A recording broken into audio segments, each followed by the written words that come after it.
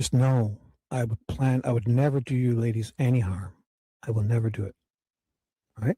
Just so you know. I put on the back of my bike and we went riding down my... And I'll get on the back of your bike. I'll ride bitch for you. Think you love her, guy? Tell me.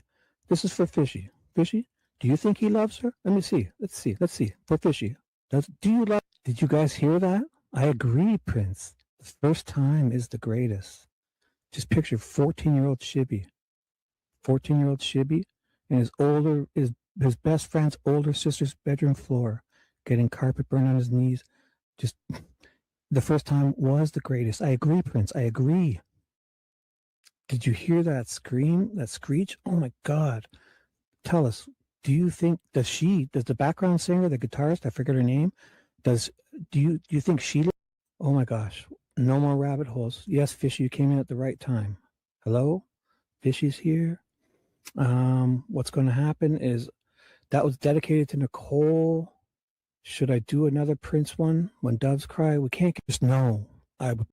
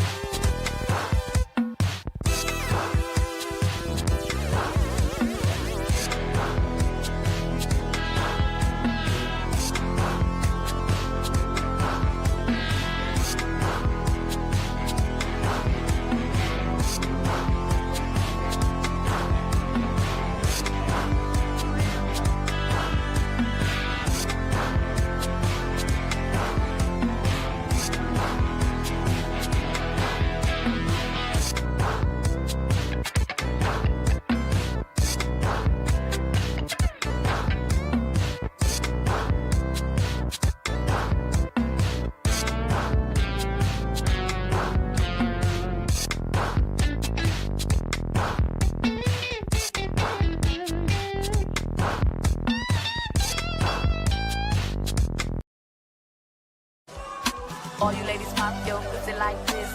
Shake your body, don't stop, don't miss. All you ladies pop your pussy like this. Shake your body, don't stop, don't miss. Just do it, do it, do it, do it, do it, do it, do it, do it, do it, do it, do it, do it now. Lick it good, suck this just like you should. Right now, lick it good, suck this just like you should. My neck, my back, lick my pussy and my crack, my neck. All you ladies pop your pussy like. Just know. So let's do this. So yesterday I read all this 113 pages. I'm going to just kind of scan over it. So no strike. Yes. Is it because I have all the garbage on the screen? I'm kind of made it my own. Not garbage. You know what I'm saying? Like I got this outline. I have my face in the top right. I have this banner saying how much of an idiot I am. And if you listen, it's your own fault. If you listen to my, right here, look it says it at the end. If you listen, I did get a strike. Uh-oh. Uh-oh, it's done. How do I fix it?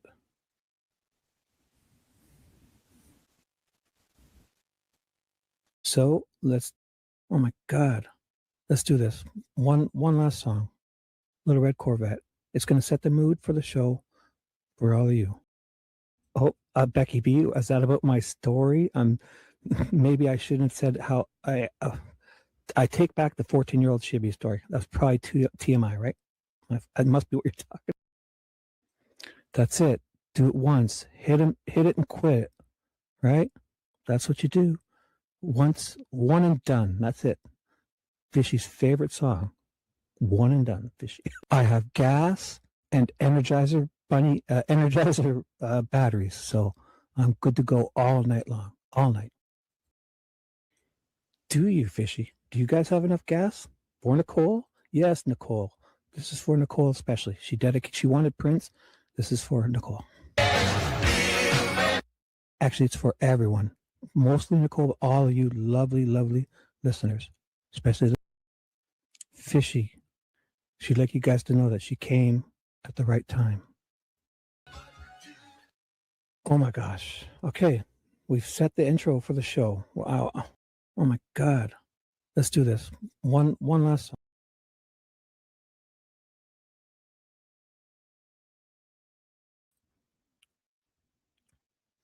And away we go. Oh my goodness. Oh, I hear myself. Hello, guys. How is everyone? Ooh, I've been running around a little bit, breathing outside. Oh my goodness. My smoothie is really good. I had, excuse me, I had to buy 2% milk. I usually get like 1% or skim milk. And I got 2% and it really tastes better.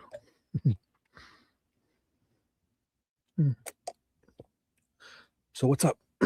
One sec. Oh my goodness, you're dancing? You're dancing? I thought you were going to sleep. Oh. Anyways, I'm ready to go, guys. So ready. Let me just share my screen. We've got a great show for you tonight. It's action-packed.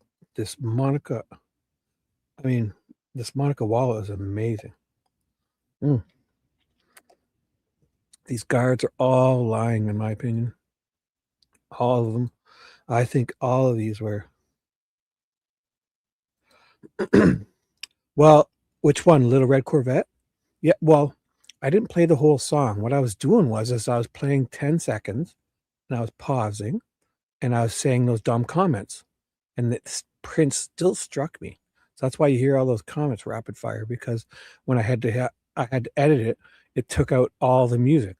So I played this, like Raspberry Beret and Little Red Corvette. I would play them literally like 10 seconds and I would stop and then I would talk for, I would make a dumb comment.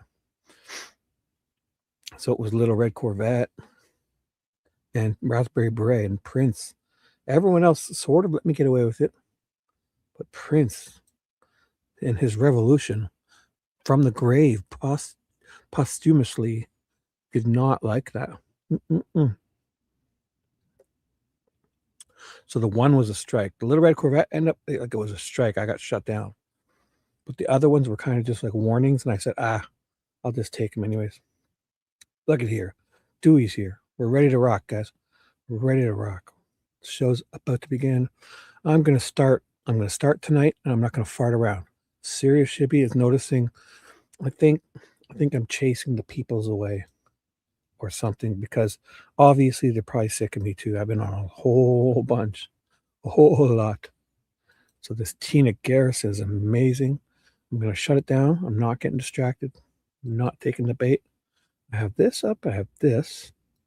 So what I was going to do is I started a whole new thing, guys. I'm saving them in my own PDF thing, right, in Delphi here. And these are all mine. I figured out I'm going to put the date first so it keeps it all in order. So when I go back to the very beginning, I got my own PDFs, and it said the CAD report, the whole 3 hours ago, the photo was posted on Snapchat and everything. Wait back to day one. I'm putting it all, and these are mine, so I could mark them up like this. Choose the thicker one. Getting good at this. Go yellow. Let's say I have to do this. Boom. Trying to go straight with my mouse. Good enough. Then when I leave, I turn it off. It stays. So then what I do is I save this with my changes now. I got to remember to do that. And I just save it in the same one, but I kind of overwrite it. So I hit save and say, yeah, I want to because I want to save my new one. It's the same name. Boom. I'm getting good at that. So look at, I've started. I'm going to do every document I read. I'm putting in here my own copy. So we're on Lunatic, Dr. Monica Walla. Right? So this is the TJ highlighting, editing process I've learned. You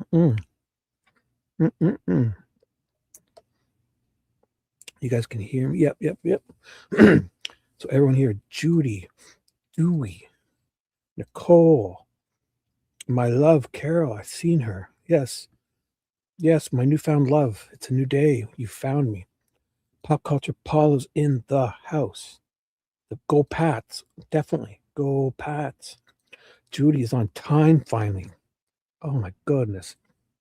Is this the first time you hear the start of the show? Usually you picked a good night because Serial Shibby is here, and I'm going to start as soon as possible. Look at 10 minutes in. Okay, I'm almost ready. 10 minutes in, and I'm going to start the show on time. All the people see me go live, and I think they're just like, there's no hurry. He usually doesn't start for an hour or two. So tonight, when they get here, the show's going to be half over. And I'm like, what? This guy's getting Serial? He's starting at the right time? Yep. Grab my keyboard. I'm getting so good at this. I'm going to the page. I'm pretty sure it's around 60. What was it? 65. I'm pretty sure where I finished off. I think-ish. I wrote it. Boom. Which page do you think I finished on? Where do I start? No, is it here? I can't remember. Oh my God. I remember now. Something looks different here. I can't tell what. I don't know. My spidey senses are going off. I think I should start here. So now, oh my God, professional Shibby is here. Dewey's here. What the hell? Candy is her name. Oh, hi y'all. Candy is my name. Oh, and on Shibby show I had I said hello. Candy is my name. Oh. Dewey's, what? I heard an interesting thing today. That dude, oh, yeah, he's pretty, I was sleeping or I was doing something. Bringing serious heat to, yeah. You know what? I was actually going to call in. Well, hi, Mimi. Did I miss you? I saw Rebby posted something that he's doing a call in or something. I was going to call in to him. Maybe I'll call in to him next time. I was because I just woke up and I turned it on for a second or two. I don't even know if I said hi or not. I didn't even know if I saw it or if I saw somebody say that or something. Anyways, I just woke up. I think I saw a post. Oh my God. Hi. My email. Oh my goodness. Right away. The smoothie's so good. This 2% milk tastes good. I'm never buying it again, but I had to get 2%. Oh my goodness. Oh my goodness. Oh my God. I got answers to questions. Oh my goodness. I did. Oh my God. Can I read this or should I read it first? I'll read it first.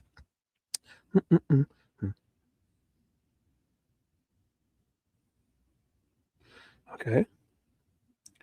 Oh, good thing I didn't read that out loud. Because yes, I will reply to your email, young lady, and we'll work this out. Oh my God. Oh, I definitely won't read this out loud until we'll talk about this for sure. Thank you so much, V. Thank you so much. From your supercomputer, you would be so jealous. From your super fancy V as is toying with my emotions.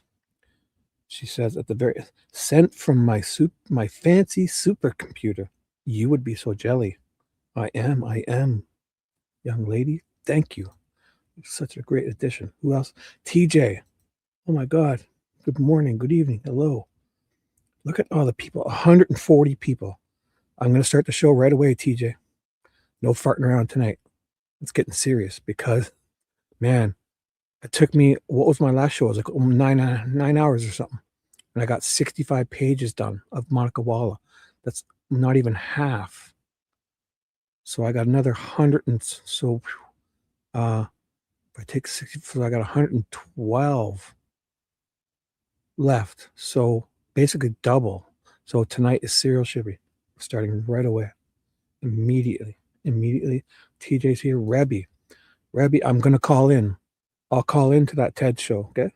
And I'll say, Rebby and Dewey told me to call in. If I do, he said he was going to get people to call in.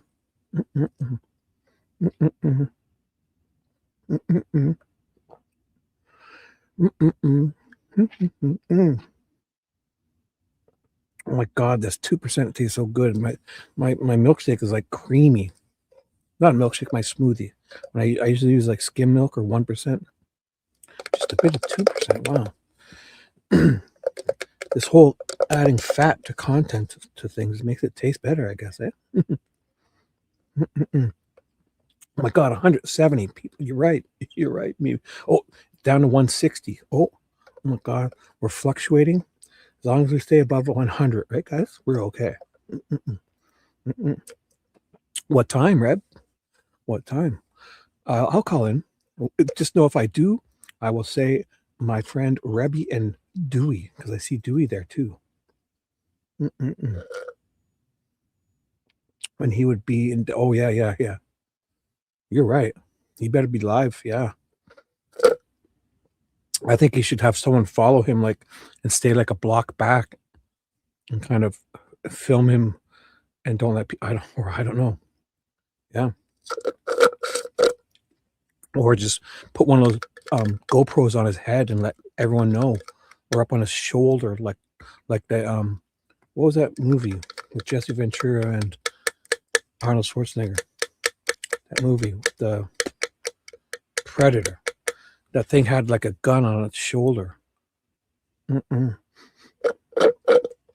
my God.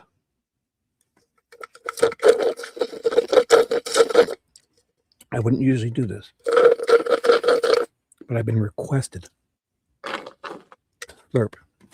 So just know that. Cereal Shibby. Oh, right, Paula. Yes. I'm sorry, TJ. I've been requested. It's been a special request, and they're sending me. You should see what I get in return for that. It's a special request. I hate it, TJ. I hate doing Slurpee. I hate slurping, but it's a special request. The Pats have won.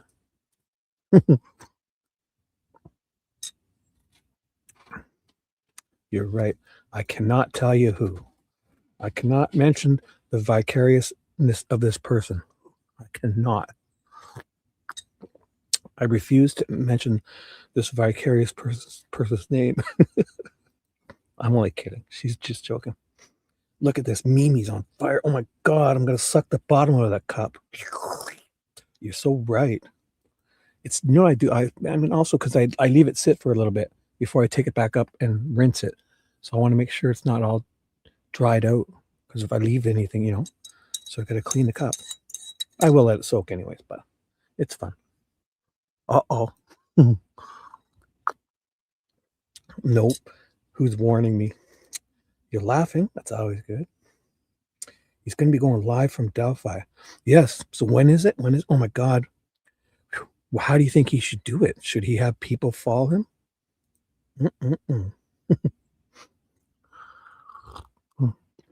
I'm ready to go. I think you guys are obviously hyped. No, mine's freezing. No. Mine's freezing. It's like I almost, when I start, I have to eat it with like I would almost need a spoon, because I use 10 frozen cherries.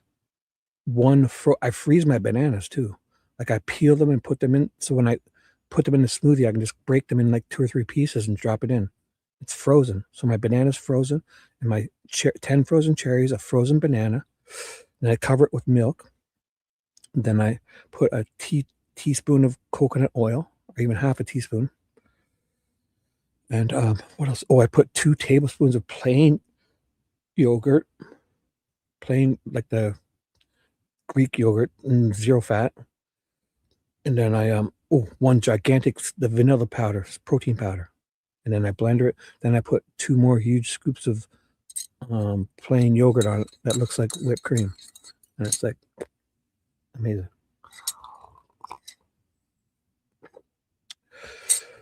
Who's using? Oh, Ted. Yeah. I don't know how. I think people are overreacting with all this hacking. I mean, if you have a good passwords and your systems are up to date, especially on iPhone, people aren't hacking you. I don't know. The only problem is if you start clicking links and logging into sites from links and stuff, then yeah, you're gonna get hacked because you. But I wouldn't worry about anything like that. If you have an iPhone and you're not getting hacked through what, it's not that easy. Maybe if they're FBI or those, heavy super spy people, but yeah, I don't think it's all that easy. Plus, if you were worried, I guess you can just, go through your data. Don't connect to Wi-Fi. Use your data. Get a good data plan. But then again, there's things like what is LE. They use those collectors. I forget. It's like Shark or something. There's a name for it. Corvette. There's a name for a Corvette something. It's like a Stingray Corvette, but it's not the real car. It's a device they use. They put it near the towers, and instead of connecting to the tower, you connect to that, and then it connects. You go through it to connect to the tower, and they can get your data. The cops do that. I forget what it's called. It's an interceptor of signals. So, but I think it's supposed to not do that, but there's a way to get around it too. So, all right. I'm almost ready here. My coffee's almost done. Let's do this. Have I missed anything, guys? We're ready to start.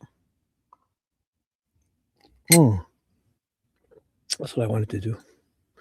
Put on some, let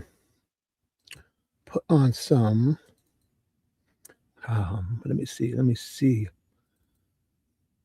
I start with this just for a second. Come on. I don't want to update. Ooh. I will turn this down, guys. Take note. When I start reading, I will turn this down to the V will remind me. I'll go down to level 9 and you won't even hear it.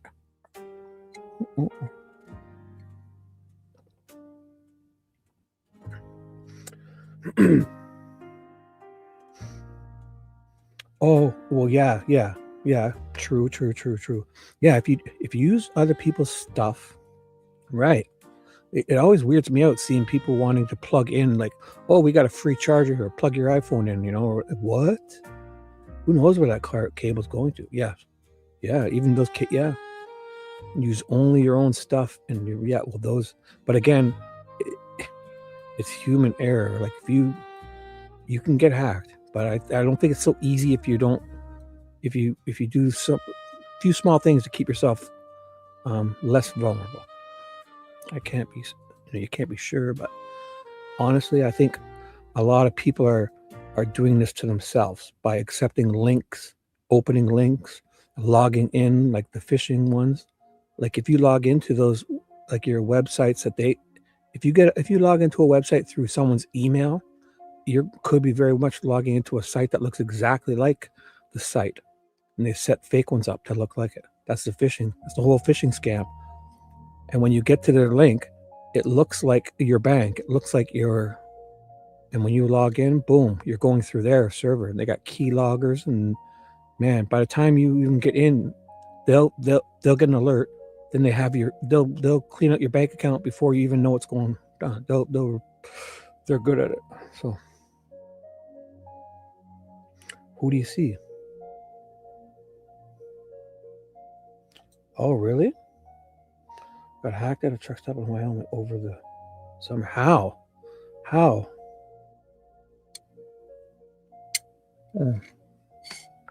How'd you get hacked?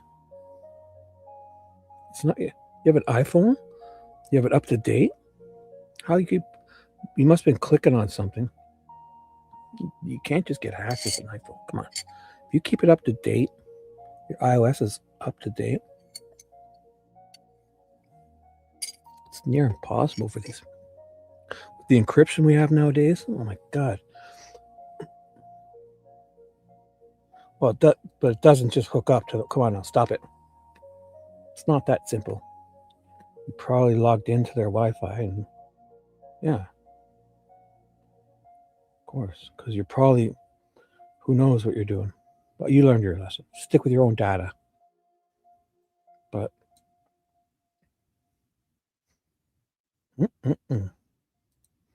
Oh, me or you? Oh, me? You're telling her to restart. Okay. Me. Yeah.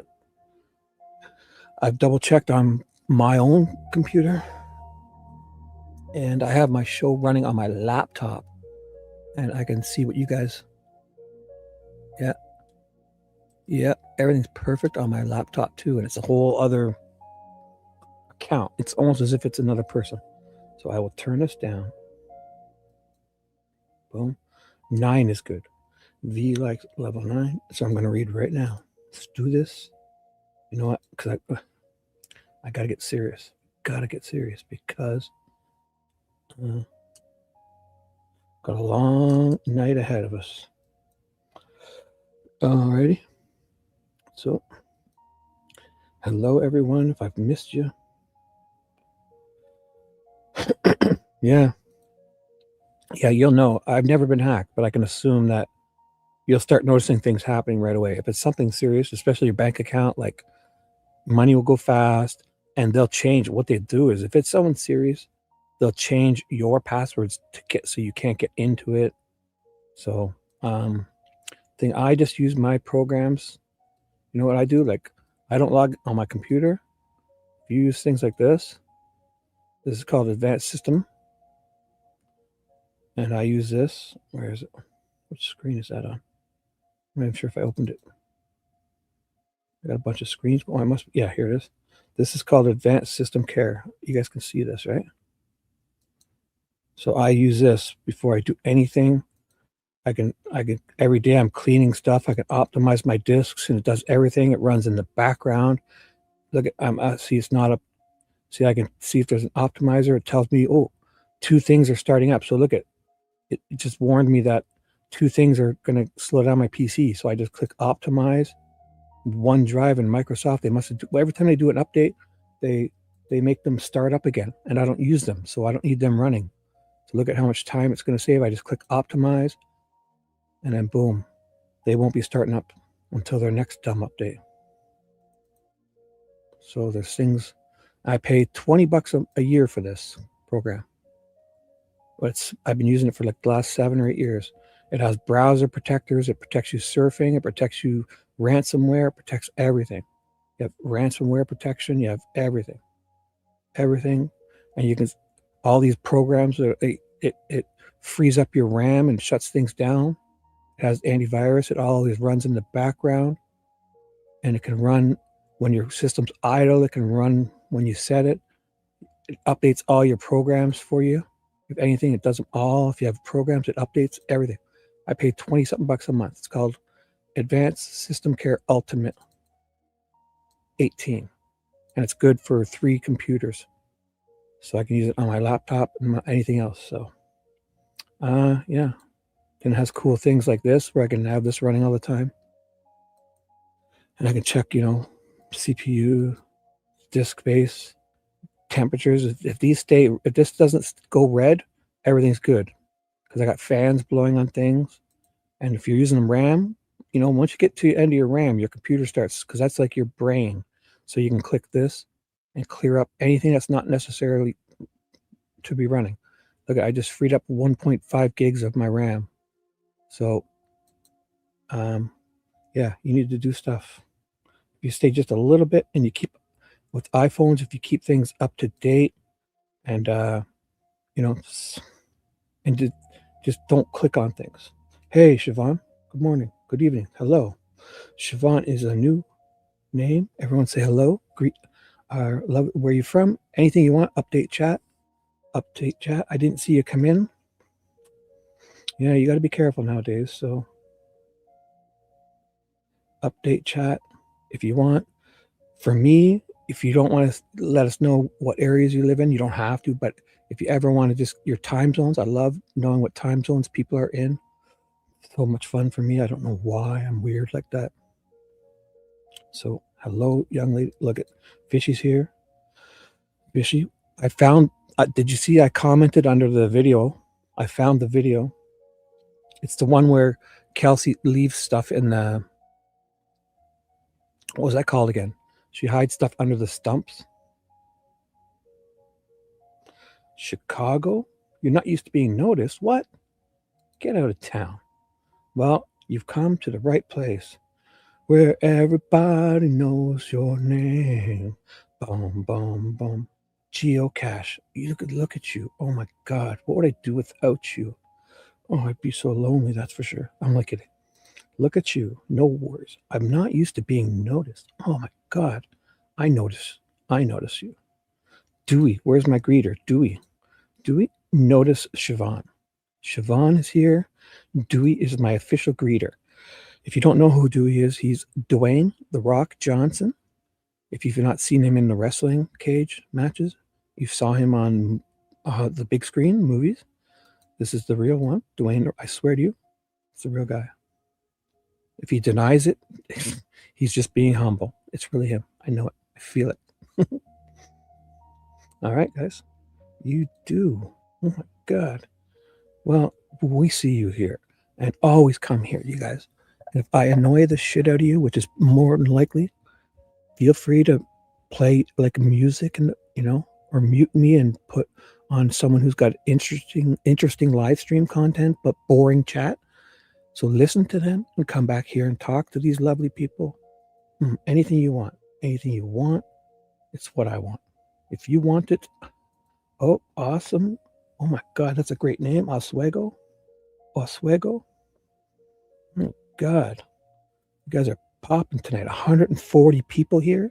If you can't see the number, it's definitely 140 people. New York, New Jersey, Eastern. Oh my gosh. East. Like Nicole. I'm up here near Toronto in Canada, and Nicole's down near Florida and Georgia, and we're on the same time zone. It's wild. So there's the whole east, and central, and the mountain, and those weirdos on the Pacific West Coast. I won't say who. I would never ever mention any weirdos from the West Coast. I'm not even sure who's one of those. Oh, there's another one in here too. I know it. I feel it. Where is she? She's probably sitting there telling me, start reading, you idiot. And there's another one. And her name is, I'm trying to find it before. Oh my God, she hasn't typed in a while. She may be gone. This one here is on the West Coast too. Those weirdos on the West Coast. I love yous. Here, speak of the devil. She look at there's 3 weirdos from the West Coast here. At this one too. Oh my goodness. My West Coast crew is here. Oh my God, my stable, my harem, oh my God, my groupies, my West Coast groupies. I'm like, hi guys, I'm going to start reading tonight. For real. Look at this. 32 minutes in, 33 minutes in. Let's start the show. Dedicate to 33 minutes in. 170 people. Oh my God, I'm going to explode. I'm going to pop. My gosh. Glad I took my pants off. I'm so kidding. I'm only kidding. I have my PJs on. Like those lumberjack ones. Just the PJ bottoms and a regular t-shirt. Not that weird. I don't wear the full PJ matching top and bottom, but I do like those ones that are like flannel, soft, comfy PJs. They're like green and blue, and they look like one of those lumberjack shirts. What is that called again? I forget. Yes, my fellow, honestly, I'm just jelly because I've never been out to the West Coast. So we're gonna have to make a time when I come out there, and because V has invited me out there. What was it again? Oh right, V won the contest. V is still waiting for me to deliver the prize. It's the half-empty box of Kleenex. So it's a used box. They're half-empty Kleenexes. It's a little dented, right? But they're new. They're new. So the Kleenexes aren't used, but the box is dented. She won it in a contest. I forget what it was. She sent me her address and told me to come and knock on her front door and deliver them to her. So I'm just working out plane schedules, and I'm going to come. And she said, bring your roller skates and my Daisy Duke shorts or jeans, and she'll cut them for me because we cut them really short and wear our Daisy Dukes. And we're going to roller skate on the beach, the boardwalk of the beach in California. And V has invited me, right? So we just got to pick a date.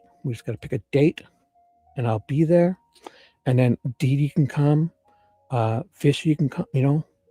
We're going to get our Daisy Dukes and just roller skate. No rollerblades, roller skate on the, what is it called again? The beach, the Venice Beach, whatever, that's boardwalk.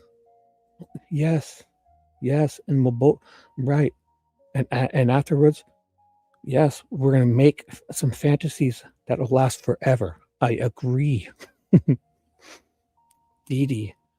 I'm going to Discord you, Dee Dee. For whatever reason, Dee Dee unfriended me and got mad.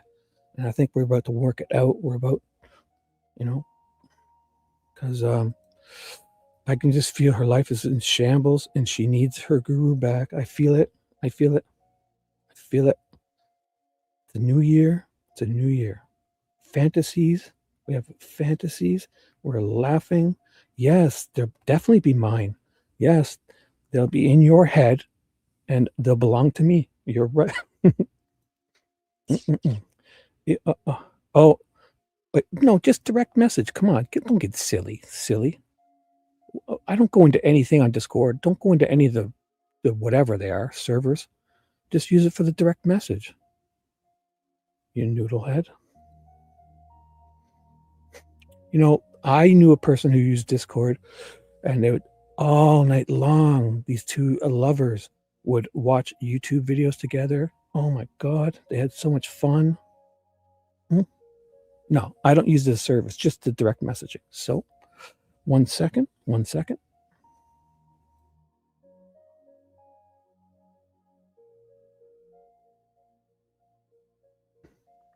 No. Well, if Mimi wants to drive, but we're going to have a party bus. The truth of the matter is, when we all get together, we're going to get a party bus. Dewey's idea and mine. We're going to get a party bus, and it's going to be a driverless party bus. And we're going to put in all our schedule. We're going to put in, it's going to be a party bus where we can drink and hang and just, you know, have like little beds to like a hotel room type, and we can, you know, sleep and not to get, you know, just have areas to rest and showering areas. And we're going to stop. What we're going to do is we're going to program all. I'm going to get the party bus. It's going to be huge, like one of those coach buses, top of the line. And it's a driverless bus, no driver. I'm going to program all of our addresses in, whoever wants to be picked up. And I'm going to tell the driver to pick everyone up. And then afterwards, we're going to say, driver, you decide. Driverless driver, take us wherever you want. Once we pick everyone up, and we're just going to go. We're going to go. And nobody's packing clothes. No clothing. We're going to stop every time. We're going to stop at a thrift stores and Walmarts and gas stations and buy like t-shirts every day. We'll get fresh clothing and just, you know, it's my fantasy to go. I'm in Toronto, so I want to drive out to the West Coast, like Alaska in the summer, you know. Then I'll drive down through British Columbia, all through Oregon and California, even dip into Mexico, get in some car races and do some donuts in my Camaro, get in some trouble, just take off and leave Mexico and scooch along that Louisiana area. What's that place where they have the party? Mardi Gras parties. Earn some beads. I'll earn some beads. I'll flash my, you know, and I'll get some beads, have some crawfish, whatever that gumbo stuff is. Looks good. Then I'm going to keep driving. I'll also wave to Nicole in Georgia. And then I go to Florida to just, I'm not going to stay there long because it's beautiful, but I think I'll go, maybe I'll go say hi to Charles and help him get his stolen bike back. And then I'm going to scooch up the East Coast, stopping wherever I feel like it. Just anytime I need clothing, I'm going to go to a thrift shop or in Walmart and just buy a new outfit each day. And then put all the dirty stuff in my trunk. I don't know. I won't throw it away, but I'm not going to waste time with that. I'll just stop and get, you know, toothbrushes and I'll just get those, whatever it's going to be very light. All the way up to the East Coast of Canada, Peggy's Cove it's called. There's an area where you get beautiful driving. Then back towards my home near Toronto, I'll stop in Quebec and Montreal. They have some amazing partying there in Montreal. Boom. So that being said, let's do this. Anywhere. I'm not even sure. Anywhere. I'm sorry, I'm not reading your chats, guys. I'm so sorry. I'm so sorry. The show is beginning now. I'm going to catch up. I feel like Kathy and Rick are just people close to me. Yeah. Right? Right. Right. Like, in all honesty, like look at Richard Allen. He doesn't fit any of the MOs. I mean, if they were to show me, I'm not saying I would never have any. If they showed any solid evidence of anything, I'm not saying I couldn't see him as, any guy would never know, right? But in this situation, he's the exact opposite of the person who did this.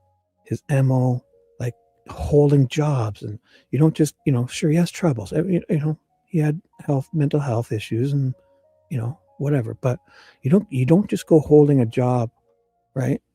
Like he held steady employment for 30 years, whatever. He's married, and nobody tipped him in as a weirdo who could have done stuff like this, and just so yeah. I think when we find out who really did this, you're gonna see this.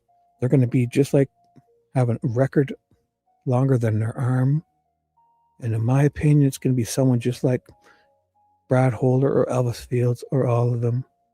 And I mean, if they were ever to prove a link with Richard Allen, I'm not saying anything couldn't happen, but in this situation, this is a complete setup with the whole, oh my God, when you look at it, the way that this all happened, in the beginning, Obert's talking about how the laboratory had to make two numbers and shift over a case number because they ran out of numbers in the 1700.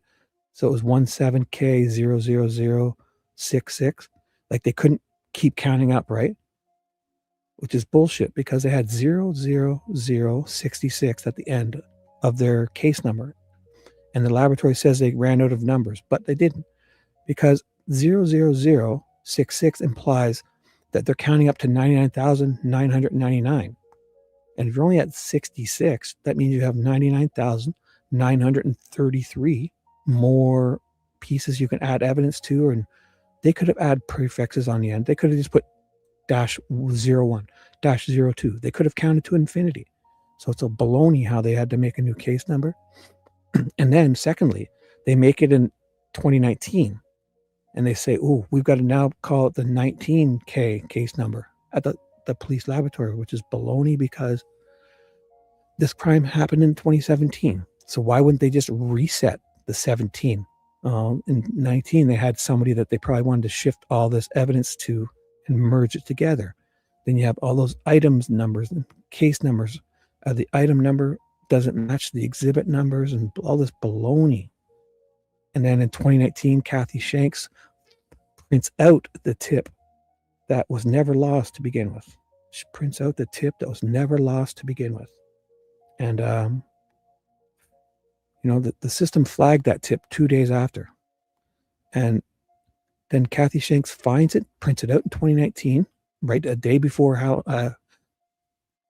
Devil's Night, 2 days before Halloween on October 29th of 2019. She prints it out and then does nothing again until she finds the tip again in 2022 on her dead husband's birthday, September 21st, 2022. She finds this tip. But the funny thing is that also, not funny, but Ron Logan passed away finally in January 2022. And about a month before that, on August 23rd of 2022, Oberg receives a whole bunch of guns. And coincidentally, conveniently, 4 of them are rusted all heck, and she's banging them with hammers and hitting them with oil. The fourth one needs to be soaked in oil, but it's not coming free. The fourth gun, and so she needs to put it in something stronger that she doesn't even know what she's putting it in. She says in her testimony, and then she comes back at the end of the day, and the parts of it or whatever have disintegrated. Oberg disintegrated a gun, but hey, wait, no problem, because she was able to get the serial number off this gun. And then lo and behold, like just the way everything happens is so sus, just with that alone. So we all know it's bullshit. He's being set up. They're being lied. each time I look at a document, I find so many goddamn inconsistencies. It's not funny. I find so many inconsistencies. So all these people are testifying that this person came at this time, an hour or half an hour before, and the FBI is changing timestamps. They're saying in Ron Logan's PCA a month after they've realized the Hoosier Harbor Store cameras off by 54 minutes, the FBI is saying that the girls were dropped off at 1 p.m. A month after that, learning that the Harbor Store videos are off. But then they want us to believe that they were dropped off at 1:49. And then all these inconsistencies. Everyone has an inconsistency. I mean, just with people showing up at the trail, who's there, and Derek German shows up at this time, but McCain says he sees him at this time. McCain's not on video, but then some people are reporting he's on video. That, oh my God. It's just, they're changing the timestamps at the Hoosier Harbor Store. Liggett's changing the timestamps, or Leesenby. No, it was Liggett.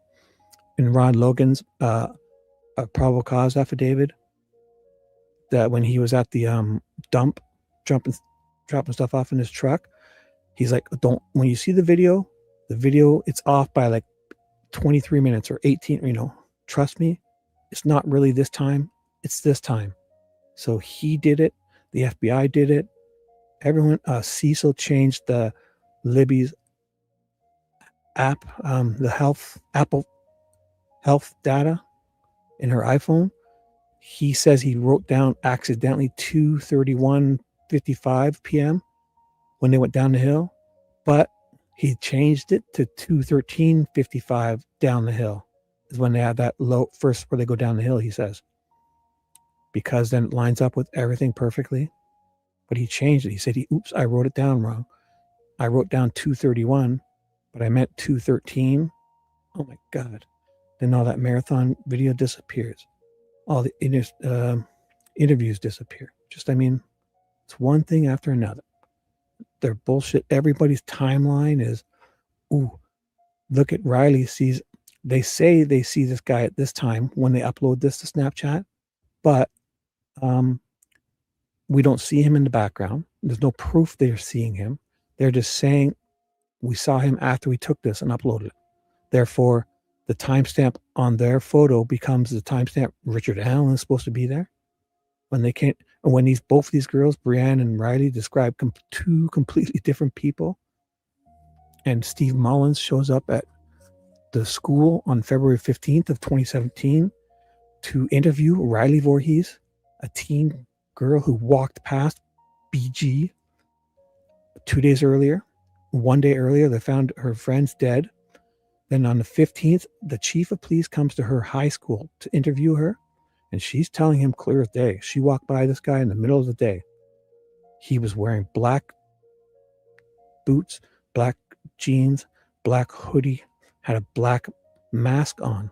That was a square jaw, right? And if he has a mask on, how she's seeing his jaw? Well, I think it's the whole. This guy figured it out. Another one here. He posted here. Check this guy, sweet dude Shibby. You might have seen him. He kind of figured something out. In his opinion, this is his opinion. He says, I don't know who he is. 7 days ago, Riley Voorhees saw a man in a black mask with a square jaw. If he's wearing a mask, how does she see his jaw? Maybe she meant the mask was square in the jaw area, and Ellie probably fudged that. Why would Ellie do that? I don't know. I'm not sure. Because if you're wearing a black mask, how do you see they got a square jaw? I guarantee she said, it was a black mask and it was square in the jaw area. Look at this guy. In her photo, she pictures a guy with his nose hanging out, just like this. Right? But look at this guy, Bane. I don't think this is Bane from Batman, but it's pretty darn close. I mean, if somebody's wearing that, do they have a square jaw? Well, that's pretty square. But these are all Indiana State Police officers. They have black masks that are square in the jaw. And I think there's something to that, possibly. But who knows? So then this guy also seen this tip thingy. So in the CAD report, if you come, I got the link is there. In the CAD report, it says that on page 1 of it, it says at 18:06, which is 6:06 p.m., 3 hours ago, a photo was posted on Snapchat. Well, 6:06, 3 hours earlier is what? 3:06 p.m., not 3:07. Oh, sorry, not 2:07. It's basically 3:07. Basically, is what they're saying, right? And here it is. It's right here. It says it in this CAD report. This is them on the phone calling, like that day. The police are getting called around. The whole, CAD report is like, officers, go here. Officer, go there. You're on shift. You're off shift. Call. Mike Patty and him called in. There's, they don't know Abby's last name. The person calling doesn't know Abby's last name. There's a whole bunch of bullshit here. The main one is this one right here. 3 hours ago from 6:06, which is basically 6:07. 3 hours ago, a photo was posted on Snapchat by the High Bridge. That's Abby. That's the Abby photo. And they're saying 2:07. Were they off for an hour? Somebody who called this in, were they off 1 hour this soon? No, not in my opinion. So it's a whole way too many shenanigans, guys. That being said, let's do this. I'm going to start reading. Oh my God, 5150. Starting to read right now. No more distractions.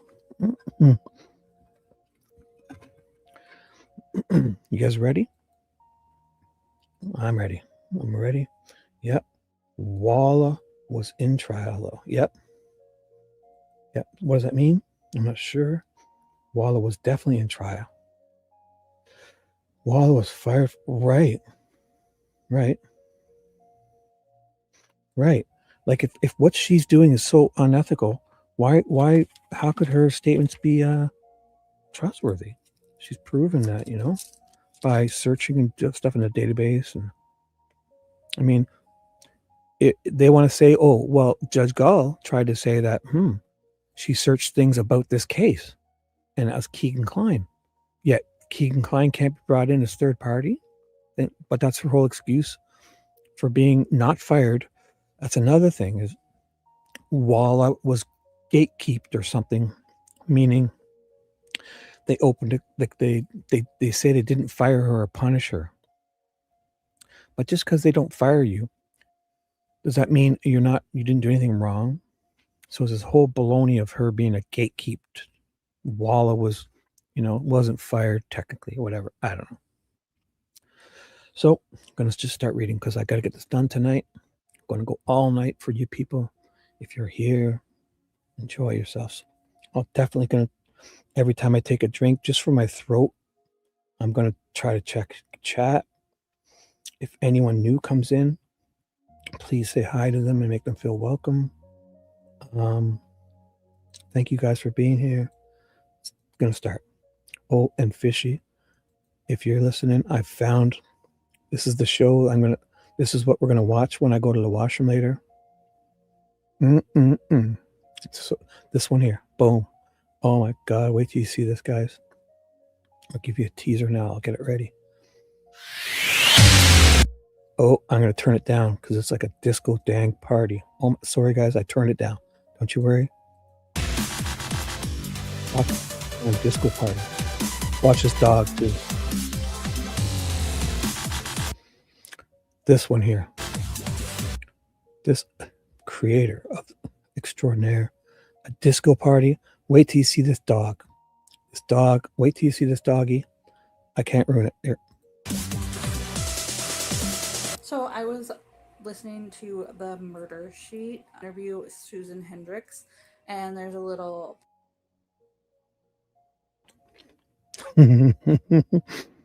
Look at him. Look at him. He's the one speaking half the time, too. Truly. He can talk. He's a talking pug. So I'm not going to play it all. But when I go to the washroom later, you're going to see some extraordinary stuff. And so this is called the fishy. Oh, hey, let's have a staring contest right now. Let's go, guys. Everyone, stare at him. This is Brad Adolf Holder. I think it's Brad Adolf Holder. I think his middle name might be Adolf. I'm not sure. He needs some chapsticks. Bradley Adolf Holder. Let's have a staring contest. Everyone now, stare with me. Stare. Whoever blinks first. Look at. Blink, blink, blink. I'm poking him in the eyes. He won't blink. Blink, bastard. So I'll have that ready for later. And I turned the volume down too. Oh boy. Wait till you see that video. You guys are going to love it. Is that what you when you were? No. I have my photo when I was younger. I have a good one. It's when I was 30 something. When I had hair. I think it's about 30. I was in my early 30s, I think. You want to see? I have that one. That's a scan. Oh, please don't laugh. Where is it? YouTube. It's in this one. Okay. This is young Shibby, 33. Ugh. This is my handsome times. I scanned a photo. There is young Shibby. Enjoy it. That's before my hair disappeared. All right. And my kitty cats. Both of them are dead. This is Bandit and this is Max. Oh, Bandit was so adorable. Oh my God. I miss that cat. This one here. Oh my God, she was the best. You don't look at this cat. This cat is 17 years old here. And she was the runt of the litter. And she just, she was so amazing. She's like 17. And she looked like a little kitten still. She was small. She was a runt. And it was so hilarious. She thought she was so tough. This is cool. This is my Max who died. This guy's a badass. Oh, I wish he was still around. He was amazing. He would just sit on my car because it was warm. And he would just fucking anything. He would eat everything. He wouldn't kill for fun. If he caught it, he was eating it. And he was amazing. That's Max. No more.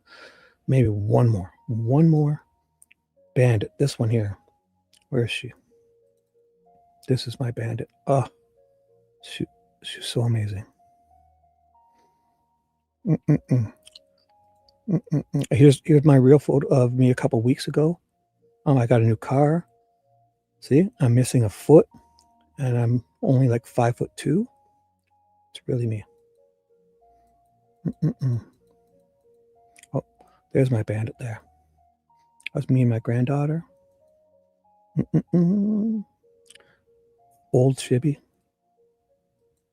Look at this. Oh my God, she was right before she died. This is like months before she passed. 17 years old. Almost 18. Oh my God, she was so perfect. Oh, I'm going to cry when I see her. And here's her and Max. They were buds. Max, look at the size of Max. Like, he's a fucking gigantic guy. And she was like this. She was actually older than him, but they just loved each other. She was a runt of the litter. Not supposed to even last a couple years, and she lasted almost 18 years. Ferocious, amazing cat. Oh my God, what am I doing? Who got me off track there? Dee Dee? Damn you all. Now I gotta get back on track here. Okay, so the show is about to begin. I said I wasn't gonna look at me. I'm a horrible person. I said I wasn't gonna fart around. Look at me. I've been nothing but farting around. Purpose here. Yeah, that was a cute picture, eh? Thanks, guys. They're both gone, but I have their ashes. I keep their ashes. Oh, do you want to see them? I have, you guys, maybe we should. I found a good video of them from different years. Here's what my squirrels look like. They're in the videos. First of all, here's the coyotes that just come around my house. You'll see them. They're coming down the sidewalk. These are puppies, coyotes out front of my house just recently. Look how gorgeous these coyotes are. They're huge. And these are puppies, like they're being chased out of their home. They're like a beautiful, they look like, watch this one guy prances away like he's the black stallion horse. Watch right here, he prances, watch. He prances out of the ditch. And he's like black stallion, beautiful. Which one is it? What was I going to show you again? Oh, the squirrels, the squirrels. Here's what I do with them. My squirrels. This is my shed. So I have this up on this top shelf in my shed. It's a wooden shed. The wood wore out over here. So there's big holes.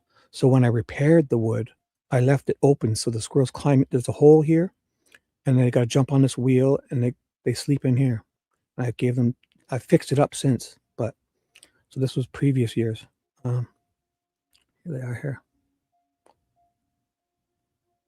There, this guy, they're huge. These are regular squirrels. Like gray squirrels, they're either black or gray, but this is night vision. But this guy's solid black. Half of them are solid black, half of them are gray with the white belly. But these guys are, and this is wintertime, so picture it like -30 out. So it's really not -10. It's cold out. So when they came in, I didn't use this bag anymore. So every year, I put fresh stuff. I take it, I fill it, I clean it out, and put it back up top here. And they come in, and I got baskets here now. I'll show you the updated version soon. Then when the babies come out, oh, it's so cute. They run back and forth, the babies, and they're so tiny. And when they're big enough, they're able to get out of the hole. But until then, it takes them like a few weeks or a month to get out. So it's perfect here. And these guys are amazing. Watch how furry they are. They're huge. They're big. These are beautiful squirrels I have. It's my family of squirrels. There's one more, I think, here.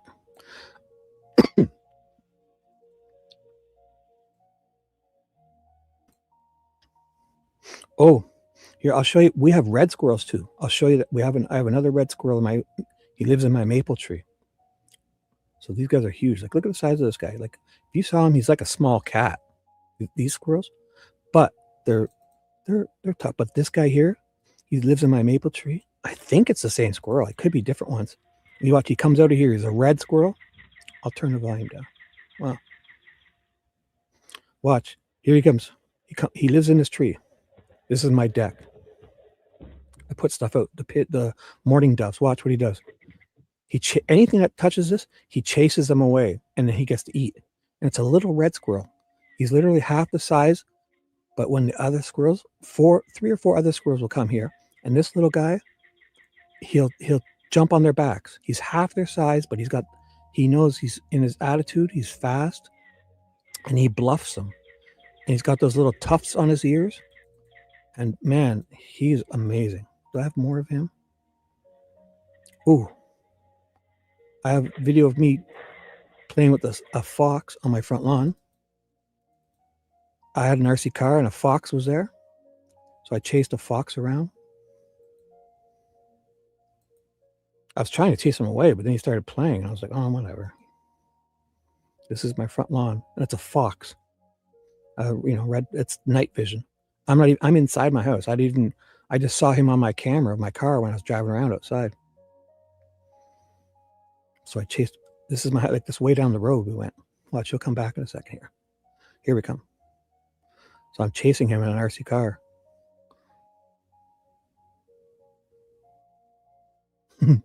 It's a red fox. It's a young one. It's not huge. But he was playing. Like, I was trying to chase him away, and he starts playing. I was like, oh, this is kind of cute. Just don't kill my cat, and we'll be okay. So, what else? That's about it. So, oh, you want to see something funny here? This was a guy. I don't even know who this is. This is a couple years ago. He drives up my street.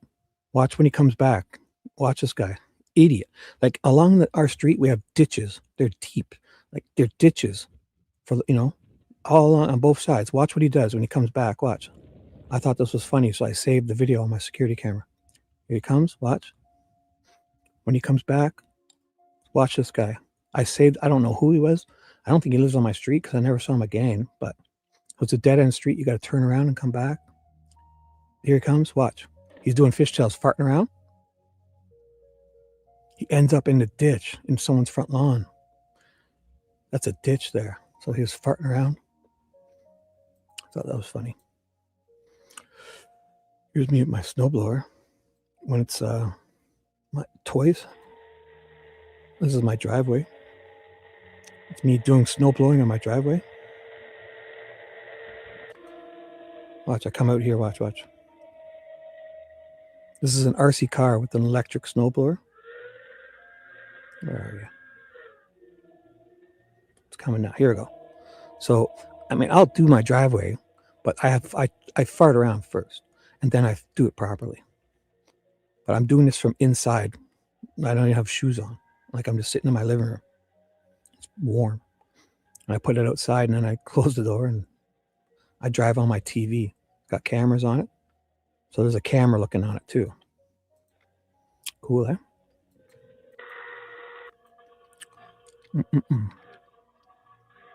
That's it. And what else was I going to show you? I should start. See, I wasn't going to get distracted, right? So let's do this. I'm going to read before I lose anyone else. Thank you guys for being here. The show will begin right now.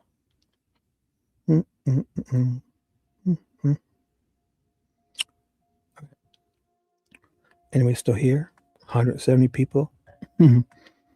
Monica Walla. This is the second part.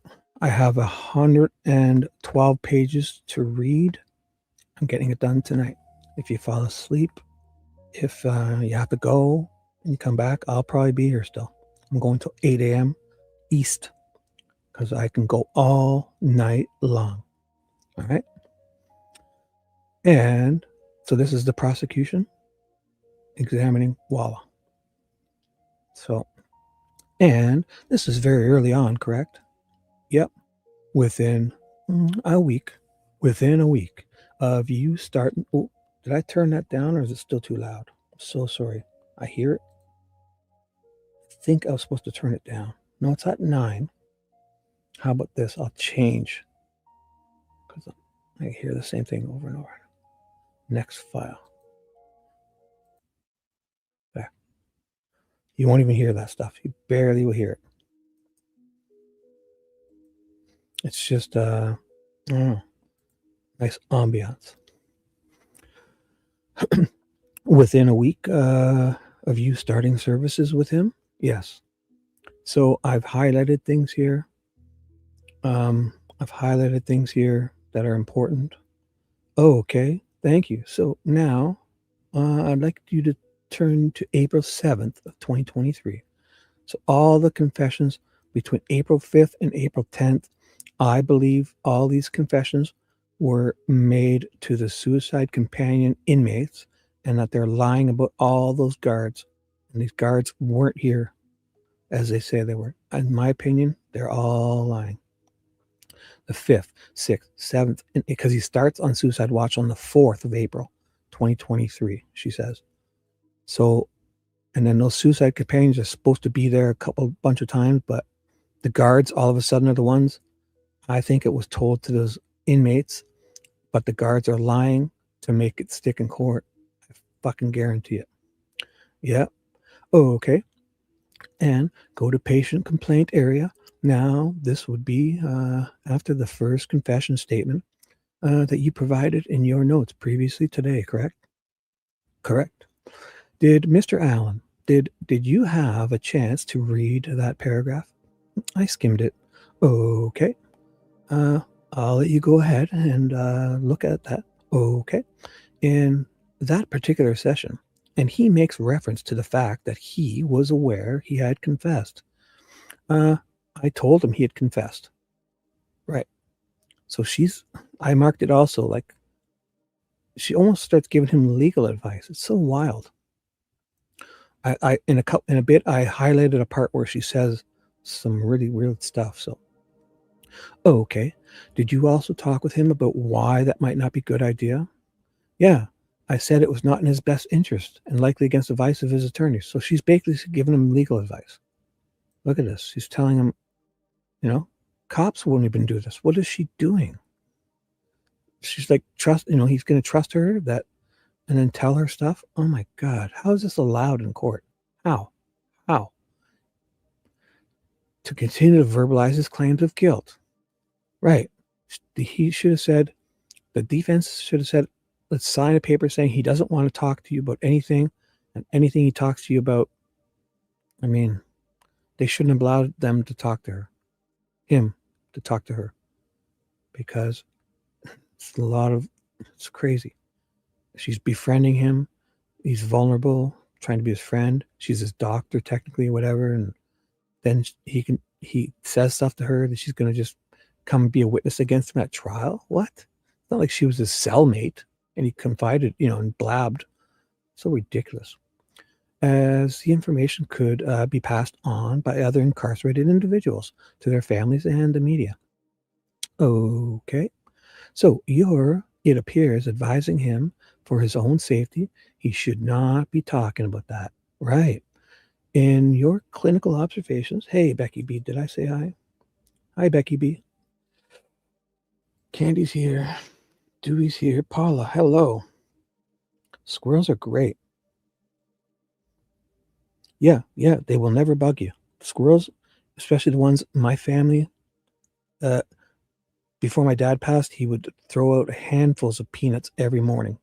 And then every time I go in my backyard, I put in peanuts in my pocket.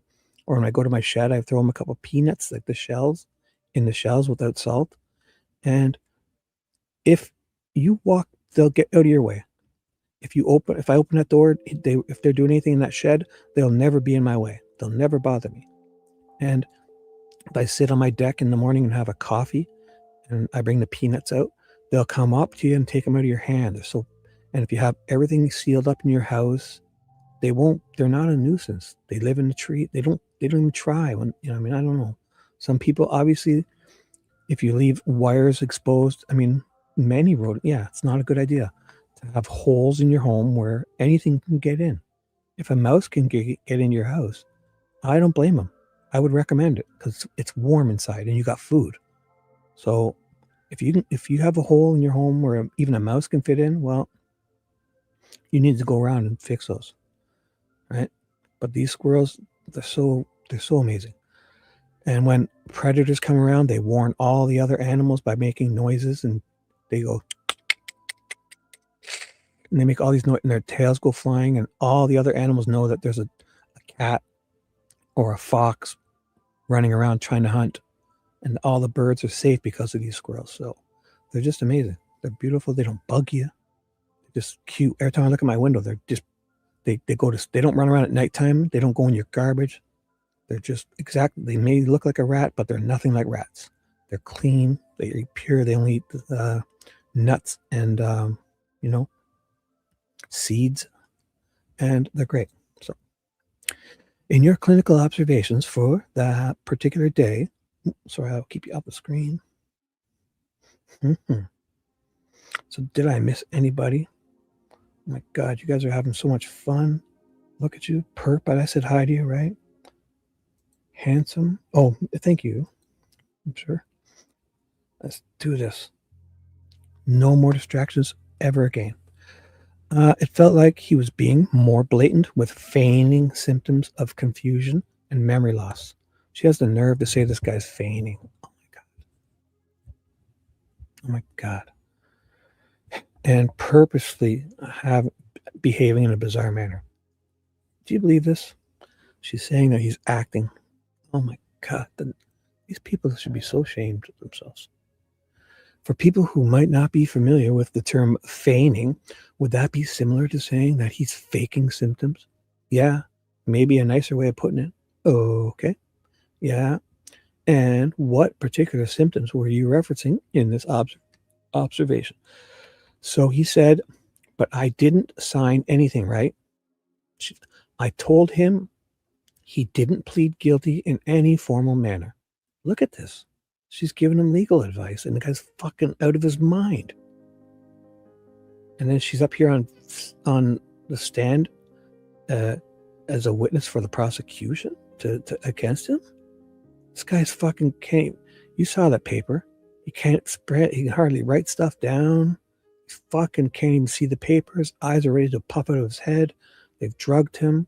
His head's gonna pop off because he's fucking banging it so much, eating his own feces.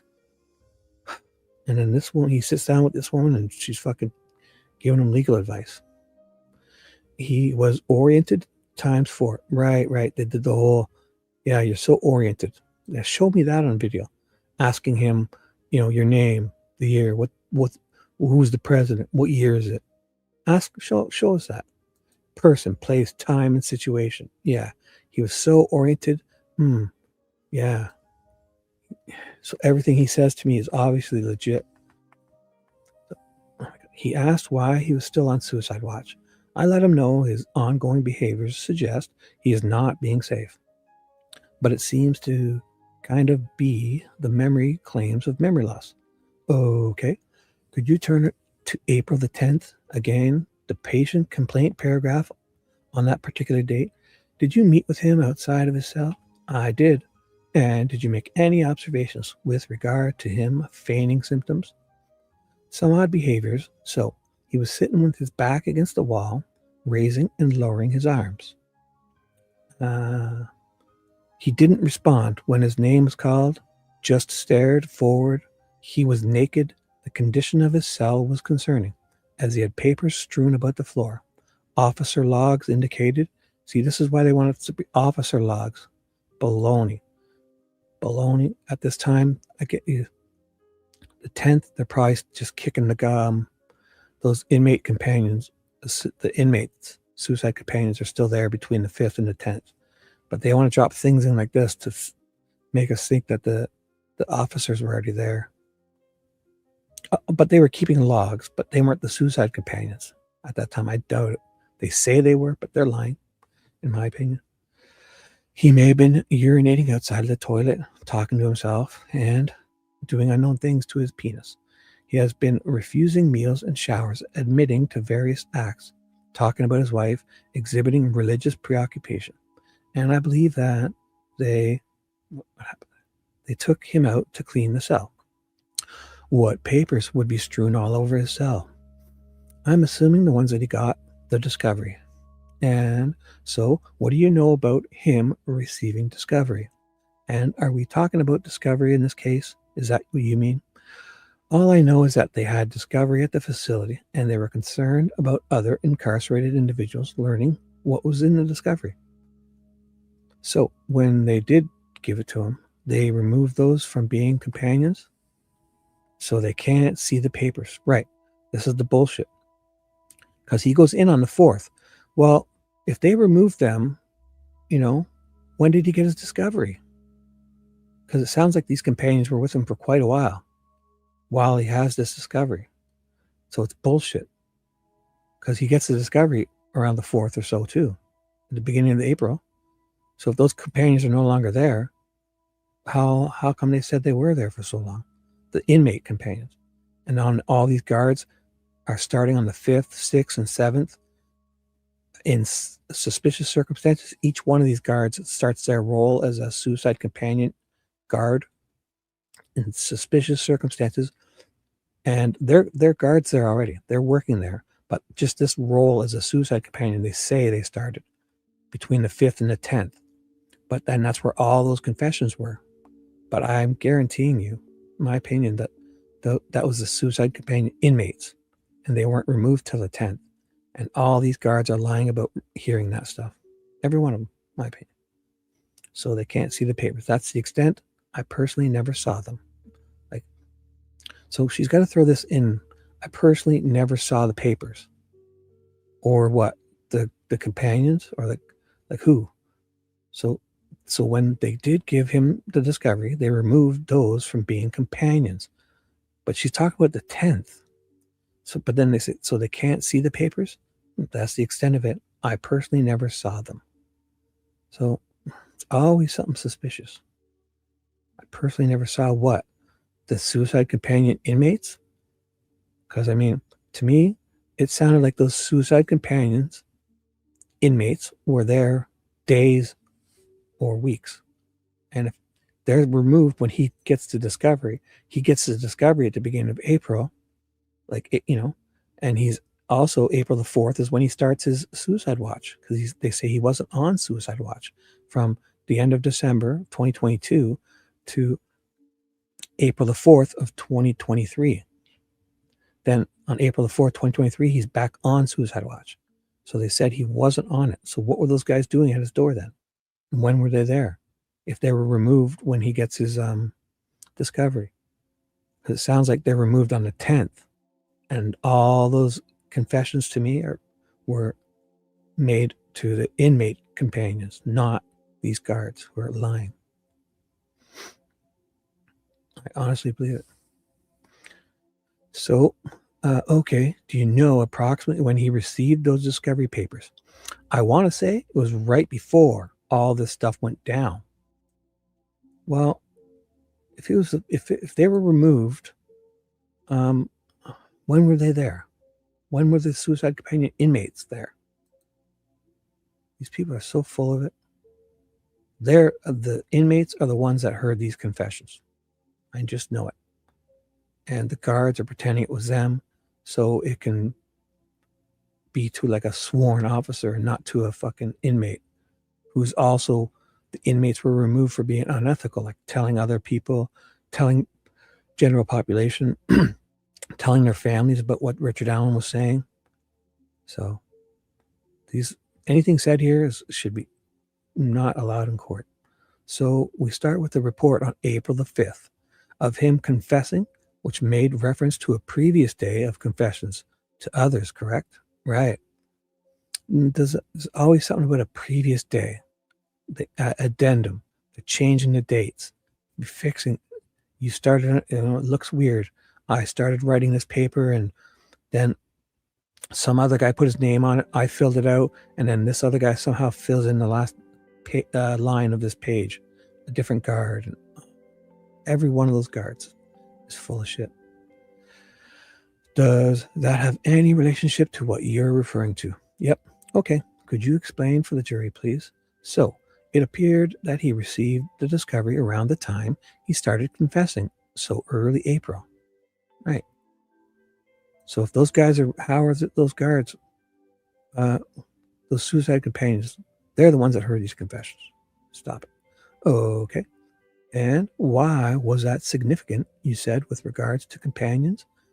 That the warden didn't want the companions to be able to view the documents in his cell. So he changed them out to be officers. Right. Not right when he gets his discovery. Liars. Because if that was the case, they never would have been there to begin with, because he starts on April 4th. He starts suicide watch. So when do they start? Are they there for what? When does he get his discovery? Because she's saying they're removing them when he gets his discovery. No, they're not. Because he's not even on suicide companion watch. He's not even on suicide watch until April the 4th. So they're lying. These companions are there all the way up until the 10th when he starts turning his room upside down. Because why else would they be afraid of these guys getting them? The papers, these inmate companions, because he's throwing them all around on the 10th. But are they worried about if the companions have been gone for 5 days, the inmate companions have been gone, who's going to get those papers in his cell? Nobody. So again, there's like 10 reasons I can see they're lying. It's because they're sitting outside the door and he's throwing stuff all around. And on the 10th is when, I guarantee you, if we can look at video, if the defense got wind of this, find out. They got to find out between the 5th and the 10th who was the real companions. Because it's not these guards. They're all lying. Every one of them. So, because previously they would have been what? The other incarcerated individuals. Right. So how long were the inmates there? Because the way we heard it was they were there for a while, a couple of days, a week, whatever. It couldn't have been the case, because she's saying they were gone when he got his discovery. Well, he got his discovery probably before he's on suicide watch, because he's got it, So we need that date. So, oh, okay. So was that a step being taken to provide and protect added protection for Mr. Allen and for the discovery? And for the discovery. Yeah. And okay, did you observe Mr. Allen to have a shift in his behavior, his presentation after he got the discovery? Yep. Let's go to April 12th and review the patient complaint paragraph. Were you able to see Mr. Allen outside of his cell that day? Yep. And what did you observe about his behavior on that particular day? He was clapping, banging on something, kicking the door, masturbating. He continued to do so, even after he saw I was at the door. When I checked the camera, he was observed constantly being able, so she's able to check the cameras, being naked and moving around, touching his genitals, rolling around, making other purposeless movements. At that time, due to his refusal to wear a safety kimono, he will not be allowed recreation time outside of his cell, as he cannot engage in rec in view of others without clothes on.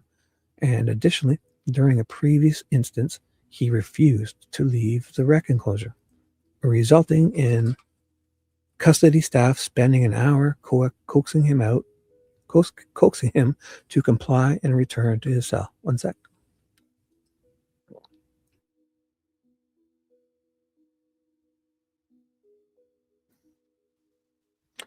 Oh, did I miss someone? Copo? Where? Hey, what's up, Copo? Did I miss you? Sorry. Yeah, they're late. I'm working the night shift. Sorry, guys. I'm working the night shift, so tomorrow when you wake up like a normal person, you can listen all day long. All right? You can catch up. Very sorry. But I'm working the night shift, so this is me. This is the time I have to stay up. You guys are doing me the favor. I'm going to read these anyways, so let's just do it together. Let's do this. And then even you guys have a place to chat if you can't sleep or you're up or whatever. So, yeah, it is a weird time, but you got to catch the replays. And you guys comment and like and subscribe underneath, because YouTube is yelling at me saying nobody's commenting under your videos. So just drop an emoji or two, be great. And I'll reply, all right, if you want. So what did you do? What did you note in the additional clinical observations for that particular day? That at that time, I believe the behavior was instrumental. And what does that mean for the lay person? For secondary gain, like he's manipulating them. Oh my God. So doing it in order to get something. Do you have any idea what it is he was trying to get? Not necessarily. Maybe some toilet papers for his face. You're a horrible woman. Oh my goodness. You think someone could fake eating their shit, eh? And let's move on to April the 13th of 2023. The patient is more lengthy on this particular day. Is there a particular notation that would explain what was going on that day? So what's going on that particular day? So I was informed that his behavior was escalating. He was laying in and consuming his own feces. We held a meeting with the warden, deputy warden, major. It's like, see, at this time, they got all the confessions they needed. The guards had now been there probably 3 days, because I believe that the security guards, or whatever they are, the prison guards, were not put on till the 10th. So a couple days in, it's okay. Now we can do it. We have tons of stuff, especially the ones we're going to lie about, that were made to the suicide inmate companions between the 5th and the 10th. So now we can start, we got them. We got everything we needed by this time. So then the warden finally gets called in. Right, look at. Yeah, we held a meeting now, finally, after we've got all the great confessions. Deputy warden, major health services administrator, Centurion director of behavioral health, IDOC executive director of behavioral health. Where were all these people before? So We had our psychiatrist go and try to talk to him to offer him the medication, but his efforts were unsuccessful. However, the psychiatrist determined that he did not qualify for an emergent involuntary injection. So he's this bad and you're not injecting him in emergency, eh? He's eating his own shit. What qualified him before to get injected? And do we have a list of how many times he was literally injected? We've got to know, because those last 2 weeks, I think. Did you make a change to his watch level? That day changed from close to constant. From close to constant? And under additional clinical observations, what did you note? I said it's probably he's experiencing an emotional breakdown, possibly due to being faced with the discovery materials and experiencing feelings of guilt. And you fucking feeling guilty, eh? How did this happen? I gotta read on. This happened in the United States of America. This was an innocent until proven guilty man. A pretrial detainment. They fucking tortured him into these confessions. He may be exaggerating or feigning for secondary gain.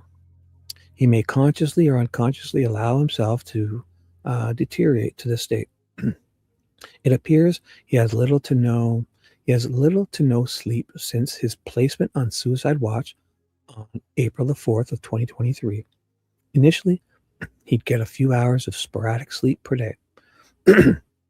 In the last few days to 1 week, there were a couple days when no sleep was noted by the companion. Wow. He went for days without sleep? A few days to a week? There were a couple days when no sleep was noted by the companion. Oh my God. This can definitely be a factor in his presentation. Whatever the etiology, his current presentation is not indicative of stability. So, at this point, you still had a concern that he was faking or exaggerating, is that correct? Based on your observations of him since November, possible 2022, but it's getting to the point where it almost doesn't matter whether it's faking or not faking, because he's deteriorating, so something has to be done about it. So he's deteriorating, but if he's faking, then he's not deteriorating, right? He's just a really good actor. These people are wild. Basically, they're saying it's getting to the point where we had to do something about it, because this is ridiculous. Okay, so there is a process then almost immediately following this where you participate along with other mental health professionals, and there's a decision for involuntary injection, correct? Correct. Okay. I'd like to direct your attention to April the 17th of 2023. We'll go through this paragraph by paragraph. Okay. Because it's a lengthy one, but in the first paragraph, if you could read the first paragraph of the complaint section, and then I'll ask you a question. So I saw him at his cell front for his daily visit. Okay. He had a greasy, dirty window. That's right. He was standing in the middle of his cell with his eyes closed and one palm raised, as if holding something. He was clothed in his safety kimono, as opposed to being naked, suggesting improvement. He appeared to be speaking or mouthing words, as though praying. This writer called his name a couple times with no response. This writer. And then this writer stepped away to review the officer companion logs. This writer. And this writer. Shortly after, Mr. Allen was at the cell front, coherently calling this writer's name and asking me to talk. He agreed to come out of the cell. What is writer? Why is she saying that? This is on when? April the 17th. So does she mean writer as in this guard who's there writing? Or are we back to the inmate companions now? These people are, oh my God. Surprised the defense hasn't jumped in once to get them to like just be more specific. What is the writer? So, was there something about your observations of his behavior and then his subsequent request to come out and talk to you by the name that you found to be notable?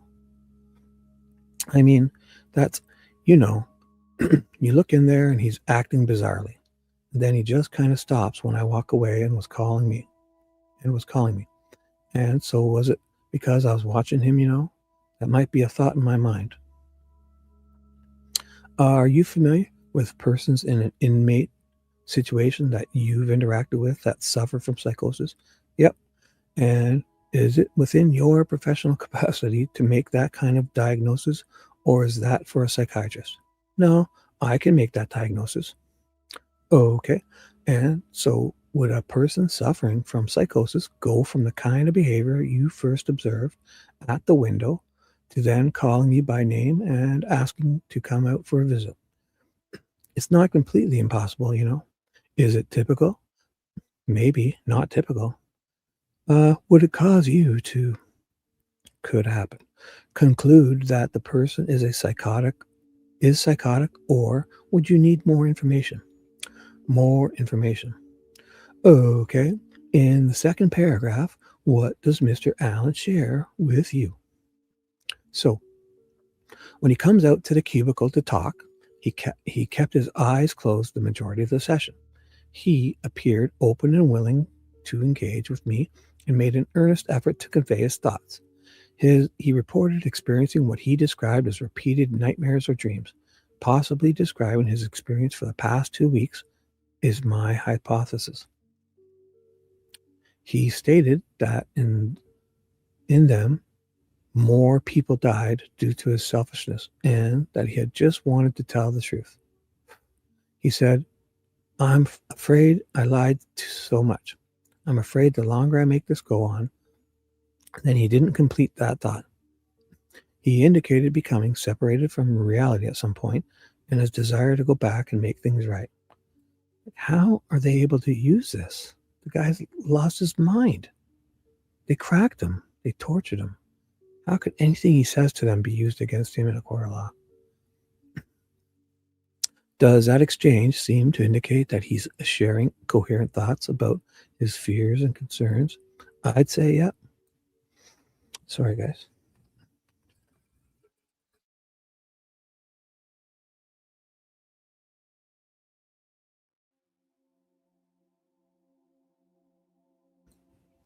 And we're back. The writer means her. Okay, sorry. I guess so. She's referring to herself as the writer. Stupid forensic speech. Yeah, I guess everything she says must drive you nuts one way or the other, eh, Dee Dee? Did I miss anyone? Sorry. Hello. Look at this. 180 people here. Let's do this. Yeah. I can guarantee you, you're probably, every time you hear this Monica Wall, you probably find something she says ridiculous. So, yep.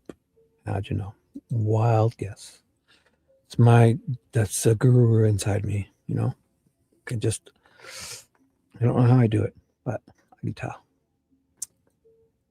And the third paragraph. Okay, so he said, I wish I had a medical, and Rosie jumps in finally. Objection, form of the question.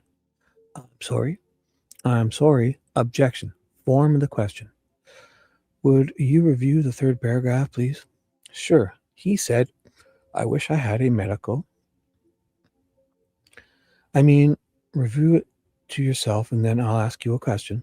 Oh, and then you're going to ask me? Okay. And so, what are you documenting that Mr. Allen shared with you in that particular area of the report? That he wished he had a medical illness that would explain. He said he did some vulgar and disgusting things. That's not who I am. He went on to say, if I fake my own death and the entire world has ended. Some of these things he's saying are kind of disjointed. So there's nothing more after that. The last thing I remember is I fell asleep and kept activating nuclear war after my death and destroyed the earth. So that was Richard Allen's quote. I'll do better. I'll say quote unquote. So the last thing he said, so these are both his quotes, Richard Allen's quote, if I fake my own death and the entire world has ended, unquote. And the next one was, quote, the last thing I remember is I fell asleep and kept activating nuclear war after my death and destroyed Earth, unquote. So it's sharing with you a dream, I suppose. Oh, okay. Throughout, like, imagine the doctor's in there talking to in the insane asylum, and these people are like out of their mind, like just not making, and then they use that against him in a court, and she as a witness against him in a court of law. This is wild. And his illness is from how they're treating him. This isn't like he was, they all say it. He came in, he perfectly normal. He was talking normal, writing normally, acting normally. He was nice and cordial and helpful, and boom. And then how can this is amazing. Throughout his encounter, he exhibited disjointed thoughts, starting statements that appeared rational, but either trailing off without completing them or providing irrational conclusions. When asked if he remembered what he had been doing in the past week, he stated, quote, singing, marching, crying, blaming everyone else, unquote. Oh, okay. So he's sharing some unconnected ideas, correct?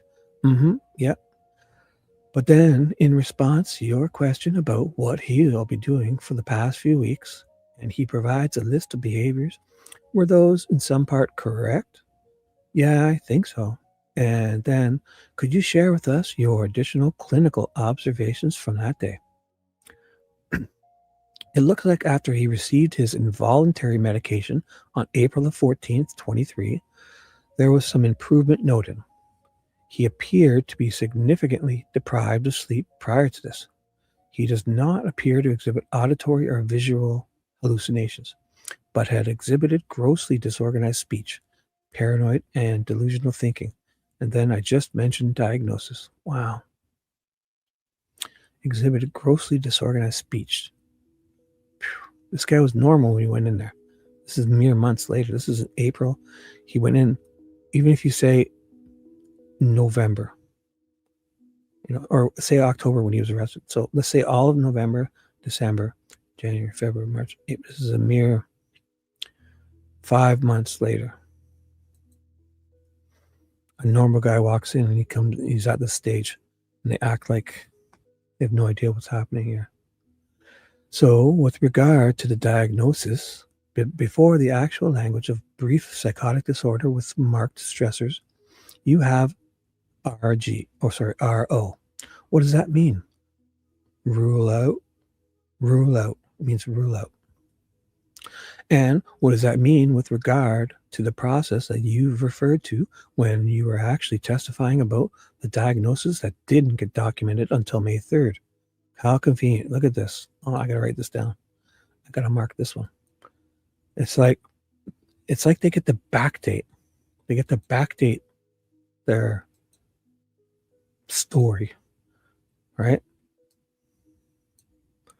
Like, so she gets to talk about this as if it's happened in April the 7th, but she didn't note it until May the 3rd.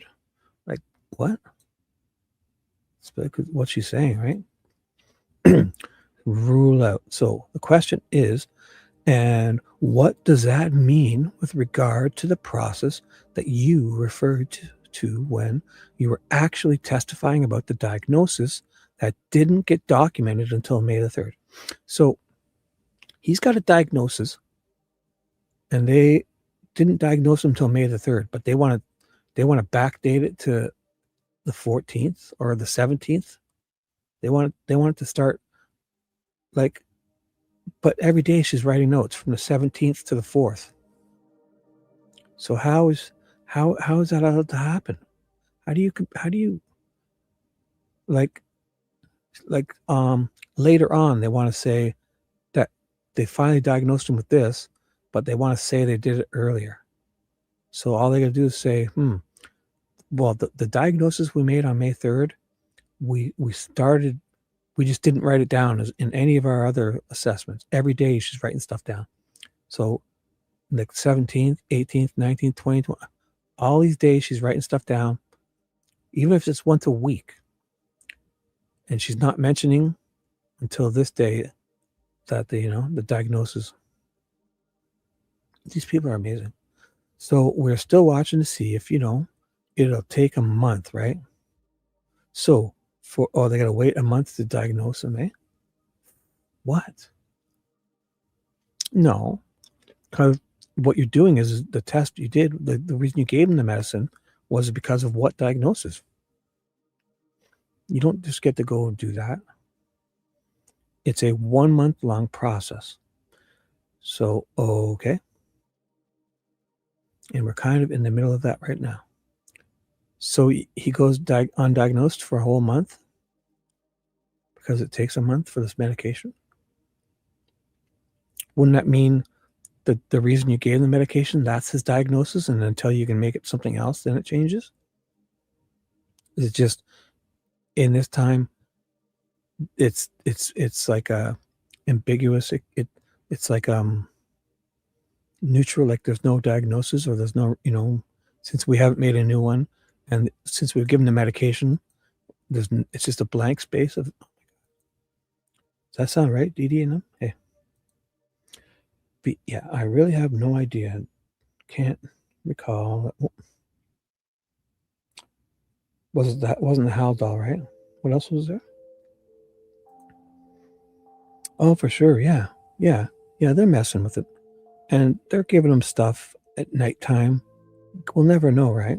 But I have a feeling. Even just imagine them saying, "Oh, you've got a cold. We'll give you a couple old Advil, cold and sinus, and here we'll let you have a coffee since you're not feeling well." And you drink those together, man. You could be freaking hyper as shit. Like you'd be like, I just know it. I just know these people messed with him. So like, imagine they needed to give him stimulants. They would probably do that late at night before he's going to sleep. And then in the morning, when he's supposed to be up, they'll give him drowsies. I don't know. They're just so dirty. We don't know anything. I always thought maybe we can get a hair test of Richard Allen from that time. I always wanted the defense to get a hair follicle, like grab his arm hair or something. Couldn't they have sent that off to see how much drugs he was getting and stuff? And then I would direct your attention to April the 21st, the third paragraph. Okay. In that particular area, are you documenting bizarre behavior by Mr. Allen? Yep. Did you find that particular behavior to be genuine, as in beyond his control? I didn't. And then on April the 25th of 2023, the patient complaint section, if I could direct you to the fourth paragraph, through just the fourth paragraph, what did you document in that area of your report? I was trying to elicit information on his insight into his condition, as we use the etiology of his decline. He reported struggling longer than he acknowledged, but denied experiencing anything like this in the past. Oh, Prozac. Maybe he reported feeling it could be due to not taking his medication, referring to Prozac, although mentioning Seroquel a number of times as well. He stated that he thought he was taking his medication. He said, I think I wanted to have an in-person visitation, and I think I wanted transfer. So,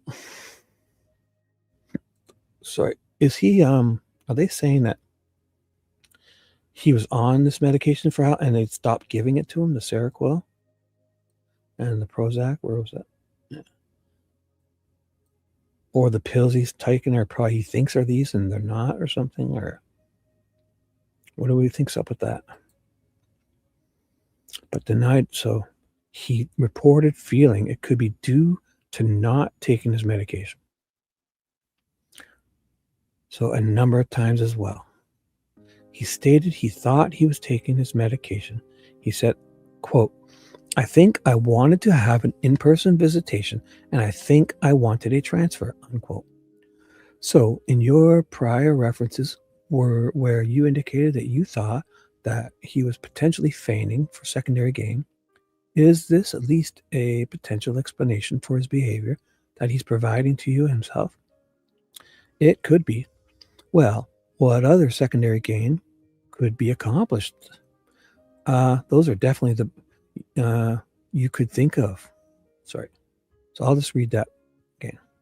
I'll read it as a whole question because they kind of step on each other speaking. So, prosecution. Well, what other secondary gain could be accomplished that you could think of? Those are definitely the big ones. Visiting, having the visits with his wife and the transfer out.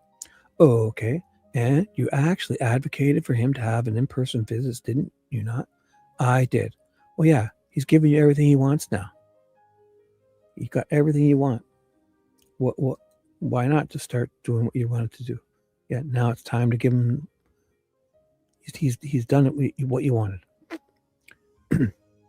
And those visits were with whom? With his wife. And were you successful in doing so? I was. Is that something that happens typically for people in WCU? No, of course it doesn't. What? These people are amazing. How are they allowed to ask this in a court of law? Is it typical for the place where it's not typical to be? Because there's nobody else in there that's comparable to him. So why would they think since this is where if we put an innocent person there, then that means they're just like them? No. You have to do separate rules for this one person. He's an innocent until proven citizen who's not convicted of anything at that time. At this time, he's innocent. Man. And they're all, well, because putting him here, then we get to treat him like all the other convicts. And they seem confused, upset. There's no distinction between him and these other ones to some of them, most of them. And that's just wrong because at this time, they're convicted of crimes. He's not been convicted. This is the United States of America. Oh my goodness. How did that happen? And then all the other residents are just like, you just know that the juries and the people are like, I don't mind this happening to an innocent guy if he's possible, because, it could be possible. We can't let the guy go if he's guilty. So we'd rather lock up an innocent guy than freeing one who could be guilty. That's exactly what they're doing. They don't care. So were special accommodations made in order to allow Mr. Allen to see his wife? Yes, they were. No, they weren't. Special accommodations? He's unlike other people. So how can you have any of the same accommodations as them? He's not the same. And did you do it on multiple occasions? I don't recall how it all went. I know I had to keep talking to the warden about it, and eventually, I think one visit happened. And then, I don't know, they figured out the second one later on their own. Oh, okay. Do you believe those would have happened without your intervention? Probably not. Okay. And finally, April the 28th of 2022, the patient complaint section is one large paragraph. If you could read that and we can discuss it. So what did you observe Mr. Allen on that particular day? I went to his cell front. He was lying on his bed naked. He looked up at me, and when I asked whether he wanted to come out for a session, he said he had to shower first. I told him we did not have time for him to shower first. And I guess it wasn't shower day on the pod. There was a smell coming from the cell. Yeah, exactly. You're standing right there. She's standing right in front of him, as if he's not smelling her, and vice versa. She smells his cell. He smells her. But I took that as positive, like he's aware that he's probably not in the right. Oh, do you believe she's saying this? Holy God. She thinks his cell smell like shit is a positive thing because it makes him aware that he's probably not in the right conditions for a session. So, oh my God.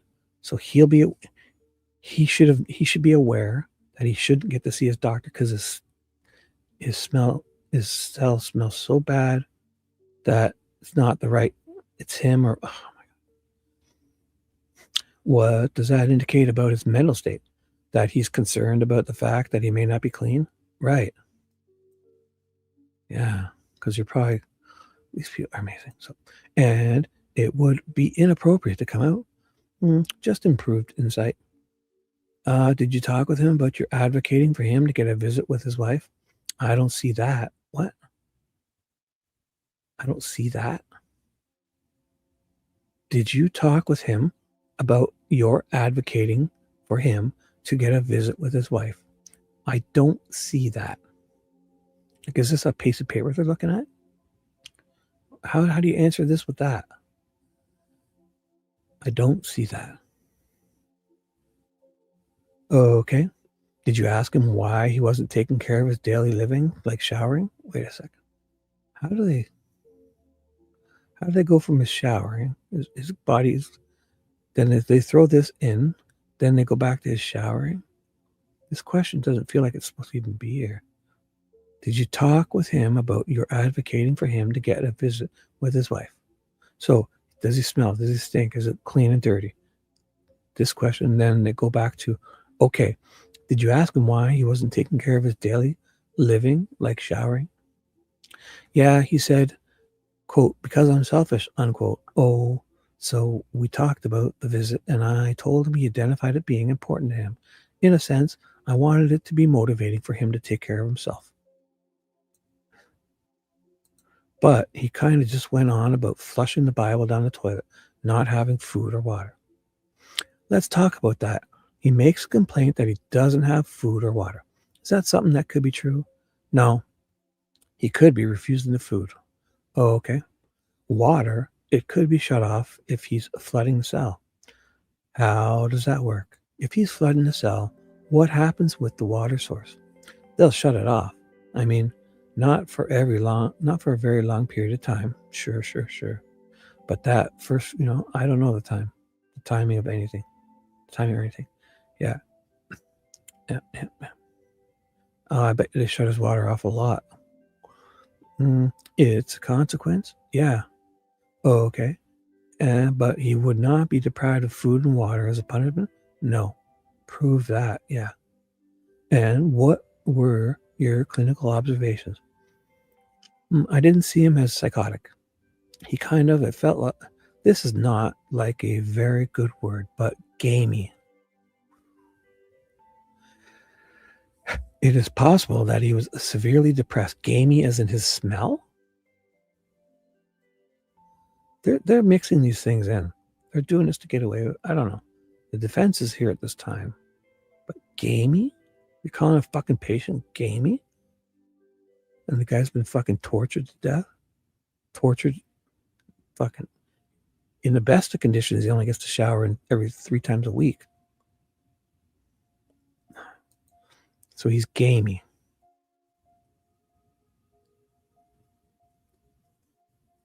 It is possible that he was severely depressed due to resulting in the lack of motivation for self-care. But much of what is being observed and documented in logs appear to be behavioral, defiant behaviors with no clear motive. Yeah. That's your interpretation. Those guys, the guards, they're all sadistic like you.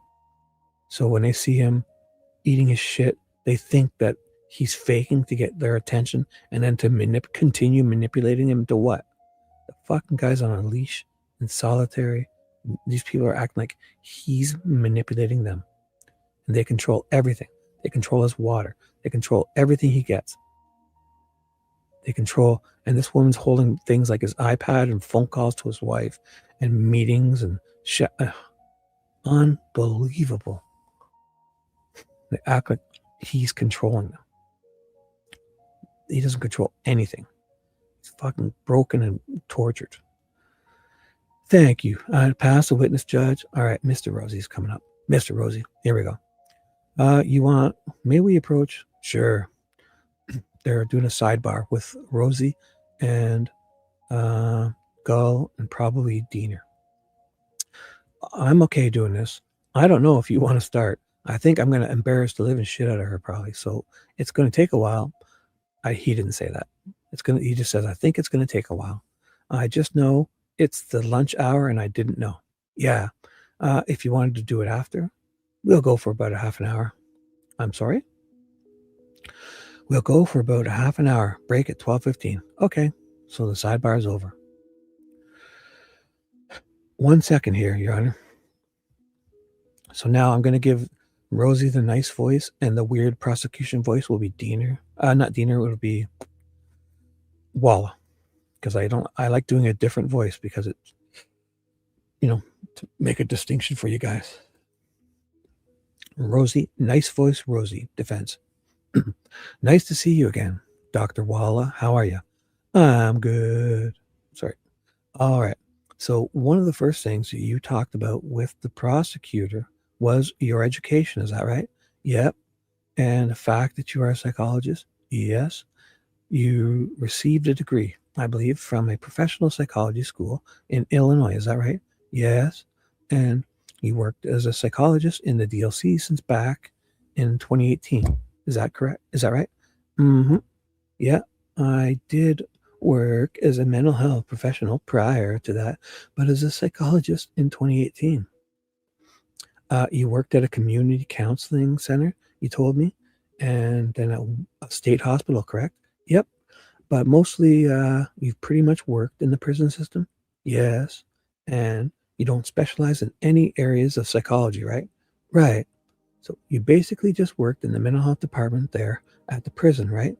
Yes. Now, the prosecutor didn't ask you where you were working, did she? She did. Nope, she did not.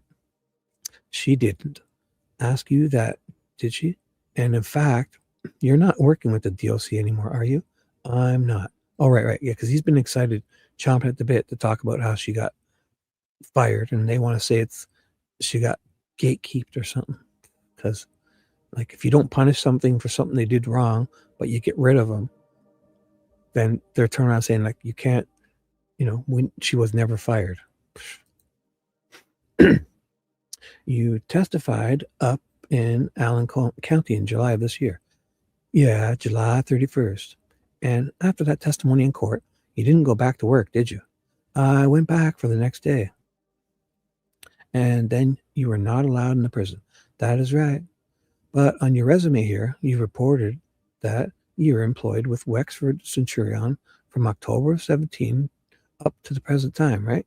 On your CV. I didn't update it. You are not employed with Wexford anymore, are you? Actually, I am employed with Wexford. Yeah, you did a great job. She'll be running the place. This is the type of screw up you do when you get promoted because you did what they want. You getting a paycheck from them? Yes. Oh, okay. Where are you working? Does that need to be disclosed for everyone? Well, are you working at another facility? Yeah. Oh, okay. So they won't let you go back to the DLC, but they put you to work somewhere else. Deaner's jumping in. Objection. Judge asked and answered. Sustained. Good question. So Wexford put you to work somewhere else. I was working for Centurion when I left the DLC. Wexford, Centurion, the same thing. The same is the successor, right? Centurion's the successor of Wexford. Yes. So it's wow. But you're not employed at the DLC anymore at Westville Correctional Facility. That is correct.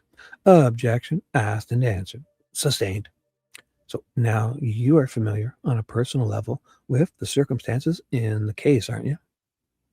In regards to, well, aside from your treatment of Mr. Allen at Westville, you had other familiarities with the circumstances surrounding this case, don't you? Sure. You were following this Delphi murder case as well before you started treating Mr. Allen, right? Yes. And you were following it on podcasts, other social media outlets? Yes.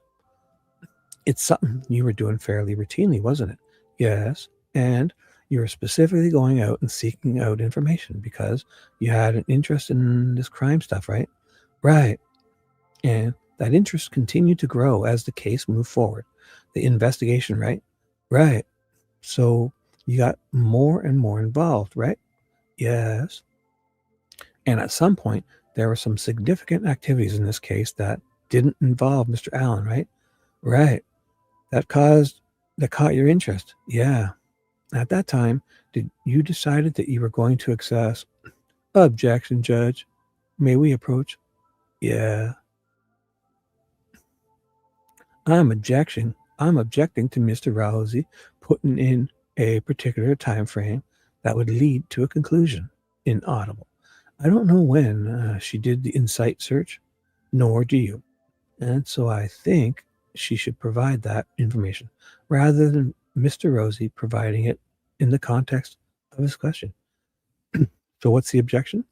Well, I think that you are putting her particular search in a time frame in a relation to the case, to this case, and we don't know if it's pre-Richard or post.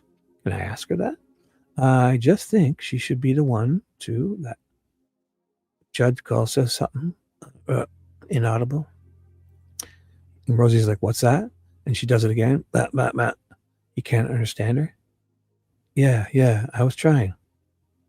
Yeah. To be delicate about giving the name. Because I haven't talked to her about this. Okay. Like you had said, you've talked about. Well, we deposed her. I haven't had a chance to talk to her. No, I mean, I didn't say those topics. We're not talking about that. Yeah, I can do that. I just don't know what. So they're having a sidebar there, and I just guarantee you that they're speaking a little lower, and Gull has mentioned a few times how people were trying to read her lips, so they're probably covering their mouth. So that was I don't know. They probably missed half of what they said there, really.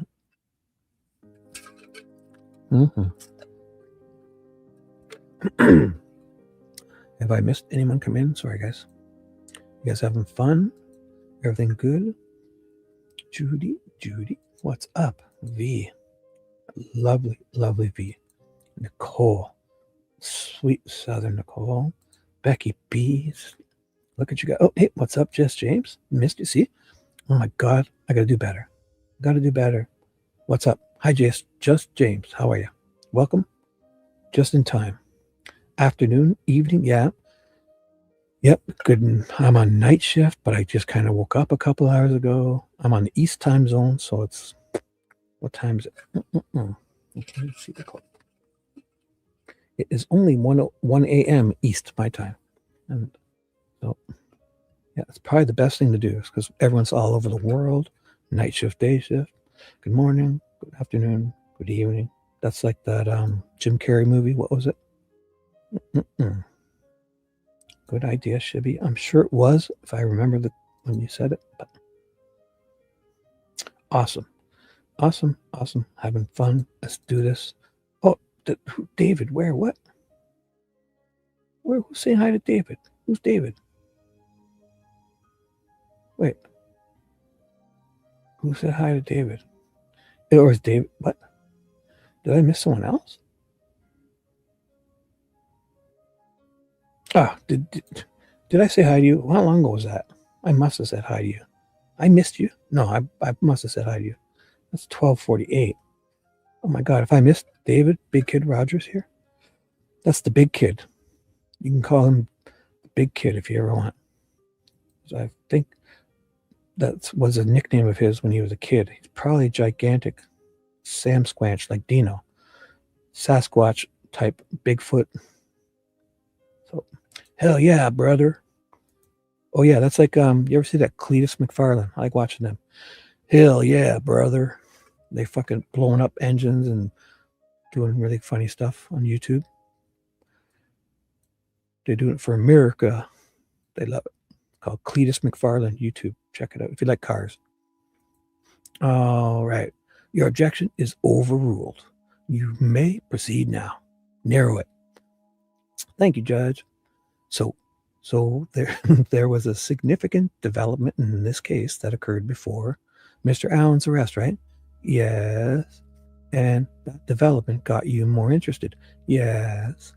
And so you went back to work at the DLC and you used the DLC's database to start accessing information for your own personal reasons, didn't you? I did that.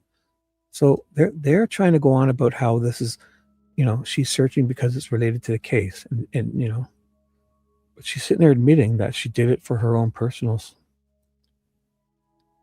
So they're probably like, oh my God, I can't believe she's saying that. Because the prosecution and Judge Gull have been trying to simp for her to say that, well, Keaton Klein was kind of, related to the case, so she was researching it, so it's not unethical. But she's admitting it, obviously. And that's in violation of the DLC's policy, is it not? Probably, right there.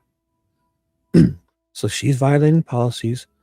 She's then allowed to give her, she's trusted in a court of law to be, but she's admitted violating policies.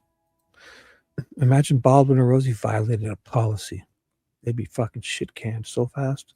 They almost were. Is that why you're not employed with them? They had to do an investigation.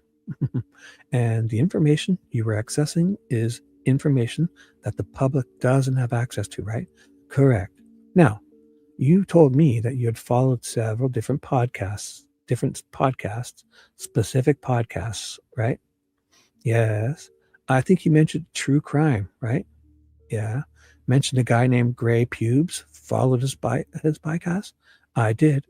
Richard Snay, I did. Oh, Defense Diaries, I did. Criminality, shout out T, what's up? Woo, woo. Criminality channel, yes. Sweet Dude Shibby, no, Sweet Dude Shibby wasn't here yet, but you would be all over me, young lady. I just know it. If I had been doing live streams then, it would have been Criminality channel, yes. Sweet Dude Shibby, yes. Him the most. I'm just kidding. And other YouTube channels, correct? Yes. You followed the prosecutor's podcast? Yes. Online chat rooms? I mean, I just read stuff. And Facebook? Mm-hmm. And you're shaking your head, yes. Yes. Yes. And at one point, you actually were contributing out there. There were questions. So we could have all been talking to her, right? We probably were. And she did this in her real name too, didn't she? I remember it all there were questions online on social media about where to get information on this, and you were making recommendations, weren't you? I did give recommendations. And this happened just earlier this year, didn't it? I think so. And you had admitted to me earlier that that act alone was a violation of your AP guidelines, didn't you? I say it's a gray area. Gray area. APA guidelines being the American Psychological Association guidelines, right? Yeah. Shaking your head, yeah? Yeah. And then after Mr. Allen's arrest, your interest in the case peaked even more, didn't it? Sure. And in fact, you were commuting every day to Westville from the north side of Chicago, or at least several days a week. Well, it was my job. Okay. But you have to commute? Yeah. What is it? An hour and a half, 2-hour drive? Yes. And you were using that time to follow the social media activity and other content regarding this case, weren't you? Yes. This is where I hear it all the time. People say, Shibby, I listen to you on the long drives. So she's probably listening right now. You're a horrible person, Mrs. Monica Walla. You're horrible. But you're welcome. Come on, say hello to everyone. Don't be lurking. Say hi to the chat. And at some point, there was information on the internet that you were doing this, right? Somebody pointed out that you were following all this stuff, right? I remember all this going off. And you shut all your accounts down, didn't you? I did. And you would agree with me that there was a lot of information that you consumed out there regarding this case on both sides. Yeah. But did you know anything about a white van?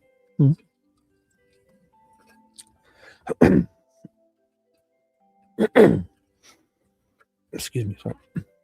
Yeah, so some of those things or that content comes from all over the world, doesn't it? He does. And you never disclosed to your employer up until the point, at least when you started treating Mr. Allen, that you had this personal interest in the case, did you? From what I remember, we discussed it when he was coming out to our facility. Okay. Well, do you remember me taking your statement in this case?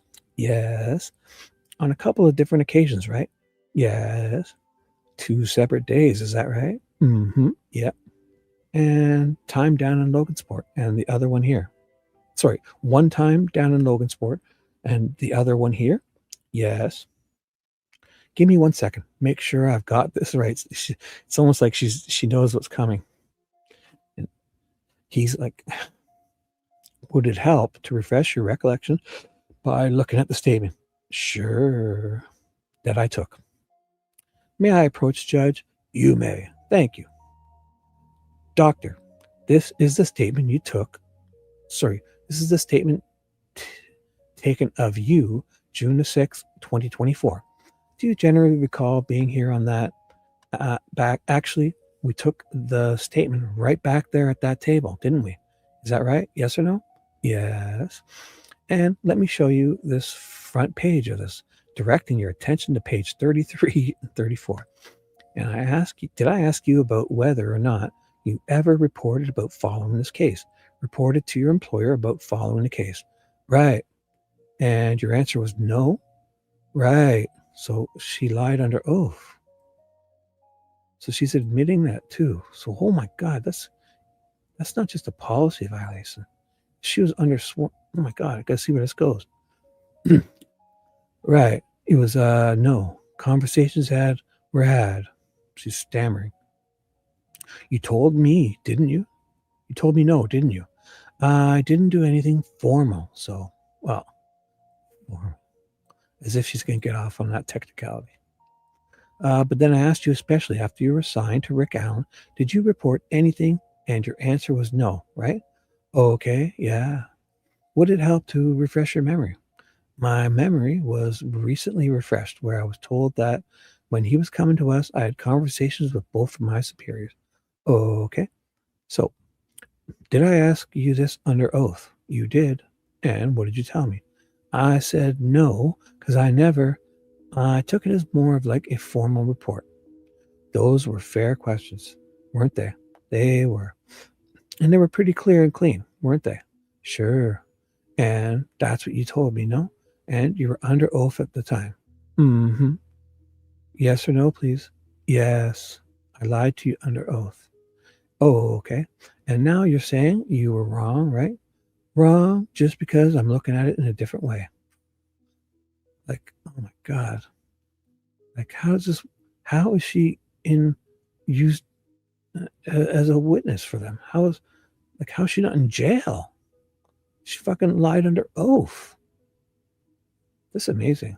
The girl's sitting here listening to this and then taking anything that was said to her as admissible in court. Okay. If you had a chance to go back and do this over again, would you have stopped following the stuff while you were treating Mr. Allen? Probably. And you were actually sharing some of your thoughts with Mr. Allen about the stuff that the information that you were getting online, weren't you? Sometimes. Oh my God. I forgot all about this stuff. I'm going to I forgot all about this. So she's sitting there talking to Richard Allen about us idiots on YouTube, probably. Hey? And you were sharing some thoughts with him about some of the pre-trial hearings, right? I don't remember. Would it help to review your statement and refresh your recollection? May I approach, Judge? You may. Same statement from June the 6th, page 40, lines 8 through 13. Lines 15 through 13. I'm sorry. Yeah, I mean, it would be any. Hold on. The question is, were you communicating to Mr. Allen about things that you were following regarding this case while you were treating him? Yes. Now, let's talk about Rick's mental health history, okay? You say you first contacted him. Wait. The question is, Now, let's talk about Rick's mental health history, okay? You said your first contact with him was back in November of 2022. Yes. And I think you described him in one of your notes as being depressed and anxious. Does that sound accurate? Yes. And you told me you peeked at one of his intake documents from the RDC, right? Yes. RDC, to educate the jury, means reception and diagnostic center, right? Yes. And again, to kind of give them some context, basically, when someone is assigned to the IDOC, the first place they typically go would be the RDC down in Indianapolis, right? You know what? I should be highlighting these. Should be education, because which one was it I wanted to highlight? You told me you peeked. Yeah, I like that one. You peek, like, so this is like the third thing, right? So she's peeked at his documents. That doesn't sound like she's supposed to be. She's, what was the other one? She's talking online. She's talking with him about it. So you're communicating with Mr. Allen, but you're following the case, right? Communicating with him that were things that you're following regarding the case while you're treating him. And the other one was, next time I find it, I'll go back and do that, because there was a few of them, right? Of all the things she did wrong. Oh, she lied, right? On the stand. Where was that one? That was close. So she was wrong. No, it was right here. So, and you were under oath. So, because I never took his more informal process. So it was right around here. Would it help to refresh your memory? And your answer was no, right here. Yeah. So let me show you this, directing your attention to page 30. So page 34 of her other deposition. It's whether or not you even reported what the following is case. Reported to your employer, right? So she lied about reporting her filing a case to her employer, and your answer was no. Oops, sorry. I gotta do that better. I'm just doing it with my mouse. Trying to go straight across. And here's her lie. Like, right, I was lying. Under oath. Perfect. That's good enough for now. And I'll go back and get the other ones. So,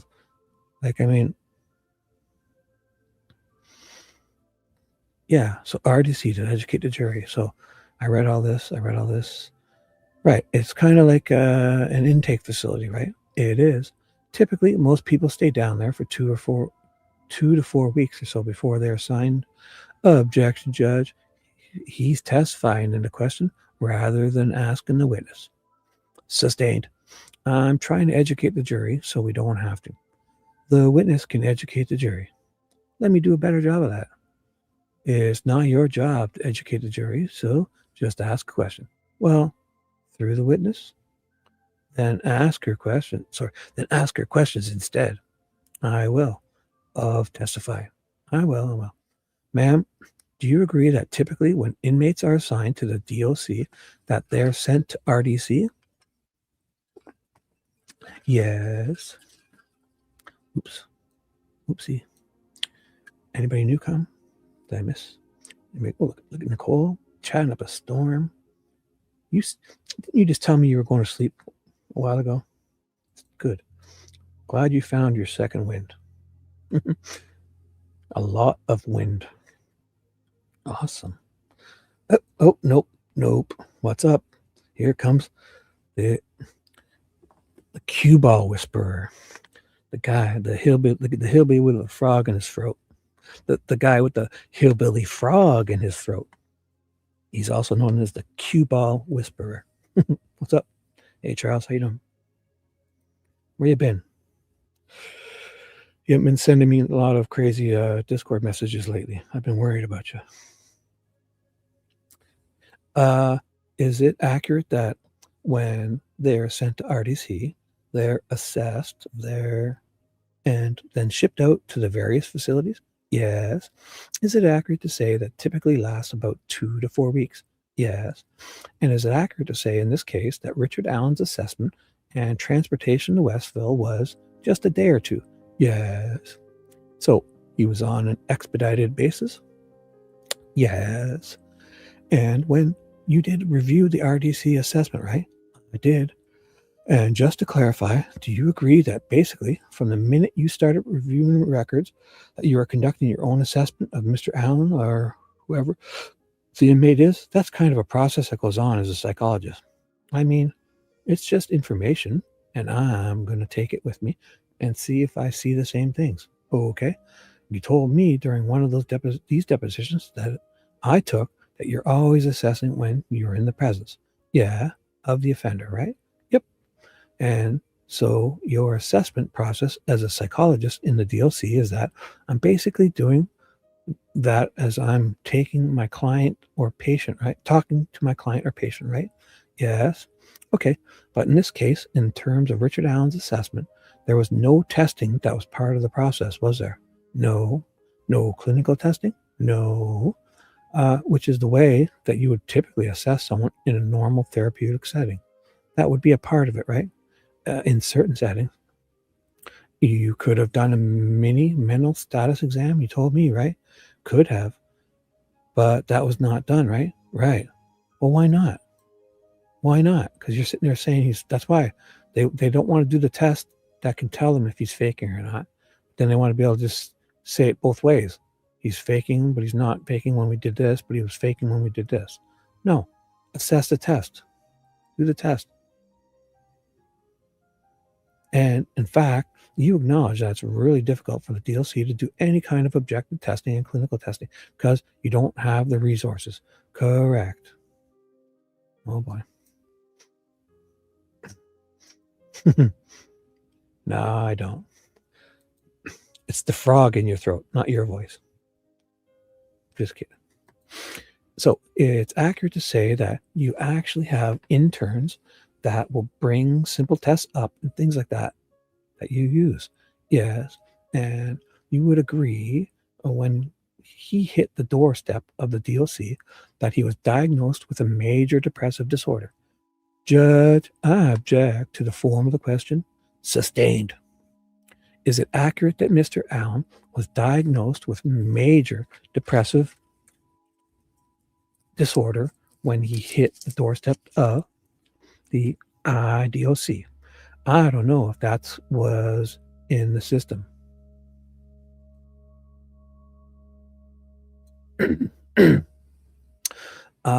Okay. So I don't know if that was in the system. Okay. So it was related in, I believe that's generally what we had from his history. Okay. I understand the distinction, I think. You acknowledge that it was part of his psychiatric history. Yeah, without a doubt. Yes. Okay. But it may have not been noted in your system. Is that what you're saying? Correct. You don't recall? That's another thing. Earlier, she said that they gave him a diagnosis on May 4th, and they backdated, to what, like the 17th of April, saying. So, but then they said because they're waiting for medications to kick in. The ambiguity is just, afterwards, we can say anything we want. So, correct. You don't recall. I recall personally adding anxiety and depression. Again, he was taking medication, so we didn't see, a major depressive episode. Could have been much more stable at the time, And he had anxiety disorder? Yes. And you knew that he had routinely visited an outpatient clinic before he made it to the DOC. I had minimal information about it, but yes. And you also mentioned that you thought that he may have suffered from dependent personality syndrome. Yes. Something you noticed right away. Yes. And people who suffer from those kind of syndromes have a really hard time being separated. Judge, objection to the form of the question. He's testifying. Sustained.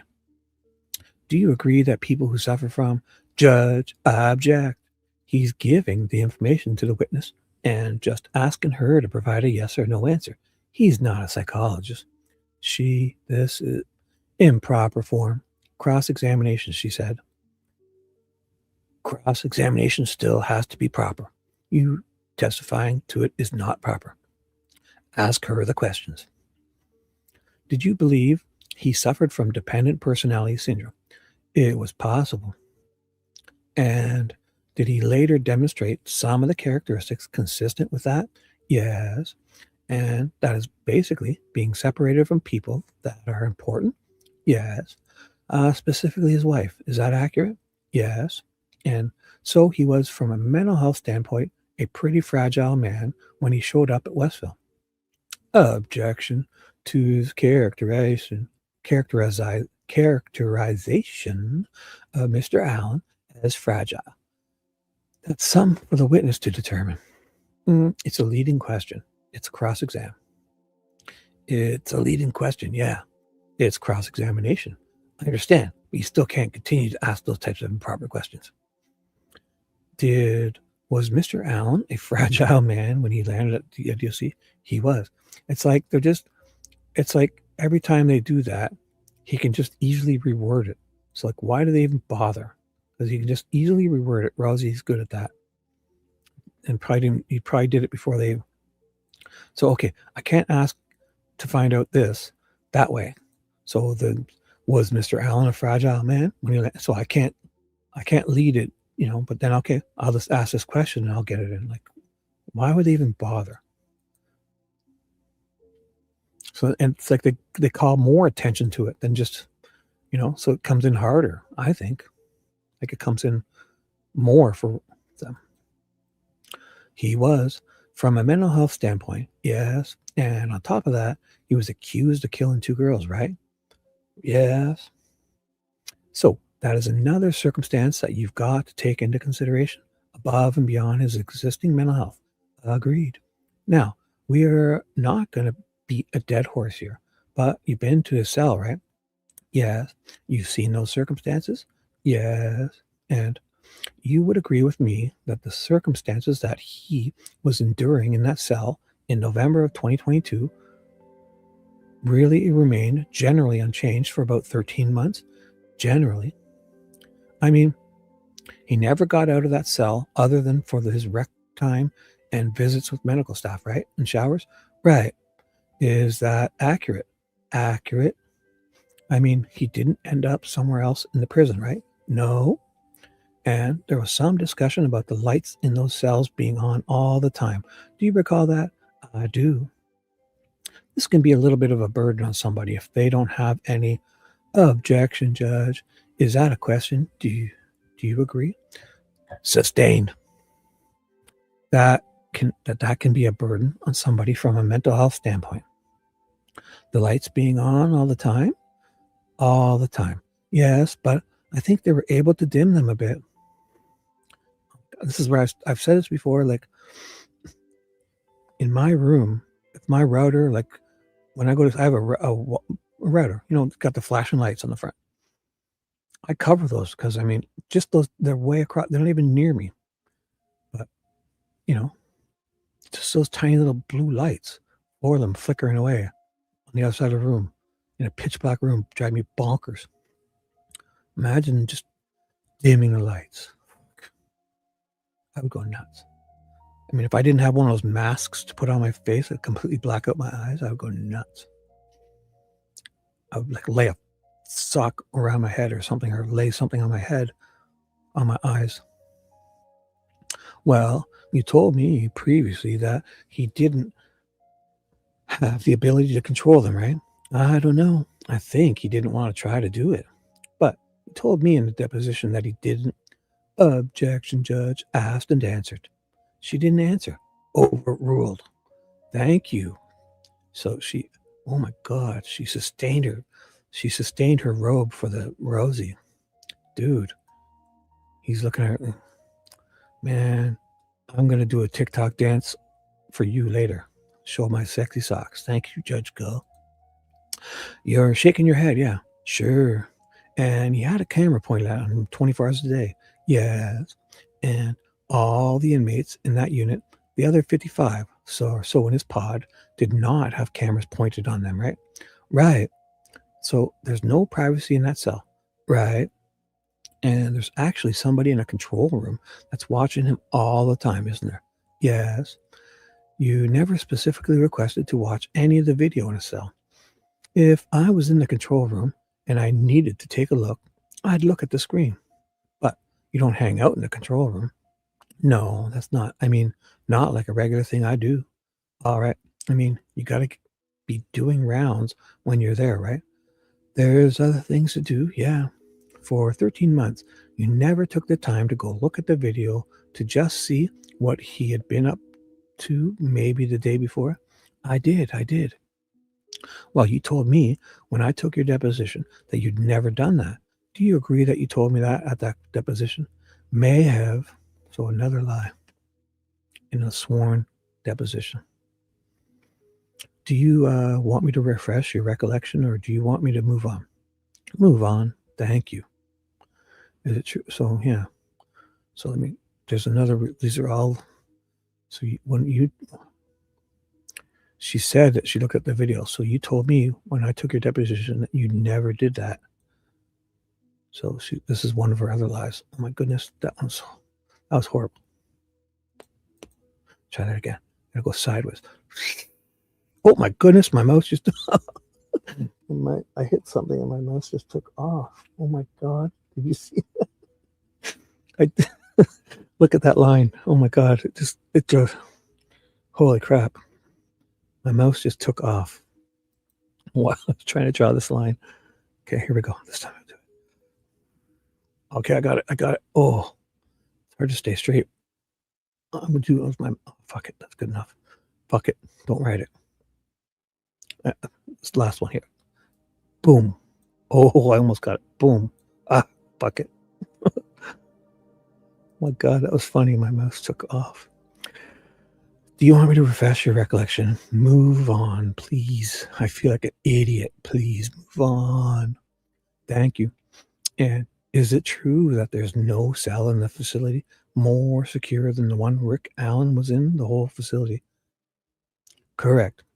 I hope they can explain that cubicle more. I'm sure they will. I hope they do.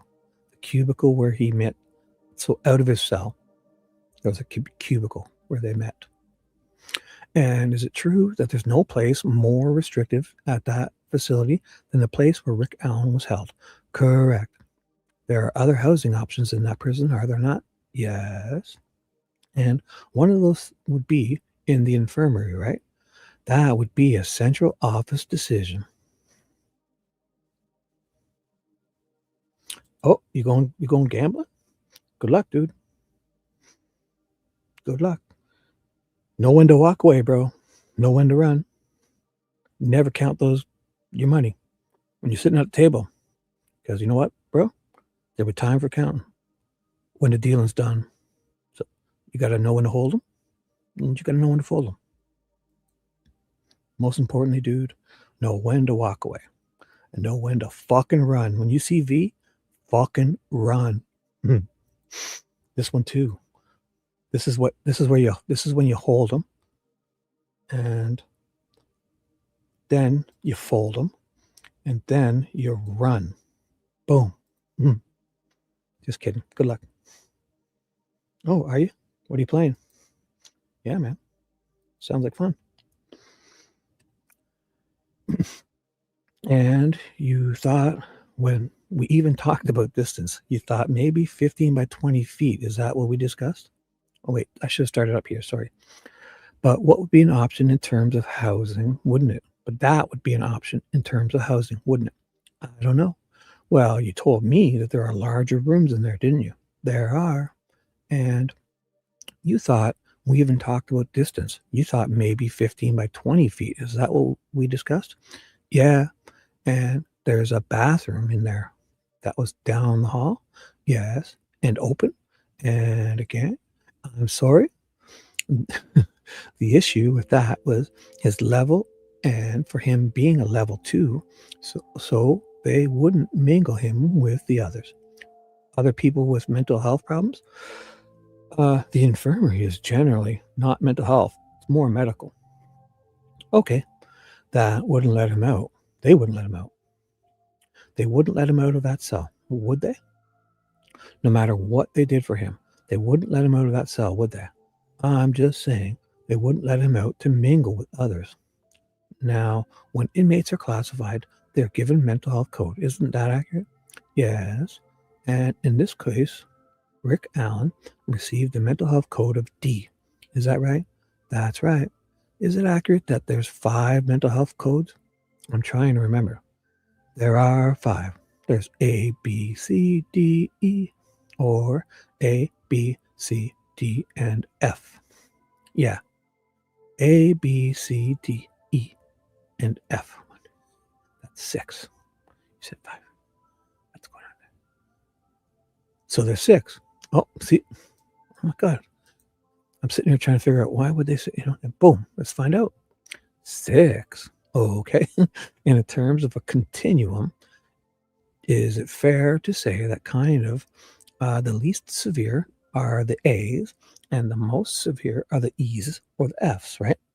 Yes, like Shibby got in high school.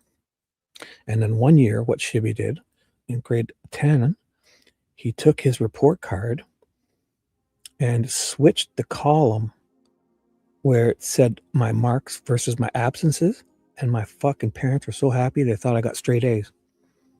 It was like almost 100 absences. I was like, boom, check it out. I switched the whole fucking thing. So it said, and they're putting in numbers. So my absences were not good because it was my marks. They were low. And my marks were high because I changed it from my absences, like skipping class. So yes. It's actually the E's, I think, isn't it? That are most severe. E's. The E's are the most severe. And then they just made a substance abuse designation. So that's the F. Yeah, the F's kind of out on its own. Yeah. So Rick was 4 out of 5, basically. He had D, so yeah. So you think he had a pretty serious history of mental health illness. And when he got there and the code reflected that, yes. And because he was a D code, the policy said that you're supposed to meet him 1 time a week at the cell door. Is that right? That sounds about right. At the cell door. So it depends on it. Oh, here they're going to talk about that room. They got to be. So it depends on it. Yeah, 1 time a week at the cell front. And 1 time a month out of the cell. And 1 time a month out of the cell. Meaning Right. When he's at... But if the suicide watch made it every day. Oh, okay. That reminds me, earlier you talked. Miss Diener had asked you about these suicide monitoring sheets. And she specifically mentioned the designation here. Suicide observation as being a daily visit. It is. Do you remember that? That's a clunky question. Do you remember that? Yeah. All suicide watches are daily. You don't go a day without seeing them. Right. But the daily visit means that there's somebody from the mental health team that has contact on a daily basis. Yes or no? Yes. Not that you have contact on a daily basis. It was me for a very long time. Yeah, for a few weeks there, it was you, right? Yes. Okay, but not to be misled by that. It's not always you. We did open it up to others, yep. And that would often mean, and most of the times mean, that somebody would come by a cell and talk to him through a door. Yes, it's kind of a casual encounter. You walk up to the cell, talk through the crack in the door, right? Yes. Hey, how you doing today, Mr. Allen? Yes. That's what a daily visit really is. Cell front? Yeah. Okay. Would counsel approach? So Gulls jumped in. They went up a sidebar. I just wanted to... they're probably talking about the breaks, I bet you. They're probably... because they were talking about the breaks, yeah. So Gull jumped in. I just wanted to kind of see, are we at a natural stopping point? Sure. Is this okay? I don't want to interrupt the chain of thought. I appreciate that. I'm fine. We'll break then. No problem. Okay. All right. So they're going to take a break. Ladies and gentlemen, we are going to go ahead and take our lunch break. While you're outside the courtroom, please keep your minds open. Please don't form any opinions or conclusions about anything.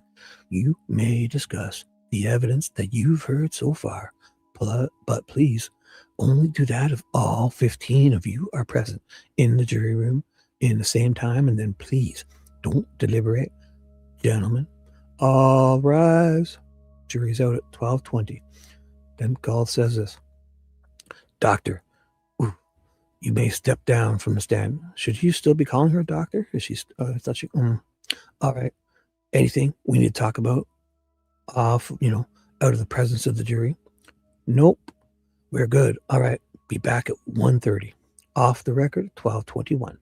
They're back on at 1:32. So they've had an hour. Everyone's fresh. All right, Miss Diener, are you ready to continue? Yeah. Yes.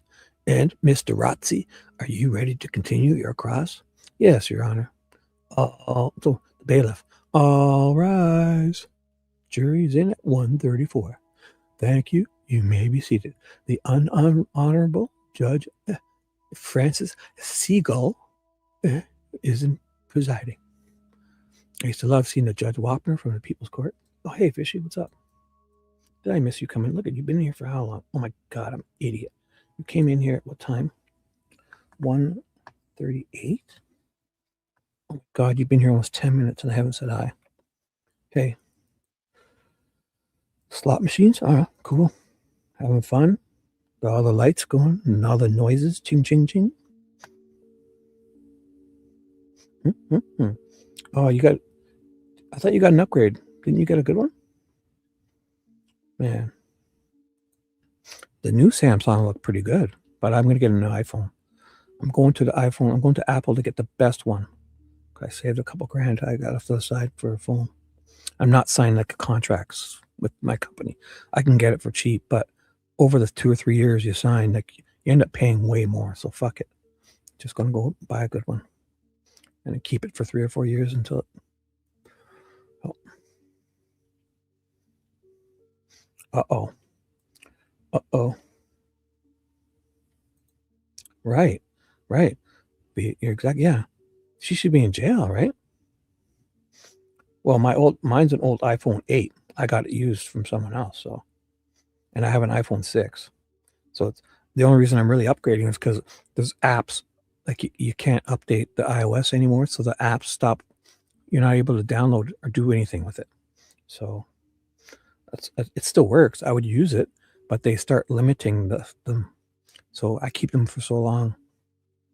But so the problem with it is it's not the phone. It's the iOS, they stop updating it and supporting it. And then when you try to download apps, it's like, oh, you can't do that on this phone. So I got half the apps I can't even use.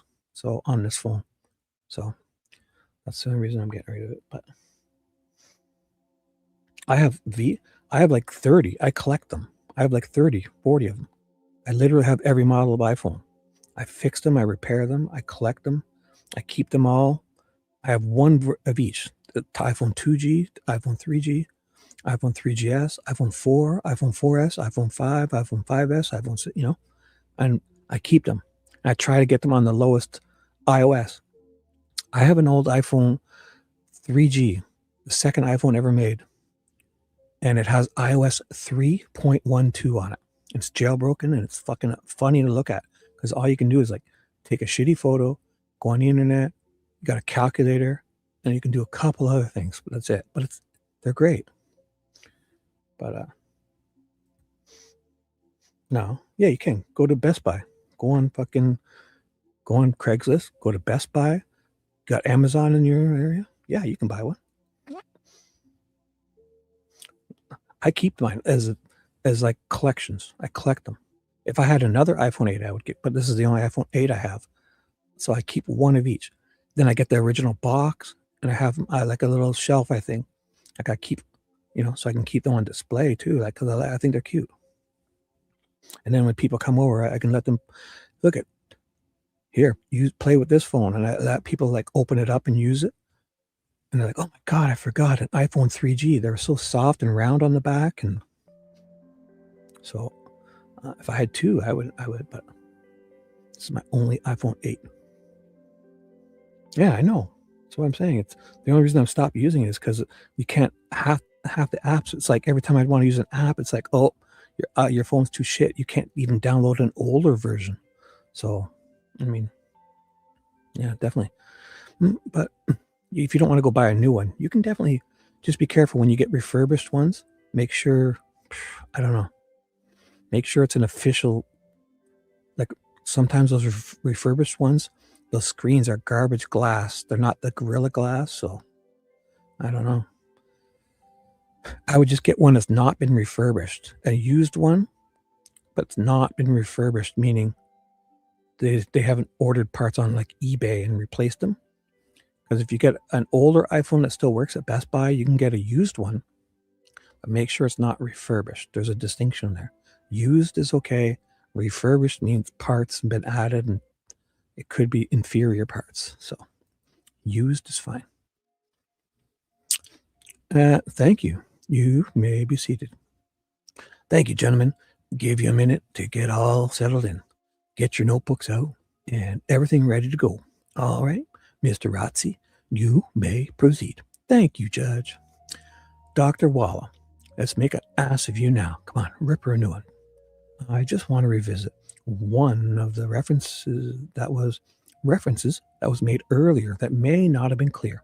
The word discovery. This is gonna, oh God, this is gonna be good. I hope they say exactly when he got his discovery. Yeah. Refurbished. Do not get that. Because that means it's been repaired. It's a used one, it's been repaired. Used is okay. Get a used one in regular, like if it's not been repaired, but it's still just used. But if you get a used refurbished one, that means they've put a new screen on it. They've taken it apart and put new buttons and maybe fixed something. And sometimes they use inferior parts. They don't use, so like if you go to if you go to Best Buy and Amazon, you can buy used phones, eBay, but just don't get one that says it's refurbished. Trust me. You gotta trust me. Yeah, there's still some good phones, the older ones. I mean, but the only problem is the iOS, they stop allowing you to update things, your apps. So that's, they limit you. And I think it's probably just to get you to buy a new phone. But again, this iPhone 8 was made in like December of 2016 or something like that. So, I mean, I get it. Right, yeah, for a couple of $100, you can get a decent one. Well, then, Charles, send V some money. Dr. Walla, I just want to revisit one of the references that was, also, if you have any friends when I get my phones good from my son-in-law.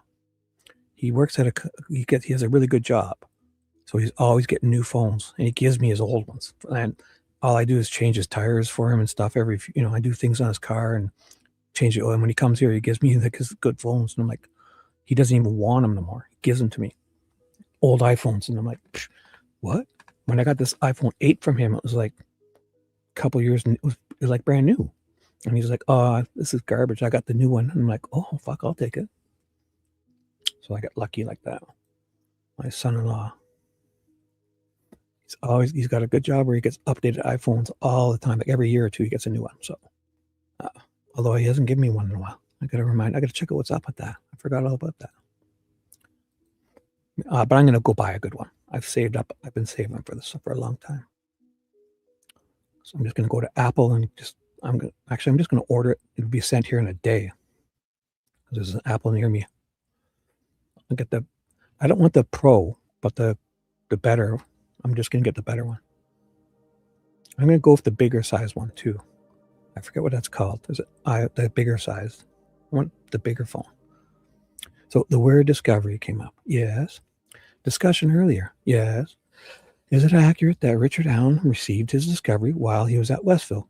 Perfect. I think so. She thinks so. She's been talking about it a lot. Okay. You were kind of alluding to a bunch of documents he had on the floor. Things of that nature. I think in early April. Maybe last March. Is that generally the time frame? Yes. March. That's different. She said April. Yeah. And there were some references in some of the log sheets and in some of the reports about him maybe having seen his discovery. Well, she also said that the suicide companions were removed at that same time. So here, this would be great. Yeah. That is the culmination of all of the information that is generated in a criminal case, right? Yes. Police reports. It could have be videos, theoretically. Not in this case, but all of that information about, hey, this is what you're charged with, and this is the fact. These are the facts to support it. Is that what discovery is? Yes. Okay. So we are talking about the same thing, right? I think so. Do you agree that Richard Allen received a large portion of his discovery at one point in late March? Boom. Oh my God. So fucking they're lying for sure. Then he's got him. He's going to nail them here. He's going to nail them. Wow. Late March. She did not say that. Wow. This whole fucking line is perfect. Because she's saying that those companions were removed. But he wasn't even on suicide watch until April 4th, she says. So how could he have had those inmate suicide companions there if they were removed when he got the discovery? And that's before he's even on suicide watch. Well, I don't have any friends or anything. Like somebody. I mean, well, if you can't get anything, I don't know what to say to you. I don't know. I don't know. Find a way to save up something. I don't know. Sell something. Do you smoke? Quit smoking? I don't know. Do you vape? Stop vaping. Wow. So you guys see this, eh, Nicole? I should have known all this, but he's saying in March. She's saying that the suicide companions were removed when he got his discovery. Yet they weren't. But if they, but he's saying, she's also saying the guards started on the 5th.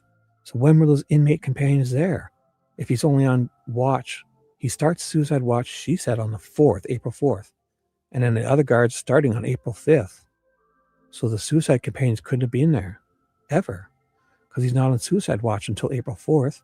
And she said that these inmate suicide companions were removed when he got his discovery. So something's not jiving for sure. That was my understanding. Oh, okay. Earlier, we talked about Richard Allen's diagnosis when he arrived at Westville in November 2022. Do you recall the conversation we had earlier? Because she says that from the end of December 2022 to April the 4th, he's not on suicide watch. So, but I think people are saying that she's lying.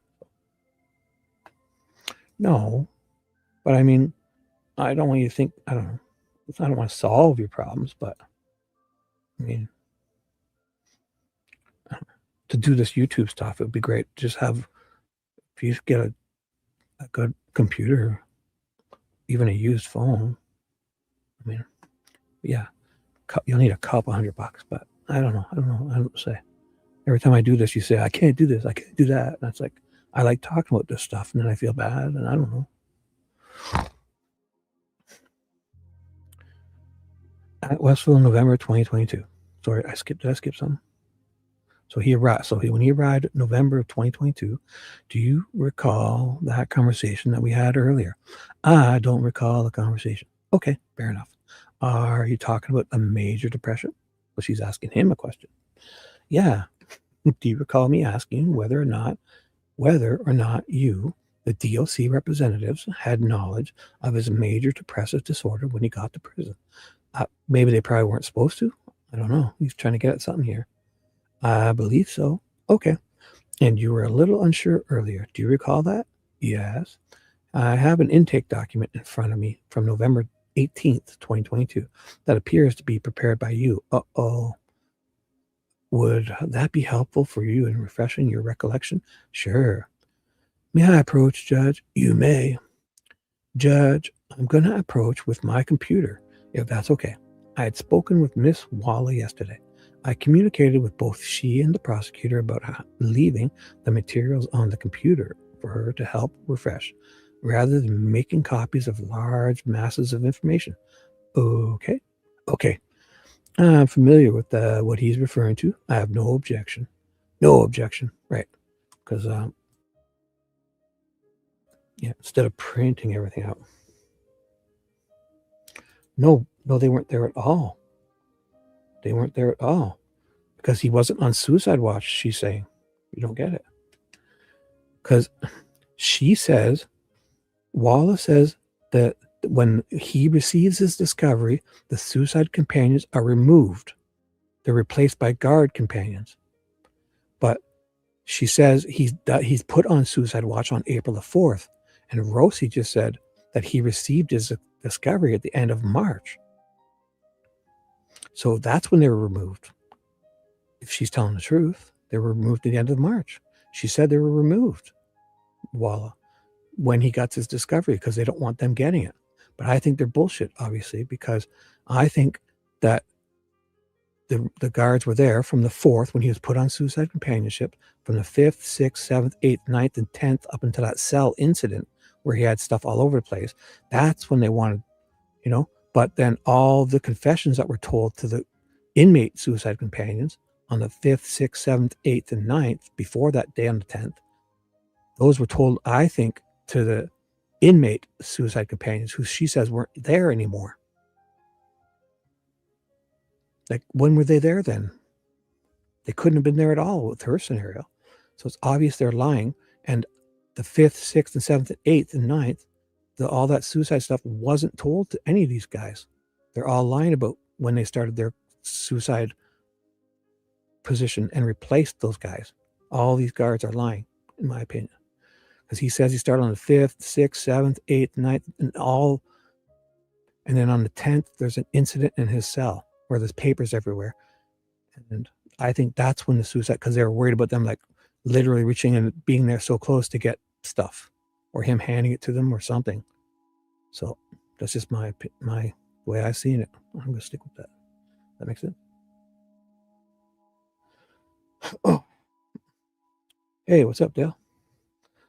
Not to get off of it. No, talk about anything you want, bro. Anything. Doesn't even have to be this case, so feel free. But not to get off the subject, but didn't Dr. Walla get fired from that job at Westfield Prison? Technically, no. They're trying to say no. She got gatekeeped. That's what they call it, gatekeeping or something like that. And then she just got moved.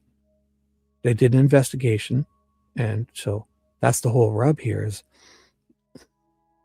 Gull and them are saying that, well, she was never fired, so you can't, but really she was moved because of, but again, in this situation, if you do something like wrong like this and they don't like it, they would have easily fired you, right? But they wanted this. This is like a promotion. This is like Dan Doolin losing the tip. He's now the fucking chief of Department of Natural Resources. Like Mullins, how many times has he screwed up? He's gone from chief of police to head investigator or prosecutor back to the chief of police.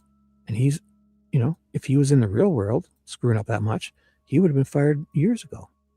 These guys, so basically she should have been fired for what she did, because she's admitted, I've highlighted at least 4 things that she's admitted to violating policies, and even the whole, not only her policies as a psychologist, the policies of the jail, the policies of her Centurion workplace, the policies of the American Psychologists Association.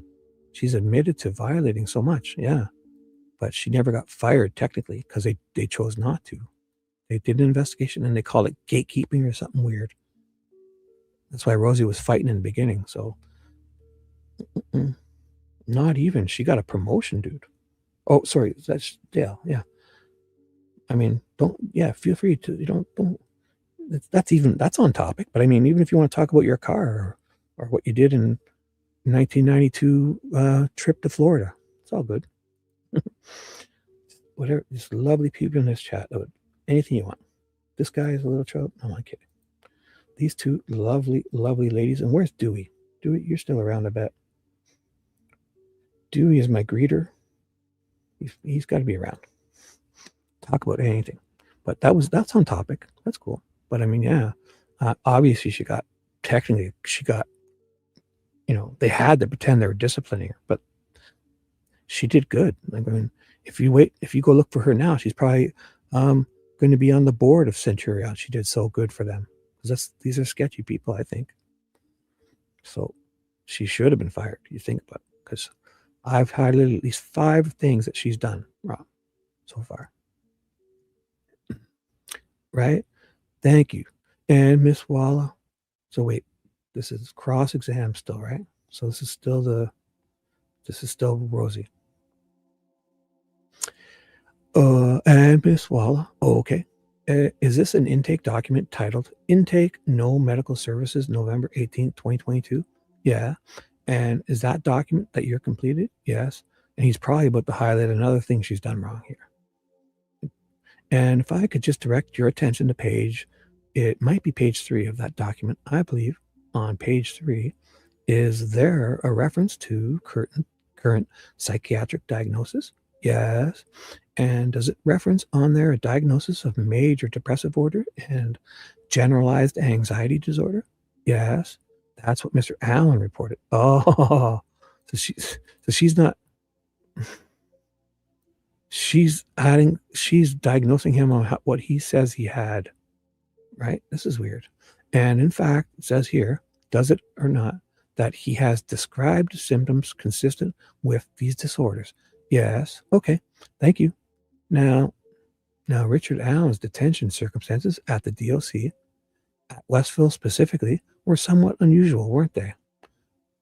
That was a question. Perhaps. Okay. He was very different from other offenders that you have typically treated while you were working there. I agree. Okay. We talked about him being a safekeeper, right? Yes. And you know that he didn't have any criminal history when he got there? Right. And you know he had not been convicted of a crime? Right. That is highly unusual in the Westville Correctional Facility, is it not?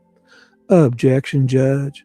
He can ask the witness if it's highly unusual to her, but she can't speak for all of DOC. Sustained. What? So she's working there.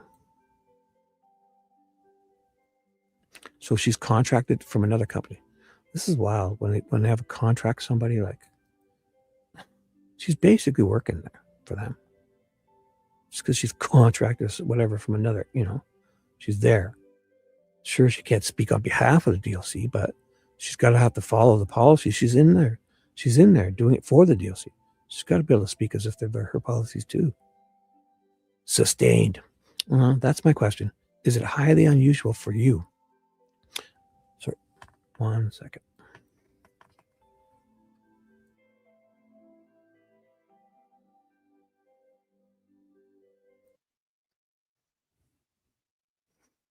Uh-oh. Right. If I did that as a nurse, I would have licensed, or yes. Doing it even once. Like, there was a whole thing up here where somebody did something and they sold the information to like a company that was for some kind of pregnancy stuff, when they were finding out women who were pregnant, and they accessed a nurse did something and they fucking caught her. And like, man, she just accessed a few people's information about that they were pregnant. I don't know what it was about, even just to help sell them formula. I don't even know what it was. And she got fucking so much trouble. Like, Walla, I've highlighted at least 4 or 5 things that she's done so far that we can, that she's admitted to on the stand. These are things she's admitting to on the stand. Imagine what she got away with. So that's my question. Is it highly unusual for you? Sorry, I'll take out the screen. Sorry, Nicole. No, Keegan was not pregnant. I'm talking about something that was happened up here in Canada, that a nurse had looked up, but she used the database improperly. Is what I'm trying to say. Totally unrelated. In a whole other country. Are you sure Keegan wasn't pregnant? I don't know. He could have been. You mentioned that to me when I took your deposition, right? Yes. So here, he's catching her in another one. Every time he brings up her deposition, it's like she's saying something completely different now. So is it highly... So we've had safekeepers, but it's not a common thing. Yeah, you've mentioned to me that when you took your deposit, right? Yes. You thought maybe you had a couple safekeepers that you might remember from the past. Oh, okay. Yes.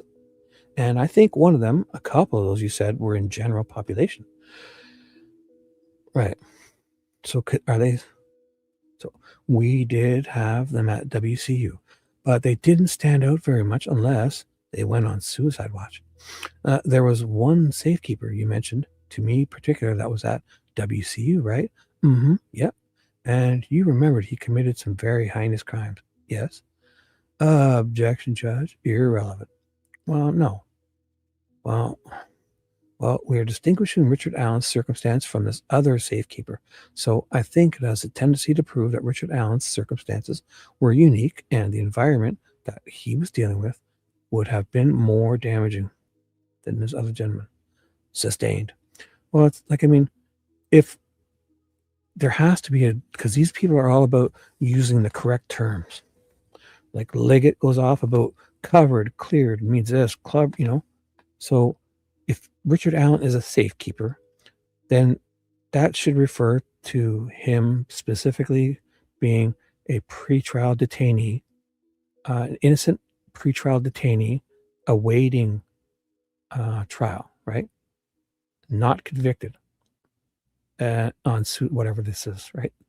That should be, if another person is, they can't call a safekeeper, they can't call a convicted guy a safekeeper. It can't be the same. They gotta have a different designation. They could say convicted safekeeper, because it should refer to specifically the person, not just Richard Allen. If anyone else gets there and they're on pretrial detainment, and on this safekeeping, right? So this is what, and they're trying to pretend like it's okay that she's referring to other people as safekeepers, but it shouldn't unless they're in the same exact situation as Richard Allen's, as a pretrial detainment. And once they're convicted, there's got to be a distinction. There's got to be a distinction. It can't just be also a safekeeper.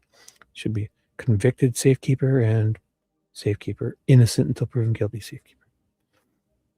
So she's sustaining. One other time, right? Yes. So when Richard Allen showed up at Westville, so strike that. There is an orientation process that occurs for offenders, right? Yes. And basically, it's accurate that the process teaches offenders about the politics of prison. I don't know if, oh my God. Objection, Judge. May I ask a preliminary question? You may. Dr. Walla, have you ever attended the education that a person gets at RDC? No. Then can you speak to the particulars of what's provided? No. I would object to the question. Sustained. Oh my God. You're aware that there is a program though, right? Yes.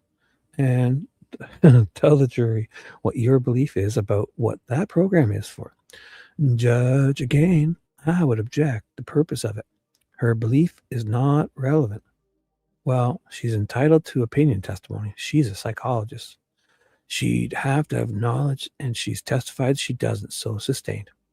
Did Rick Allen get orientation training? No. There are a lot of rules in prison, aren't there? Yes. Rules about showers. Yes. Rules about tablets. Yes. Rules about rec. Rules about food. Yes. Rules about commissary. Yes. And those are things that you deal with as a psychologist with offenders often complaining about those rules, right?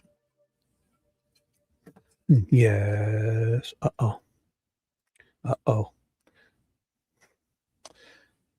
Oh, don't take my job. What? How? Oh. Yes, I get to annoy V. How dare you? Although I'm feeling there's enough V to go around, Charles. So how about this? You get V to annoy V. Say every other weekend on Wednesdays, and I'll get to annoy her every other day. Deal? Let's share. Let's have a shared annoying custody. Just kidding. Oh, I'm so kidding. Look at this one. 3 hours ago, she said she's fallen asleep. says goodbye to me like on Discord or whatever. And then now, boom, look, she's been the most active person. I love it. Something's happened to her. She's invigorated. And there's even a monetary system that's different there, isn't there? Yes. Phone calls are different, aren't they? Yeah, they are. And that even changes from facility to facility sometimes, doesn't it? Yeah. The rules at Westville might be different than the rules at Wabash Valley. Right. And those are all points of stressors for people like Richard Allen who are incarcerated in those places, right? Could be. Well, it was in this case, wasn't it? Yes. You talked about getting him a TV. Yes. When someone is on suicide watch, their cell is generally stripped of all of the basic necessities, right? Other than the mattress and the kimono initially. So it makes it difficult to have any kind of amenities, doesn't it? Initially. And it can even limit the rec opportunities that you have, right? If they're a danger to themselves. Right. Because now you're forced to go to rec with one of those kimonos on, right? Right. Somebody referred to it as a Flintstone gown today. Objection, Judge.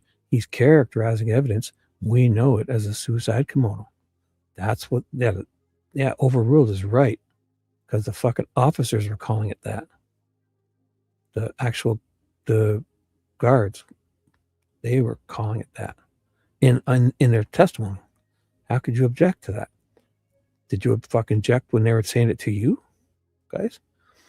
That was the testimony of the officer. Overruled. Right on. That's what it looks like, right? Yes. And no, actually, even as a Flintstone gown, they were calling it too.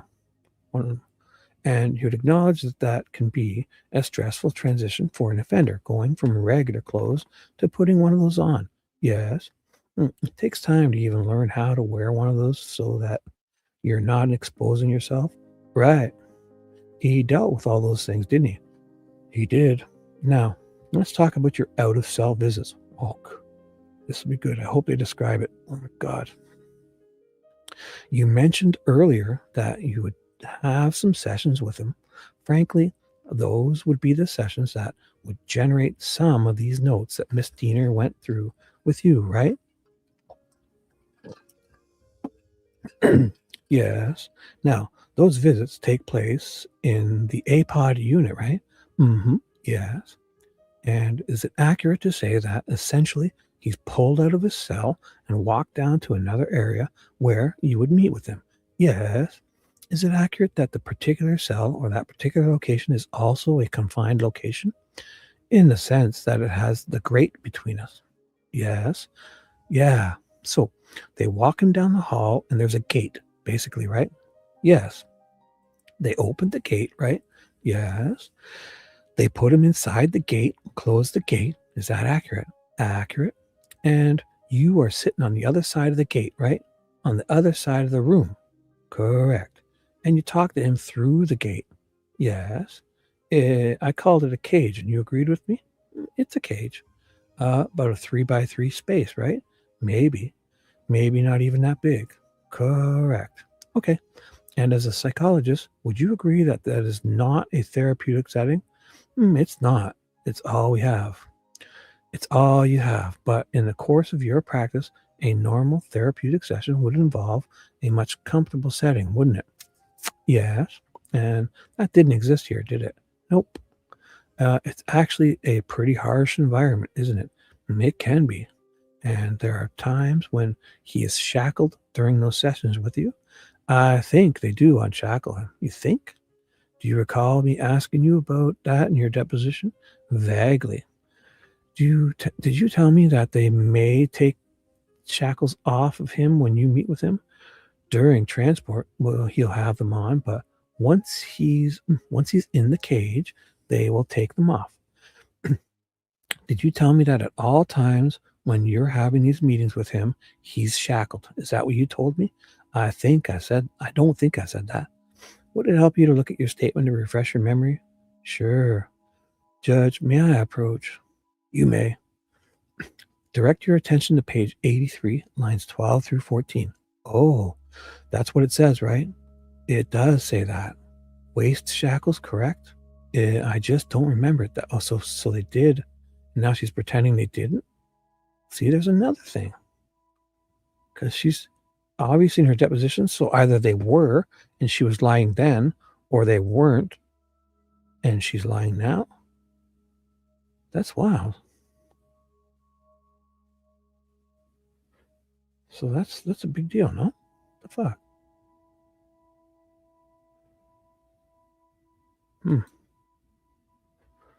I'm highlighting mostly things that she's.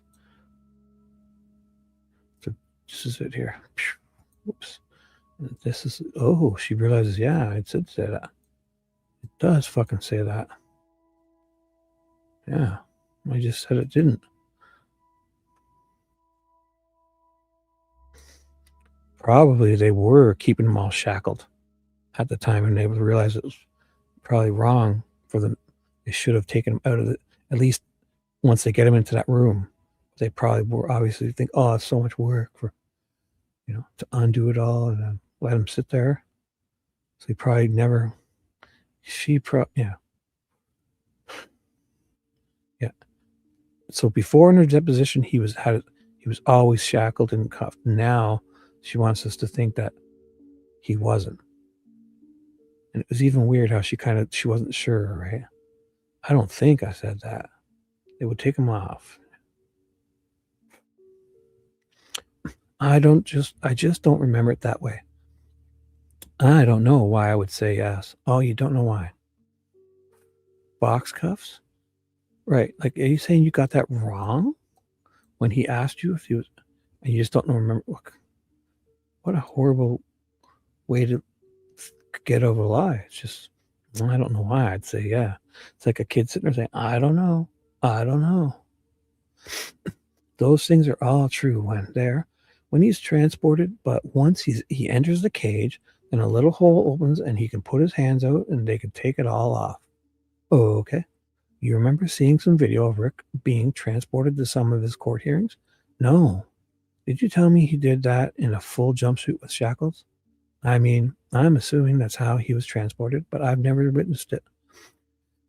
Have you ever seen them transport anyone out of that facility? No. You were aware that he's coming to court, right? Yeah. And you've seen on TV the number of people that are transporting him from the DLC? Yes. A big team of officers, right? Yeah. Several officers? Yes. Fully clothed? Objection, Judge. This is outside of direct and not relevant.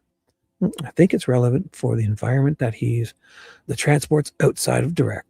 His detention circumstances, I'm sorry? Sustained. The transport is outside of the direct sustained. Oh.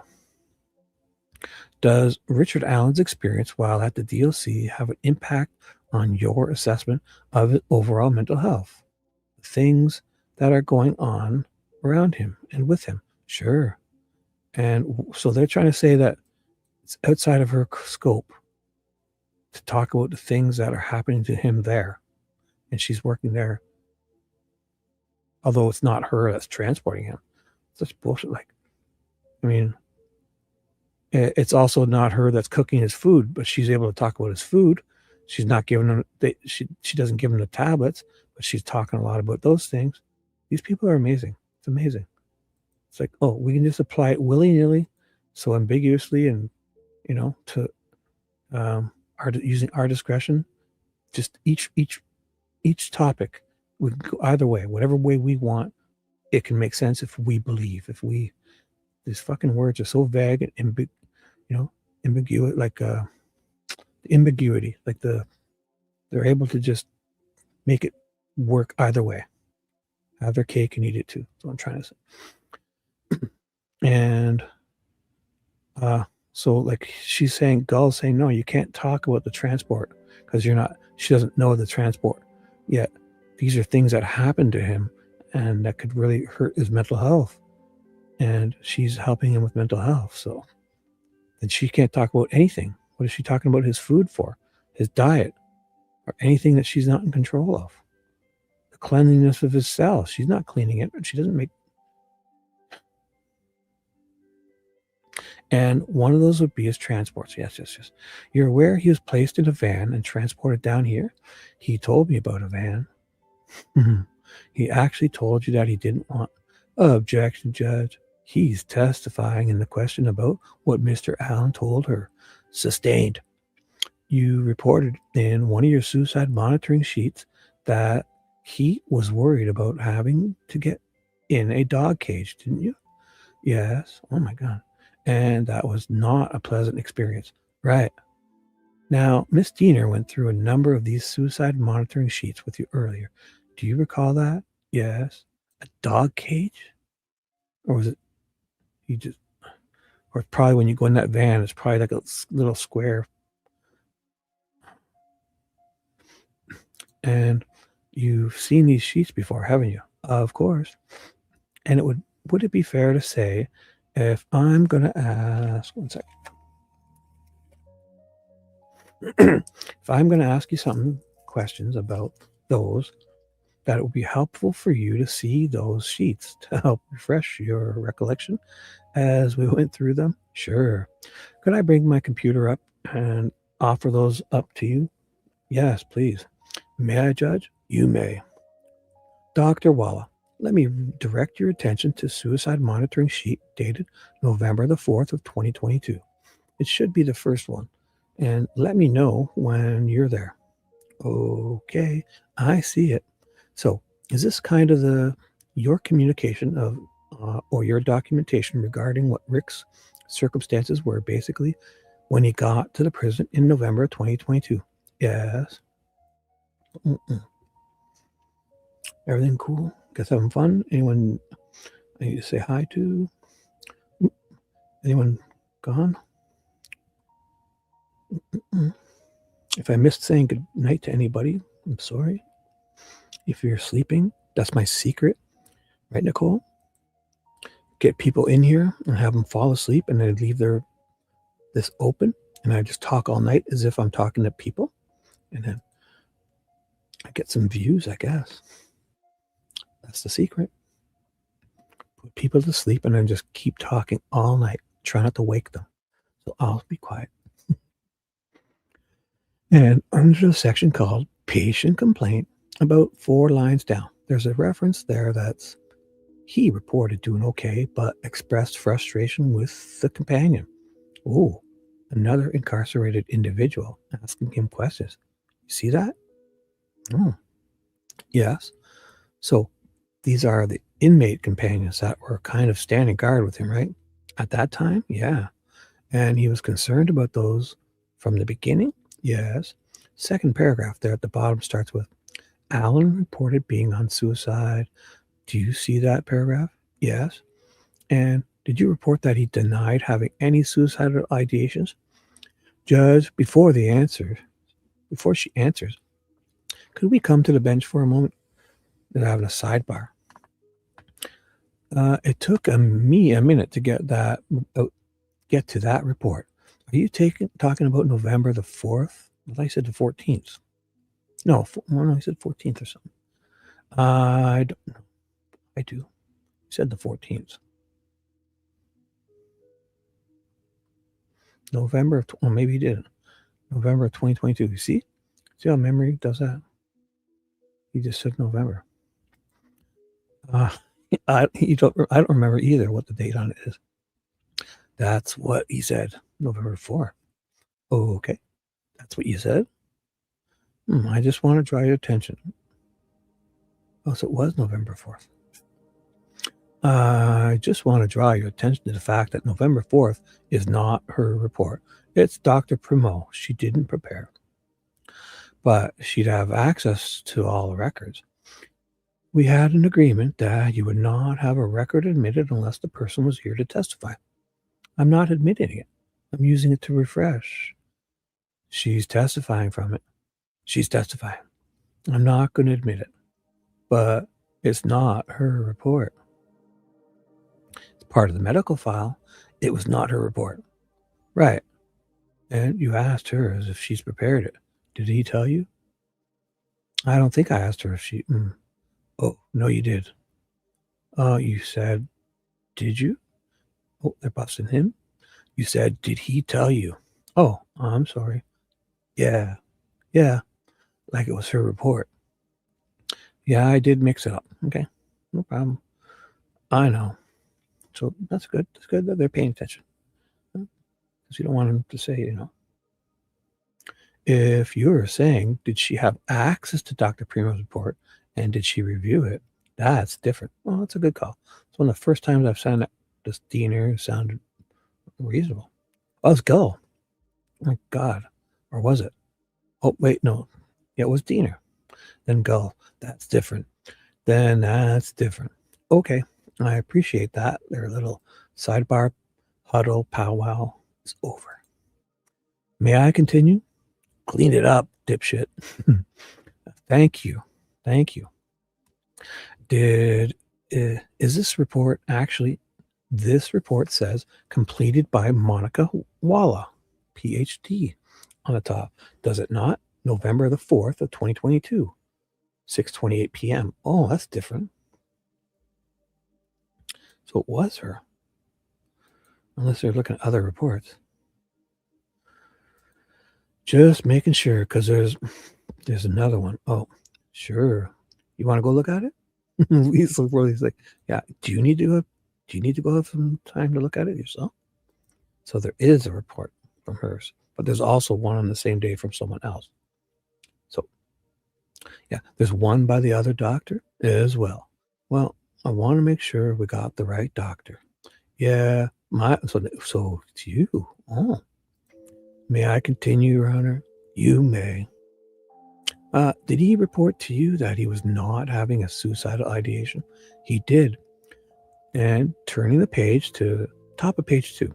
And did he report to you that he was struggling with his worries about what others thought of him? Yes. Kind of gets back to the dependent personality syndrome. Is that accurate? Sure, yeah.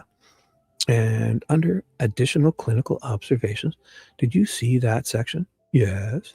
Oh, God. About 3 lines down on the right. Did you report that he complained about having to spend time adjusting to his safety kimono? He did. Directing your attention to the report dated November the 7th, 2022. Do you see that report titled Suicide Monitor and Evaluation of Suicide Risk? Should be the next report in your packet, November 7th, 2022. Okay. Do you see that? Yes. I don't see an author on here. It is. Oh, yeah, I do actually. Generated by you on the bottom of page 2, correct? Yes. Let me direct your attention to page 1, down under historical risk factors. Do you see that history of physical or sexual abuse? I see it. It says he has none, right? That's what he reported, but that's what the document says, right? Well, did he report that to you? Asked and answered, Judge. No, he didn't report that. Overruled. Good. She knew she had to answer to. Because she's writing stuff that he didn't report? Or the stuff on there that... I'm sorry, Judge. I couldn't hear you. Overruled. So, yeah, she's in your favor, dude. Oh, I remember this. Yeah. So, that's what he reported. But that's what the document says, right? Well, did he report that to you? Asked and answered, objection, Judge. And she answers, no, he didn't report that. Overruled. So she objects and Rosie didn't catch it. He's probably used to her saying sustained when it's their objections. Rosie's like, I'm sorry, Judge. I couldn't hear you. It's like, what? In our favor? Overruled. He did not report. That's what you said. Right. There were other times. Wait, so he did not report. That's what you said? Right. There were other times, though, when he talked about him being sexually abused that you reported in some of your suicide monitor reports. I don't think so. Okay. And then just below, there's a list of his history of mental illness. Is that right? Yes. And it references not only did he suffer from major depressive disorder, but he also was hospitalized, institutionalized in 2019. Yes. Directing your attention to November 7th, 2022. Suicide monitoring report. Is that your report? Yes. Okay. And specifically under patient complaint, November 7th, 2022. Do you see that section? I do. 2 lines down, did he report to you that he was hearing things that he was not used to hearing? Yes. Was he referring to the noises and the things that the other inmates are saying to him at the facility? That's how I understood it. Oh, well, it's pretty specific. Is it like a real noises, or are you hearing things in your head? She's like, that's how I took it. These people, but oh, okay. Second page, directing your attention to the second paragraph here. Sorry. First full paragraph. You see that? Yes. About halfway down, is it accurate to say that he was already stressed about what would happen to him when he got out of prison and how he would live the rest of his life? Yes. Because of these allegations? Yes. Directing your attention to November the 9th, 2022. Suicide monitor report. Let me know when you're there, please. I'm there. Under patient complaint, the bottom paragraph on the first page, do you see that? It says the writer corrected. Are you talking about 11.8 or 11.9? 11.9, ma'am. So we're skipping, I see it, the bottom of the page. Did Mr. Allen complain to you again about the things that people were saying to him at the prison? Yes. Tell the jury what kind of things he was complaining about. Oh, so custody staff confirmed other incarcerated individuals were taunting him, shouting, "Baby killer, we're going to kill you." And was that a consistent theme throughout his stay at Westville Correctional Facility?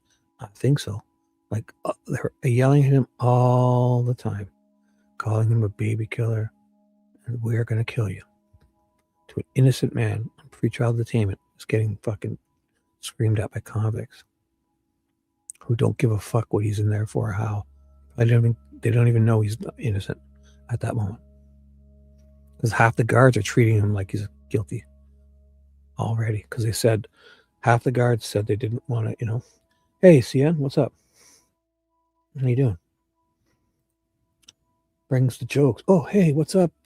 Ja, you came in here too, eh? Did I miss you guys? Look at you. Mimi's, look at Mimi's greeting. I was feeling like Dewey's sleeping, I guess. Did I miss anyone? CN's in the house. Ja Rule's in the house. Look at you guys. Good. Bring some of that fresh energy, because Nicole she's still awake.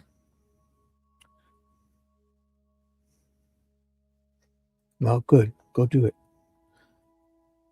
Anybody wants to talk about that? Go listen to Charles. I'll catch the replay after.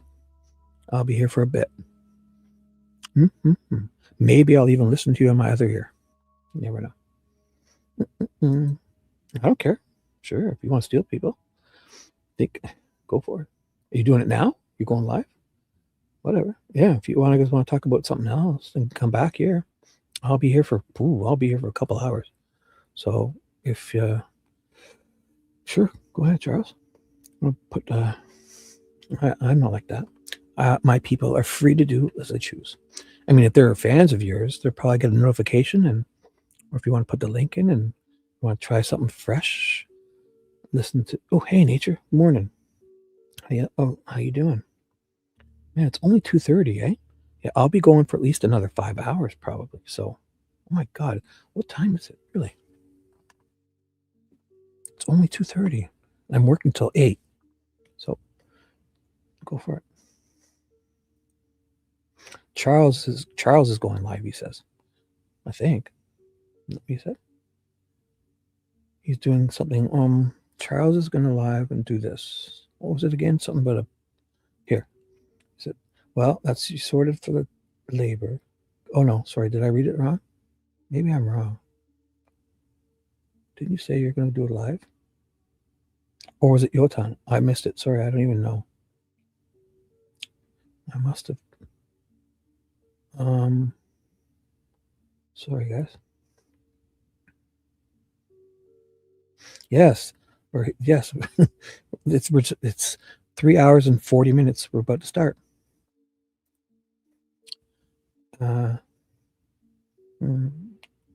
Yes, Charles. Got a massive serial killer governmental pedal ring live to do. Yeah, if you wanted to link it, go crazy. If anybody wants a fresh, I'm here. I'm here for 5 or 6 more. I don't want to steal you guys from the whole, you know what I'm saying? Like, don't, if you want to come and chat, but if you ever, I get it. I'm here a lot. And if you come in and even just say hi, I'm grateful. But I just don't feel, obligated or beholden. I understand if you need a break, if I annoy you. If I'm slow, you can come back and turn me on Chipmunk and catch up. Because as long as you can understand it, my charisma and charm will still be here, even if you listen to me in Chipmunk speed. Okay. Directing your attention to the November 10th, 2022 suicide monitoring sheet. Do you see that? Yeah. Is that your document? Did you generate that? Yeah. Under patient complaint, about halfway down, did Mr. Allen communicate to you that he thought that this was a psychological game meant to tear him down? Right. Yes. Yeah, he knew you guys were fucking with him way back then. You're trying to break him. Fucking the citizens of the United States allowed this Guantanamo type of treatment to an innocent until proven guilty citizen on pretrial detainment in a prison, maximum security prison. And they fucking not, nobody's objected to it, hardly. I mean, not that you guys don't care, but the people of Indiana, it's almost like if you went there to protest this, you were wrong because they had him guilty before this. Half those guards were calling him guilty. Half those guards didn't want to watch Richard Allen because of what he did. They even said it in their testimony. Directing your attention to November 21st, 2022. Suicide monitoring sheet, November 21st, 2022. 21st? Yeah. Okay. 4:12 p.m. Is that the document you are looking at? Yes. Directing your attention to patient complaint, the section on patient complaint. Yes. The bottom of that last 3 or 4 lines is there. Did Mr. Allen communicate to you that he felt as if he was being treated as if he were already guilty? Yes. Did Mr. Allen communicate to you that he didn't do this and that he told the investigators that? Yes. Did Mr. Allen communicate to you that he would never be okay with being in prison for something he didn't do? Yes. Directing your attention to November 22nd, 2022 at 4:10 p.m. Suicide monitoring sheet. Okay. Under patient complaint, 3rd line down. Did he describe to you that his trip back to Delphi was strange and scary? Yes. And that he was sitting in a box? Yes. Is that what we were talking about earlier with regard to the cage that he was transported in? Yes. Did Mr. Allen communicate to you that it was good to know that the evidence essentially didn't point to him? Yes. Directing your attention to November 25th, 2022. Is that your suicide monitoring sheet? Oh, okay. Is that yours? Yes.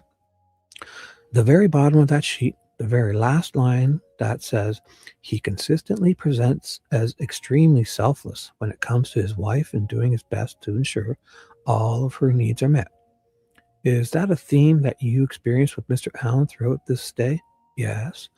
Directing your attention to December the 6th, suicide monitoring sheet. Are you there?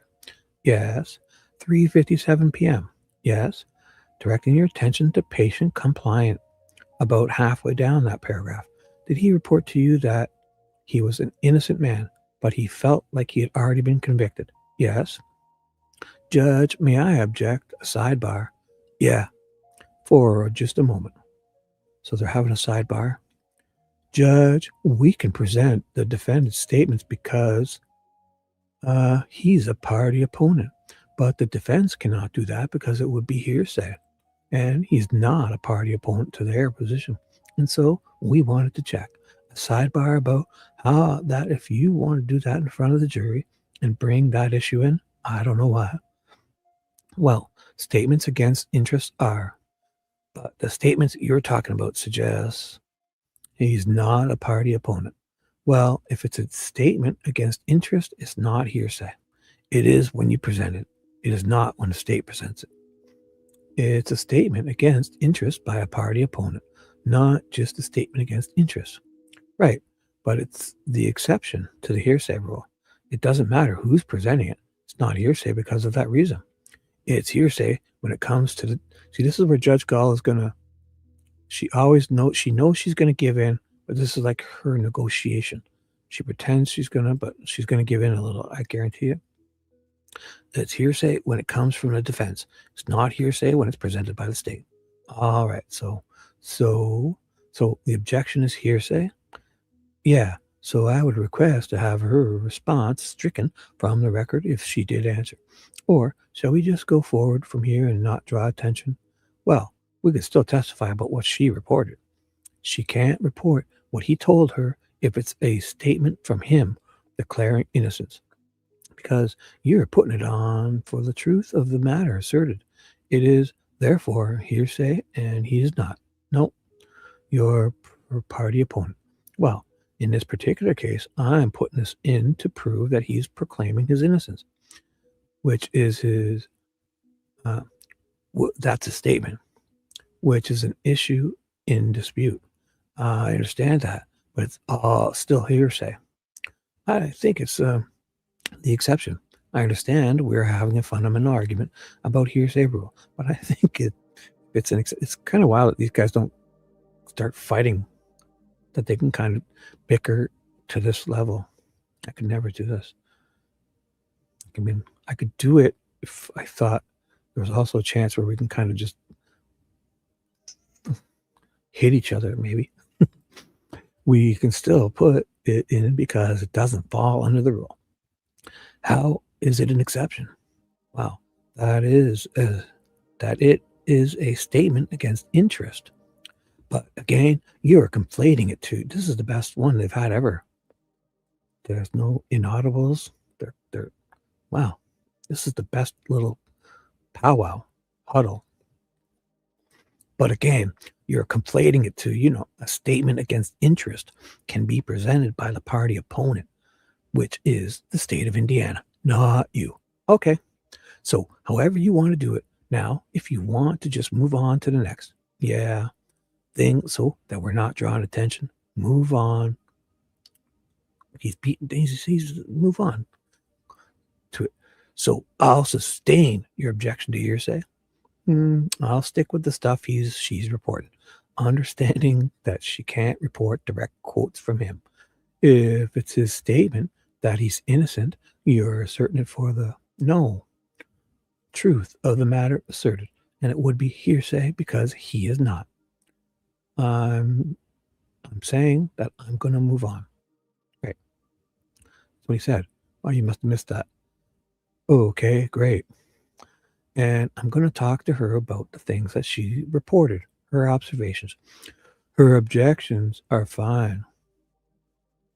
No, he said observations. What? Yeah, wait. So her observations. She probably meant observations. Her observations are fine. Yeah, that's all I'm saying. Nothing he says. Yeah, nothing he says. It's about her. What Walla says. I'll sustain your objection. Thank you. Thank you. May I continue, Your Honor? You may.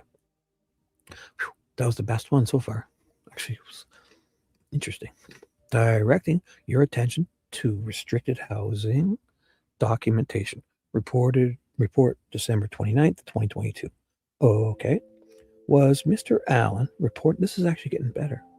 Not good, but I mean, you know what I'm saying? I don't want to make light of this. Was Mr. Allen reporting to you other frustrations that were ongoing in his cell at that time? Yes. Tell the jury what those were. He was unable to get a regular toothbrush on commissary. He was told he could not have his in-person visits with his wife. He was sleeping on the floor, not having a TV or desk, being unable to charge his tablet in his cell, feeling he's being treated worse than those who have been convicted of their crimes. Directing your attention to restricted housing documentation, January 17th, 2023. It's the next document. January 17th. Sorry, did I say 27th? I meant 17th. I don't even know. So it's January 17th, 2023. Yes, ma'am. Okay. You with me? Yes. All right. Is this another document that was prepared by you? Yes. And was Mr. Allen complaining about the conditions in his cell to you? Yes or no? Yes. Please. Please tell the jury what his complaint was. Judge, again, the objection was that the defendant's statements cannot be introduced by the defense for the truth of the matter asserted. I would ask that he rephrase the question. This is hearsay. Sustained. What complaints did you receive? He had not received a letter from his wife. He was missing clothing. So it's basically the same thing. He just has to... He was experiencing severe heartburn. I'm sorry. Could we have a sidebar, please? Because yes, so he asked her. He kind of, well, she's answering that way. He's asking her the way you want. They're not introducing it. She did. So Gall's got to jump in. I'm sorry. We have a sidebar, please. This is hearsay. I mean, yeah, but hey, he asked her. And that's how she answered. So fucking train her better. This is hearsay. I mean, that was the objection, and I have sustained it. I'm not asking what he specifically told her. I'm asking her what the complaints are. Which she's quoting him. She's saying what he said. I can lead her. Like, well, you've already been leading her. What he said is hearsay, period. Her observations of his behavior is not hearsay. So you should probably say, Rosie has to say, like, tell me if your observation is not what he told you or something. Okay. His comments to her, hearsay. Okay. All right. May I continue? Yeah. Were the concerns about ants, rodents, and things like that? Yes. In a cell, yes or no? Yes. Are those concerns that you get at the prison from other offenders as a psychologist, who treats offenders there? Yes. They're tearing this prison down, are they not? Oh, of course, she's not a construction expert. Although fucking Oberg can talk about fucking factories in Germany. She saw on video, read in magazines. Oh, Kelly. Hey, good morning, Kelly. Sorry, I gotta say hi to you guys. If I missed anyone, Dee Dee's back. Oh, yes. Fuck her life, Charles. Fishy's here still. I'm gonna do the fishy break soon. You have a video, Fishy? Or I have this one ready. I'll put it on loop. The Brad Adolf Holder. It's the one that has the goodbye. I finally found it at the end. It's the one about the, what you told me it was. I forget. Let me know. Or is there another one that pertains to this topic? Let me know. Dee Dee. Fuck Dee Dee's life, guys. Kelly's in the house. What's up, Kelly? Look at this. CN is cracking jokes. Love the jokes. CN is going to be the resident comedian, I think. Now that I'm not in chat, definitely gonna you're like in a league of your own there. I was watching the replay. I was cracking up watching your comments. Let it fly, bro. All right, let's do this. So Fishy's looking for because there's a new segment on the show. It's called the Fishy Intermission. It's called Shibby watches a Fishy Donate Create production that she allows or approves, hopefully pertinent to this crime. If it's short, I would put it in the loop and I would run to the washroom and I would make a coffee and I would eat. No, first I'll go and turn my kettle on. Then I pig out at my fridge, right? And then I run to the washroom and I touch my dirty wiener and then I wash my hands clean for Nicole because my wiener is so just dirty.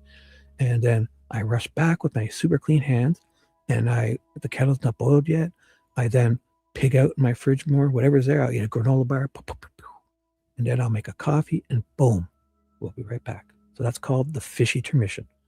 And it might be Brad Adolf Holder right here. Look at that mustache. Fucking loves it, doesn't he? Let me check chat. All right. The filthy, yeah. I'm going to leave that on the screen while I go. Maybe if I check my phone while I'm waiting, I'll be like, oh, man, my filthy wiener.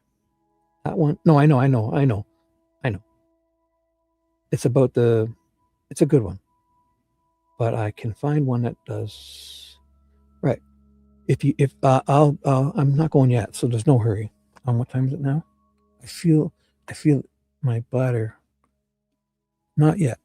I'm soon, within the next half an hour or so, I guess. Look at this one and her filthy emojis. And my filthy wiener and her clean emojis. That's it. My filthy wiener. This lovely, sweet lady, woman. My sweetheart. My doll. My sweetheart.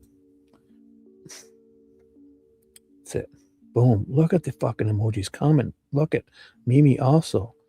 Yes. Perfect. Adolf Hitler. No, but that's just the one I found because it's got a great ending. Oh, check this out. You know what? If I'm not going to play this, check this out. And so please leave your thoughts and your opinions in the comment section. Did you see? What is this guy pointing at, Fishy? What the fuck is this guy pointing at? Is he wearing pants? He's got no pants on. He's like, fuck, check this out, guys. Look it down here. In the comment section below. Thanks for watching. Bye. Bye. That's the one. Boom. It's going to be my outro. We're going to do a duet. Thanks for watching. Bye. Bye. Love it. Fucking love it. So let's do this. No, because that's Fishy's. She says to do it. She insists I do it. That's a Fishy video. It's a Don't Hate Create Fishy special. She insists. She gets mad if I don't play her videos. She likes it when I go and empty my bladder and her videos play. It's official on this show. It's the Fishy intermission. The Fishy intermission. Oh, dude, right on. Oh my God. Anytime I want. Oh, and I stole.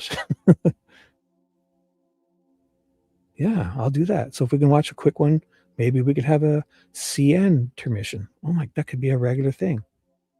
Just when I'm need to run for a quick break or something. So that's cool if I would ever play a quick snippet of one of your videos. Oh my God, thank you.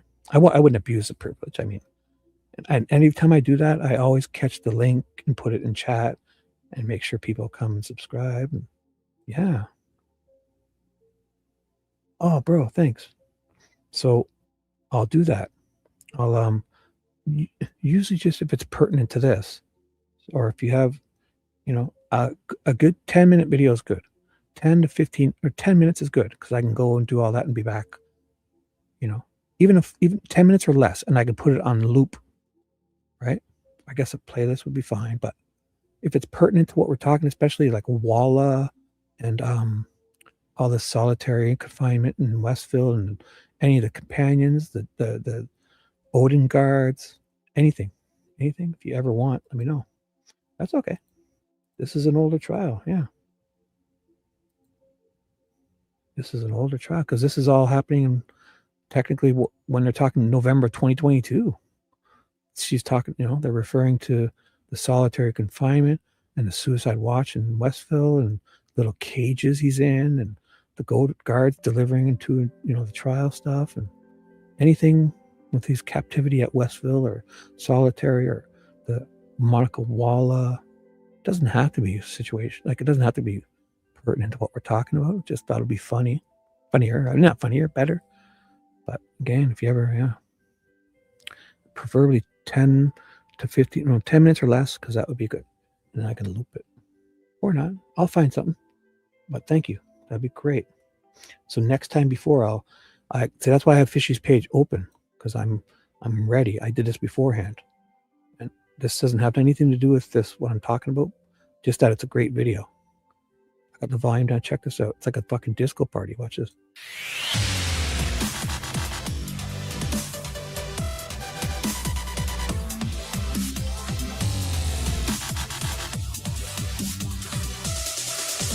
So I was listening to the Murder Sheet interview with Susan Hendricks, and there's a little fucking look at this.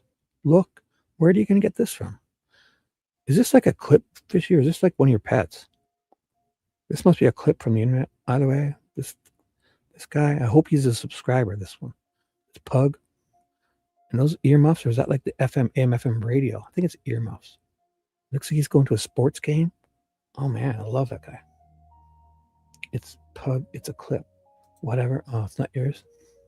I picture you sitting there. Yes. I mean, well, don't hate, create. No, Fishy? No. Don't hate, create? Yes.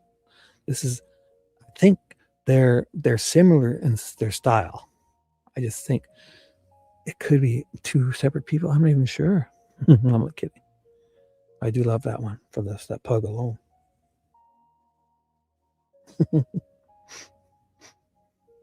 Oh, what did Charles say, you guys? You silly guys. Uh-oh. Fishy in case strikes for the... No, she doesn't. Yeah, I know you're laughing. Maybe you, but for me, she insists. She told me to do anything I want. I'm only kidding. But that's the one I like, this disco party. I forget what it's about. What Libby left for Kelsey at the trails. But did you put another link in and I missed it or no? Because if you see something, or I'll look at your page too, because I kind of know what we're, you know, I could do that now. Because it should be good to have something ready. How about I open this, a new tab. I go to your videos. So is there anything about, what are we talking about again? So Monica Walla and any of his captivity at Westville. Captivity at Westville. And I covered the that's the one you want me to play, but no, that's gonna come up soon. Earth, no. Fail, no. So we watched this the other night. This kind of has something to do with it. So, and the other one was better. Which one's the one where they, I don't want to see the bar one. The one where they talk about the guy in the car was good. The Confessions, was it? And this is the one, solitary confinement might be good. Although that's 29 minutes. Is that?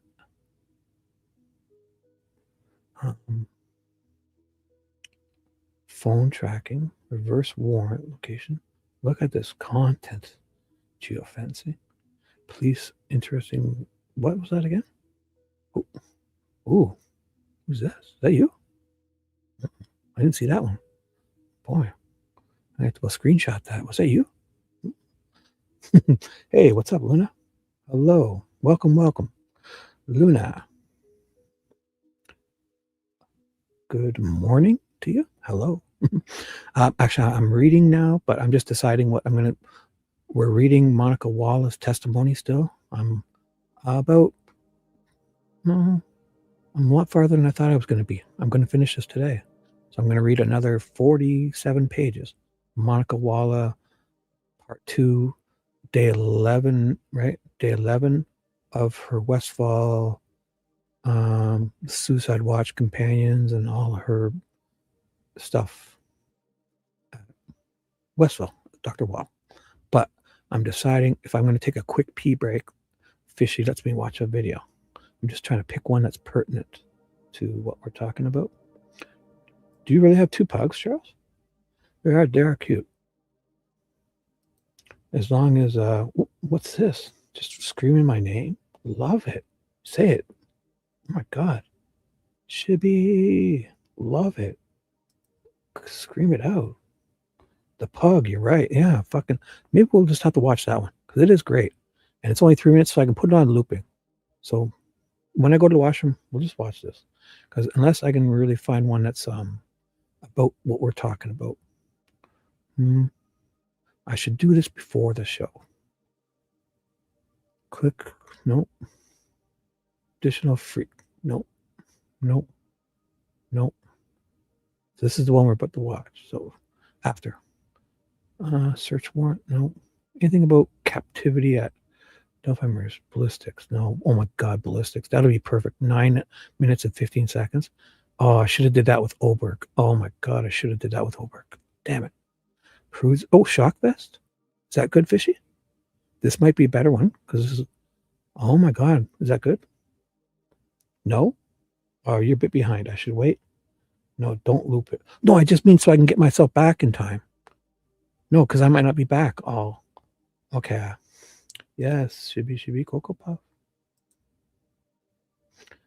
I want to only loop it so I get back in time because it's only 3 minutes and I need to run to the washroom and make a coffee. So I'll need a few minutes. I don't know. I can find a CN. But is this any good? Because we haven't watched this one. It's perfect, like 650.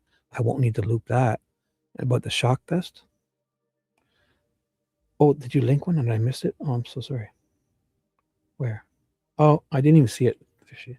I'm an idiot. Idiot. I'm on my other screen. Got it. Got it. So sorry. Which one is it? Oh, it's 32 minutes though. Dude. It's 32 minutes. God. But it's good. What's it about? Logic out the window. Ugh. That's a live stream. You noodlehead. I'm watching all that. Oh, is this the one that you wanted me to? Is this the other one? You got Gisela in there? Oh my goodness. That's 32 minutes, Fishy. I only need 5 minutes. 10 minutes max.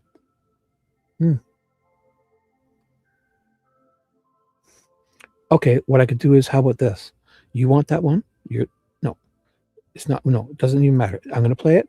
And what I'll do is I'll pause it when I get back and see if you guys want to finish it, or I can pause it and save it for a next break. So that's it. No, the Fishy intermission, it's your call, perfect. So here, I got it ready. Here it comes. It's on my other. Here, boom, there it is. Oh, did I hit play already? Nope. Sorry. So it's ready. The Fishy intermission is ready to go. I'll make sure the volume. Should I have the volume down halfway? Because some of your stuff is louder. Or should I put it back up to full blast? Should I put it back up to full or keep it at half?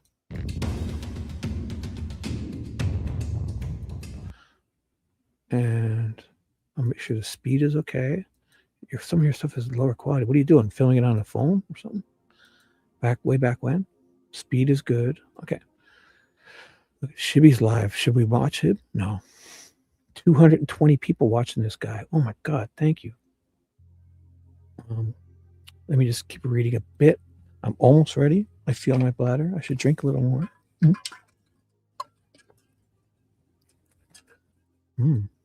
No, this is cool.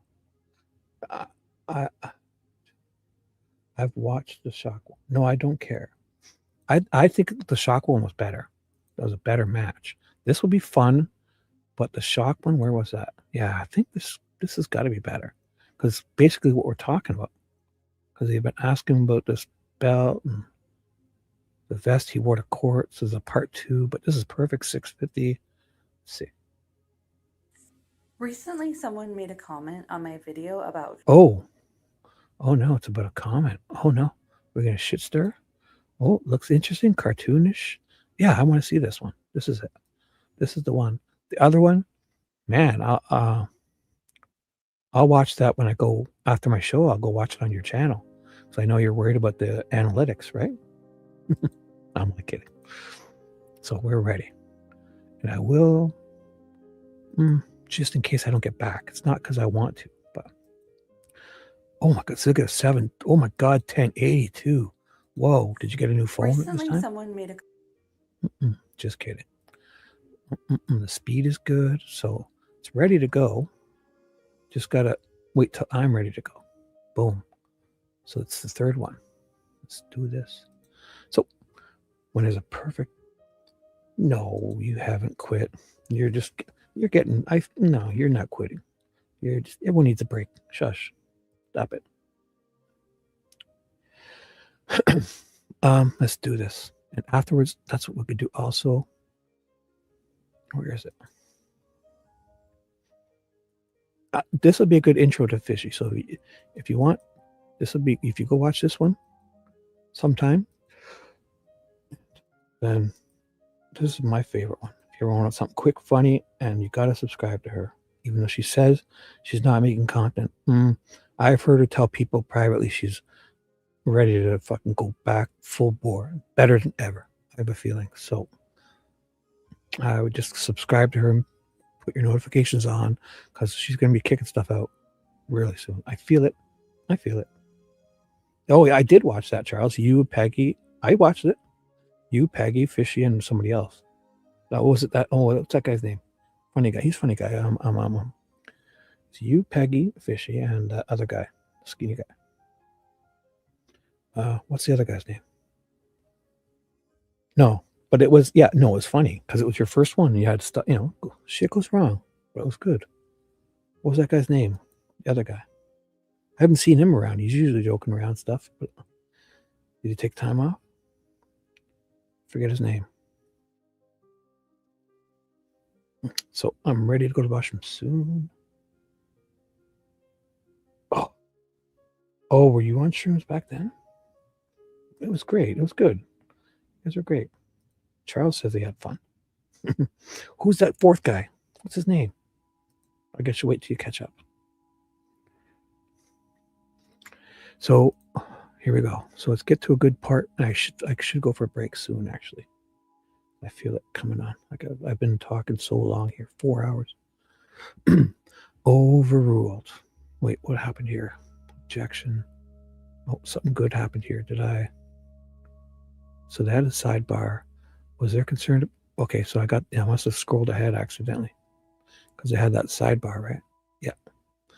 Were there concerns about, and I read this, but concerns about are those concerns that you get at the prison from other offenders as a psychologist who treats offenders there? Yes.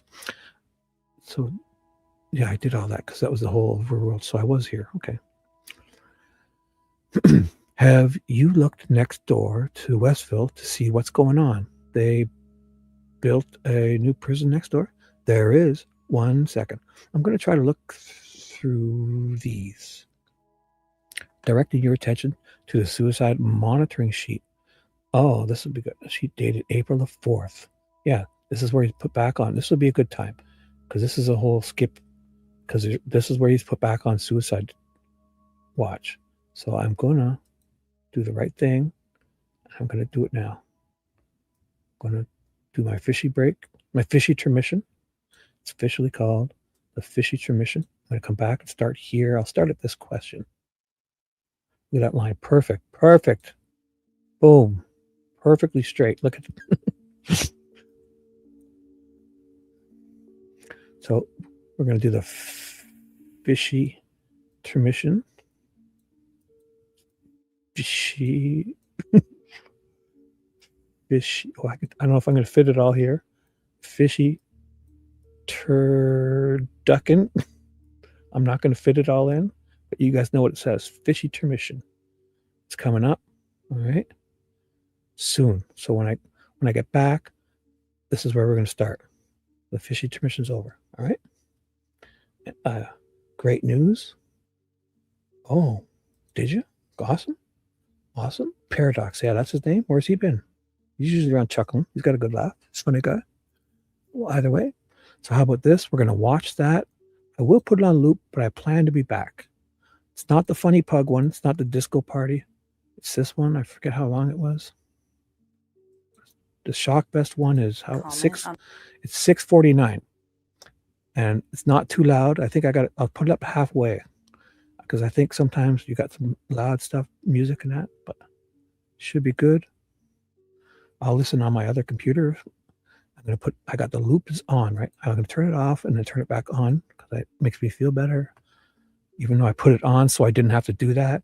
So then I do that, then I have to turn it off and then back on. So I should have just left it off, and I'm an idiot.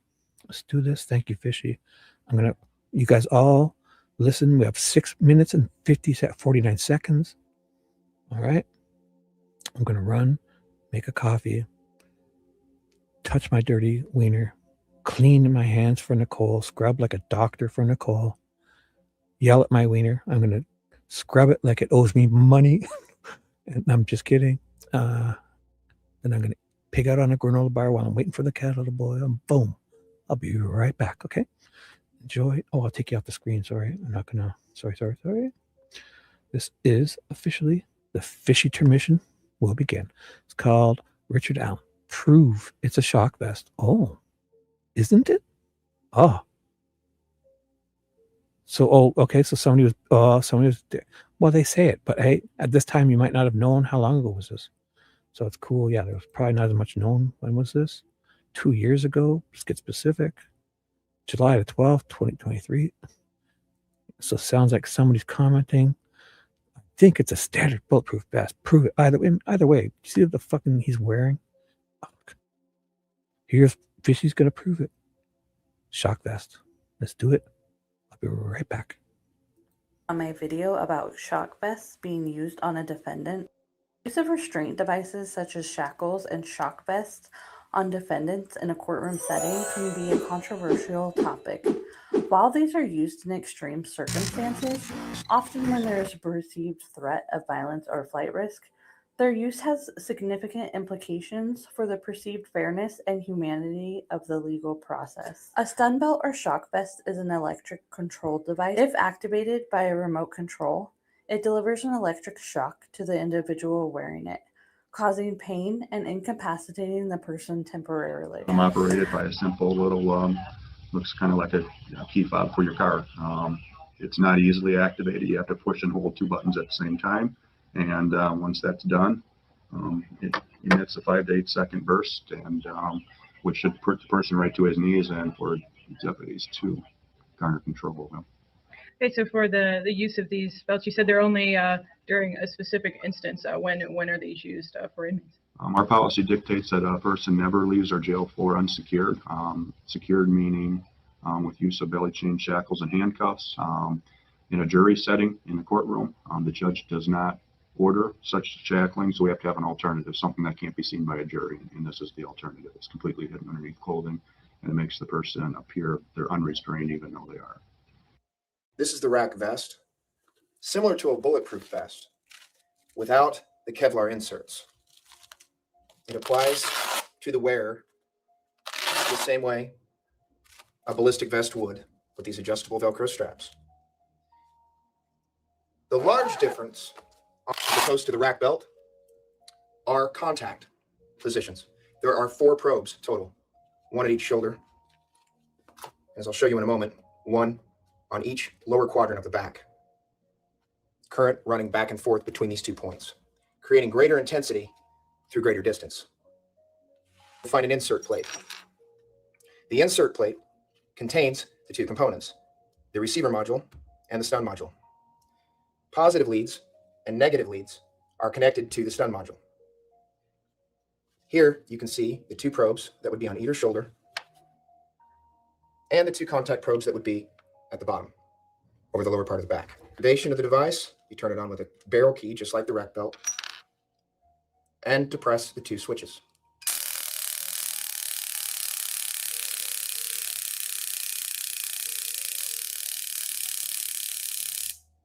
As with the rack belt, this is 50,000 volts and runs for approximately 8 seconds, allowing a window of time of pain compliance for officers to gain control of the individual. This is the rack vest worn by an individual.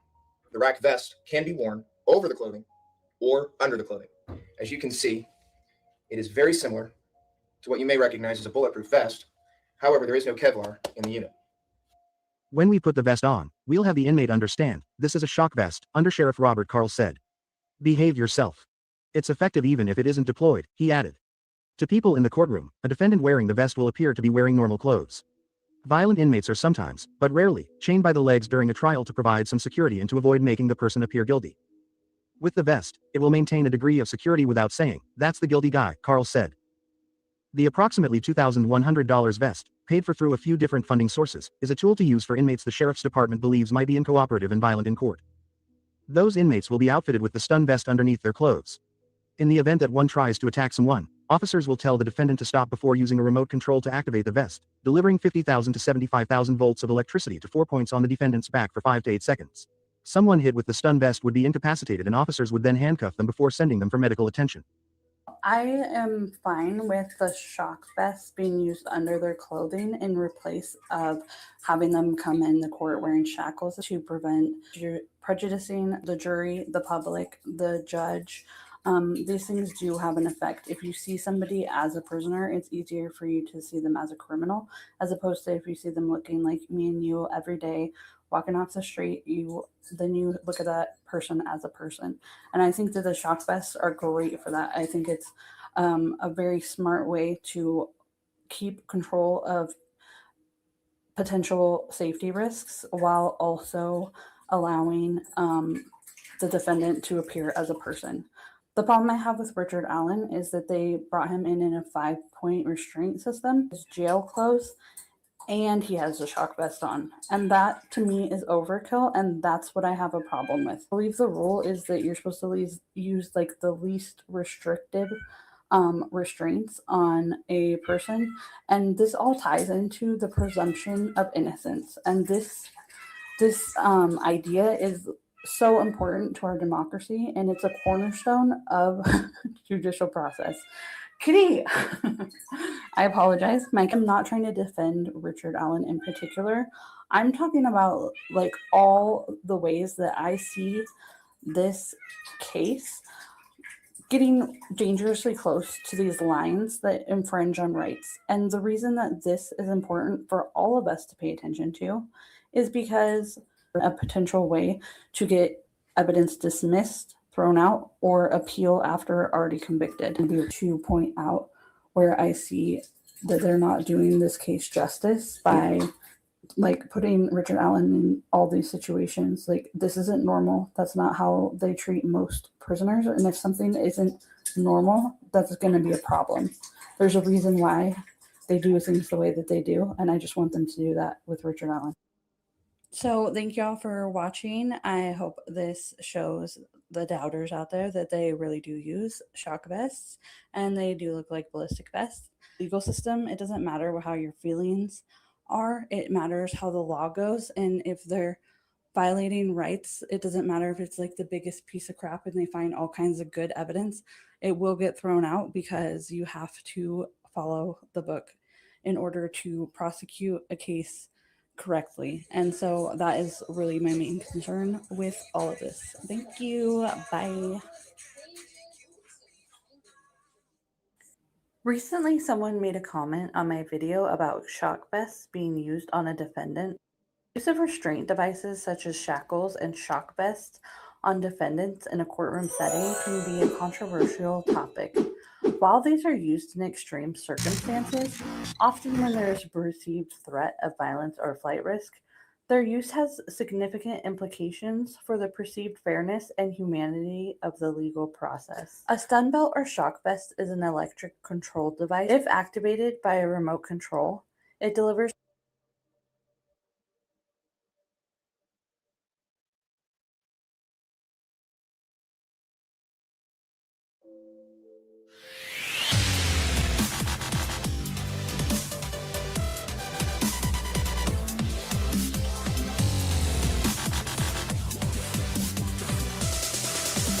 So I was listening to the Murder Sheet interview with Susan Hendricks, and there's a little part of it that I found very interesting, and I wanted to know what you guys think, so listen up.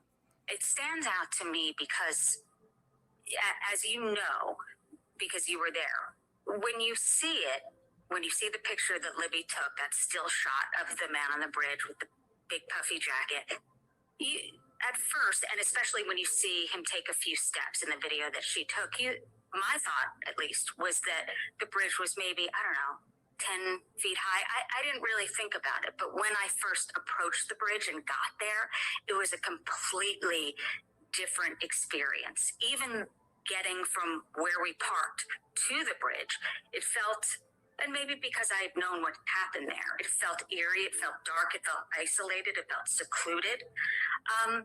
But again, you know, when you think about their ages, they didn't think of that. They grew up there. That was just a fun place to go, a fun place to escape. But my experience was that it felt very isolating, and it was freezing the day I went. We always talk about how warm it was for that area when Abby and Libby were down there, and it was a sunny day.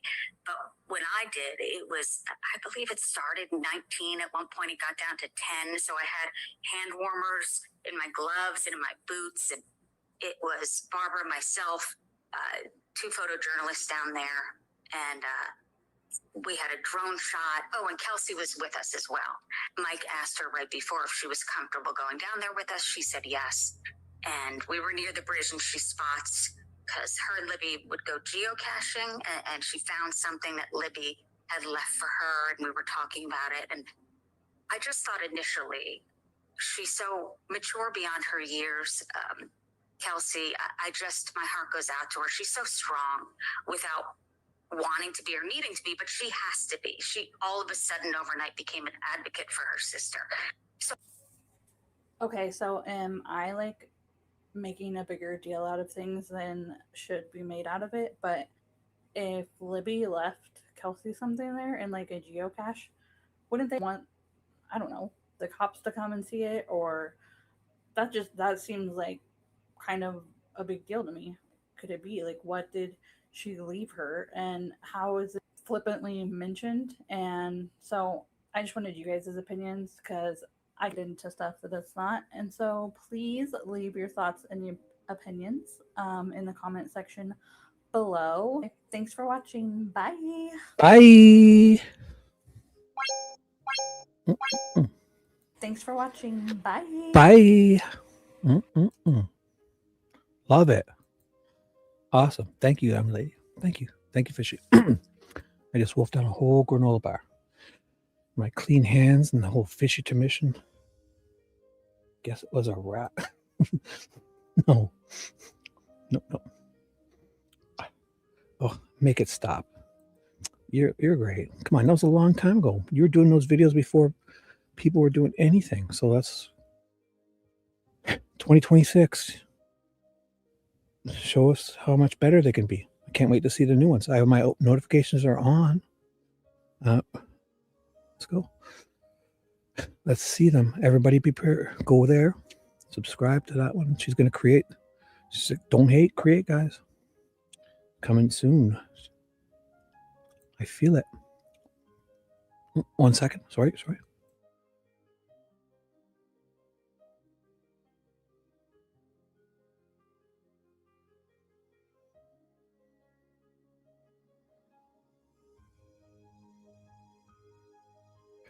And we're back. Bye. Hello. Let's do this. Where do I start? I'm not sure. Is it this? I can't tell. Boom. Look at that. The fishy intermission is concluded. So I was going to start here with this discussion.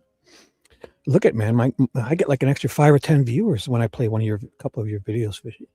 Oh my God, they come here and then they leave once. It's not. Then they leave when they realize it's not, what they thought it might be. So you fill the seats. That's for sure. You fill the seats. And away we go. Let's go. 1 second. So there's a switch was happening. What was it again? Oh, right. They got over the November. They skipped the end of December, January, February, and March. They say that they're not on. Basically, April 4th is when he's back on suicide watch. So Wallace says it, and Rosie skips it. They might cover it. So the end of December of 2022 to April the 4th, he's not on suicide watch, 2023. So the end of December 2022 to April the 4th, 2023, he's not on suicide watch. He starts back up on this date. And then on the 5th, all these guards start showing up to take the place of the suicide companions. And mostly from the 5th to the 10th, And when all those confessions happened, which I think were to the inmate companions, and they're lying about the guards starting at all those times, because everything sounded weird. And then on the 10th, his room is messy with discovery, because Wallace says that the companions are gone when he gets his discovery, and that's the reason, because the Gallipoot doesn't want them to get their hands on his discovery. So, but Rosie says by the end of March he's got the discovery. So, but then he's not on suicide watch till April 4th. So, I have a feeling that she's such a liar that they start on April 4th. The suicide companion inmates are probably there till like the 10th, when they then remove them because all the discoveries everywhere. And the 5th, 6th, 7th, all those stuff that was supposed to have been made to these guys. This guy got fired and didn't want to toe the line. This guy's a distraction from Wabash. This guy, Michael Clemens, Michael Roberts, James Early, John Miller, Brandon Fisher, Raymond Smith. I think they're all full of shit, and none of those confessions were made to them. In my opinion, these guys are all full of shit. And this guy almost tried to tell the truth and got fired and didn't toe the line. And every one of them's got a suspicious thing about how they started as a suicide companion, not as a Westville guard, because some of them had been there for 8 years. So if you ever go back, just read each one of them. Check my live stream when I did all these guys, every one of them. They talk about it. Each one is weird circumstances. Oh, I didn't fill out the paperwork, or the date is missing, or we backdated it, or the date got cut off. Trust me, here's what it was. Or we wanted it to be back at this date. Or Gallipoot came, I received it under the door on the 5th, but Gallipoot backdated it a month to say that he received it a month before the guard even received it to give to him. Every one of them. These fuckers are lying. They're lying. I bet you. And then on the 10th is when I bet you all the discovery was all over his cell. And when Walla shows up, he's outside of his cell. And that's, to me, the time that they put the guards on the suicide, because they just know that all those confessions, if they're made to those suicide companions, they're going to be, to use them, they've got to have been told to these guys. And I guarantee you, my fucking opinion, I can't prove it. Well, that's each one of them. They're talking about themselves. Like this guy says it. Oh, and Richard Allen is mimicking guard James Early, and he's writing it as himself, as if it's the guard. Every one of them has a few suspicious circumstances of when they started as a suicide companion guard, the date they started, and all their forms, how they're filled out. One of these guys has a form that was filled out by a Money Penny guy. Then he fills in all the stuff in the middle. Then Money Penny has the last line, and just each one of them, 2 or 3 weird instances, and I'm sticking with that. In my opinion. Let's do this. Oh my God, you okay? Did something happen? Oh, what's up, Mimi? Oh, Nicole, you okay?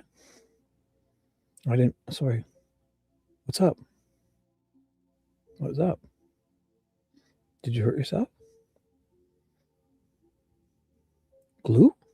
Did you cut yourself? Oh my God. Oh my God.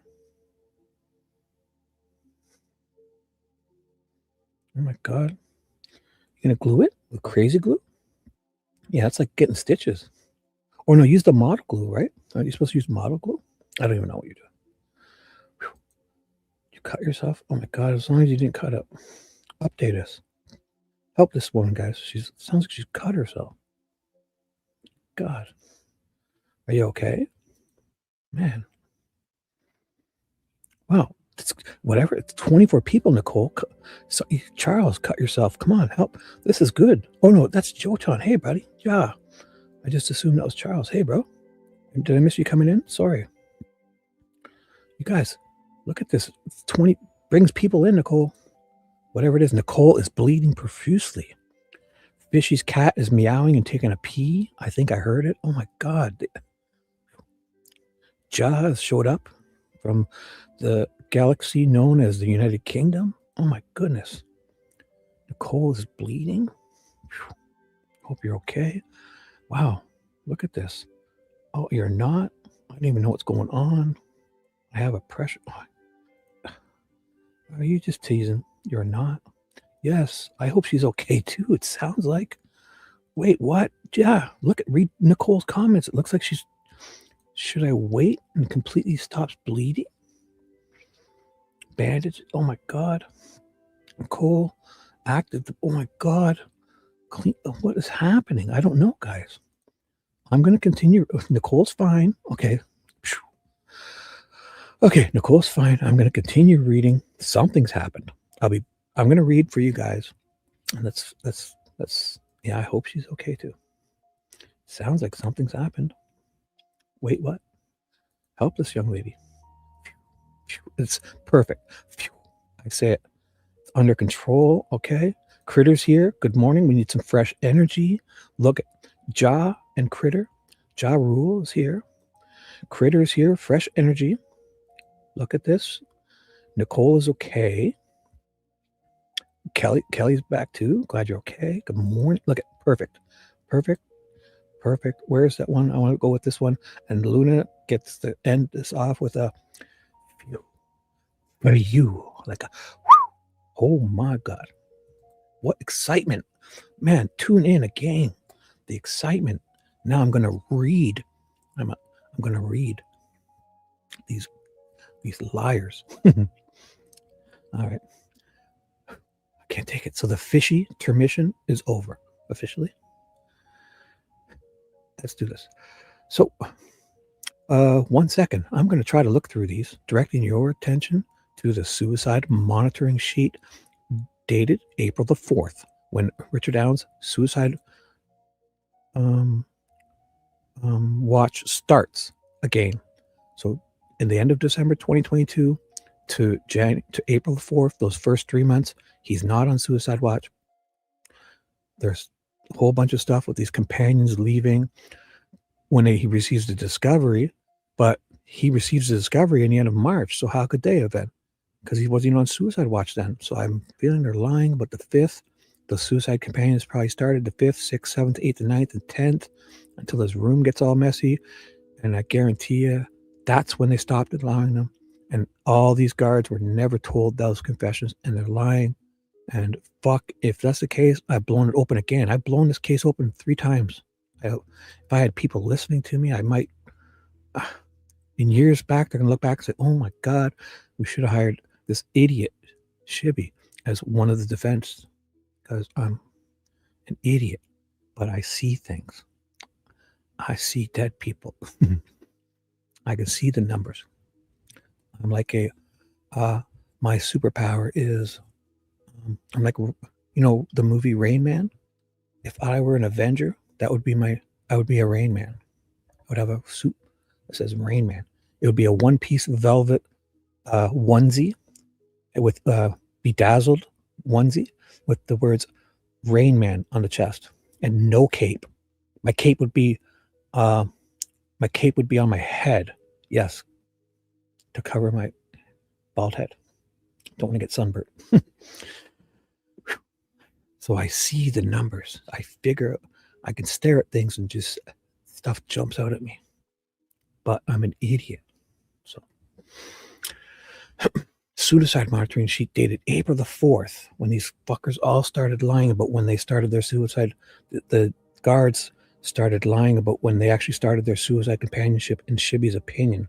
The 5th, 6th, 7th, 8th, and 9th, all those goddamn confessions and shit were not made to the, I bet you. Again, those are in chronological order. You with me? April the 4th, 2023, 11:15 a.m. Yes. Page 2, please, at the top. Okay. Did you observe clinical risk factors associated with Mr. Allen on April the 4th of 2023? Top of paragraph. So this will probably be about the reason why they put him back into suicide watch, I'm guessing. Page 2, like she's playing dumb, buying herself extra time, repeating the question again. Yeah, buy yourself some time. And so here comes her lie, unless we get an objection. Let's see. I feel a lie coming. I haven't read this. Page 2. Yes, under 4 and 5. April 4th. 4th. Repeat. Buy yourself another few minutes. Okay. Seconds. 2023 at 11:15. I don't think, oh, maybe she doesn't have it. I'm being too harsh. Uh-oh. May I approach? Yeah, you may. Showing you, well, she's on the computer. She's not on paper. Yeah, she might be because he didn't print this out because there's so many things. He's given her his laptop. So she's probably messing around finding it. Showing you what's the suicide monitoring sheet dated April the 4th of 2023 at 11:15. Yeah, right here, idiot. So maybe, oh, she's buying, I don't know. This one, duh, she's playing dumb. Okay. Second page at the top. Oh, okay. Did you observe some clinical risk factors with regard to Mr. Allen at that time? Yes. Tell the jury what those were. Look at this. Recent suicidal or self-injurious ideation. Oh my goodness. Fatalistic delusions or fantasies. Wow. Welcome to my nightmare. Is this a Shibby? This would be a great for my dating profile. Oh my God. I'm going to copy that. Put that with my dating profile. And that picture up here in the top corner of my dating profile. And this will be my, I like, what is it? Short walks to the refrigerator. And what is it? Long naps. And, what is it again? There's another one I like. I can't remember. And this will be my describe yourself in 50 words or less. Boom. Can't wait to hear from you, ladies. Totally kidding. Recent suicidal or self-injurious ideation, fatalistic delusions or fantasies. Believe that death will bring relief. No, not me. I want to live forever. Treatment, non-compliance, suicide notes are given away. Never. This is not me. I'll reword it. I'll have to reword it. I'll take your belongings if I'm hopeful. This is the exact opposite of Shibby. No, I'm sorry. I'm going to have to reword this, but I like the structure here. I think I can work with this. No more kidding around. Hopelessness and or helplessness, feelings of worthlessness, current insomnia. No, I sleep good and I eat even better. Oh my God, can't be me. With a poor appetite, shame or threat to self-esteem or guilt. Oh my God, maybe it is me. Intense turmoil, agitation, anxiety, anguish, or despair, and elevated anger. No, everything. No, I'm not angry. Nope, not me. Alienation. I love those computers. Is that what they're talking about? I'm just kidding. None of these. I would have to change these to elevated massage and or what would that be? Hospitality. That's it. Elevated massages, hospitality in my alienation. Right. Boom. Anything else that you might have missed that you observed that day? I don't think so. Direct your attention to April the 13th. Oh, we skipped a whole bunch of stuff. Why? Suicide monitoring report. This is about 3 reports ahead now. What was the date? April the 13th. It's a lot of repeating. It's like, I'm thinking she might be messing with the computer, but also that's what people do when they're buying time. I'm not sure. April the 13th, 2023, 3:50 p.m. Something's jumped. Okay. Are you there? Yeah. Second page, please, under patient complaint. Yeah. So the last 3 sentences there, did you draw some conclusions about the nature of Mr. Allen's disability at that time, on that day? I withdraw that dumb question. 1 second. Let's reword this. Let me make that easier. Let's forget everything I just said. Did you discover that he had a grave disability on that day? Yes. Oh, this is where they backdated. Oh my God. Is this what they're going to say, that she thought he was suicidal on this day, but it's going to backdate it? Oh my God.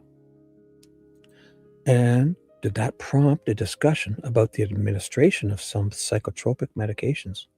Right. Involuntary medications. Basically giving somebody a shot, right? Yes. That they didn't want. Yes. Direct your attention to April the 20th of 2023, 12:31 p.m. Suicide monitoring report. About 2 reports ahead. Are you there? Not yet. Which one are you on, Mr. Rotzi? April the 20th of 2023, 12:31 p.m. April 20th, 420. 420, Spark a Doobie. Let's celebrate. 2023. Yes. Are you there?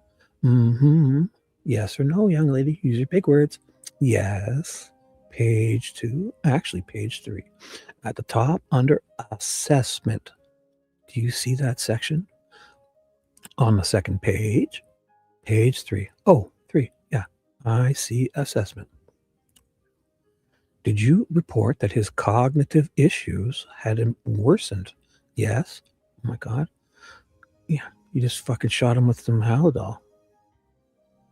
Guy could probably he's probably in a zombie right now. Directing your attention to, give me a second here, May the 11th, 2023 at 5:27 p.m. there. It's possibly in another file. I'm sorry. I might be in another file. So she's farting around with the computer.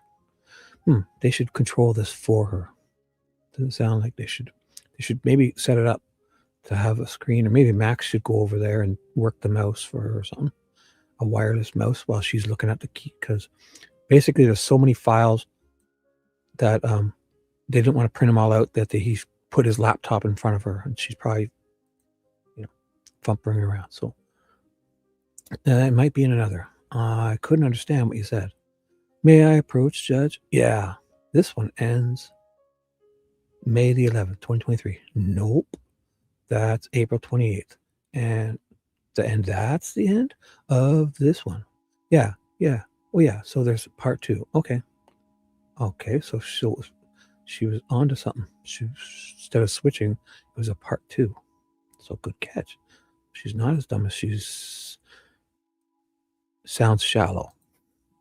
Oh, okay. 5:11. All right. Third page, please. Under mental status. Do you see that section? Yes. Did you report that he was preoccupied, or he had preoccupations, ruminations, and he was depressed and paranoid? Yes. Directing your attention to May the 18th of 2023 at 5:48 p.m. A couple of reports ahead. Are you there? I am. And under the second page, can I direct your attention to the second page under patient complaint? Second. The second page. Sound amazing? Okay. The second line. Did you report that he received his first or his second injection? Second, yes. Oh, because she's. Oh. All right. Let's talk about that. So, what is an injection? Oh, because I think he's received another one. What are we talking about here? Involuntary medication. Oh, okay. So, like I said earlier, it's like when you are giving an inmate a shot, essentially, they don't want, correct? Yes. And this is the second time that Mr. Allen has been involuntarily medicated on or about May the 18th, 2023, right? Yes. Is it accurate that that's a Haldol shot? Is it? It's probably, yeah. Oh, okay. Or something similar to that? Yeah. And is it accurate to say that those Haldol shots essentially are supposed to last for 30 days? Holy fuck. How does that happen? It just stays in your blood for 30 days? Or is it like a little thing that keeps giving you stuff and you're like, oh my God. So this one on May the 18th, theoretically, would have extended in sometime into June, right? Yeah. Do you recall giving a Haldol shot in June as well, extending into July? Judge, I would object. He indicated that he's given him she indicated that he indicated that she has given him a shot. I don't think that's accurate. Sustained. Okay. So she's not physically poking it through his skin. That's all that bugs Diener. Get it right.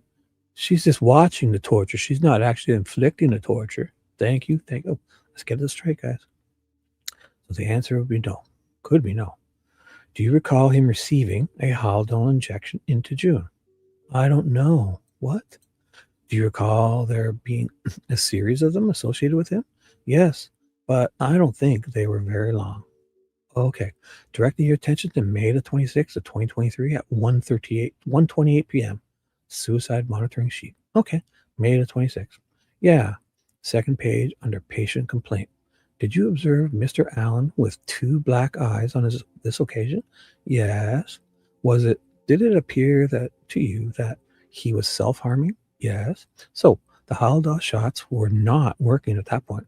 Is that an accurate conclusion? I don't know. Could be. I don't know. Okay. By the way, you testified earlier that you don't have anything to do with his medication regimen. I don't. You don't know anything about when he was taking meds and not taking meds. That's what you said, unless he told me or unless someone reported to me that he was refusing. So, as a treating psychologist, it's not important for you to have a background in terms of, or to have knowledge. Yeah, she did this once before. She's like, didn't care about his meds. And she should be the one, because she's talking, or to have knowledge about the medication regimen of your patient. Sorry, 1 second. My mouse is a little messed up here. Perfect now. Sorry. She doesn't. Oh, what? Okay. So knowledge about medication regimen of your patient.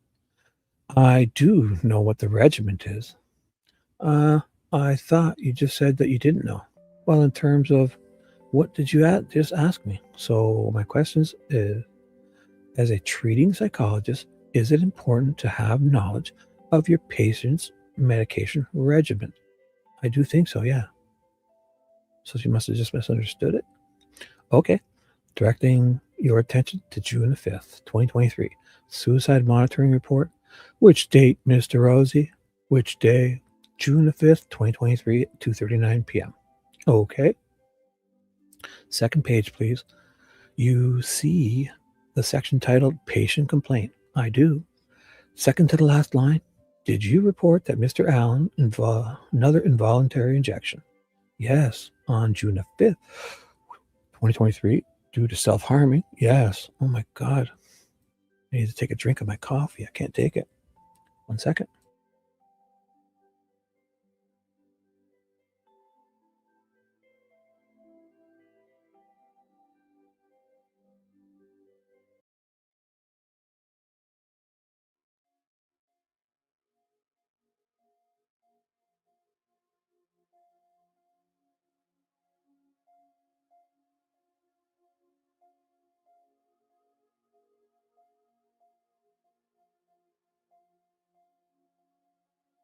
And we are back.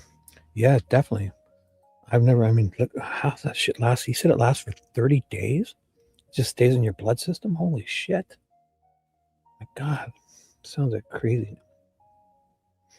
I think he's going to catch him in something. It's probably something I should remember about this.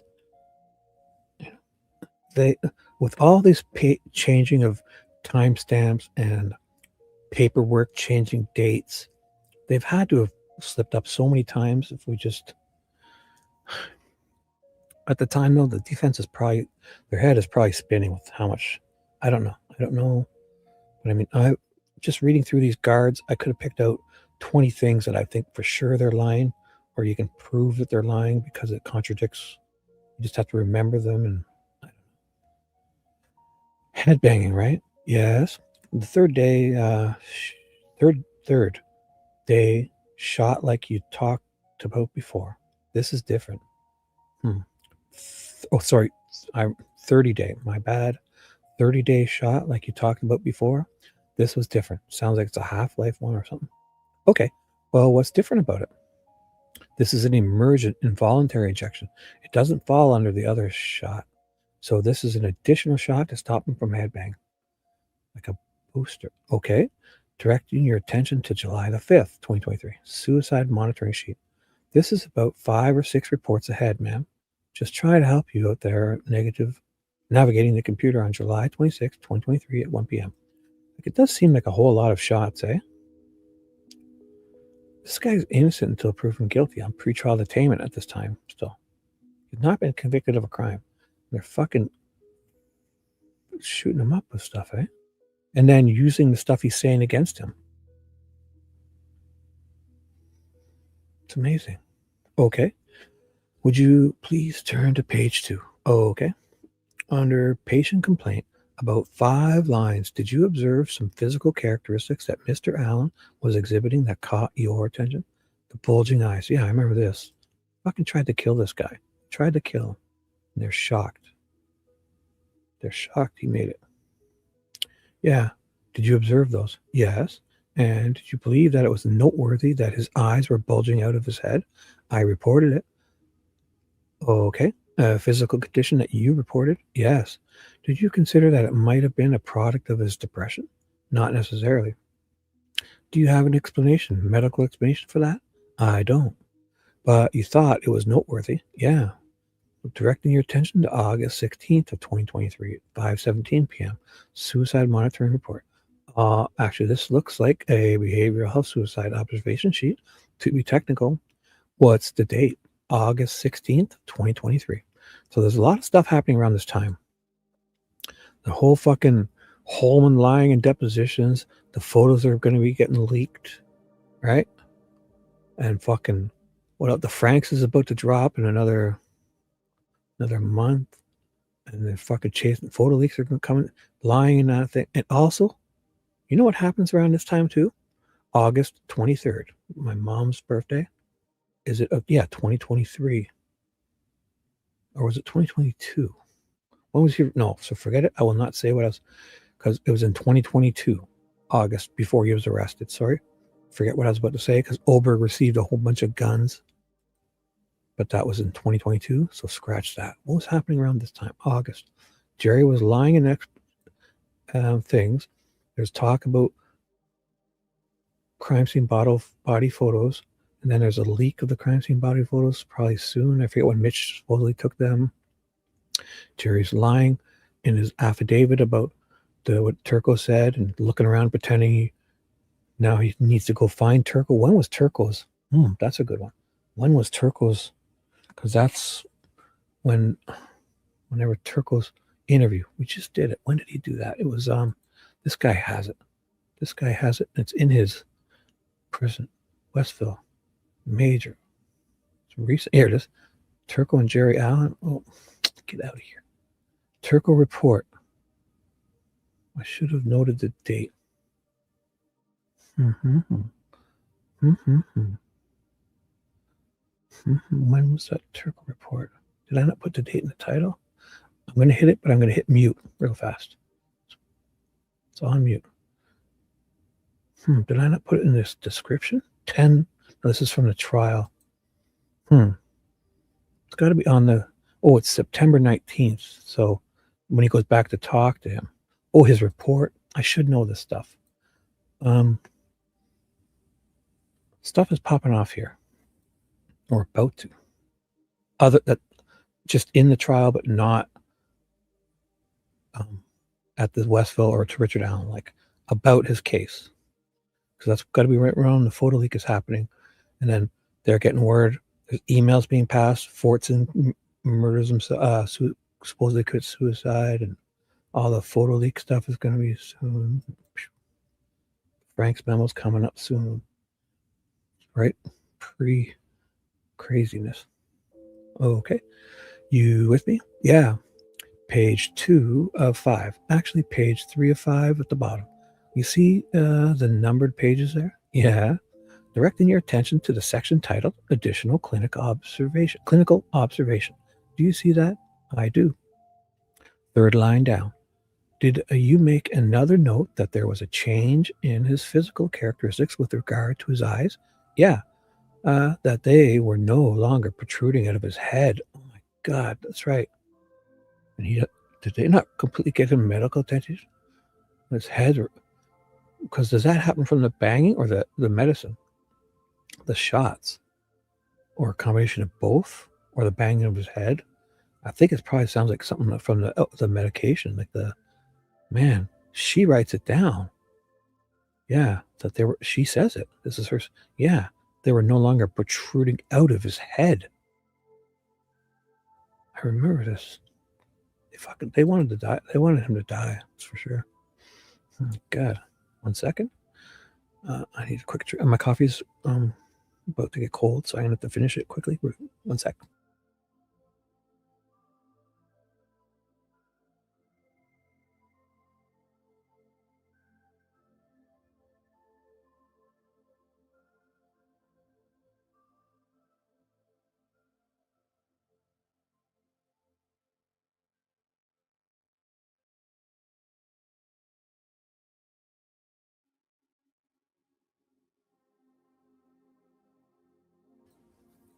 Oh, I chugged it. Perfect. Everything's perfect. I was qualified to give medications in my old employment. Cool. But this is it's not about the qualifications. I know, but this isn't about this is he's not convicted of a crime. He's waiting to go to trial. Remember, at this time he's a pretrial detainee awaiting his trial, not convicted in his whole life. Never ever before convicted of a crime. And he's been shot up 3 or 4 or 5 times already. So he's innocent until proven guilty. His trial hasn't even started yet then, right? They're talking about, what was that date again? August something.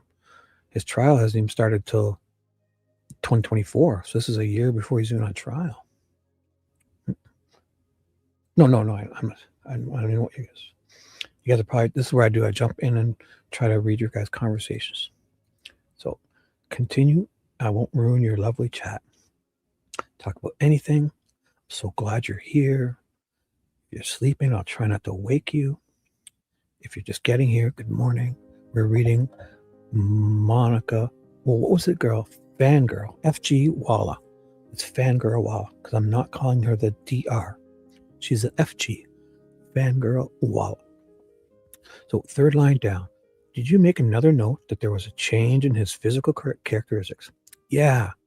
Oh, I've got to fucking read that. This is where I should be highlighting like responsible investigative reporter. Kaboom, because I'm going to be looking for that again. God, I believe she says that, eh? Like, I mean, she just writes it down. Did they not get treated? Yeah, his eyes were no longer protruding out of his head as they had been for weeks or months now. Oh my God. What does that mean? What does that mean? Does any of you guys medical professionals types? What does that mean? His eyes were, was it the medication or the both of him hitting his head? Like, or is it the medication? What makes your eyes bulge? Oh my God. For weeks, she admits it was for weeks or months. Like, isn't that something like you should be like in emergency care for or something? Eyes are bulging out of your head. Holy fuck. Was that signs of overdose? Would it be? Oh, you heading out to work? Ugh. Be one of those weirdos that goes to work in the morning and gets ugh. Have a good day. Get your butt back here and watch the replay. I'll probably be back on again tonight. Have a wonderful day. If you're leaving, be safe. So, overdosing? What about the banging of the head? I guess wouldn't help, right? Yeah, it definitely sounds medication related, like drug related. Fucking eyes bulging out of his head for months? What is it? Weeks or months? Holy fuck. Oh, okay. Bear with me for a second. Like, shouldn't somebody be in an emergency center if your eyes are about to bulging out of your head? May I approach the witness, Your Honor? I'd like to show her the suicide monitoring sheet for November the 8th. It might take her a while to find on there, so I'm just trying to move it along. All right, you may. Just referencing the suicide monitoring report from November the 8th of 2022. Oh, okay. This is an old report, obviously from back. Would this have been in the medical file that you would have had access to? Yeah, it would have been in the medical records that we can all access. Kind of an intake document, basically. By nursing, though. What's that? Nursing? Oh, okay. What's it show Mr. Allen's height to be? 5 feet 5 inches. Oh, yeah. 5 feet 5 inches. And how much did he weigh at the entry of November? 173.8 pounds.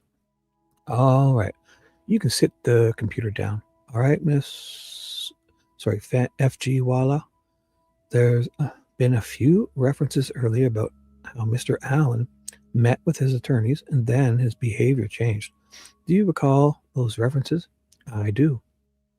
And those references were also tied in with his receipt of the discovery we talked about earlier. Oh, goody. Because this is the bullshit. Remember, what we're going to pay attention to here is when he receives this discovery, Rosie has said the end of March and beginning of April, and she is saying that those inmate suicide companions were removed when he received it because they didn't want them getting it. But then the guards he starts on the 4th of April, the suicide watch.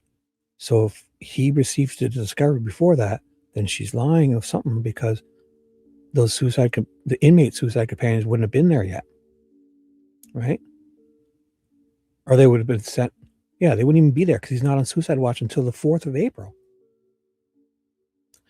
And March is before April. So if he's receiving discovery in March, the end of March, and she says that the suicide companions were removed because of that discovery when he received it, and then he's not on suicide watch until the 4th of April, what were those people doing at his cell? Because he wasn't on suicide watch. They just fucking put companions there to poke him and get talking. That's fucked up. And those are inmates. And then they're all talking about going back to general population and telling their friends and family on the phone and visitation, talking about this. And then there's all bullshit about the April 5th is when all the confessions really start. 4th, the 5th, 6th, 7th, 8th, and 9th. And they want us to believe that all those confessions were made to these dipshit guards. Each one of them starts their suicide companion watch. The guards, even though they're employed already at Westville, they're starting their positions of suicide companions, officers, on all those days. And I think it's all bullshit. Each one of them starts, and it's crazier than the next. There's always something with their filling out of paperwork, or the date they started, or backdating, or the date missing, or it's filled out incorrectly, or it was supposed to be the day before, or adding addendums. Every one of them. Some guy, this one last guy, has some money pennyworth something. Money Penny last name, other guy. Some other guard fills out the paperwork. And one guy, he fills in the whole sheet. And then this Pennyworth guy is also filling out the last line. Every one of them. So this guy, Galapoo's the warden. Ethan Drang is, he got fired, and it almost sounded like he wanted to do the right thing and didn't really lie for them. And this is part of the reason why they put him first, to get that out of the way. Everyone in between, Clemens, Roberts, Early, Miller, Fisher, Smith, those are all, I think all the confessions were made to the inmate suicide confessions, and these guys are lying about being there. And then on the 10th, don't forget, not this 10th, but the 10th of April, 2023, when Wallace says she finds him out of his room because he's strewn all his discovery all over his cell, I bet you that's when those suicide companions were removed, the inmate ones. And then to have all those confessions stick, they want to make it look like it was said to all these guys.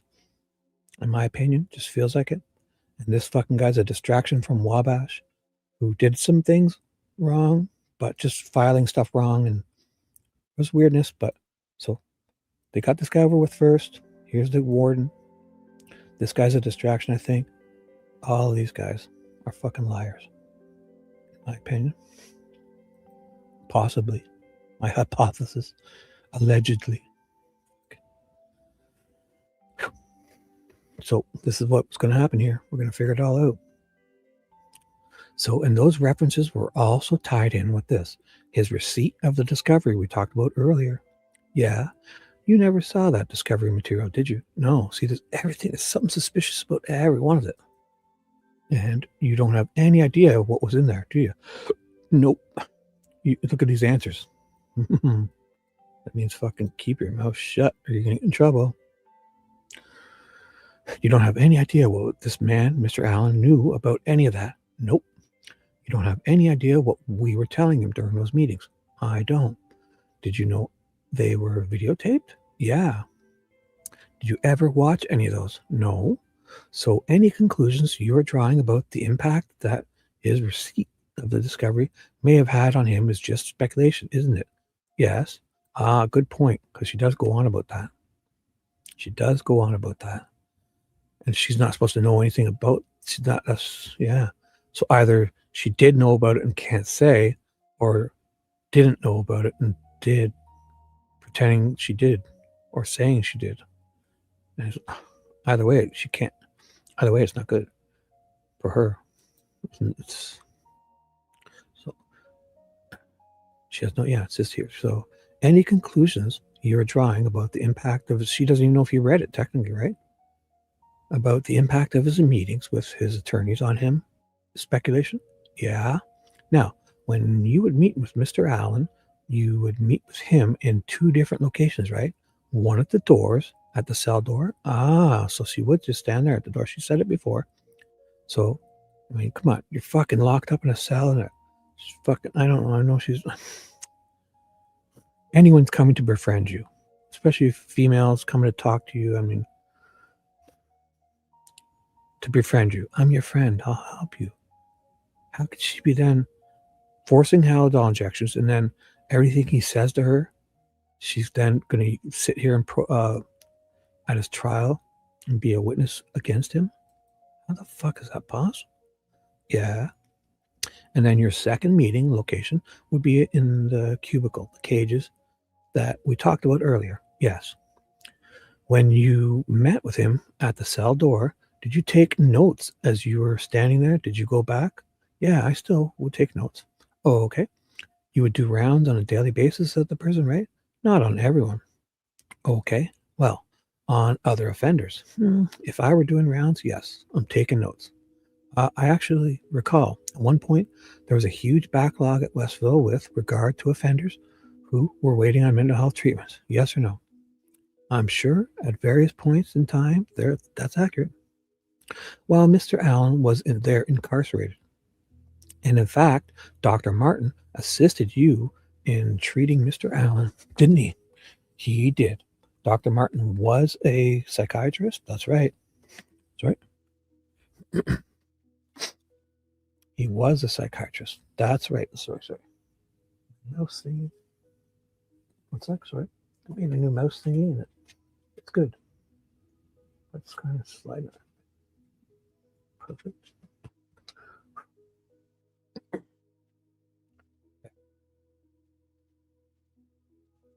He was so I'll read this again. While Mr. Allen was incarcerated, and in fact, Dr. Martin assisted you in treating Mr. Allen, didn't he? He did. Dr. Martin was a psychiatrist. That's right. They will often administer medication. Yeah. Dr. Martin actually came from ISP. Wow, the prison up in Michigan City. He did. ISP is Indiana State Police. Those facilities are fairly close to each other geographically. They are. One of the reasons why he was there was to try and reduce the backlog of offenders that were waiting on treatment. Yes. So when you're doing rounds, you don't have a lot of time to sit around with any inmate, including Mr. Allen, and have long conversations, do you? No, not the rounds. Are there days when you would see maybe 40 or 50 offenders in a day? If you're doing rounds, that's possible, but not individuals. But if you're doing the rounds, which is when you would be meeting with him at his door cell, yeah. So you would have been taking notes, whether you were at the door cell or at the cage, right? The cubicle thing in the cage. And at some point, you would have reduced those to writing. Yes. I'm sorry, to typing, like they would enter them in typing. Sometimes that would happen shortly after he took the notes. She would add stuff to it. I don't know. Sometimes the next day or two. Right. Convenient. And then you destroyed those notes, didn't you? Yeah. And in fact, we talked about this before, but that also was in violation of one of the APA guidelines, wasn't it? Yeah. How many times, Fishy, one of your friends, I don't know if you're still listening, I won't tell you who, but I remember someone quoting that was fucking simping for Walla, saying that was standard to do. They were so sure of it. But it's not, because they shouldn't have done it that way. There are a lot of people who were simping, saying this was what normal to do. I wonder why they would push that so hard. And in fact, we talked about this before. That was also in violation of one of the APA guidelines, wasn't it? I'm really not sure. You have no idea. Okay. Well, we talked about this at a prior hearing, didn't we? Crickets when I asked about it. No one had an answer for me. Okay. But I showed you the guideline, didn't I?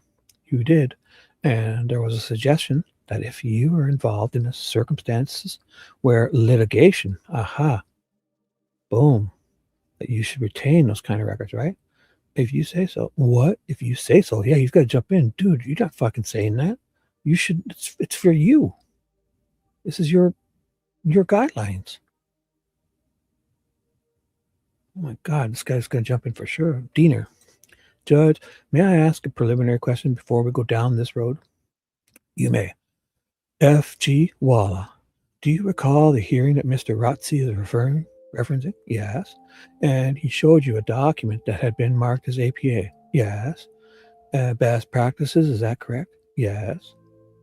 And when he asked you questions about that document, were you permitted to read the entire document? Oh, I don't think I read the whole thing. Oh, you weren't allowed to, you think? You think you would be refused, eh? It was a lot of pages, was it not? Right. And when Mr. Rotzi asked you those questions, did he? So you should. He come up and show you a highlighted portion and asked you about that highlighted portion. Judge, this sounds to me like a cross-examination or redirect, not foundational. I'm trying to show that she didn't have sufficient knowledge of the documents when she was answering the questions. Okay, so what is the objection? That Mr. Rotzi is asking her to provide a response based on the complete import of the document, rather than just the portions he showed her to read. Sustained. May I approach? Or let me ask. I'm sorry, may I ask another question? Yeah. Did you tell me that did you acknowledge that the best practices were to keep those notes? If that's what your documentation said, then yes. What? Yeah, let's refresh your memory. You want to be like this? You sure you want me to do this? I can embarrass you now, or you can just admit it. Basically, that's what this is. She's like, oh, if that's what you're talking, like, she knows. And if she didn't know before that, she should know now, because he taught her this already once.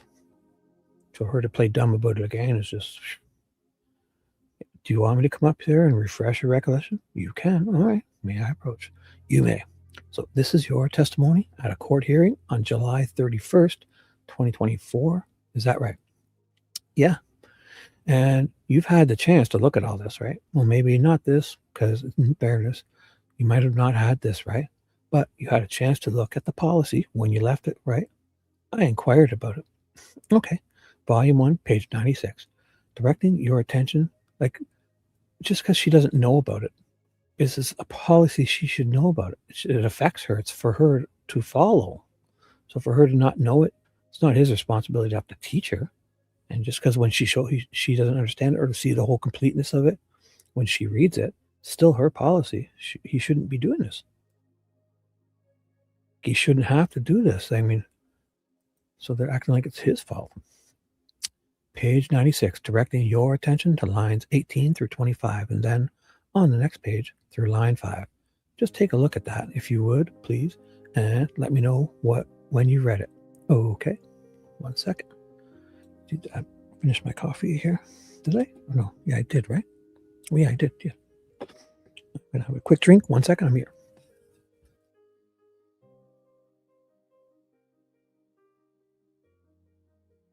And we're back. Exactly. Oh, you going to do some chores for a bit? Yes. Yes.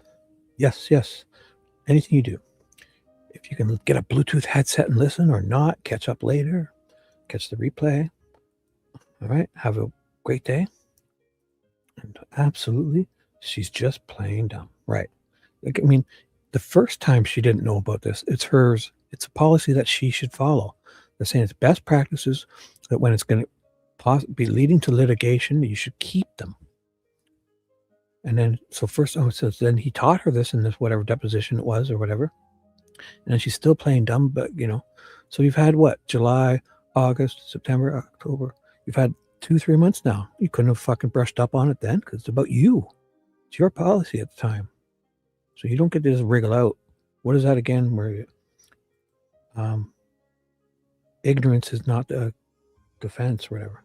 Right? Ignorance is not a good defense, proper defense or something. I mean, oh, I didn't know about that law, so therefore I didn't break it. Or the policy, so I didn't violate it because I didn't know of my own policies I should have followed. Fucking people are wild. So just cut to the chase.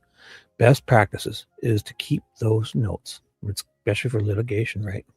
Okay, like if I was on the jury, man, I would really hold these people to account for shit like this.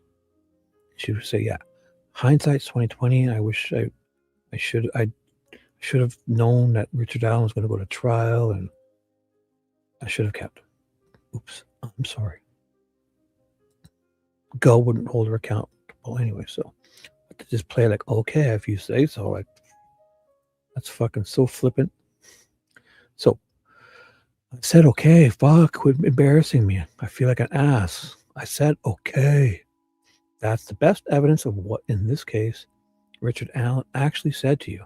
And we don't have that, right? Nope. Man, it is wild. So she was supposed to keep the notes. Man, that's a whole other thing. It's another thing. A bunch of fucking people simping for her saying she was supposed to keep, so best practice was to keep those notes. Especially like when it's going to lead to litigation. Here. No, wait. Recollection. No, the best practice is to keep those notes. It was right before this, right? Didn't he say it before litigation, right? No. Or was it before all this? I want the part that says litigation in it. Right. This is it here. And oops. Let's try that again. Can't draw these straight. I'm doing it on the chair, the arm of my recliner. So this is why I'm just good enough. This is important. And there was a suggestion that if you're involved, your best practices say that the circumstances where litigation might be appropriate, that you should retain those kind of records, right? And if you say so, no, your fucking best practices say so. You didn't think Richard Allen was going to go to court, and you're sitting there as a fucking witness to everything he supposedly said to you. You should have those. So just trust me, bro. Trust me, bro. Fucking, this is my narrative of what his confession was. Okay. Fucking bullshit answers. Okay. I fucking said okay. I feel like an idiot. You caught me. Who cares? Gull's gonna fucking fry this guy anyways. What do you guys care? That's the best evidence of what, in this case, Richard Allen actually said to you. We don't have that, right? Nope. Oopsie. Now, someone who suffers from major depressive order, is it accurate to say that someone who suffers from the major depressive disorder can kind of move in and out of those stages of depression? Yeah. I think when I talked to you before, I used the phrase waxing and waning. Yeah, sort of like the moon. Walking. And like Karate Kid. He wax on. And Dino. He wax on and he wax off. Right, Mimi? Do we? Just like Dino and the Karate Kid. No, the Karate Kid, Daniel's son, wax on, and Dino wax off. And then they both go paint the fence. Yeah, Dino wax off and paints the fence like Karate Kid. Oh my God. Hey, Mimi. Dino wax off and paints the fence in the same movement. Oh my God, Mimi. Dino is wax off and paints the fence all at once. Oh my God. I'm just kidding. That's pretty funny. What was I going to do? Yeah, I should write that. That's going to be a good one. I should highlight that. Because the waxing and waning. That was funny. Okay, I'm done screwing around. Serial Shibby's back. So I think when I talked to you before, I used the phrase waxing and waning, right? That works. It's one of those things where you can kind of keep a baseline and then all of a sudden you can hit a trough quickly, right? Yeah, trough. I never really said trough, like a beef trough, like a bump, low. Yeah, these things can happen when external factors are experienced by the patient. Yes, could be a phone call, right, to a loved one. Yeah, could be any kind of triggers. Something an inmate says to you next door, yes or no? Yeah. Fighting with ants over your food? Sure. Fuck. Ants. Yeah, imagine like, say they give him food. He's probably got time. He may, sometimes he would leave like something, crackers or something probably, right? And then have a nap and wake back up. There's probably fucking ants all over it.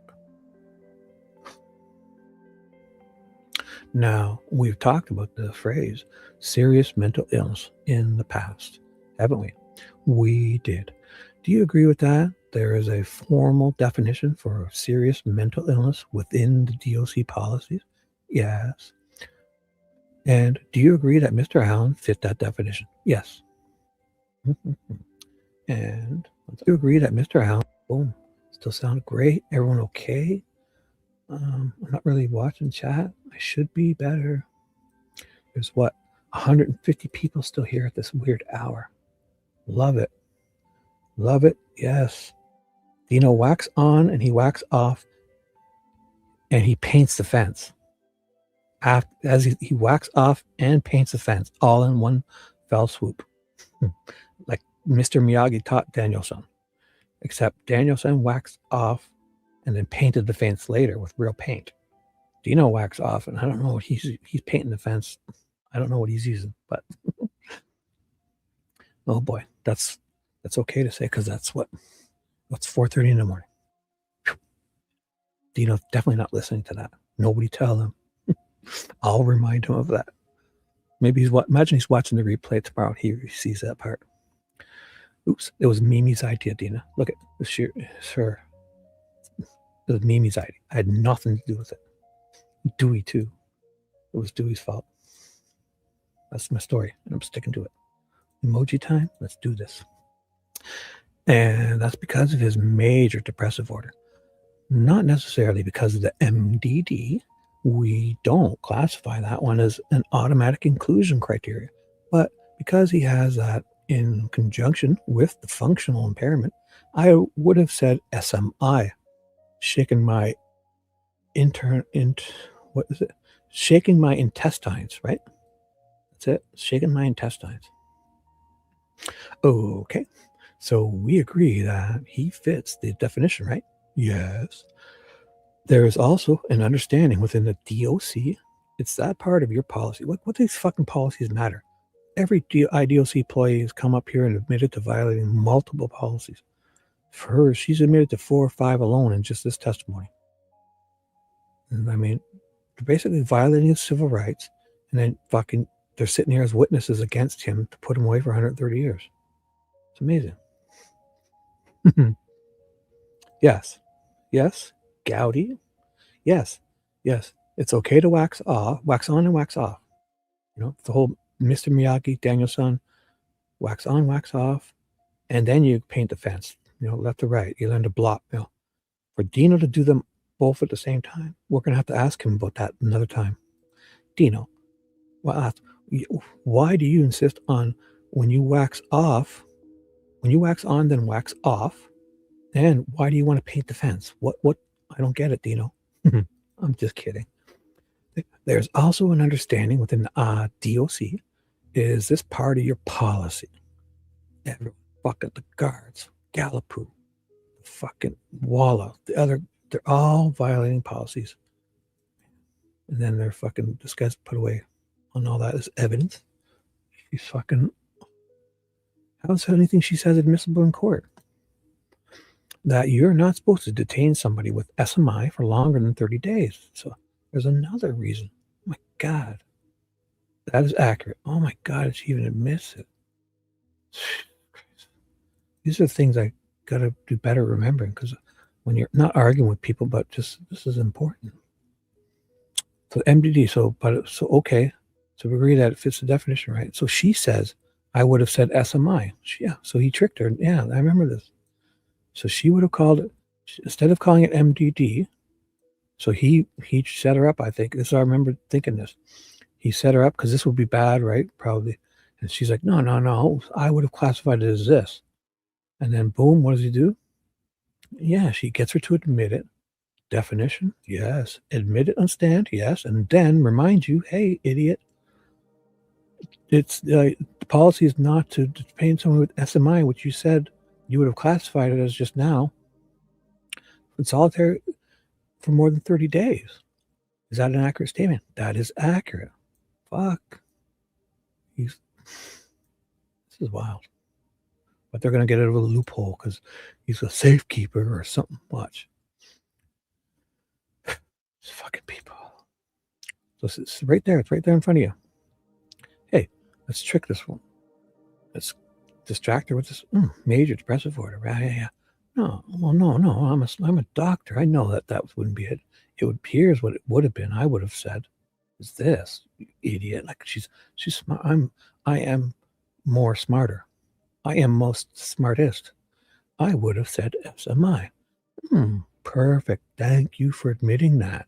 Let me remind you that fucking the policy of the DLC is that you're not supposed to detain somebody with SMI for longer than 30 days in solitary confinement. Is that an accurate statement? Well, yeah, that is accurate too. So let's add these two together. What do we get? You violated the fucking guy's civil rights as an innocent citizen. And then the fucking Judge Gall is allowing all this. Major violations. How the fuck does this get through? I've just her alone. They violated fucking at least 6 or 7 policies on admitting it on a stand. This whole Westville thing, Gull's gonna be sitting there thinking, fuck, we could have got this guy and this dumb bitch is up here fucking telling her. And she still goes ahead with her after hearing all of this.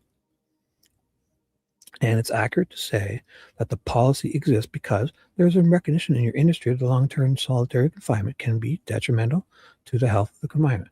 Correct. Yeah, Dina's got to jump in. Right. Yeah. Just like the fucking Nelson Mandela, the United Nations, the fucking whatever, the Geneva Convention, prisoners of war, the fucking the rest of the world. Talking about solitary, yeah, it's fucking okay. We'll shoot bombs at each other. We'll kill each other. But if we catch each other, let's shoot guns at each other. We'll shoot flamethrowers at each other. But let's agree to, if we catch each other, soldiers and hold them, we won't be putting them in like the hole like some of them did. So we've agreed on that. We'll kill each other. That's bad. We'll shoot bombs at each other. We'll burn each other with fire. But if we catch each other, we won't do this. That's wrong. Let's agree to it. Sign fucking agreements between all these countries and the rest of the civilized world.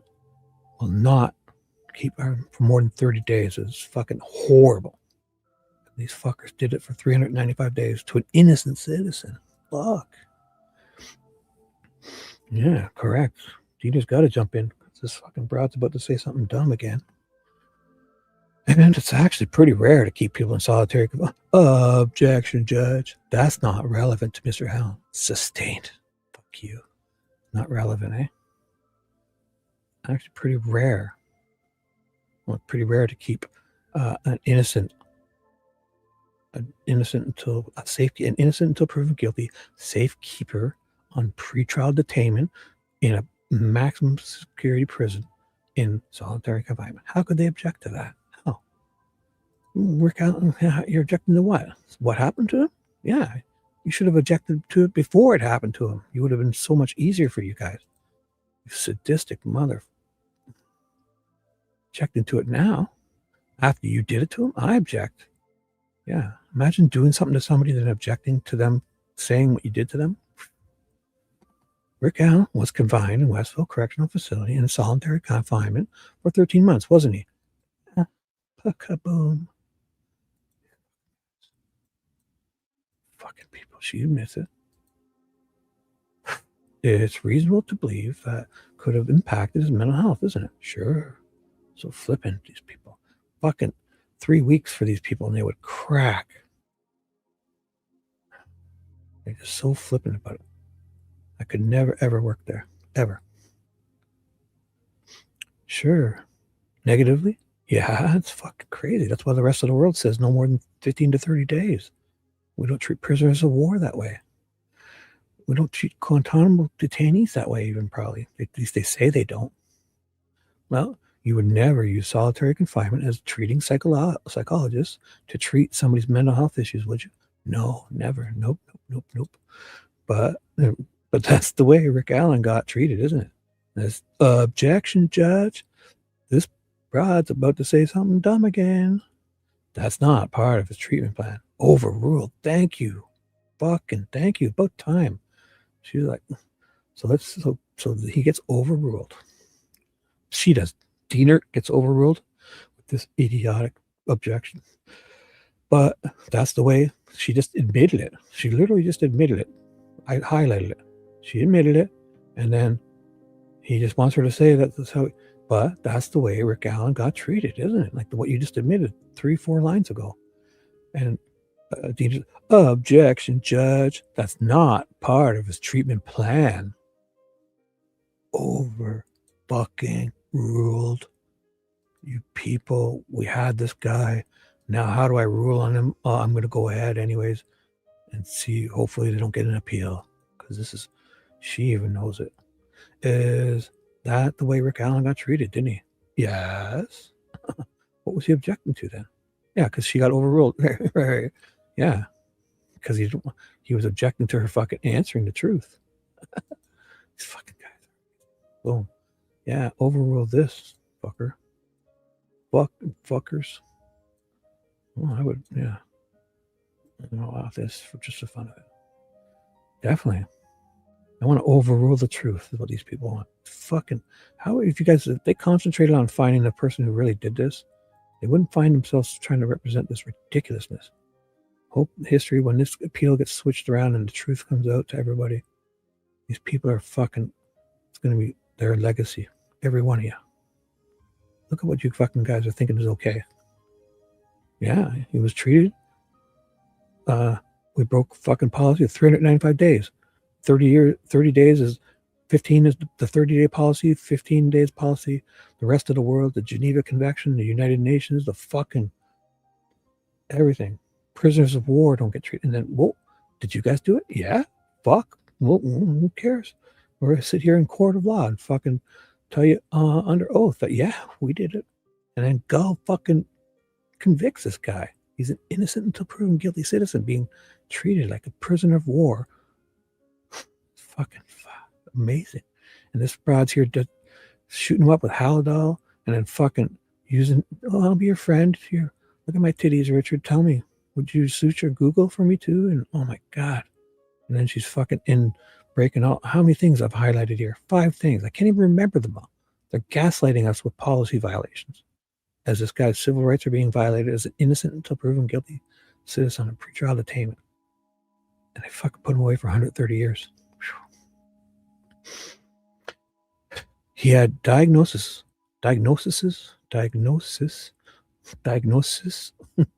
when he was at the DLC of psychotic processes. Oh my goodness, during the months of March, April, May, and June, didn't he? March. Well, he wasn't. They didn't put him on. Oh, she wants to correct him. Oh, I believe it started in April. Right, babe. Yeah. Okay, good catch. Because Did you tell me that he had an abrupt onset of psychosis and abnormal behavior, a psychosis process during the months of March? So she's leaving out March. She wants you to believe that's April 4th when he starts. To tell me that at the hearing on July 31st, if it happened in, yeah, see, she's worried. It was, well, fuck, who cares what it would have been? Because that's when he gets his discovery too. And they start breaking them, or I don't know. They're fucking, she left that out a bunch of times. Because he starts his suicide watch on April 4th. She's worried about March. Would it help me to refresh your recollection? Yeah. No, I remember fucking saying it. Don't have to embarrass me. Do you believe what I'm saying? I believe you. I believe you. I'm sketchy fucking. Okay. Now, 1 second, please. You testified earlier. Miss Diener asked you several questions about Mr. Allen's feigning or faking behaviors. Do you recall that line of questioning? I do. Yeah, this is going to be the whole, he's feigning, but we had to fucking forced him with injections of Haldol. A fucking faker. Just for, I forget what they said. At one time they said, at one point, she even said it in her testimony. At one point, it doesn't matter if he's faking or whatever. He's acting out. So we had to give him it. So if he's not, if he's faking, or the fact that if he's faking it for so long, so well, either way, he's acting out, and then we still have to give it to him, is what they're trying to imply. So that's fucking crazy. Yeah. So if he's feigning, so if he's really needs it, or if he's faking it, just the faking alone is enough reason to give it to him, because that would be, he's been doing it for so long. He's like acting out as an actor. He's fucking nuts, what they're saying. I never really thought of that. They usually think it's one or the other, right? But that's why they can forcefully give it to him, because she said it either way. She said it in her testimony at the beginning. It says it doesn't really matter at this point, because if he's not feigning, he needs it. And if he is feigning, well, fuck, and that's in that alone, is an act that deserves it, because of his fucking, he's being a spoiled brat and and trying to control us and manipulate us by eating his shit. These fucking people are amazing. I do. So do you recall that line of questioning? I do. And is it accurate? Ooh. Everything okay, Nicole? Where are you? How you doing? Welp, my finger stayed glued. Okay, good. You okay? Yeah. Don't you worry. You'll forget all about it. If you have a cut like that, it'll feel weird, but trust me, you'll stop. You'll forget all about it. I've cut myself so many times. Just try not, don't let it open up or whatever. Just wrap it so you can't. Ooh, I've used popsicle sticks before. One time I had my fingers run over by skates when we were playing tag on the ice. I jumped out and I fell, and my buddy skated right over my fingers. And that's why I think I hold the pencil really weird too. So I should show you that. I do hold the pencil like with all four of my fingers. I should have told you that, but my whole life. And it was in my head, because my fingers were all bandaged individually and at one. So my right hand, when I was holding a pencil, I would just hold them, like imagine holding it like, and your fingers were attached together. And I don't know if I got a rise out of my teachers. I just kept doing it because everyone started freaking out. Then they were trying to push me to do it differently. I just made me want to do it more. And so now I feel it. If I'm at the bank or something, I feel these fucking people looking at me like I'm nuts when they see how I hold a pencil. I'm fucking nuts. And I just love it. It's my oppositional disorder, I guess. But the more they wanted me, they put all these things on my pencils, these little triangles and shit. The more they bugged me, the more I was like, fuck yeah, I'm onto something here. And then my dad, oh my God, my dad had this signature. I said, I'll put it here. All right, say my last name was M. So my dad would do this when he signed. So I started doing it. He would sign the M of his last. He would go like this, and he would go down, over, out, and over to our next letter. And I would do this. And I was like, oh, my dad, look at this guy. So I do this when I do I won't show you, but I'll just show you how I start my last name signature. I go like this, and I go down, and then I do the M, right? Do the M, then I go like this, underneath, and back out like this. I start my next letter. Oh my God. And my dad started it with this. My dad did this and went this way. And he was left-handed too, so it looked funny when he did it. But I'm all right. But I would go, I've been doing it for ever since I had to sign shit. Fucking people go bonkers. And if you see how I hold the pencil, you'd think I'm nuts. And I fucking love it. People are weird. They're the weird ones. Never me, right? Right. Perfect. Let's move on. Homer Lupin. Hope you're okay, Nicole. And did you, wait, is it accurate? Did I move this down too far? Did you, so I probably went down to get that signature spot. I'll just go here. Yeah, I believe you. He's beat her down. Yeah, I believe you. I believe you. I'm sketchy. Okay, now 1 second, please. You testified earlier, Miss Diener, Miss Blood. I think I read this, but I'm going to read it again. I asked you several questions about Mr. Allen's feigning or faking behavior. Right. That's what sent me off. Because she testified. So here's my loop. I was about to tell you again. And I won't tell you about why this set me for a loop. That she testified in the beginning. That if he's not faking, he needs the medication. And if he is faking, fucking just that act alone means he needs the medication. People are amazing. And is it accurate that in some of your suicide monitoring reports, you were questioning the genuineness or authenticity of those behaviors back at the time you made the reports? Yeah. Did you tell me in your statement on May the 8th, 2024, right back there at the table, that you were now questioning whether or not that was true? The feigning? Yes. Yeah. You didn't know. Now you're not sure if he was feigning. Right. Yeah. Because you got the way you wanted. Now you can just, I can just backdate my fucking opinions, my diagnoses. So you told me you were unsure, right? When I met with you, when I talked to you on May 8th. Yeah. So the beauty of hindsight that caused you to think differently about that, right? Yeah. And I have no further questions. Miss Diener, can you try to fix up some of this dope's testimony? Sure. Questions by Miss Bloodlust Diener. And she's only bloodlust by marriage, not by blood. I want you to know that. This Miss Diener is bloodlust by a courtesy of V.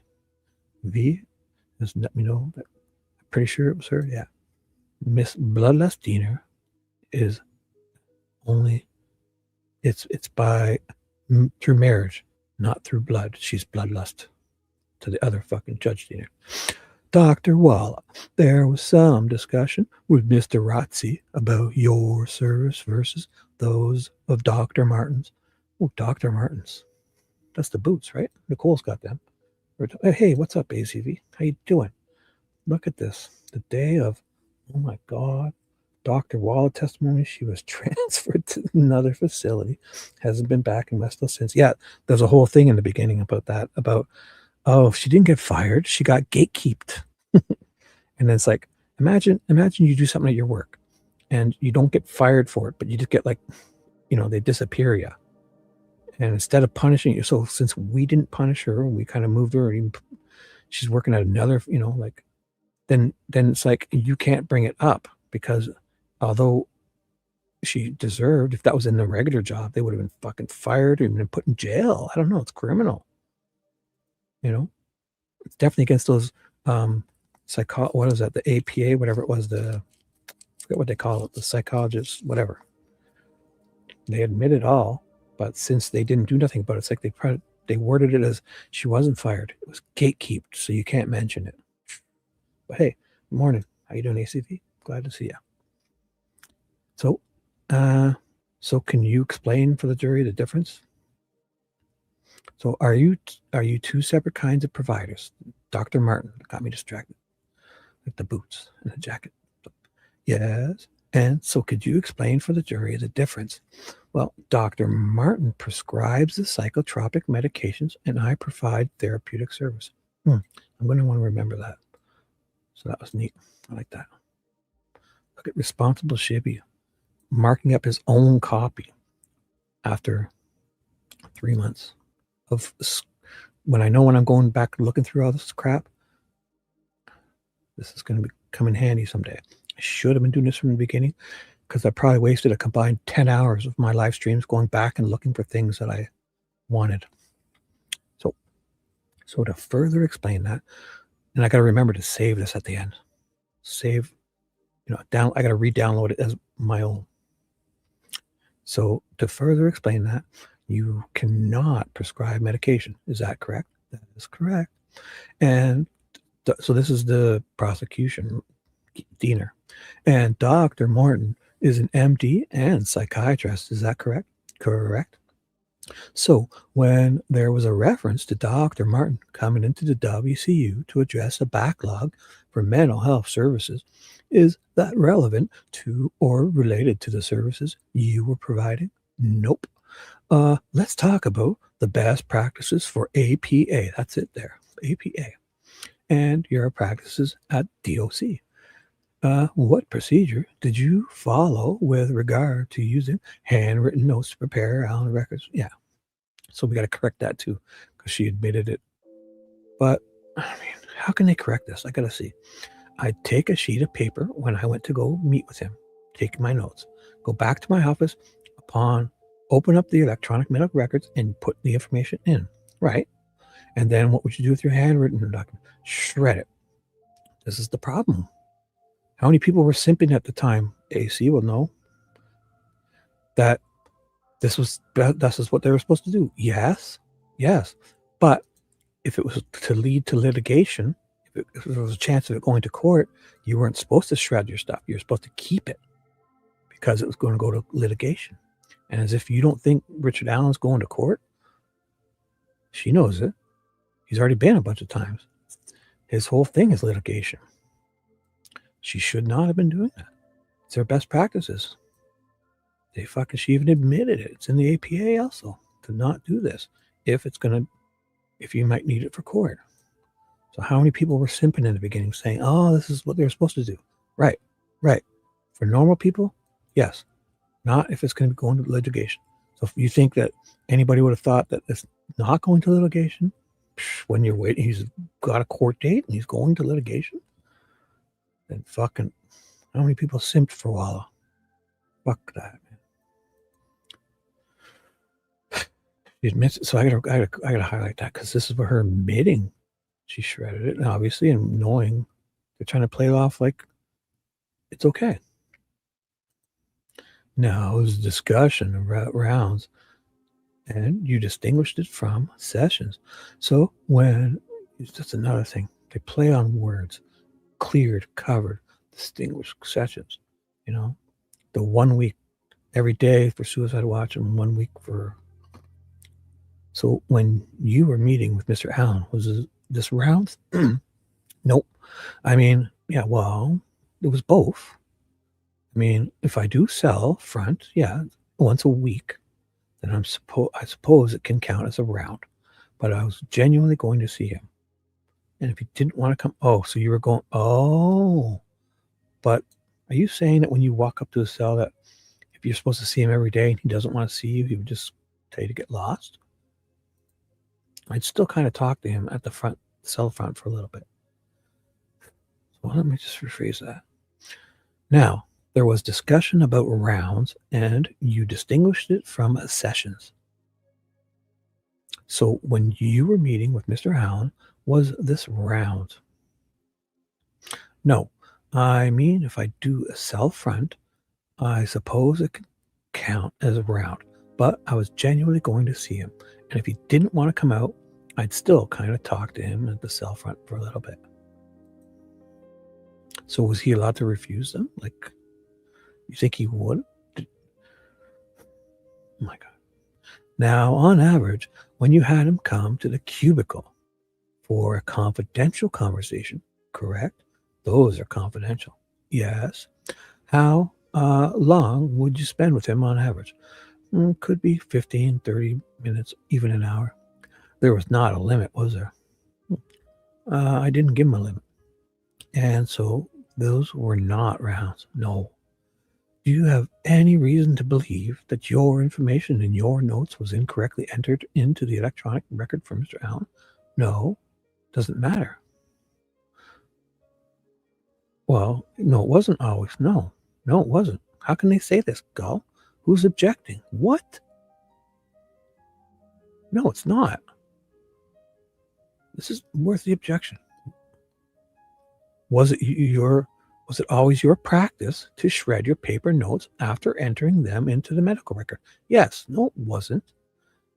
Your fucking that said the APA whatever told you that if it's going to lead to litigation, you didn't. So it wasn't always yours. If you were leading, it wouldn't be all, because if some of them were leading to litigation, you weren't supposed to. How is she able to say this without an objection, with a defense? Sure, it's secure, and maybe she did enter it perfectly. Maybe she entered it better and forgot to write some really bad stuff that could go against Richard Allen. Who knows? That's not the issue here. She admitted it. The APA, the best practices of her profession, said, if you're going to lead to litigation, you shouldn't do this. You should keep the hard copies. So how can they say this? This is not true.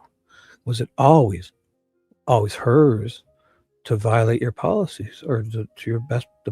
So was it always your practice to not to ignore the best practices recommended by your field? That's what they're saying here. Yeah. Holy fuck. Is the medical electronic record secure? Nobody's doubting that. Sure, it's great. It's secure. You're fucking so secure. Has nothing to do with you're supposed to keep those if it's going to lead to fucking litigation. And he was fucking had all these court dates coming up. Fucking people. Yeah. Would your paper notes not? Who cares? This is a whole distraction. Just fucking tricking these fuckers. Here, I just keep reading. Yeah, because they're going to admit it. So would your paper notes not be secure? No. Well, then why would they suggest it? What do they suggest you do? I should keep reading, but what do they say? So if you're going to keep your records because of litigation, the hard copies, is there not best practices on how to store them? You fucking put them in a lockbox, or fucking you hide them under your mattress? What? No. And so with regard to Mr. Allen, so with regard to Mr. Allen, was there increased concerns that your paper notes would not be properly disposed of? Oh my God. So she thinks that there's because it could be he's going to court. This is such a serious case.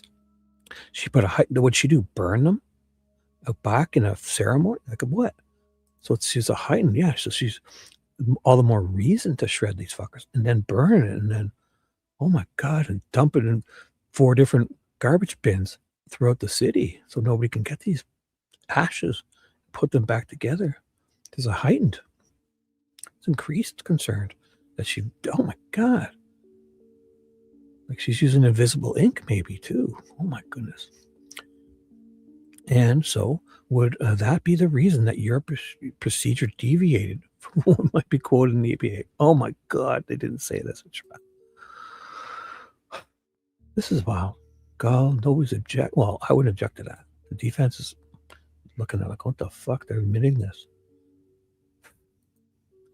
So she, after that idiotic answer, she's like, and so would that be the reason that your procedure fucking was the complete opposite of what you were supposed to do? Quoted from your own fucking whatever that is again, psychiatric association. Association of Psychiatrists and fucking whatever, ass wipes. Yes. My procedure, that your procedure. Oh, imagine that. Like you have procedures, like the doctor. You're supposed to fucking take the clip off and then sew them up. No, my fucking procedure, I want to sew them up and then fucking take the clip off. Well, but idiot. Then you're leaving a clip inside them if you're sewing them up for. Did you take your responsibility to accurately document your conversations with Mr. Allen in your electronic record? I did. Right. But I can't take it. For litigation purposes, we want to see this, show your work. Like, hey, It's like me. I passed the math test. And I didn't use that calculator on my wrist. Show me. Well, I didn't keep it. You were supposed to. Oops. It's my practice to fucking get rid of the proof I'm just... God. And there was discussion about your conversation with, I don't know if you said colleagues or supervisors, before you took on Mr. Allen as a responsibility. Is that correct? That's correct. Before you took him on as a responsibility. You weren't forced to. You got paid well, probably. So we were talking back in November 2022, the day he was due to arrive. I spoke with my supervisors about his arrival and what the plan would be. And can you tell us who those were? Dr. Carey and Dr. Verda. Can you spell their names, those doctors? Blah, blah. And so for the facility or company, did Dr. Carey or Dr. Verdun work Centurion? And could you summarize the nature of that conversation with regard to you taking on Mr. Allen? Well, I don't remember the details. I just know that he was coming, and I believe they may have known he was arriving on suicide watch. So we may have talked about that a little bit, but I don't remember anything extensive. Did you disclose that you were interested in true crime, or even that you had followed Gray Pubes and talked in groups? And yeah, they were aware. They knew, eh? Okay. Oh my God. So that's why they had to throw this in. So what, did they get in trouble then? Because if they're aware that you were, wouldn't that be a concern to them? Follow up, responsible Shibby. Follow up, young man. Okay. And when you say you followed true crime, was it only the Delphi case? No. But I mean, so basically your superiors or the people that put you on this assignment knew that you were a fucking fangirling. That's the whole fangirl chunky. You were fangirl over Richard Allen's case. Sure, yeah, I was into other ones. Right. But come on. Doesn't matter, because this is the one you're going to go talk. You're going to go help this guy. You're going to keep him safe. So no, being this case here, right. So when you filed true crime, was it only, no, was other cases. So what? Being this case here, right. So you were a fan of true crime. Yeah, whoop-de-doo. It's not the problem. True crime isn't the problem. The mixing of somebody you're going to be treating and their criminal case is the problem, you idiot. Was that topic covered with your... Yes, so your supervisors knew that. Does that not make them liable? They're going to be fucked when the civil suit comes up? Yeah, we knew she was fucking... And we put her on anyway. How is this? What kind of societies are these? Psychiatrists, like, what rules are there, whatever? Best practice. What does any of that mean? They can sit here and say this. That's obviously not right. Good. Yeah. I knew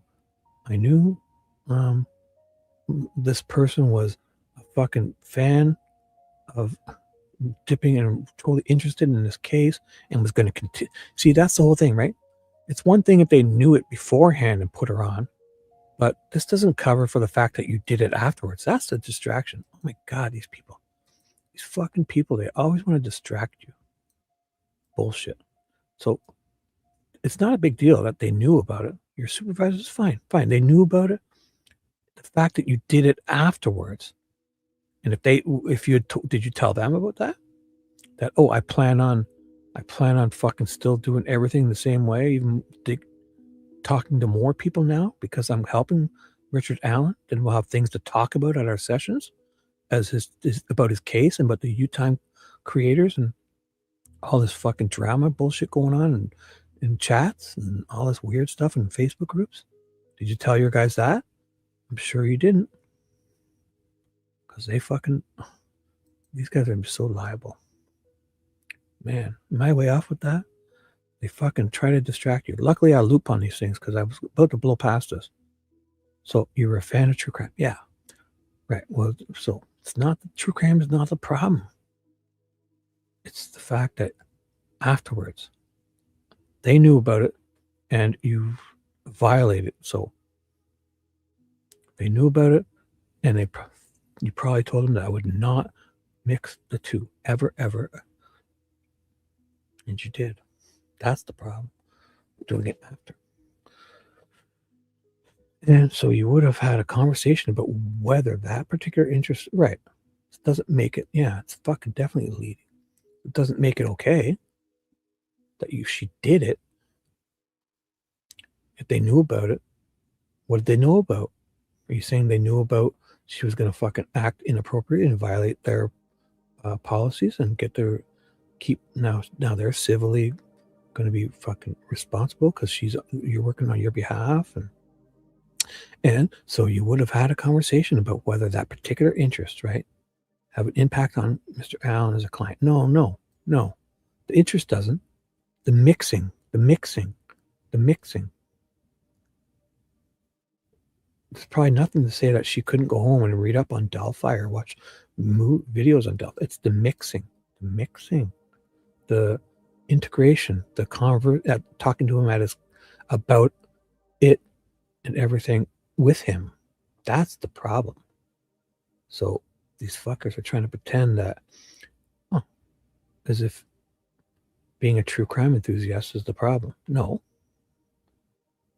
It's the fucking mixing. Idiots. Objection. Leading. Sustained. Yeah, they're being idiots. Thank you, Judge. I'll rephrase it, Judge. Okay. Did your supervisors have concern about your true crime interest with regard to Mr. Allen? No, they did not express any concerns. Of course they didn't. But did they know you were fucking going to do this and then talk with him about it and fucking suggest that? Oh, God. People are such assholes. They did not express any concerns about what they thought I was going to do. But when I betrayed them and did the other thing, if I'd fucking told them that, they would have been flipping out. They would never would have put me there. So did you make them aware that you followed the case? Yeah. So what did you do? Were you able to separate your interest of true crime podcast? Oh, wait a second. What? No, you weren't. You admitted to the exact opposite. Is this not getting... Oh my God. The defense is probably thinking, we got to let them talk about this and get this on record. Are they saying this? Because she admitted to the exact opposite. Holy fuck. Let me get my pen ready. Were you able to separate your interest in true crime podcasts from your treatment and professional capacity? Didn't she say she discussed it with him? Or am I wrong? She did, right? She discussed the case with him. That's the problem. Yes. And she continued doing it afterwards when she was, that's probably the problem too. Oh my God. Hey, Lola, what's up? Are you puking? Oh my God. Are you okay? Hope you feel better. Get it out of you, I guess. You have the flu or just something you hate? Well, just know that'll pass. Look, I haven't puked in a while, but... okay. Oh, sorry, I didn't read that. Oh my God, sorry. Okay.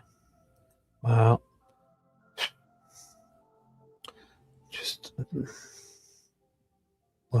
They'll get over it. Kids, yeah, don't you worry about it. They'll be playing video games or whatever. As soon as you can get them distracted, or I don't know, hopefully they're okay. Get them, if they're puking a lot, get them Gatorade to drink or whatever they can hold down. Hope it works out for you. I read it wrong. So it's not you. It's only your grandkids. I'm just kidding. But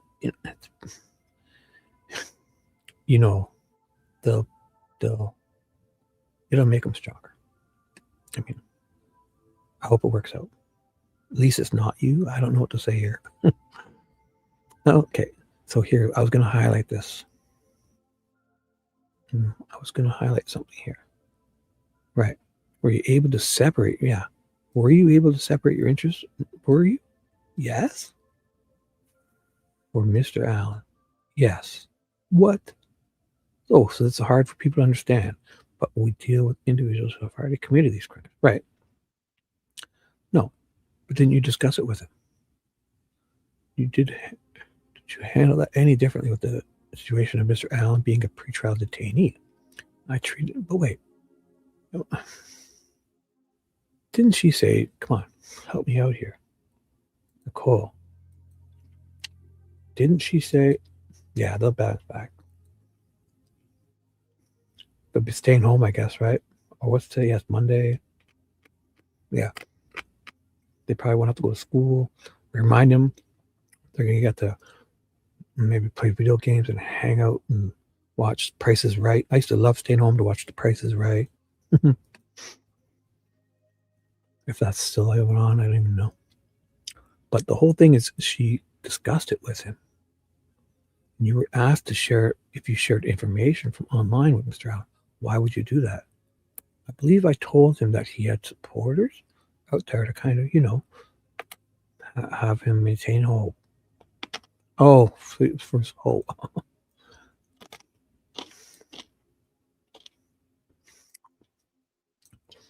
Okay.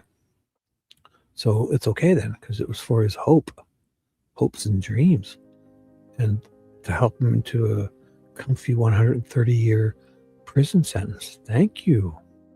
Thank you, Awala. You're so thoughtful. So he did it for his hopes and his dreams. And his next 130 years, he's got something to do. Fucking look at you. You're considerate. She's thoughtful and considerate. She thought, you're 50-something? What are you going to do the next 130 years until you're 180? Oh, I'm going to fucking sit in a jail cell. Oh, okay.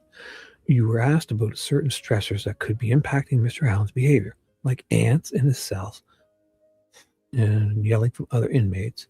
Are those the kinds of things that were going on during the entire time Mr. Allen was there? How was it, WCU? It seemed to be more prominent when he first got there, and it was adjusting.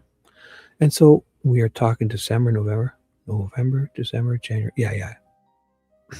Definitely calmed down right before he started confessing. Bullshit. This is another, these fucking guys, I hate them. I can't do it. Because they want you to believe that in April, when April starts, when he's April 4th, when he's back on, because those guards, all three of those guards admitted to saying, well, we wrote down verbatim what he said. And he was replying to the other inmates. So then the guards even admitted to it. So it didn't stop. Well, calm down, blah, blah, blah. But it didn't, because in April, when his confessions, 2 or 3 of them were him replying verbatim to these guys, calling him baby killer. He's like, I'm a baby killer? Like questioning it. But then the guards wrote down verbatim. Yeah, he said the words, I'm a baby killer, or something like that. But out of context. And the guards admitted it. A few of them said, yeah, we wrote verbatim what he said. And that he was repeating what people were yelling at him. Why did you kill Abby and Libby? He's like, I killed Abby and Libby? Like questioning, what? So yeah, I just said it too. I killed Abby and Libby? You know, like if you leave that little, I don't know.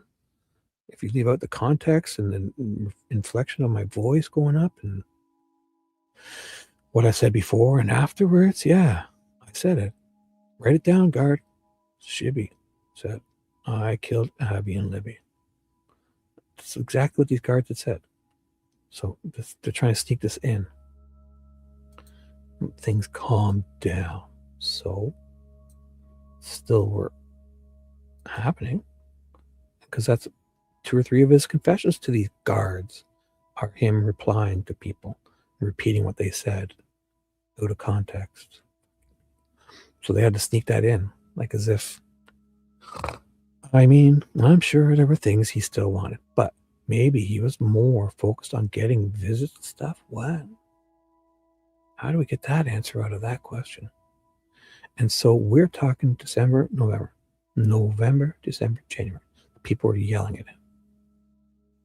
You were talking about certain stressors impacting the animals. We had like ants and yelling from other inmates. Are those the kind of things that were going on the entire time? And it seemed to be more prominent when he first got there and was adjusting. And we were talking about December and November. Yeah, November, December, and January too. Okay. And so after that initial period, had things calmed down in the time period of January, February, still in March? I mean, I'm sure there were things he still wanted. What does that have? What? But maybe he was more focused on getting the visits and stuff. There are things he still wanted. What is she even answering here? It was about the ants and people yelling at him. And there were things he still wanted, like to not have ants in his food and to not have to respond to people screaming at him all night. But maybe he was more focused on getting the visit stuff. Well, you can do both. You can do both. I don't want ants in my food. I don't want these people screaming at me all night that I'm a baby killer. And I would like to also, but I would also like to get my visits to my family and my stuff back. Yeah, that's right. Jesus Christ. Like, so by doing this, he then doesn't want people to start. He's okay. That was okay that he had ants in his food and fucking people yelling at him because this is what he was focused on. So when you related his significant change in the beginning of April to attorney visits, discovered, it was that fault. Right. These fucking people. Oh my God. Yeah, it was his attorney visits that made him go nuts. And the discovery only, not the fucking torture and abuse we were applying on him, and manipulation and control, domination, and fucking demeaning him and demoralizing him, insulting him and hurting him and drugging him and fucking torturing him with the lights on 24/7. God, walking him around with a leash and fucking shoving a camera in his face, fucking spitting in his food probably, and who knows what. So not that I know of. Right. You hear that? So when you related his change at the beginning of April to his attorney visits, were there any other changes that could be attributed? No. Changes? Were there any other changes? No. We continued torturing him. So nope. There was no other changes. We continued our torture. That's not a lie. You're not lying. It's fucking true. You're not lying. Nope. Nothing changed. We fucking tortured him from day one, pretty much. Right. Nothing changed. We tortured him the whole time. Thank you. Now, in reviewing the information that came as historical data about Mr. Allen's prior mental health, there were certain things that were provided, like no indication of sexual abuse. Is that correct? So, when we would ask him those questions, he would say no. Okay. And asking questions about history of alcohol use. Is that correct? Right. So then later, when Mr. Allen shares with you that he had been an alcoholic, how are they able to throw this in his face if he's talking to her? Because that's not illegal. Right. I thought they were only allowed to talk about things that he did that were like if you're going to say you're going to harm others or do things illegally. If you told things, so I did things that weren't illegal to do. How is she able to be a witness for that in his testimony? What is going on here? Jesus Christ. So later, when he shared with you, he did break the law, and you'd have no, you didn't, people can be alcohol. I don't even know if he's an alcoholic or whatever. It's not illegal. If you got, you shouldn't be discussing that with people. No, that's something you're told under the HIPAA confidentiality. And you only, like if he said, I'm going to kill somebody, or I did this, or I broke the law, or how are you able to do that?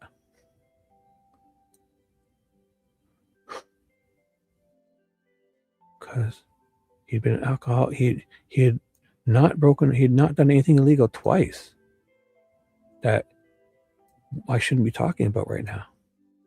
Yeah, let's talk about it. Fuck. The fuck good is all this HIPAA bullshit? That she can just blow her mind and use it against him after she. And when he confessed, he made the confession about his crime to you. He talked about reverse it to being a sex addict. That would be different, correct? Yes. Wait. And when he confessed, he made the confession about his crime to you, and he made reference to being. That would be different, correct? Yes. See, I would have been in trouble here too, because I would have joked with her. Not joked, but I mean, oh, I get it, V. Where's V? I didn't remember this. This is probably why V was pissed off at me. I didn't call Richard a sex addict.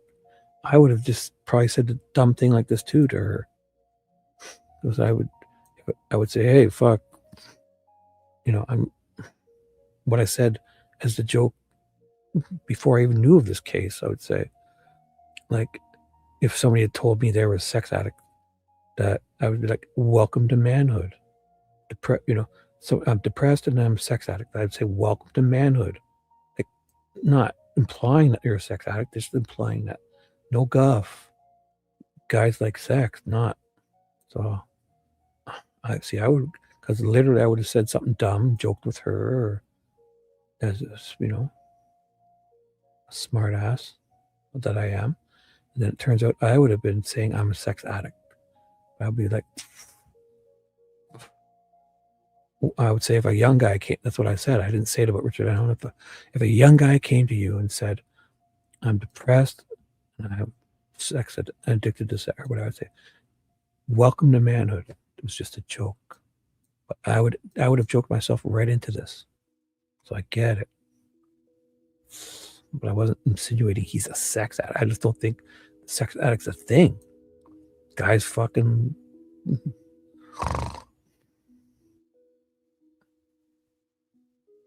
Guys like sex.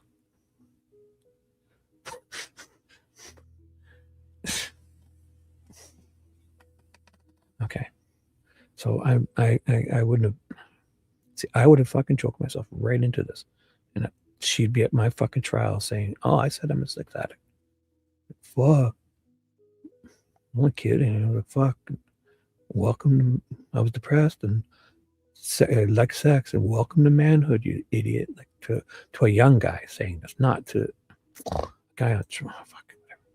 Before I get in trouble. You know what I'm saying. Let's do this. Almost done. Look at this. 20. What time is it? Oh my God. 5:22. Plenty of time. Have you experienced in your profession where people underreport things that are considered unfavorable? I mean, like, you've been doing this whole fucking time. I'd object to relevance to that she's experienced with other people. Again, it's just not relevant. Overruled. Thank you. You fucking thanking her for overruling? What is it? Why? What do I miss here? Is he being sarcastic when he does this? I gotta hear him.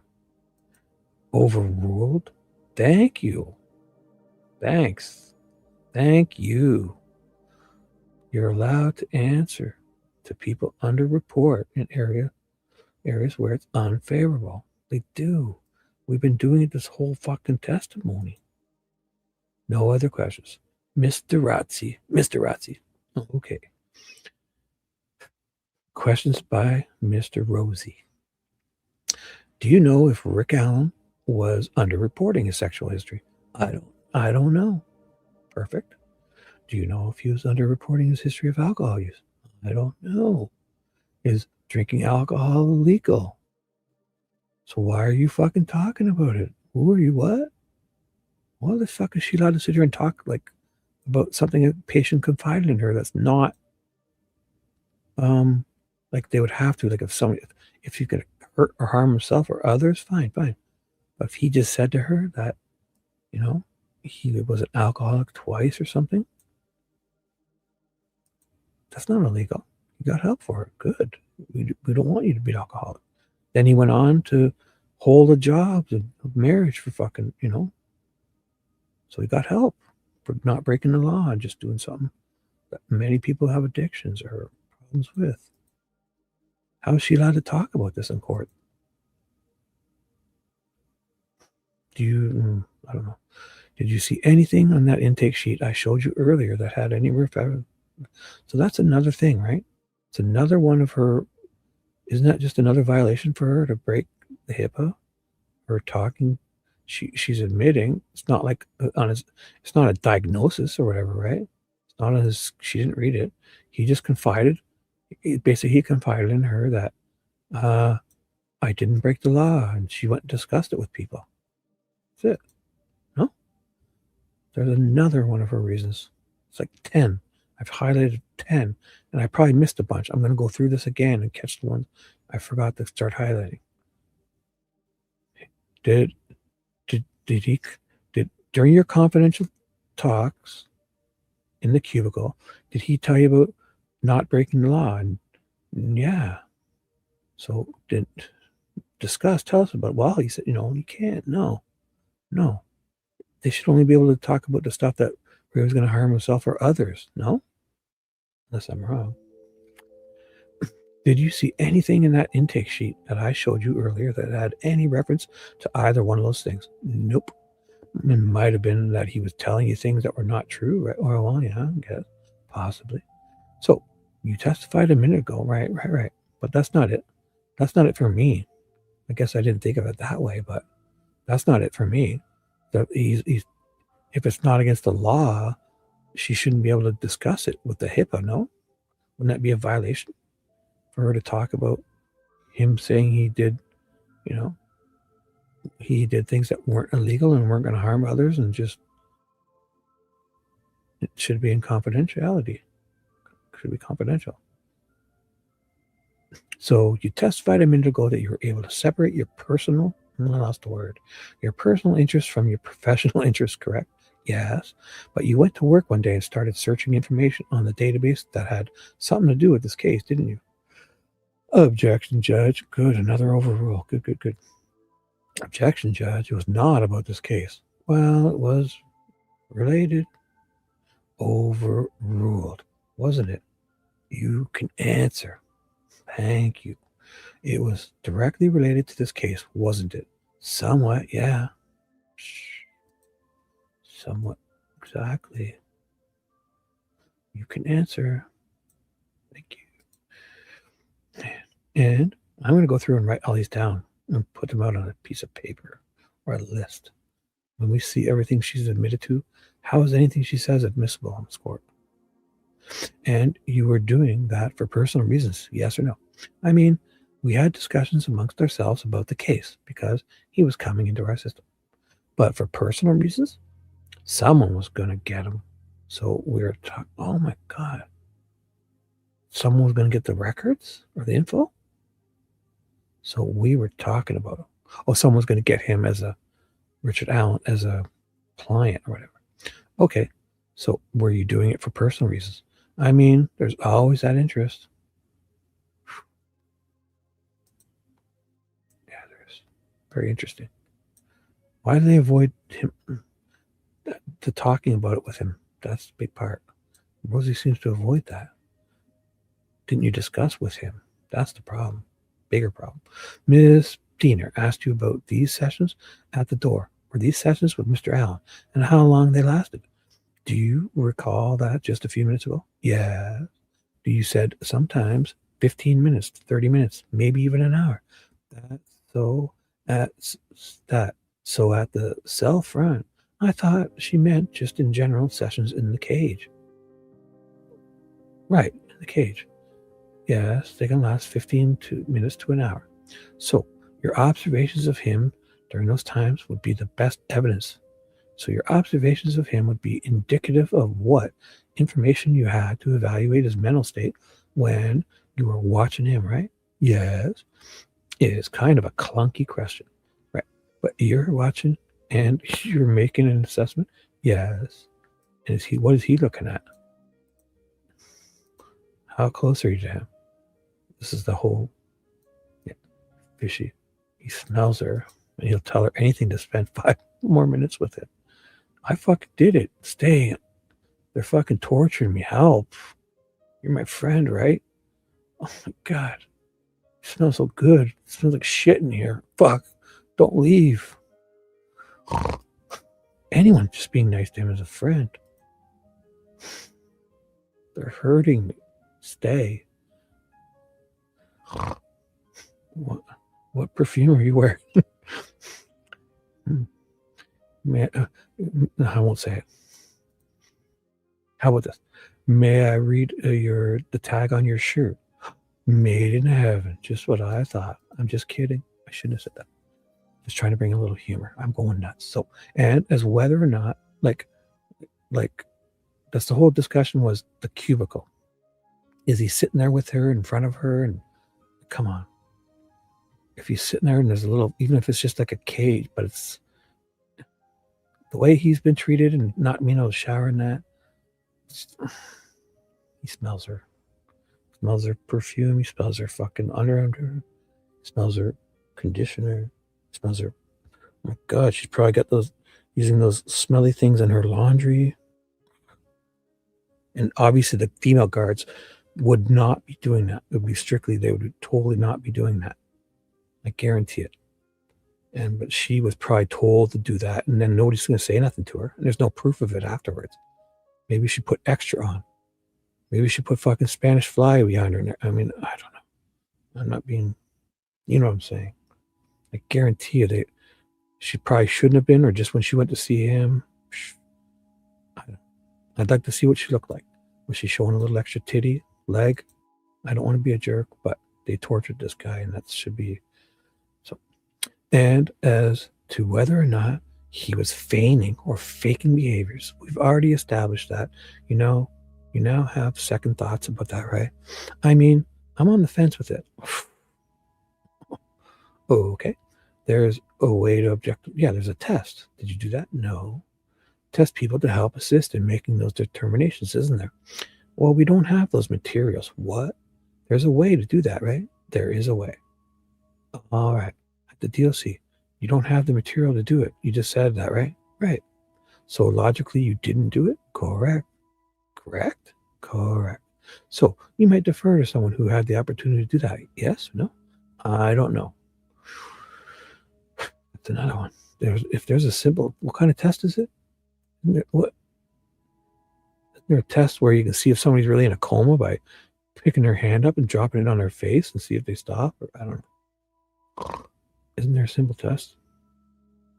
And if you don't give it to somebody, then you get to just not to just say it's a bit of both, that it didn't even matter, that if they're really faking it, they need the forced injections. And if they're not faking it, they're faking it for so long. This is behavior that they need to fucking force inject you for because you're such a good actor. Okay. Now, you said that one of the reasons why you destroyed your work notes is to maintain privacy, right? Yes. Rick Allen had a video of his cell the whole time he was there. Didn't he? A camera? Yes. He didn't have any privacy in that regard, did he? No. And when they moved him out of the cell, they put a camcorder on him, right? Yes. Right. Not like you were going to leave your notes in the fucking foyer on your front steps or at the library to be read. What is the procedure? Does anybody know, Nicole? Wouldn't it be like, if it's going to be in a serious high profile case like this, especially, she should keep the written notes, keep it all entered into the computer, but keep them, obviously, not destroy them, because that's the best practices. The APA says if it's going to be, and she knows this is litigation already, been tons of court cases already. He's in there on a court case. He's going court cases at the wazoo coming up. So she should have had a little lockbox or something. What is their procedures?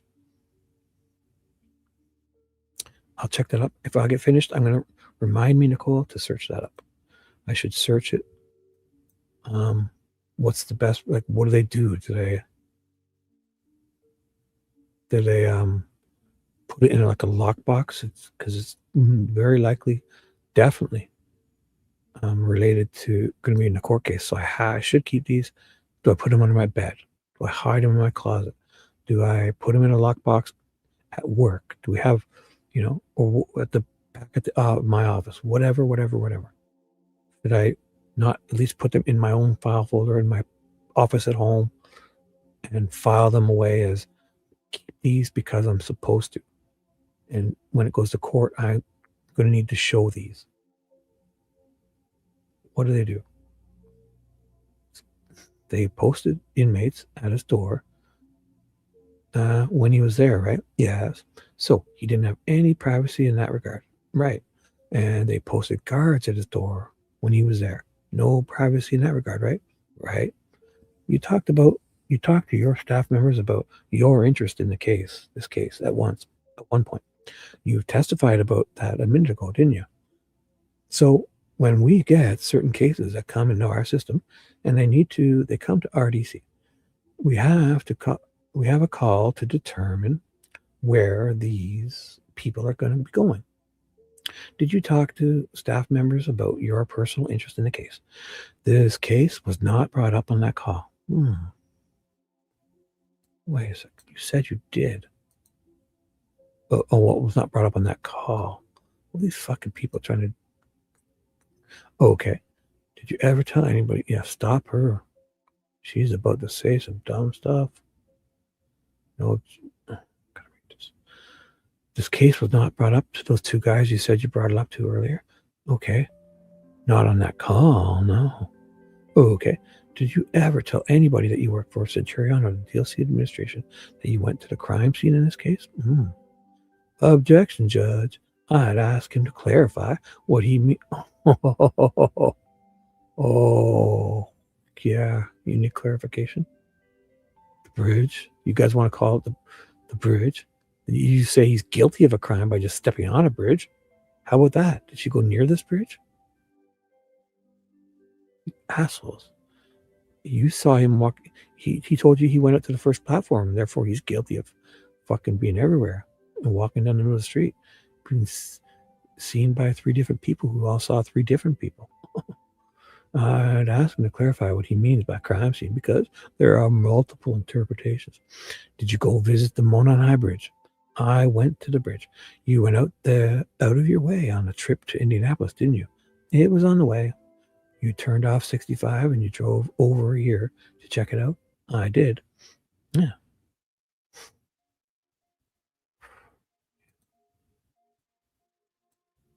So is that unethical, I guess, right? To do that while you're... Yeah, because once you've taken him on as a client, if you did this beforehand and didn't discuss it with him, right? I guess that could be one thing. But if after you're going to see him, you're stopping and doing this, that's be wrong, right? Maybe be. Oh my goodness. Yes. Do you own? Good question, Nicole. Let's change the color of this. Where's that blue one? It's blue. Monica, do you own a fucking blue coat? When you you did. What kind of car do you drive? Is it a little black hatchback? Oh my God, Nicole. Good question. Good fucking. Is Walla. Here, look, I'm going to write this down. Is Walla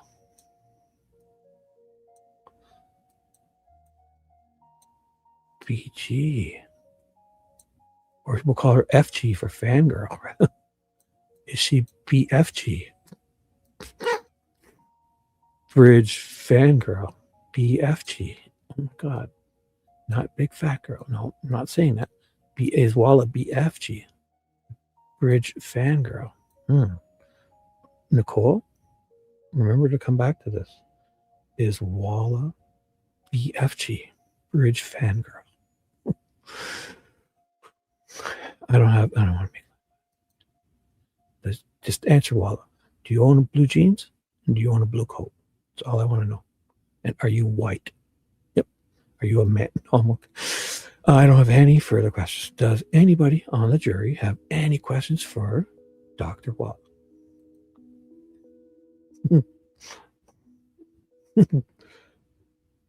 Yes, exactly. Amongst many things.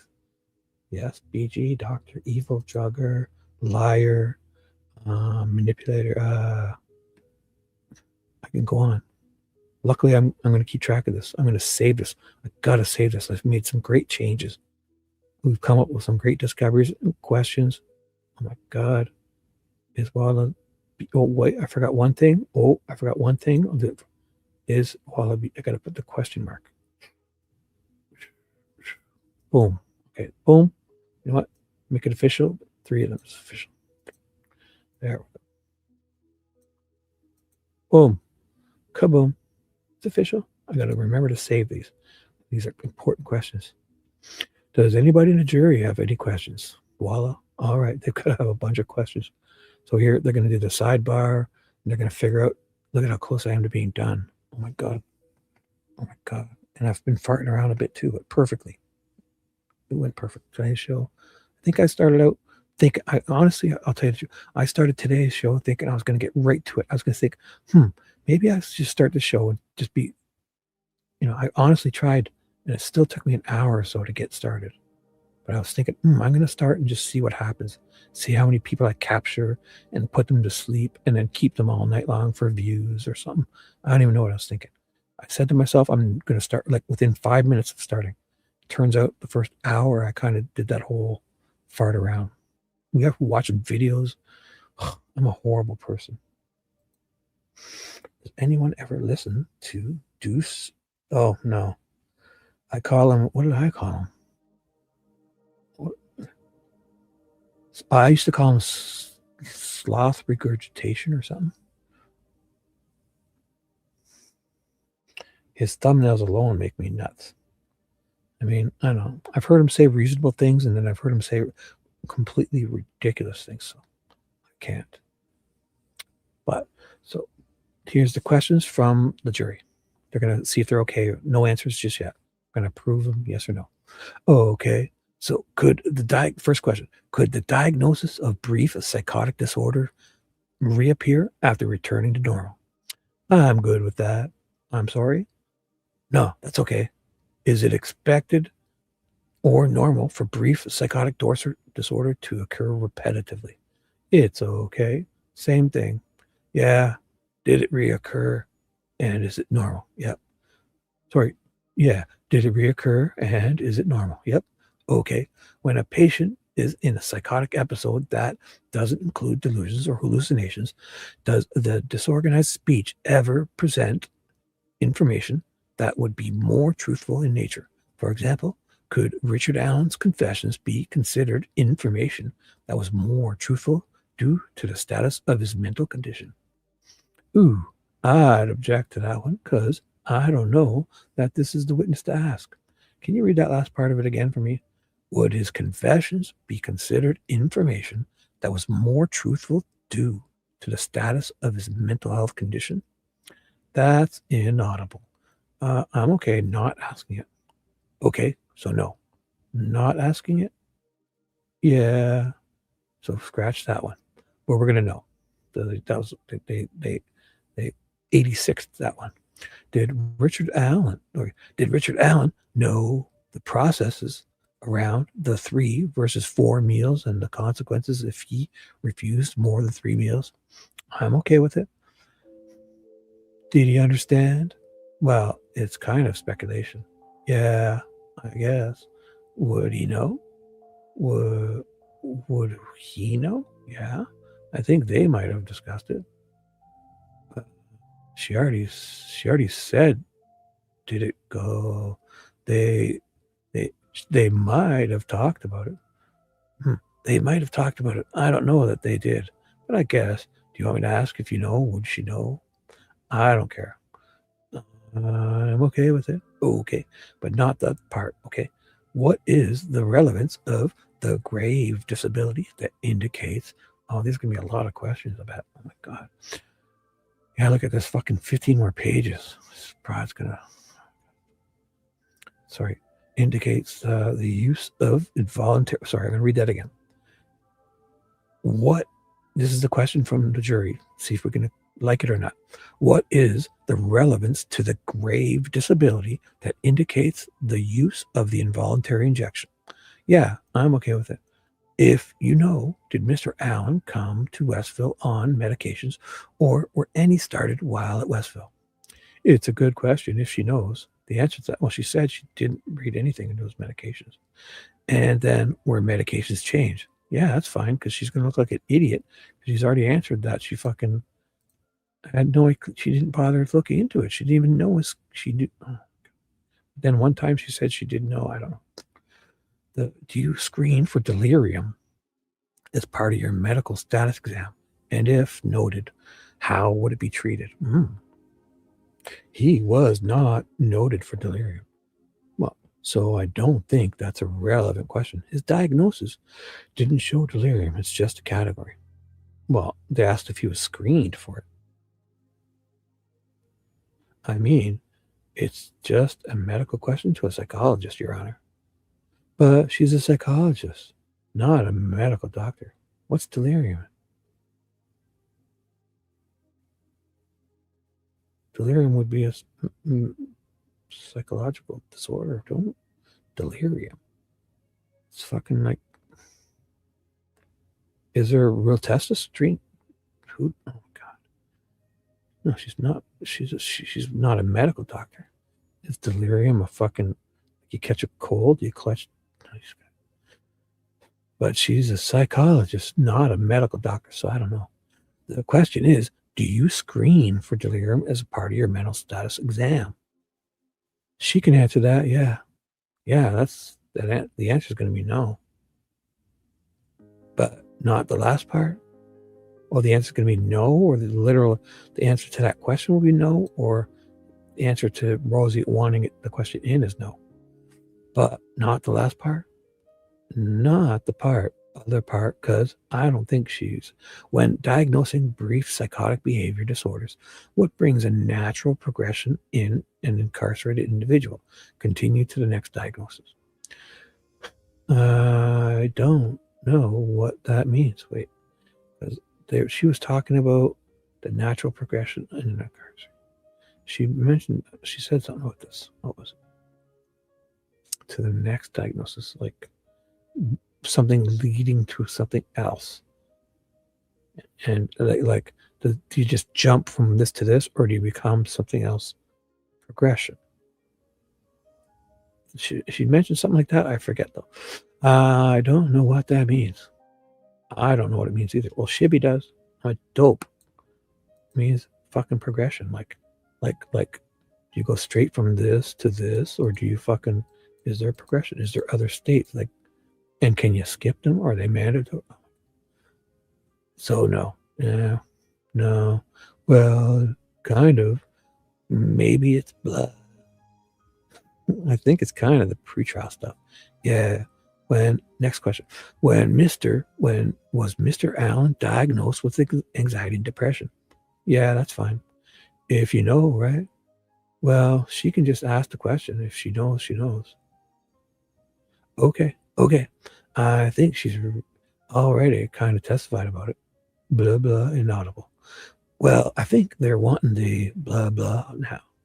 Well, they did call the doctor, because I can tell you it's in those documents. Okay. But, I mean, I think just ask it. Next question. Would he have been diagnosed with, oh my God, lots of questions, with those in 2019 per the evaluation of suicide risk in Exhibit 3 of 2019? Oh. When he went for something else. So just ask that one. That first part. Does the deal... Wow. Yeah, because he had... Yeah, before all this, in 2019. So does the DLC require the complete medical records for the inmates, or are records through self-reporting? What? Yeah, because she's talking about his alcohol. That's what they want to bust her on. Because if it's just him talking about it, I mean, she should be looking at diagnosis. I don't know. That's okay. He signed the release, so okay. Yeah, I mean, I know the answer to this, but I think the question's relevant. Okay. Next question. Discussing with Mr. Allen, what have you read on the social media about it? Ooh, I don't think we can go there. Oh, Jesus. No. She might start talking about Keegan Klein. Oh, she wouldn't know. Well, she'd know because that's what she, Rosie's fucking, yeah, she'd know because that's what she fucking looked up in the database. But she doesn't know what the, well, and that's just, I mean, who cares about social media? All those people over there on the other side. Talking about all the YouTube, Bob Mata's there, and Andrea Burkhardt's there, and the murder shits, and H whatever her face is, and who else is there? Fucking Peggy O might have been. Who was there? There's a bunch more people. Exactly. Yeah. So it's relevant. Those are the people that care, right? They're the only ones who are getting the truth out to us. Thank you. The people you want to fucking silence. Yeah. So did you not think that his behavior would change in hearing what people were saying? I don't know what inaudible. Yeah. What would you consider? Would you consider that professional? Well, if we are not asking those, it doesn't make sense to ask that. Yeah. Okay. Just tell them the state didn't want to ask that question. Okay. And then are we taking a break after this? Where are we at? Yeah. Then, yeah, I think we should. Fucking hungry. We're switching witnesses too. Oh boy. 2 hours of video or audio? Well, I didn't know if he was going to do a short witness or a long witness. I think he was kind of talking about maybe squeezing a short witness in and doing Hirschman tomorrow. These are neat because you forget about these types of things. Okay. All right. So I think we kind of acknowledged that that'd be okay. Yeah. So do you, want to just press through and do that short witness? Oh, not Shibby. Oh my God. Maybe I should. Nicole, I didn't think of that. I should have fucking sped up. Maybe that's what's going on here. They've got a whole other witness. 10 pages left. Oh my God. Focus, Shibby. You can do it. 6 out. What time is it? Oh my God. It's only 5:51. Okay. I can do it. Should we do yeah, definitely. I'll take a bathroom break myself. Thank you. Well, let me ask. We could take a quick break. Maybe do a 10-minute break. Perfect. We'll watch. Maybe you guys should watch have a fishy intermission and watch a fishy video like Shibby's going to do. Okay, great idea. So there's a sidebar. So let's ask the questions to get this shit over with. See what happens. I think there's got to be 10 more pages. Didn't even contemplate that. I thought it was just we were going to finish Waller and be done. Man, the pressures of being an influencer and a reader. Good one, shit. Good one. How long ago? I'm not going nuts. I'm doing it. Okay. So this is the questions by the judge. Focus. I've got this. Okay. Dr. Walla, would the diagnosis of brief psychotic disorder reappear after returning to normal? I suppose it can. Okay. Any follow-up, Miss Diener? No. Mr. Rotzi? No. Next question. It is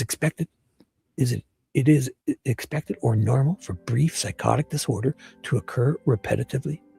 I'd say no. Miss Diener? No questions. Mr. Rotzi? Oh, Rotzi's got a follow-up. Rosie, follow-up to that question. If somebody has a major depressive disorder, can they be one of those scenarios or circumstances where brief psychotic disorder can? So for major depressive disorder, happen again and again? Yeah. For major depressive disorder with psychotic features, those psychotic features can happen again? Yeah. Okay. Nothing further. Next question from the court. Go. Would Richard Allen imagine sitting there watching these people ask us about you? Fucking just sitting there this whole time. Think, what the fuck did I even tell these people I went for a walk that day? would Richard Allen, if you know, would Richard Allen know the processes around the 3 versus 4 refusal and the consequences if he refused? What the fuck is that? I just heard some noises. What the hell was that? That was on my left ear, so it was this computer. I just heard a bit. I don't know. Did you guys hear that? Oh, fuck. I've never heard that before. Oh, my goodness. It was like, phew. I'm just going to keep moving on. Oh, I'm going to take a note. What time was that? 6:54:36. So, oh my God. What the fuck was that? I've got to look. I'm just going to take a screenshot of my screen. Okay. Go look. Because it's exactly. Oh my God. Well, it's 5:50. I'm not going nuts. I just heard a wild noise I've never heard before in my computer, I think. Would Richard Allen, if you know, would Richard Allen know? So the 3 versus 4 meal refusal and the consequences if he refused more than 3 meals. I think we talked about it. I remember talking to him about it, trying to explain it to him. Miss Diener, no questions. Mr. Razzi. Razzi's going to follow up. Is it accurate that one of the reasons why offenders like Mr. Allen go on hunger strikes is because it's one of the only things they can control? Yes, but I mean, it's not, I would say, just for simple control, but usually there's, well, I'm not going to eat until you give me a TV, or I'm going to eat shit. I'm going to fucking rub shit all over myself too, yeah, to manipulate these people. And I'm going to drink pea water to get their attention. Fuck. Which is control, right? They want leverage? Right. But that's one of the aspects of being in solitary confinement is that you don't have control over anything, and so tiny little things like that matter, right? Yeah. And regardless, if somebody goes on a hunger strike and they're not eating, it's not good for their health, right? Right. Regardless of it, if it's their choice or not. Yes. I know further. Wasn't it about the 3 or 4? What did she say? I forgot. So wasn't it about 3 or 4? Yes. So she told, yeah, because she remembers telling him, right? Or she says he knew this, that if he skipped another meal. Yeah, she implied that he was doing it intentionally. He would only skip enough meals to not get in trouble. So yes. But I mean, it's not, I would say, just for control, because he knew. She says he knew. Here's the answer. I think we talked, yeah, you did. You said you did, because you said that he knew not to think. I remember talking about trying to explain it to him. Well, he knew. He knew. You said he knew it was using it as manipulation. You said that he was only skipping enough to not get in trouble. And on the 4th one, he would eat it as to control you guys or something.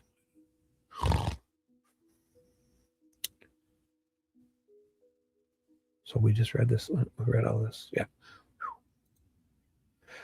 Next question. What is the relevance of a grave disability that indicates the use of involuntary injection?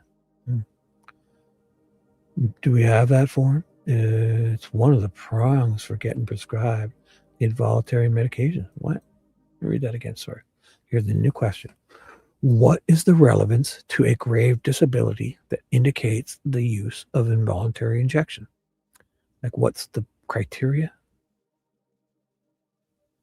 Do we have that form? It's one of the prongs for getting prescribed the involuntary medication. Okay. Oh, I'm sorry. No, I think Miss Diener may have it. Oh, there's a form. Yeah, do that. Or there's a checklist or something, probably. Miss Diener, any follow-up? Are you indicating, follow-up by Diener. Are you indicating that grave disability could be one of many factors that would result in an involuntary medication injection? Yes. I thought there was like a couple criteria that needed to be met or something. She said them, I think. Or that he could be faking or telling the truth. And at this point, it didn't matter to her, because if he's not faking, he needs it. And if he is faking, well, he needs it because he's fucking been faking for so goddamn long. It's not normal. She said that. Are there others? Yes.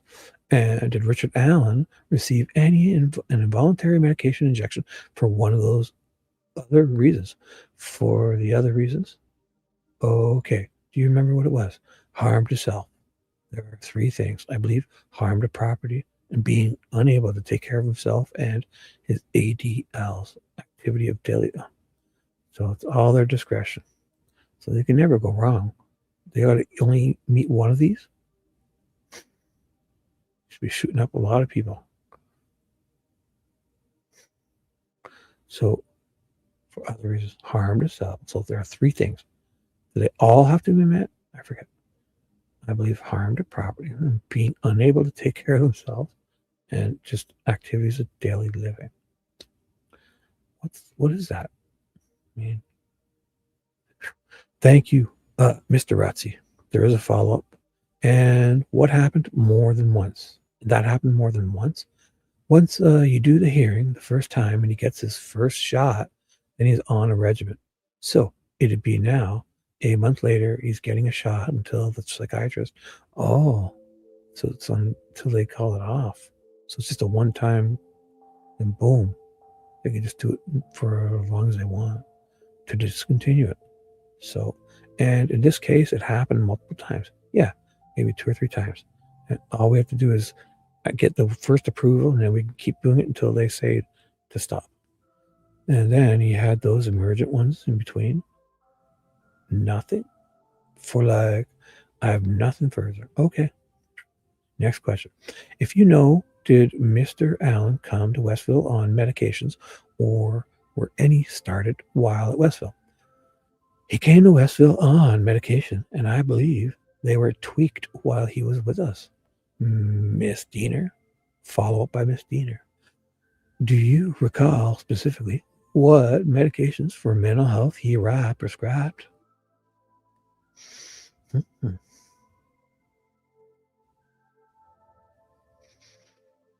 I believe it was Prozac. And when you say tweaked, was it changed from Prozac, or that? What does tweaked mean? I mean to say, ask a preliminary question, may I? Well, to what? Well, my objection is she doesn't have any firsthand knowledge. She's already, she didn't even bother looking at his drugs. So how could she answer that? She's already testified that she doesn't know. She wasn't keeping track of his meds. Well, that was if you know. Well, she said she didn't know, though. So now you're going to let her say she does know, Judge? Okay. Did he come to Westville on medications? And if she doesn't know, then she lied. If she does know, then she lied earlier. So let him talk. Let him talk, Rosie. I would hope that she would forget and tell me she doesn't know. Well, I would hope that she would tell me she doesn't know. She already testified to it. You're going to let that happen? She's got a chance to screw. Well, she testified to that earlier. I said I don't necessarily know if someone's non-compliant with medicine, because I don't. They can tell me one thing, but I would have to go to their chart and actually see if the nurse signed out that they actually took the medication. But anything further? I just want to know what she meant by tweaked. Yeah, so I think the dosage was changed. For Prozac? Yes. Okay, no other question. Okay, Mr. Rotzi. Question? Follow-up? Rosie. Did they offer Prozac in prison, or is it some other generic form? They call it Prozac, so. But do you know what it is? I don't know if that is the generic form for because that's a generic term for that drug, right? Prozac, and now I can't think of it. Thank you, doctor. There's the generic and the name brand. They use them interchangeably. Anything else, Mr. Rosie? No, ma'am. Next question. Do you screen for delirium as part of your mental status exam? No, not until something comes up where it would be needed. Right. Yeah, not until we need to say so no, but if we think it needs it, like, there's the discretion again. So basically it can be either way. I could answer this, and if it helps me or if it, hurts me, I can answer it pretty much any way. Misdemeanor. Well, follow up by misdemeanor. Oh my God. Was there any reason to think Mr. Allen needed to be evaluated or assessed for delirium? I don't think so. No other questions. Mr. Rotzi. Follow up by Rotzi. Oh my God. Objective testing would be helpful to the simple test you have that you could give to see. You would be good if you just did that, right? Objective testing, like we talked about. Testing would always be helpful. Yeah. Okay, thank you. Yeah, it would be helpful, but the test that you didn't do. That one. When Mr. Allen was, next question. When Mr. Allen was diagnosed with, so when was Mr. Allen diagnosed with anxiety and depression? My understanding is from the community. Miss Diener, no other questions. Mr. Rotzi, a follow-up. Follow-up by Rosie. Do you recall seeing references in the intake forms that he'd been dealing with it most of his life? Yes. No, nothing further. Next question. Okay, and does the DOC require complete medical records for inmates, or are records from a self-reporting? So records from the outside community? Yeah. We often don't have them.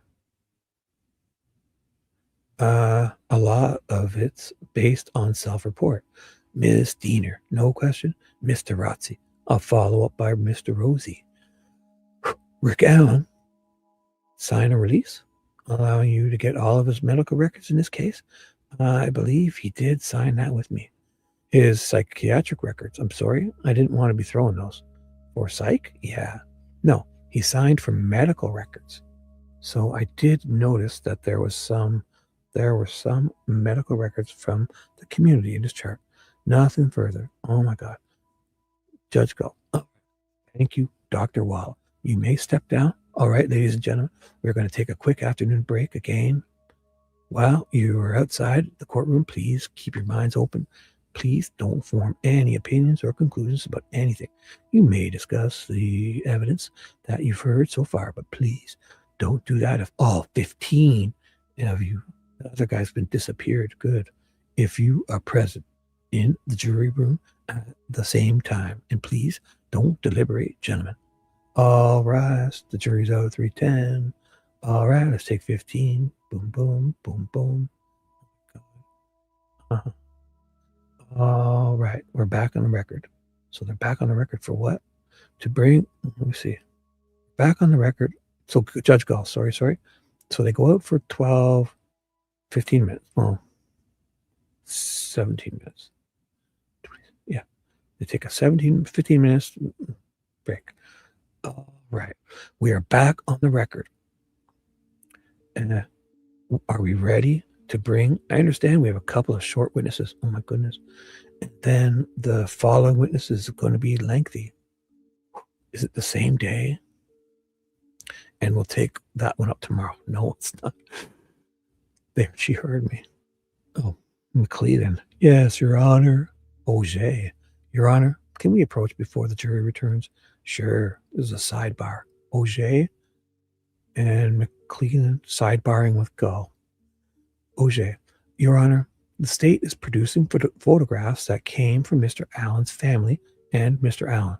Mm-hmm.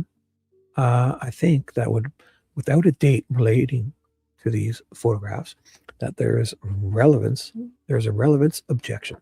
If there's a photograph they're trying to put in, I really think that it's relevant. And so we think there should be a date associated with these. Judge, this witness will be able to testify to the date that Mr. Cecil, oh, it's about the Snapchat one. The date he finds it in Google. Oh, that's it. This is it. Snapchat photo, right? Or no, we're talking about the family. Let me see. We're talking about Richard Allen's family, right? So there's other. Okay. I doubt this witness will be able to testify to the dates. Doesn't know the dates, or they're not on the photographs. Both. Okay. So I think they could be misleading if they're not all from the February 2017 timeframe. Cecil has that information. Well, it's in the photographs metadata. Well, could be in the screenshots, but I mean, screenshot isn't. Let's see. The metadata. Okay. Okay, folks. Bailiffs say we're back on the record. My hope is to avoid recalling him again, just to get that information in. Auger.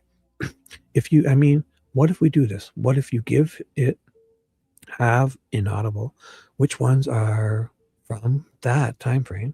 Then I think we can deal with it that way.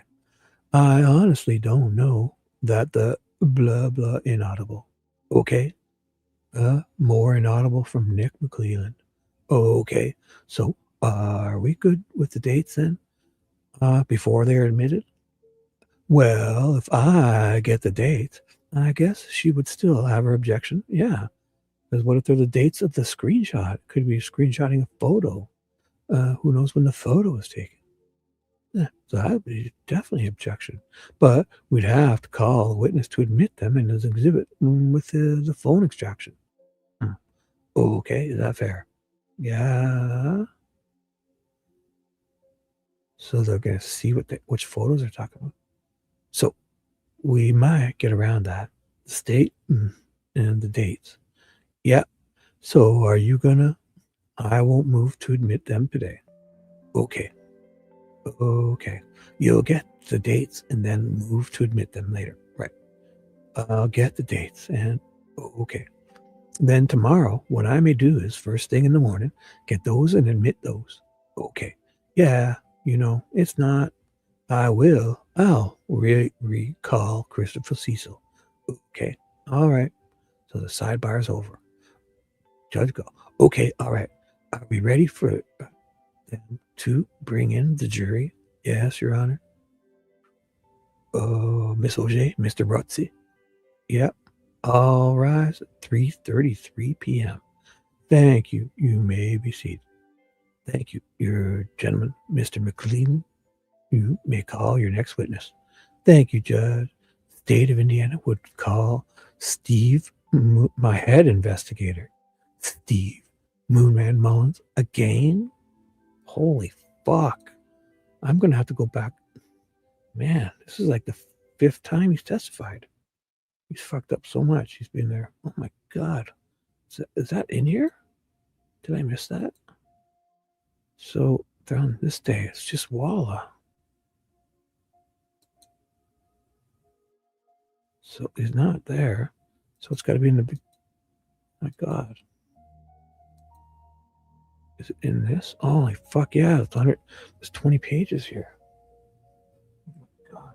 Caught me off guard. I got to whip through these. I can't leave this. It's going to ruin them. Damn it. My own fault. I just saw Walla and thought, I got to blow through these. I'm going to blow through it. I got it. I haven't done this right.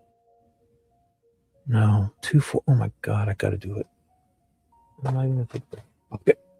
Don't write it. Fuck it. I'm going live. Oh my God. Got to blow this way. 6:12. Yeah. 1 second to drink.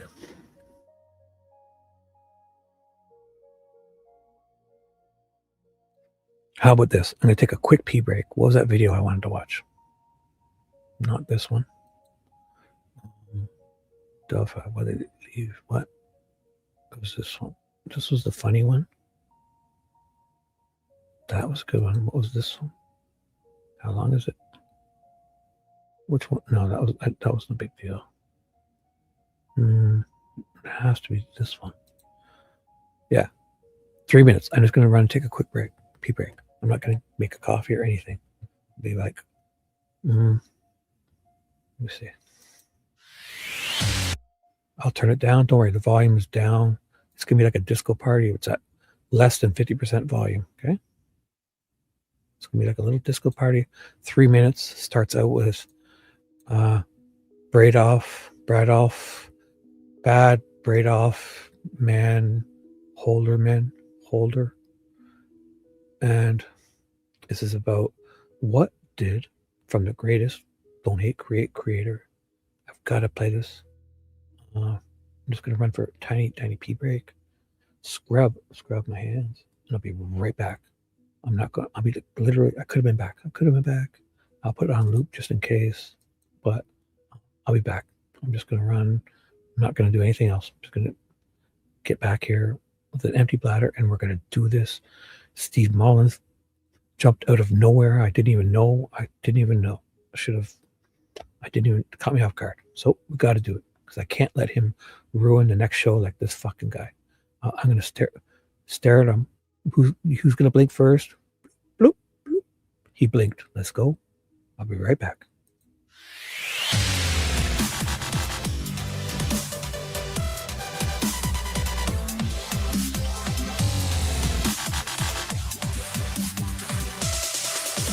So I was listening to the Murder Sheet interview with Susan Hendricks, and there's a little part of it that I found very interesting, and I wanted to know what you guys think, so listen up. It stands out to me because, as you know, because you were there, when you see it, when you see the picture that Libby took, that still shot of the man on the bridge with the big puffy jacket, at first, and especially when you see him take a few steps in the video that she took, my thought, at least, was that the bridge was maybe, I don't know, 10 feet high. I didn't really think about it, but when I first approached the bridge and got there, it was a completely different experience. Even getting from where we parked to the bridge, it felt, and maybe because I had known what happened there, it felt eerie, it felt dark, it felt isolated, it felt secluded.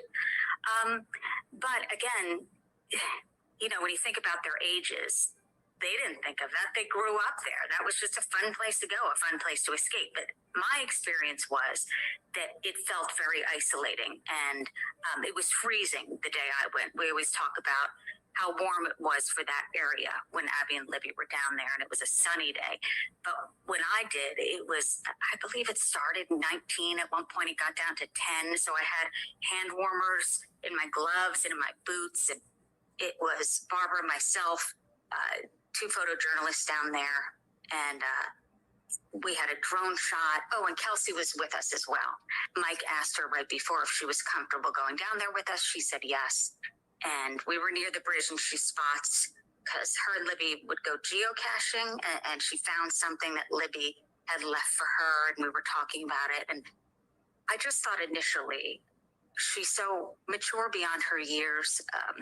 Kelsey, my heart goes out to her. She's so strong without wanting to be or needing to be, but she has to be. She all of a sudden overnight became an advocate for her sister. Okay, so am I like making a bigger deal out of things than should be made out of it? But if Libby left Kelsey something there in like a geocache, wouldn't they want, I don't know, the cops to come and see it? Or that seems like kind of a big deal to me.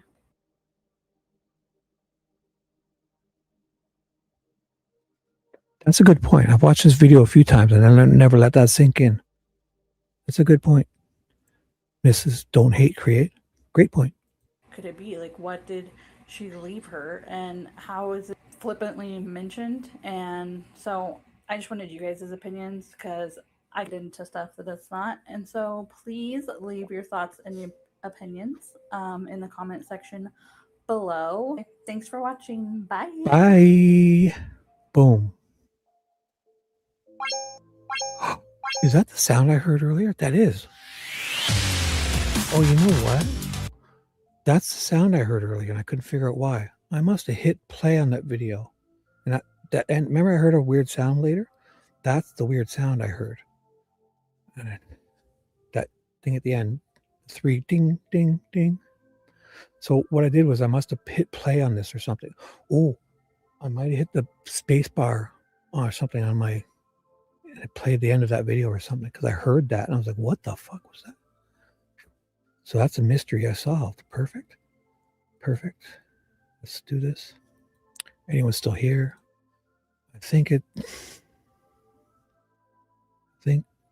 Didn't I just find? Yeah, it's here. So I shut this down by surprise, leaving. I did it. Oh my God. I didn't save my fucking changes. I didn't. Oh my God, I did it. It warned me too. All those changes, Nicole. Can I get, oh, I'm going to try to get them back later. If I go back to my history and see if I can. I said to myself, I'm going to remember. Oh, I'll never do that again. Oh my God. Did you see me? I was like, I hit fuck because I see that before and it's like it never means anything. Except now it was warning me that I made changes to that document and that I want to save them. And now I didn't. All those fucking write-ups I did. I wonder if I can get that back.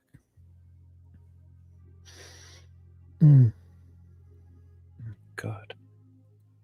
I'm on my other screen. If I can go to my history and see where I just was. Oh my God. Let's see if I open up that page again, let's see what happens. I'm doing it on another.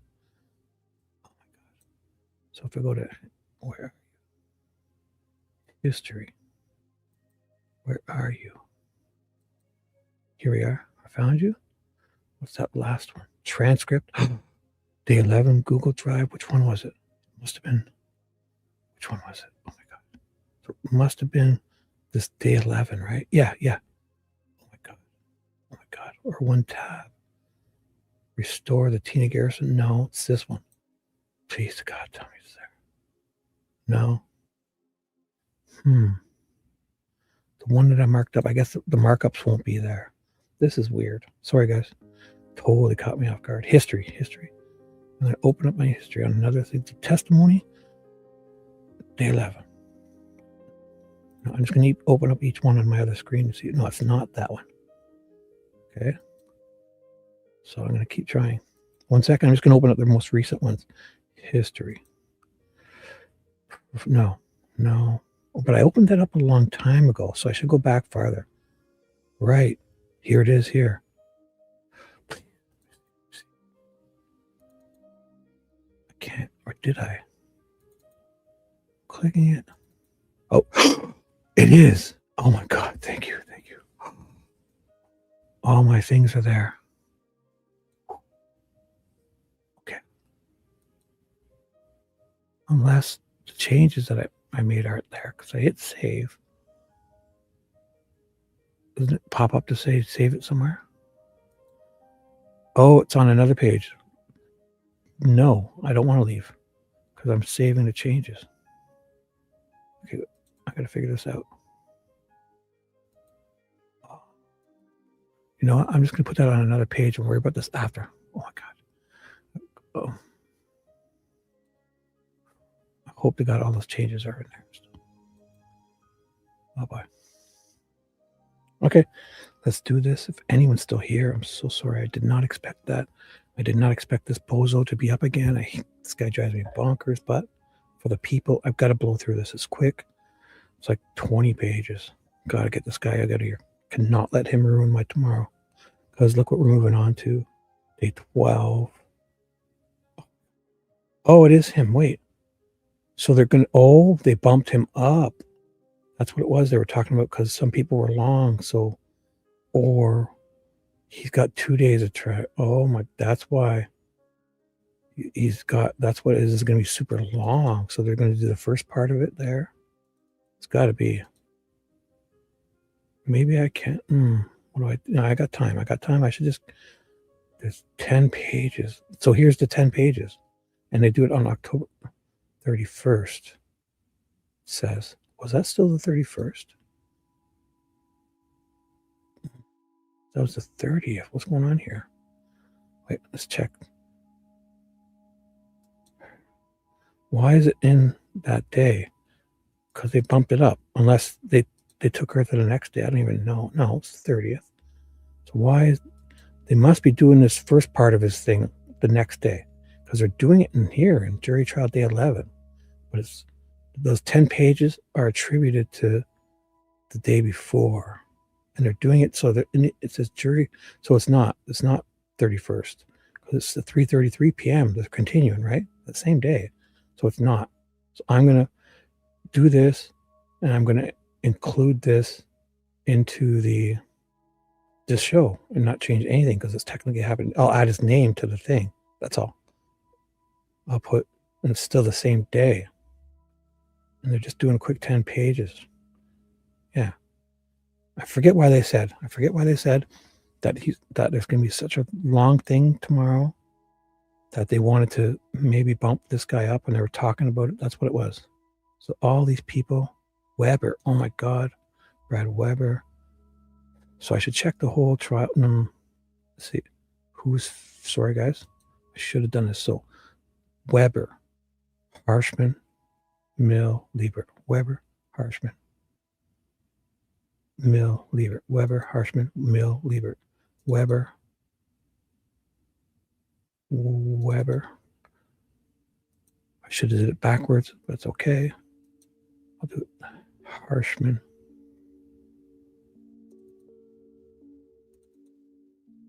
$96. Oh yeah, it's a good thing I'm doing it now. Mill and Liebert. Cheyenne Mill. 40 pages. Oh yeah, I got to do Mullins. That's probably why they're thinking, because these people are, the next day it would be way too long to have Mullin. So they got her done earlier and they bumped him. That's what it is. That's what it is. They're calling him up, and then Liebert's the last one. So they thought, 14 pages, but it's these 40 from Cheyenne, but this one here is 96 and 29. So this guy, it's still enough for one day. So I'm glad I realized this. So basically, and Weber, 29 pages. So Steve, 10 pages. We're just going to blow these away. And the first two starts on page 2. So we're going to blow through this because doing it here, they bumped it up because they have extra time. They got that wall done sooner probably. So good thing I noticed that. So all I have to do is add this guy to the title.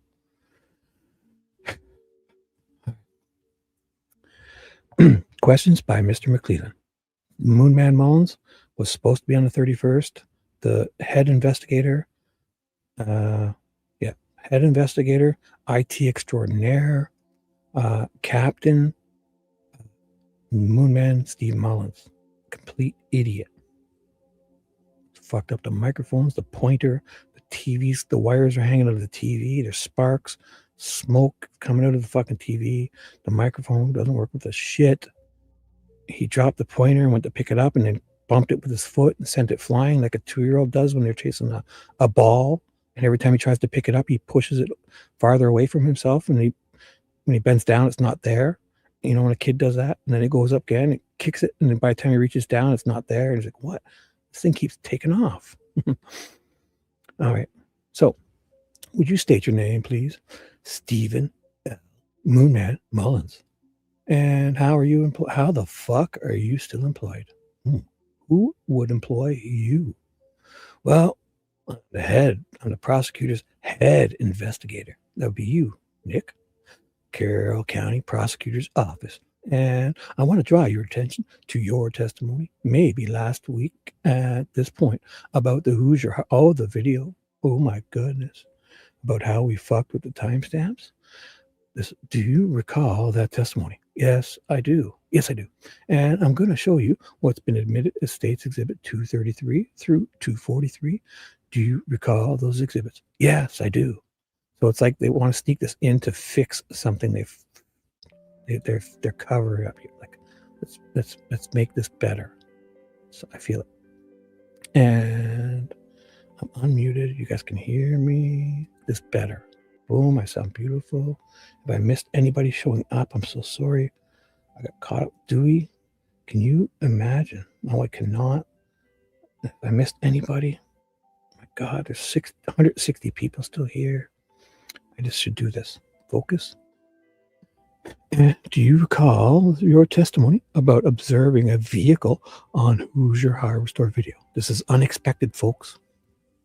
Oh my God, I wasn't prepared for this. It's kind of an impromptu excitement. I'm going to do it. As a professional, I've got to focus. As a professional reader, influencer, dipshit, I got to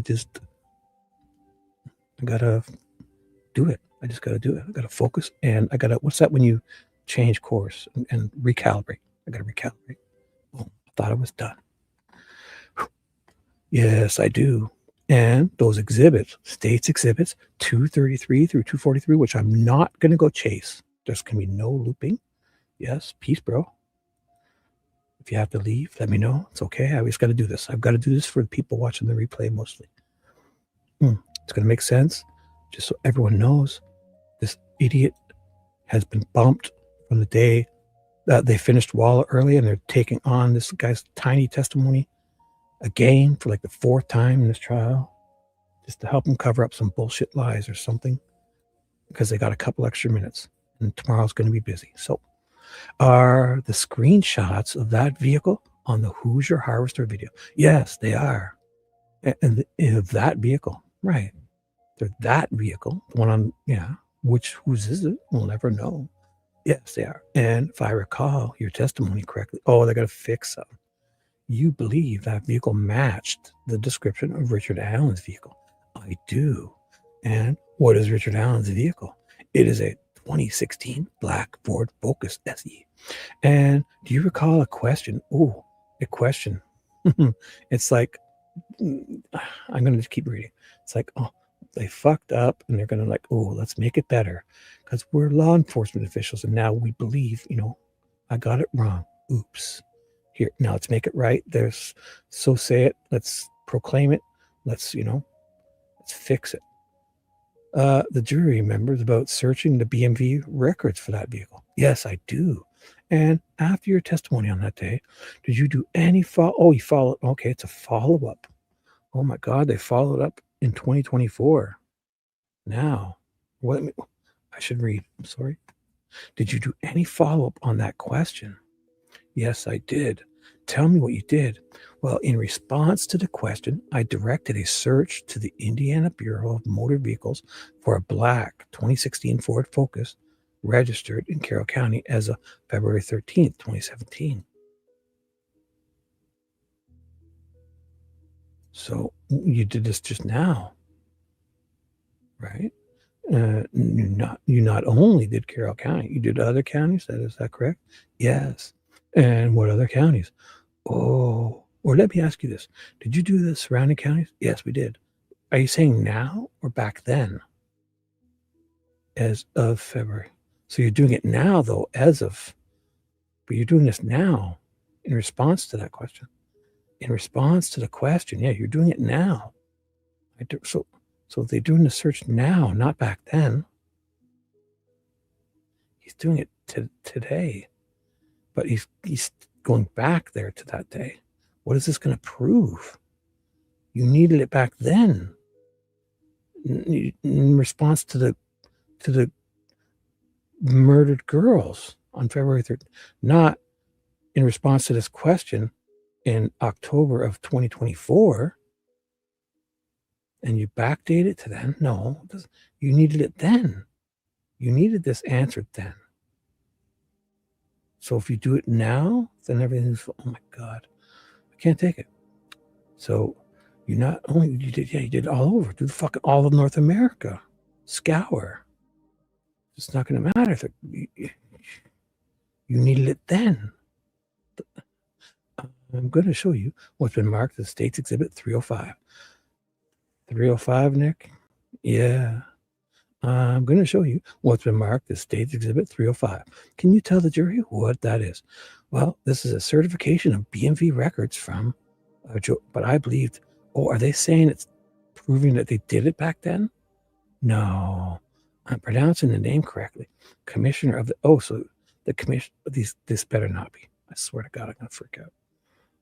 So the commissioner, of the Indiana Bureau of Motor Vehicles. Does that document display the result from the search of the Bureau conducted? But when was this search conducted? Are you saying that that's proving that you searched for it when you were supposed to and not just in response to this question? I'm not sure what they're saying here.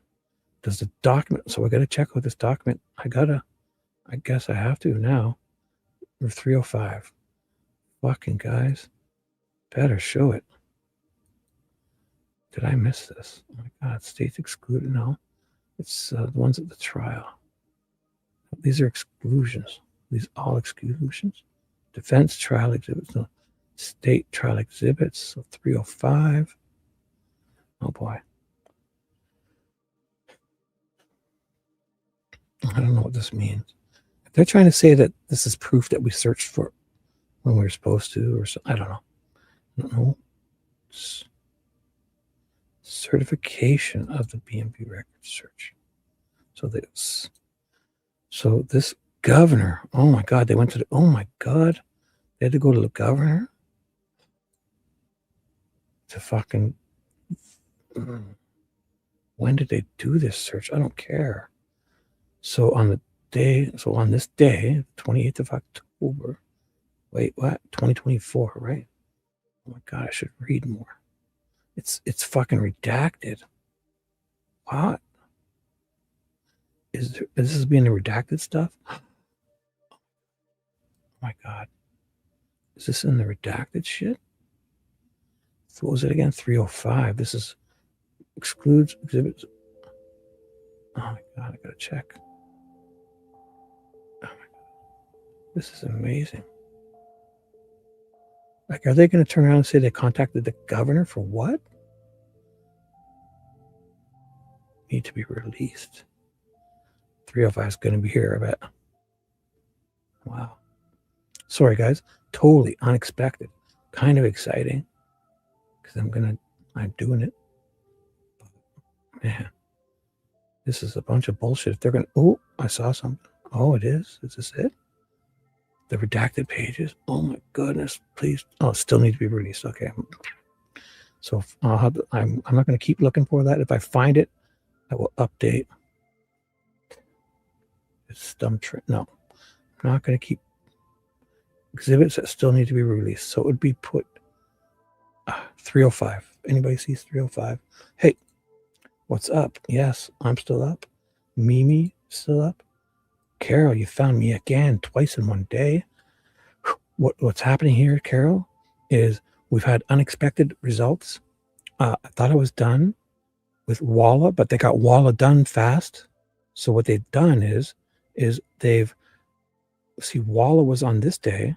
So what they've done is they've gone into the future, grabbed this idiot Moonman Mullins and told him to come in to help him so we can get him done a day early. On this day. So I wasn't done. I should have looked. I didn't. They've called Mullin in to just do a quick 10-page bullshit. And I'm doing it. So they call him in to do a quick thing of to just bullshit about the search. So I'm just going to read it and we'll figure it out later, I guess. So I feel like it's like if they had called the governor up to sign something to say that they retroactively searched. I didn't read this. So the Holcomb, the governor, gets contacted. Record vehicle search from the governor searched for one vehicle. I, Joseph B. Hogue, Commissioner of the Indiana Motor and custodian of its records, hereby attest that the attached is a true and complete copy of the record as requested. As it appears in files. So, therefore, by my duly authorized representative, I certify this record by the record what? On this day. So on this day, you certify it.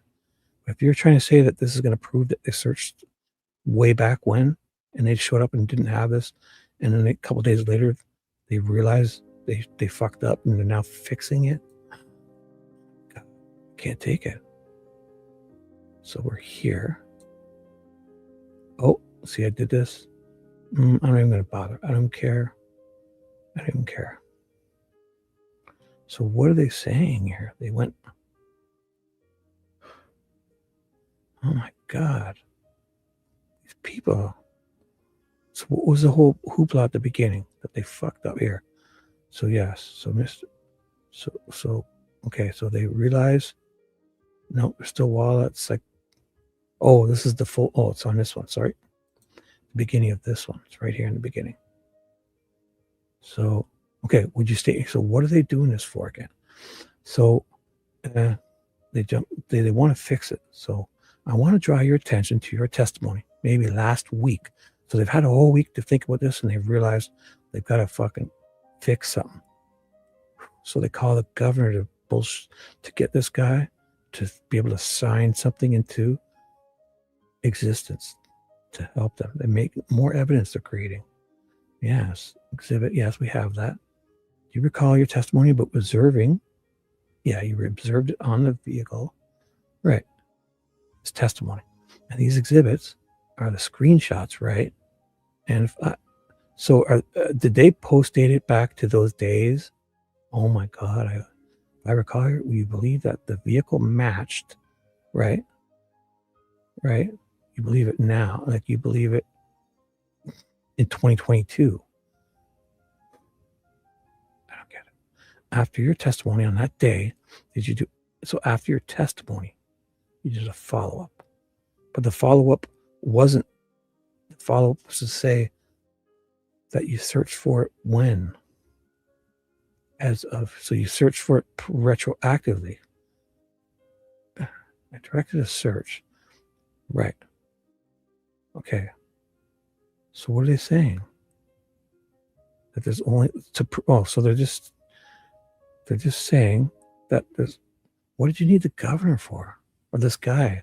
Why didn't you just do a search to say that there's only one in the town? Proving it's got to be him, because we say if so.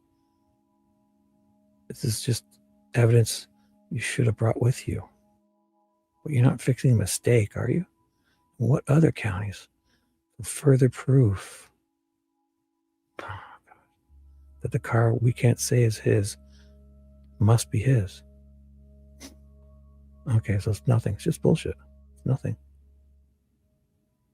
I'm going to look into this. It feels like they're sneaking something by here. I'm just going to read this, and I'm going to figure it out later. So, oh my goodness. Where was I? I lit it up blue, didn't I? I didn't. Shit. I fell for it. Where was I? At a sidebar. Well, they're going to explain it all. See, I do this.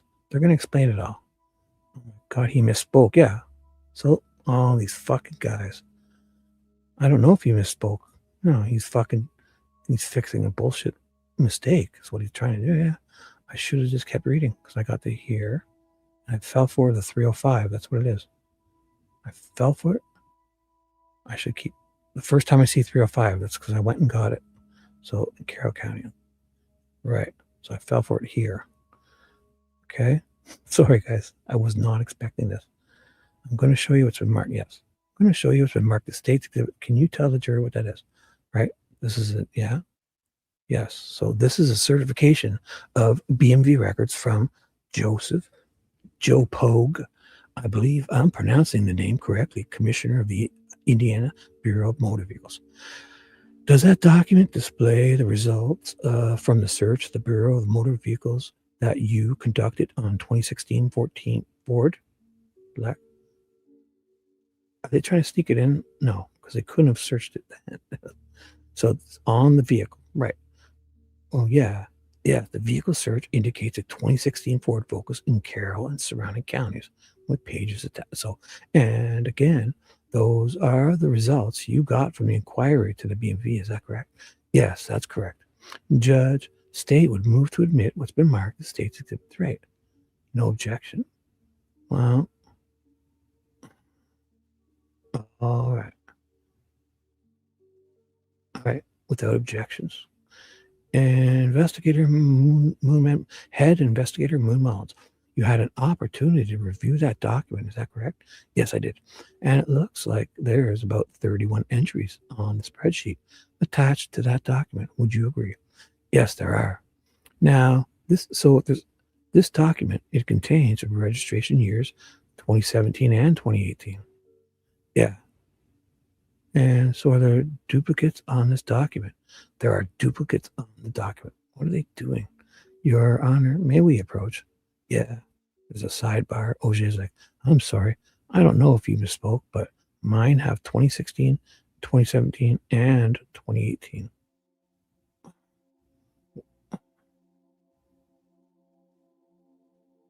Should be any they should be searching for any model that can look similar. What? Oh, I did misspeak. Okay. Okay. So you have to correct that.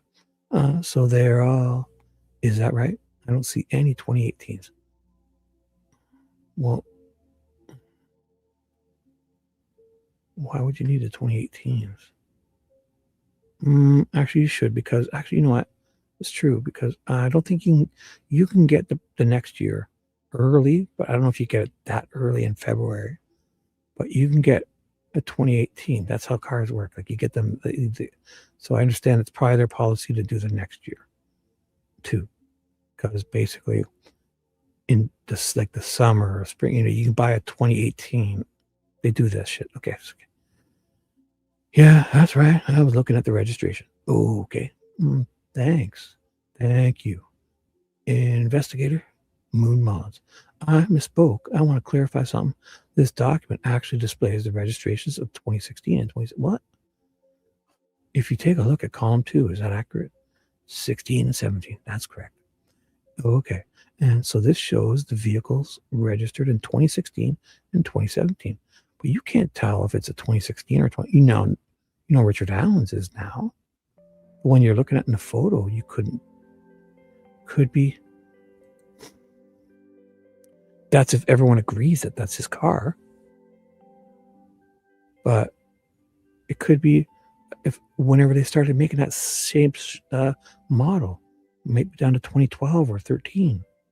Because you can't, the thing is this is only makes sense if you accept that that's his car in the photo, or they insist it is. So that's right. Okay. And specifically, you requested for a 2016 black Ford Focus. Is that right? Yeah, that's correct. What? You should have to search for any black car that looks like that. You can't tell. It's even if you want to stick with the Ford Focus, you can't look at that photo. If you're insisting it's a Ford Focus, you can't say it's a 2017. If it looks, whatever models, it would be the exact like that. If they started that special model in 2014 or 2012 or 2013 or so. And so it gave you the registrations for both of those years for that vehicle, year, make, and model. Right. But who cares? Because how do you know? You only know that because you think the guy told you and you're assuming it's his car. You should be searching for every fucking, these guys are nuts. Yeah. So there are some duplicates on that. Is there? Yeah, that's right. There should be. There should be. Because, and I believe there's 31 entries on that document. Is that accurate? I counted them, 31. Oh, okay. And if you take out the duplicates, does that reduce the number of entries? Yeah, there's 18. And then we focus. No, why do you get the focus? No. Who's made this? Who's made this the standard? 2016. Who? You telling me you're going to look at that car and say it's a 2016 model? You fucking snakes. When did that stop? It could have started 2014 or 2012. When did that exact shape or model, the exact one, when did they start making Ford Focus SE in that same shape? Probably wasn't 2016. If it was, fine. But if it was in 2012, you can't tell what year it is. They'll all look the same because models can go for a few years until they change. Like the Camaro from 98 to 2002, they look identical if you didn't know.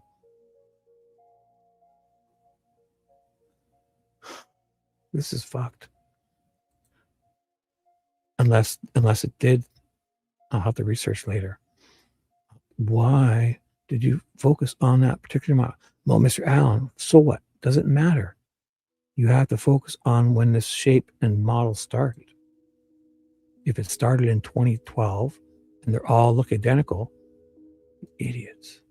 And this is, I guess, it's almost like if you knew who the criminal was beforehand, you can then 7 years later match his car. Fucking guys are crazy. This is nuts. And this has it in it. I guess has within the list different models. Well, if you can tell, yeah, if they look similar, you have to get them all, right?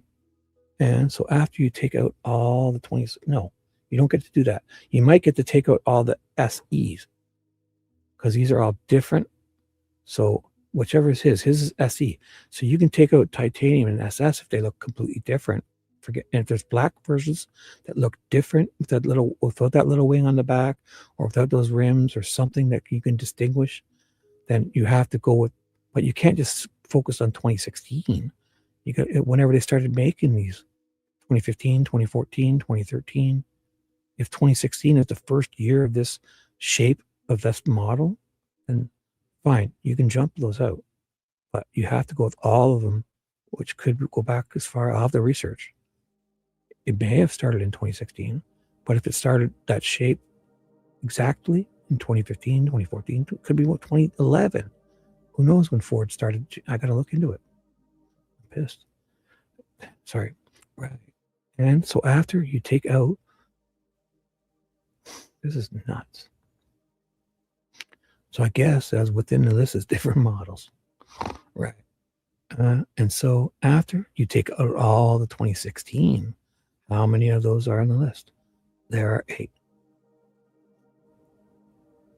Doesn't matter. It matters how similar they are and when that shape started. And out of those 8, how many are registered in Carroll County? Only 1. Nah, fuck you. And does that, fuck you guys. Fuck you. If it started in 2016, but if you can't tell, you guys are assholes. If these are completely different, so obviously it has to be the SE in that photo. But, and if the 2015, the 2014, 2013, and 2012 aren't this new shape, fine. But you guys are fucking, this better not be allowed. I don't have any questions, Judge. Miss OJ, yeah, people from, well, that's not the, see, this doesn't matter. Yeah, people from other counties. Well, even worse. Yeah, this matters, but this is, I got to let them see what happens. So people from other counties, other countries, I could drive there in 6 hours. If I had one of those cars, same model, I could fucking literally drive there and drive right to the bridge with one of those cars exactly. I'm like 6-7 hours away. So yes, okay. And there's no gate that says you can only come here if you're in, right? There's not. If you keep track of vehicles from other, should be all of North America. I don't know. Like I said before, what if Ron Logan's grandson showed up just on that day and has a car just like that, but he's from Florida. He drove up to say hi to Grandpa or something. Who knows? Doesn't have to be. Doesn't mean that. So if they're insinuating that if a crime happens in downtown Chicago, that the car is from Chicago, this is ridiculous. Could have come from fucking anywhere. I do not. So what does this even mean? Okay. And you cannot tell from the Hoosier Harvester video what model of the vehicle is, right? I cannot see the words SE on the back of the vehicle from the Hoosier Harvester video, right? And if you can't tell whether it says titanium, I cannot. Well, then there are at least 5 other years. Mm-hmm. Right. See, she is calling out. Yeah, the 2011 to 2018. So how do you get to exclude them? Well, 2018 because it hadn't happened yet, I guess. Because this is in February 2017. So I think you can only buy the 2018 in the summer of 2017. I don't think anyone would have got a 2018. So, but I mean, just to be safe, it makes sense. But whatever, because you can buy a 2018 in the summer of 2017. That's when you start selling the 2018s. The next year gets sold in the summer of the, all cars are like that. And you got that list, didn't you? Well, we checked that information, yeah. So basically that style started in 2011. So there's all of these. And that's fine if you can drop the, well, he says you can't drop the titanium off. It doesn't even matter because, like she's even pointing out also that it's not like there could only be It's not like territorial, like lion pack or cougars, or what's a solitary animal? Like that checks its territory. Fucking lynx or bobcat, like, you know, there can only be one in this area, and then if you know it kicks, the winner gets to stay, and the loser has to leave the territory. Prime hunting land. So only one black Ford Focus gets to be in that area. None can even drive in or walk through because there's going to be trouble. Oh my goodness, sorry. And you got that list, didn't you? Well, we checked that information. Yeah. Oh, okay. You have that list on a spreadsheet, right? This is the only dealing with the 2016. You fucking idiot. This guy's nuts. The jury, how did the jury not fucking laugh this guy out of here? There's one car person on that jury that got to be flipping out. This is a bunch of reasonable doubt here. Right. But you have a list from, yeah, you should, because they fucking look exactly alike. You should do everyone. If it started that shape in 2011, that looks just like that, only it has additional years. Yeah, it fucking should. It should be all of North America, or the fucking 3 states surrounding Indiana, 4 states. It does, but well, why only SEs? No, because you just said you can't tell if it's a titanium model. It doesn't matter what you can tell. It should matter what, if we take looks at them, if they're kind of very similar, if it could be. I mean, if there's something very distinctive, like a fucking gigantic wing on the back of one, then we can rule a model out, but not the years. Oh, okay. But you can't tell from the video what model is on the video, right? I cannot see the words SE. No, you can't. Of course you can't. On the back of the vehicle. And on the other spreadsheet that you have, that's another 65 Ford Focuses, correct? I'm not sure how many there are, but that wouldn't surprise me. Just in Carroll County? All right. I mean, I counted them. You could have counted them, right? I could have. You could have admitted that list. So this is a dumb mistake. They're obviously realizing now that they thought they were just going to sneak this in and nobody's going to care. Maybe that's even the trick. They try to sneak this in and catch them off guard, like I was caught off guard. This is fucking ridiculous. It is. Yeah. Thank you. Nothing further. Mr. McClellan. Judge, I'd asked permission to go outside the scope of direct since Miss O'Shea asked about the list. I'd like to inquire about it at this point. All right. Wow. This is amazingly ridiculous.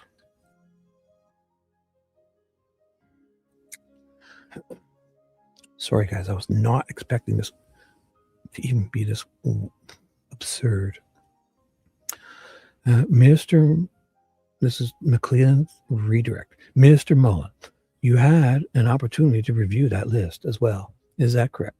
To a limited degree, yeah. And within that list, if you recall, how many Ford Focuses are registered in Carroll County? I'm sorry, I do not recall. I'd have to look at all the lists to be able to refresh my memory of for that question. Do you believe, this is where believes that the vehicle on the Hoosier Harvester video is in states exhibit? Yeah. Who cares what you believe? It's what you can fucking assholes. You believe it. Oh my God, can't take it. You believe it matches? Well, I believe it matches the similar type of vehicle. These guys and their semantics. This is out of control. It's fucking so out of control. These state actors are out of control. Do I believe it matches? What? Identically? Or sort, like, what's the criterion? God, he does believe it matches. Right. That case, I mean, I believe it matches in a way that it's similar. I mean, in a way that you can't tell if it's his, or I believe it matches fucking the other 2,000 made in the surrounding states. Yeah. I believe that too. So I don't have any other questions, Judge. Miss O'Shea. But, well, you don't care.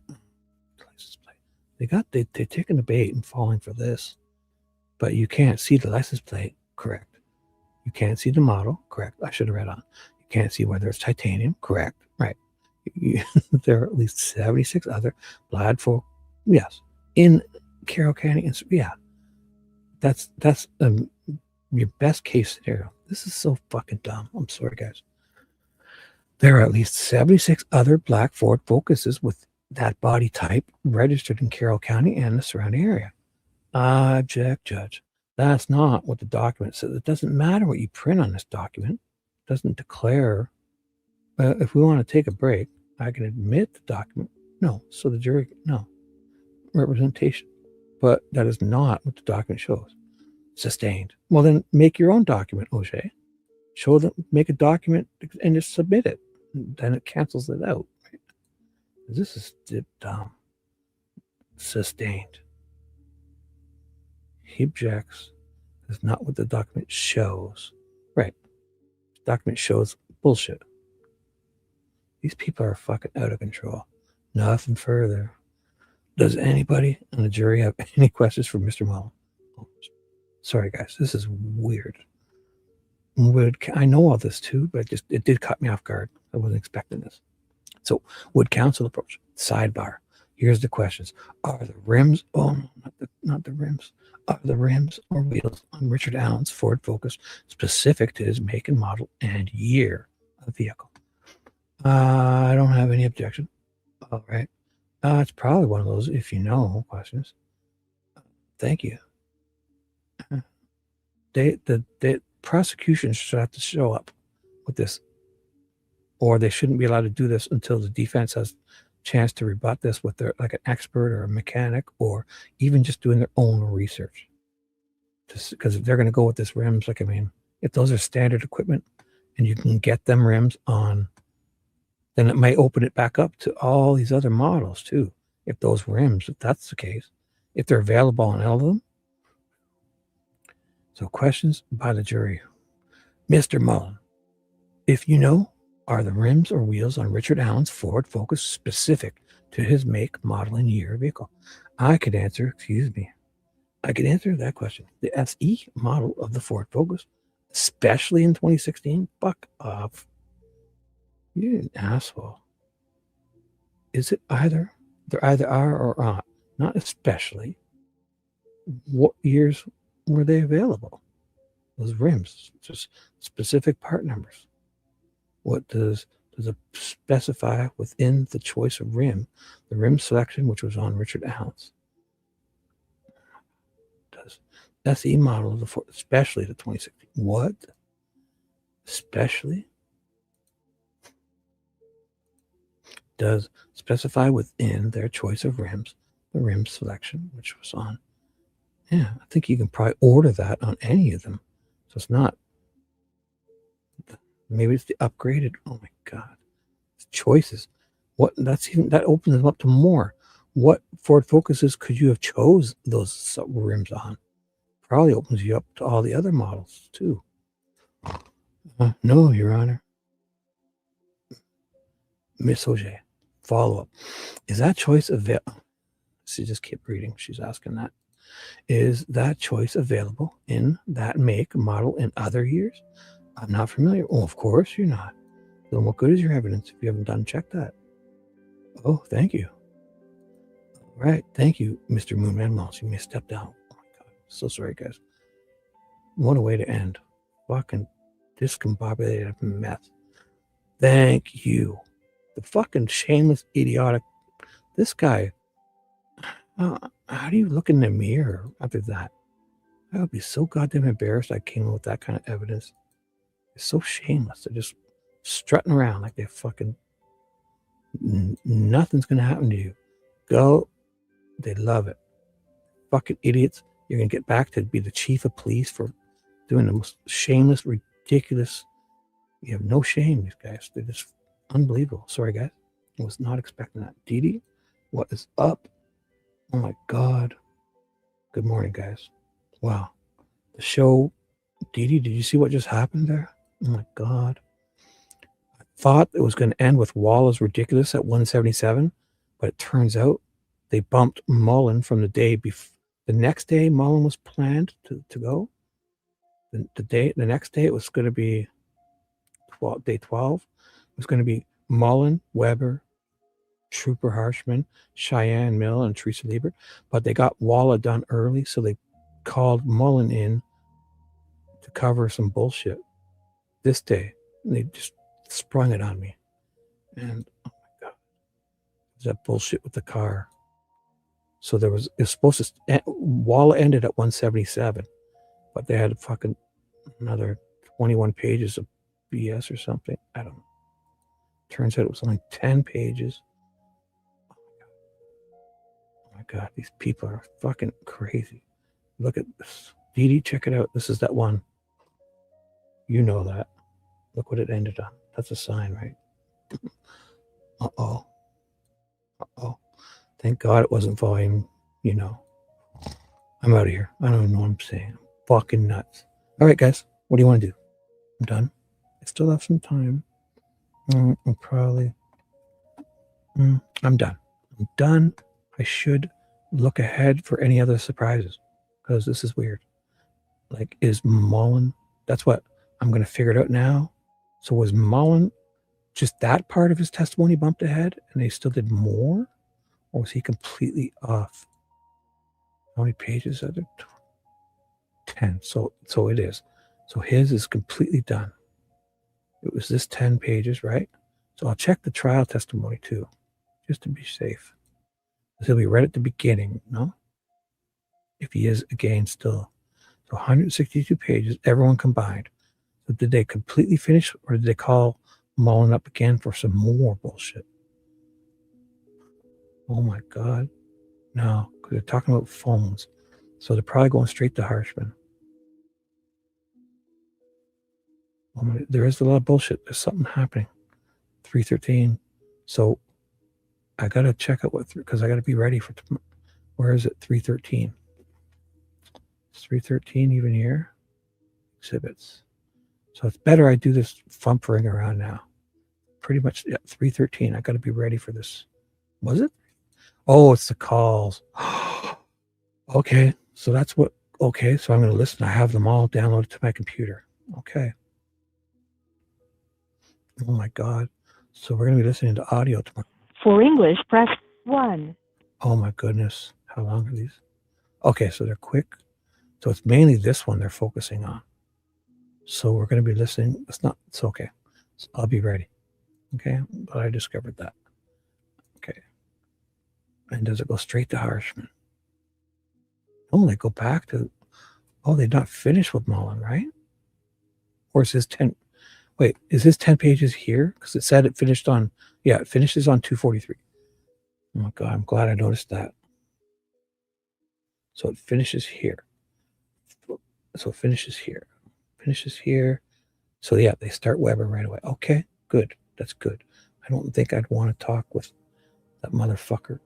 Mullin's done. Oh, yeah. So it's Weber. Boom. Okay. All right, guys. You guys have any suggestions? You want to do anything? Do you want me to? I have. I'm still at work for another hour. I don't see anyone on my cameras. I got other stuff. I gotta stay awake. I gotta.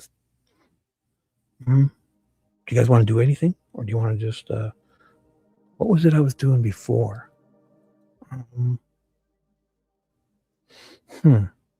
Yeah. Yeah, it's those guards. It's those guards. So this bullshit, I would love to see what's redacted. So if I see anything on this fucking governors, they got this, man. I know it's only on his, whatever they call this, like the, you know what it's called, like the head, the letterhead type, but it's this guy. So ridiculous. I want to see what they excluded. They probably snuck in some bullshit. I hope the defense didn't. Oh, it's just all those vehicles, right? Those people's vehicles. Yeah. So the defense knows, I don't know. I guess if Gull's going to allow them to do idiotic things like that, well, how do you protest that? How do you? So I should be ready with Weber's stuff. That's it. That's it. That's it. It's going into Weber's. Weber, yeah. So Weber, that's what we should do. Focus on what this is Weber? That doesn't look like him. What? That's not Weber. Is it? Is that Weber when he's fucking 23 years old? What is this? What? This is bullshit. So it's gonna read. This is clocking in and out. Again, doesn't prove it's him doing it on the February 13th. But who cares? 5:41 a.m. 2:02. So what? So what?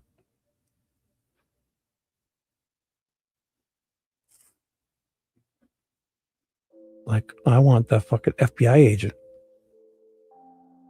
Yeah, you're welcome, dude. I'm not going to do anything important. So if you feel like leaving, this will be the time. But I'm going to probably, I don't know. I got time to kill. So all I'm kind of doing is just kind of preparing myself for this dopes. Something's got to happen. You know, I should look at all of their bullshit. Because so basically we're going to list the Harshman. So I'll be ready. Harshman is listening to the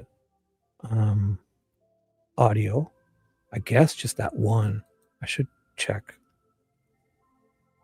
Where was he? So it's Weber first? All right. The order is Weber first, right? So Mullin, then Weber, then Harshman. Okay, so anything Weber, I got to be ready for.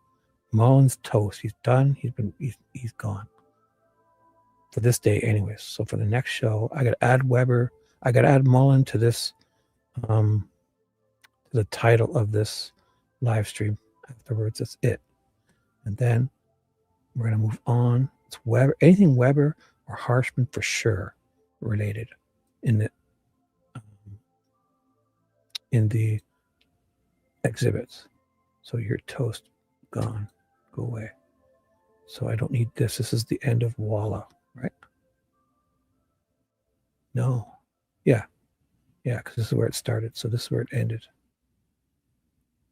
Weber. Yeah, Mullin. This is, so forget this one. It's this. Any of these guys. So is there any evidence with Weber? So there's Weber's clock-in, Weber's van. We need, ooh, it's not there. See? Now I can make sure I can find that for tomorrow's, on the excluded ones probably. Okay, so I'll get this stuff ready before I start tomorrow night's show. Affidavits of who's this? Don Stevens. Oh, see? If this has to do with Weber, so the calls, we have all the calls. So if we have to listen to this 313, oh, all of them are 313. Oh my goodness. So I'll be ready for them all. They're all here, right? I have downloaded them too. Okay. As long as they're here and I don't have to fumble around, that's no biggie. So tomorrow night, we're going to be anything Weber, then Harshman is the call. So anything Harshman. Anything Harshman. Video. Not listed. Well, is she in there? So Cheyenne Mill and Teresa Liebert too. Okay. So I'm just going to, what I'll do is before the next show, I'll make sure I have, if there's going to be, I'm just going to figure it out before I start. So I'm not fumbling around like this, right? So just know that I'm done the show today and I'm just fumbling around and I'm going to do this now and before the next show. So I don't have to do this and ruin the next show. I'll be ready. Any special requests before we end this in a bit? Did anyone show up? Oh, Critter, did I say hello? Dee Dee showed up. Dewey's still here. I don't know when you guys said that. I'm pretty much going to shut her down soon. But I'm done. Done, and I'm just figuring out this bullshit so I don't waste. So tonight, you guys, I promise, you watch. I'm going to be ready with these exhibits. I'm not going to fumble around. We'll be able to listen to when they start talking about certain phone calls. And I'm going to start reading within the first 15 minutes, because I think I should let a few people show up when I start the live stream, but I will not do the usual 1 or 2 hours of messing around like I've been doing. I don't think people like that as much. I think I need to captivate the people right away and then put them to sleep and then talk all night and keep the numbers and not wake them. Right? Right. Night, night. Night, night to you, young lady. Critter, are you just waking up? You're a horrible morning person, aren't you? Ugh. Take care. Yeah, I'm going to shut her down, guys. So say your good nights. I'll come back tonight because I'm on a mission. I'm on a mission. I'm going to be the first idiot to read these in order, every fucking thing. And I'll go back, but you watch. I'm a dope, and I'm going to be the first to do this idiotic shit. And like have everything. Is there somebody that has them all or no? Is there an idiot that's been doing this 10 hours? No, there isn't. I'm doing a day each time, right? Awesome. I'm going to be the first. And the only thing I've done is if I can't get it done in that day, I'll do a continuation the next day and get it done. But there was a few things where those like Christmas and New Year's and people, but I guess now, what is it? It's January. So there's nothing until Valentine's Day. So there's no excuse. No excuse. All right. That being said, I'll figure this out before I start tonight. I promise you. Exclusions. You know what? Just do a quick exclusion. Make sure there was nothing I missed from this show.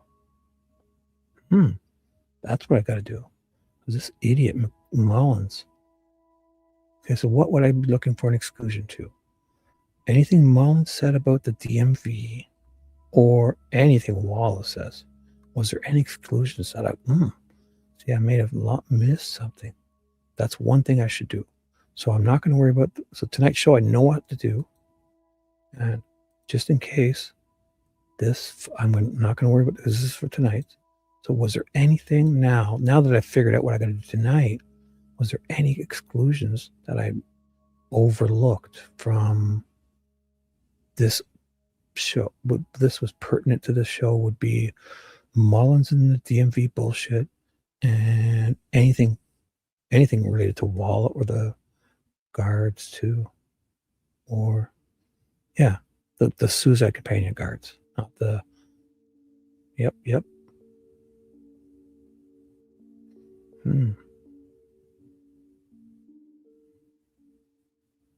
Oh. So there's some build sheets. Wait, maybe. See? This was what? Thumb drive. Okay. Oh, this is the thumb drive that was accidentally emailed. So it has a vehicle, right? But nothing.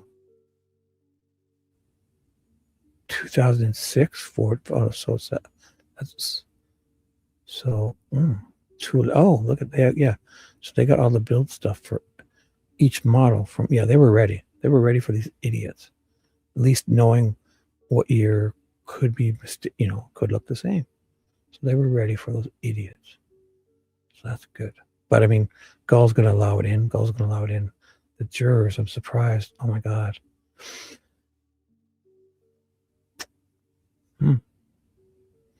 So anything? No, this is just that thumb drive. So, all right, guys.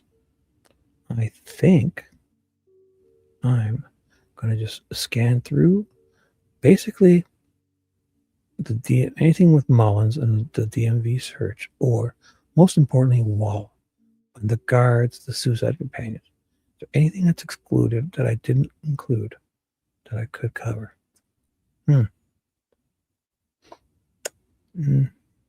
Doesn't feel like it. Ooh, that's what I'm going to do. I'm going to end this and hopefully fix my when I didn't save that other one. I have it on my other screen. I hope my mistakes. If not, I'm going to go through and highlight them all and save it properly. That's what I'll do now. All right, I'm done. Anybody? Say your goodbyes. This is it. All right. Let me set the outro. Double check. Media. Sorry. Look at me. Professional. The outro is there. Do I loop it? No. No. No. I'll just play it once because it's just enough. Perfect. All right, guys. Have a good day. Thanks for being here. Yep. Look at you. You fell asleep and look at you waking up to this. There you go. You go here to my page and you'll have plenty to do all day. Catch up on the replays. You guys make sure if you ever can, put some comments or stuff underneath. Make sure you're liking. I don't want to beg for that, but YouTube, they love it. For some reason, they love it. I don't know. It helps me, I guess. I don't know. If I get better, I'll get a camera and I'll make videos. I'll actually make content. I won't just steal from people like this and read, from fishies and stuff. So that being said, I could like that. This is the one she wanted us to watch. I should check it out.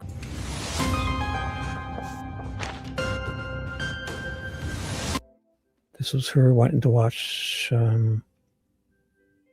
It was a bit long. Because it's those people debating. Yeah, I don't care for all that. So I'll watch it on my own. See if I approve it. Because, fuck that. I'll throw logic right out the window too. So fuck it. I don't feel like that. All right, guys. Have a great day. I'll fix the title of this one. Fix my mistake or shutting down that other document to all my highlight savings. All that, when I did my signatures and all that, hopefully it's all still there. If not, it's okay. This is a good lesson for me too. If I open a document and then I save it to open the PDF so I can edit it, when I close it down, I have to resave it to my desktop and overwrite the other one to keep my highlights. So that's the first time I really did that. And I won't do it again because I remember it hurts. It hurts knowing I spent time picking out all those. And at the end, I got distracted by Mullins and I shut it down. And it said, do you want to leave? Do you want to save it? It warned me. And I was like, no, fuck you. I'm too good for that. And I was like, I should have clicked stay on the page. I should have known. It was trying to tell me that I had stuff that was unsaved. And I was just like, because I clicked that away so many times because I never need it. But that's the first time I should have paid better attention. It warned me. So it's not Google Chrome's fault. Totally my fault. It warned me. And I ignored it. All right, look at this. Who are you? Hey, bye. Welcome. Who are you? Oh my God. That's your first comment. So goodbye. Don't you always, if you're lurking, always come in and chat and say hi. Sounds like you've been watching. That's great. Why can't I read your name? I think Nola V. Is that RV? Are you related to RV? Oh my goodness. It's Nola V. Welcome and goodbye. Hello and goodbye. There you go. A new lurker fan coming out of the weeds to say hello to these lovely people. Look at Dewey's here, Critter's here, Luna, Dee Dee, Carol, my love, has found me again. Look at these wonderful, look at this, Dee Dee. Oh my God, Critters, oh my God, amazing people. Yes, excellent. Mimi. Oh, and Sunflower was here. I hope, Lola, I hope you got it worked out with your grandkids and the vomiting. And Nicole, oh my God, Dee Dee, Nicole almost cut her finger off. We need to update. I'm going to message her. Oh, I'm so glad. I'm going to message her now. Nicole, are you still with us? I've got to update. So I'm going to update with Nicole. That's it. I'm going to do it now. She maybe bled out on her floor. I should check on her, right? I'm going to message her. I'm going to directly message her right now. Are you alive still? Are you listening? Save me, Nicole. I'm going to message. If we don't get a hold of you, I'm going to kick down your door. I'll drive the 2,000 miles down to Georgia, and I'm going to come save you, Nicole, if you're bleeding on your floor because you cut your finger really bad tonight. I'm going to check right now. I'm going to message her. Listen. Are you okay? The people want to know. Boom. Let's see if she's... I'll let you know if she replies. I messaged her. Like I messaged her. Whew. If we don't get a recall, should I go drive the 2,000 miles from Toronto to Georgia and see if she's bleeding out on her floor? Oh my God. Maybe I'll call Charles and he's in Florida. Charles could get there faster to see if she's chopped her finger off and stopped. She glued her finger. She literally glued her finger. Yes. Yeah, I'm getting an update right now. You know what? Yes, I'm good. So don't leave it. If you want to stick, I'm doing that now. She probably fell back asleep. She would instant message me back. But so to Nola V, welcome. I hope to hear from you again. Excellent. If you're like some people just don't type much in chat, perfect. That's all you need. Say goodbye and good night to you.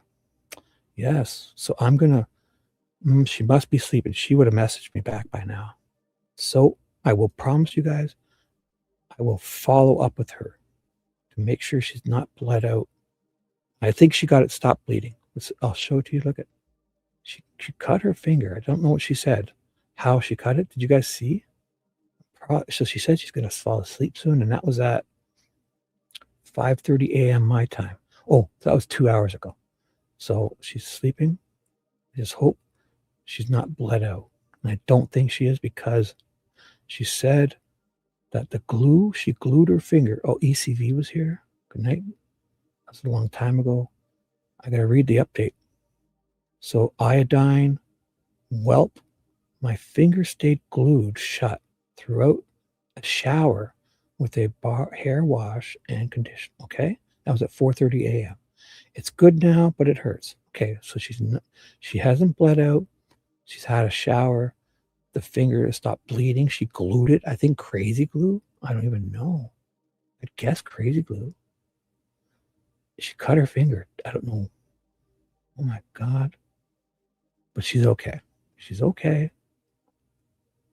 Oh, now we'll definitely have to get an update. So that's it. So I've done it all. Done it all. And she's sleeping. But you guys, I'll be back tonight. I'll be back tonight. I'll be ready for the show. I'll have an update on Nicole. Everything. How about this?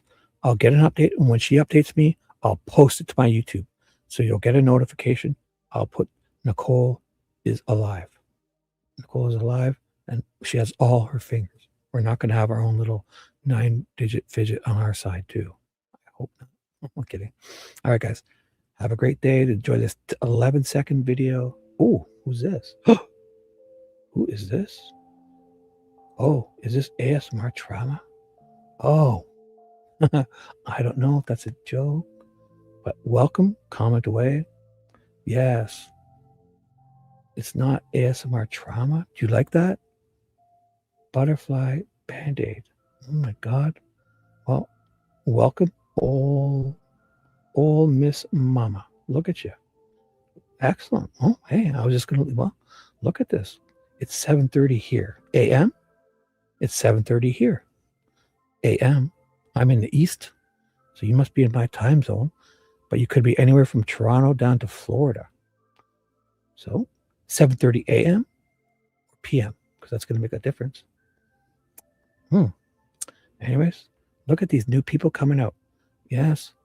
If you're a fan, I can't see what you yeah. If you're a big fan, don't you be afraid to come into this chat and say anything you want. You got a joke. If you want to talk about anything, doesn't have to be the show. Enjoy these lovely people. The Dewey will greet you. Oh my God. That's it. Michigan is snowing. All right.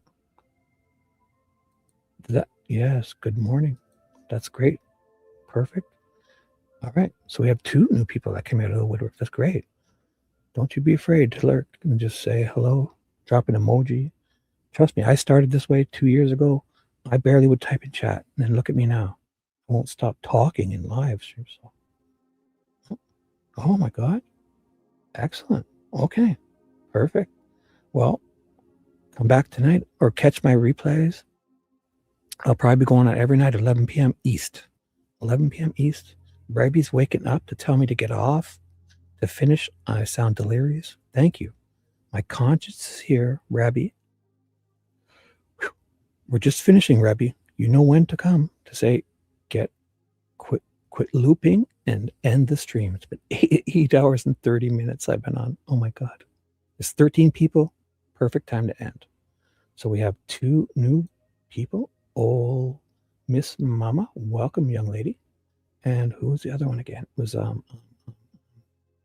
who was Nola V3477. Welcome, young lady. Is that March 4th, 1977? Or if it's just a random number. Welcome. 2 new people. Nola V3477 and this lovely young lady. Oh, Miss Mama. You're figuring out? Perfect. So we'll be back tonight. Come on back. Everyone, Critter Mama. Yes, here it is. Go to bed. I will. I'm going to make my nice egg sandwiches or something. And just maybe watch a cartoon or something. And fall asleep like a normal man all day. Although, just so you know, I'm finished work at 8 a.m. So technically, I've been working the night shift all night. I have a bunch of projects I could probably at least get ready for later. So just know, perfect. Oh my God. My voice is soothing. Thank you. I will try my best to. Yeah, I did put ASMR in the title as a joke, kind of, because people kept telling me, and my voice, it usually sounds better. So I won't do that. I should usually mute, but thank you. What's next is a camera for 2026. Oh my God. Look at this guy here. Look at this. Wait till you see this move. Oh my God. 52-year-old grandpa with a muffin top and really short bangs. You wait till you see that movement on this. Oh my God. I'll make sure my beard is. Look at this. I might have lost 10 pounds since. Oh my God. You guys wait. The whole world will be abuzz. The whole world will be abuzz. So here, let's finish with this. Oh, no, don't you dare. This. Perfect. I can honor you guys and say goodnight. This is Beaver playing hockey with a moose. The Aurora Borealis is in the background. Number 87 for Sidney Crosby, Canada. Number 99 for Wayne Gretzky in Canada. I believe there's some maple syrup here somewhere. I must have put maple syrup here. The Canadian Leaf is there. Let's do this. Oh, right on. The Bears won. Is that good? Awesome. Yeah. Anytime you guys want to update your sports teams, anything soothing, definitely come back every night, 11 p.m. And go check, if you're subscribed, go check my live streams. Oh my God. I've been talking for 8, 9, 10-hour shows every day, once a day, all night long. So if you go back to the beginning shows, my voice probably sounds better because I feel like today I've been talking a lot. So, that's wonderful. Thank you. We honor you, lovely people. Look at this. Rebbe says, go to bed. This is how I'm going to do it. Okay. Boom. Anything tonight. Yeah, 11 p.m. East tonight. Come on back. And feel free to comment under any videos and do all that. Thumbs up, all that cool stuff. And trust me, it can only get better from here on out. All right? Thank you, guys. See you tonight. I'll do the fishy. Bye. Okay, bye-bye. Have a great day, guys. Talk to you tonight. Dude, you just touched Christy Boner's hoo-hoo. Shibby! Low five. Yeah. Let's get out of here.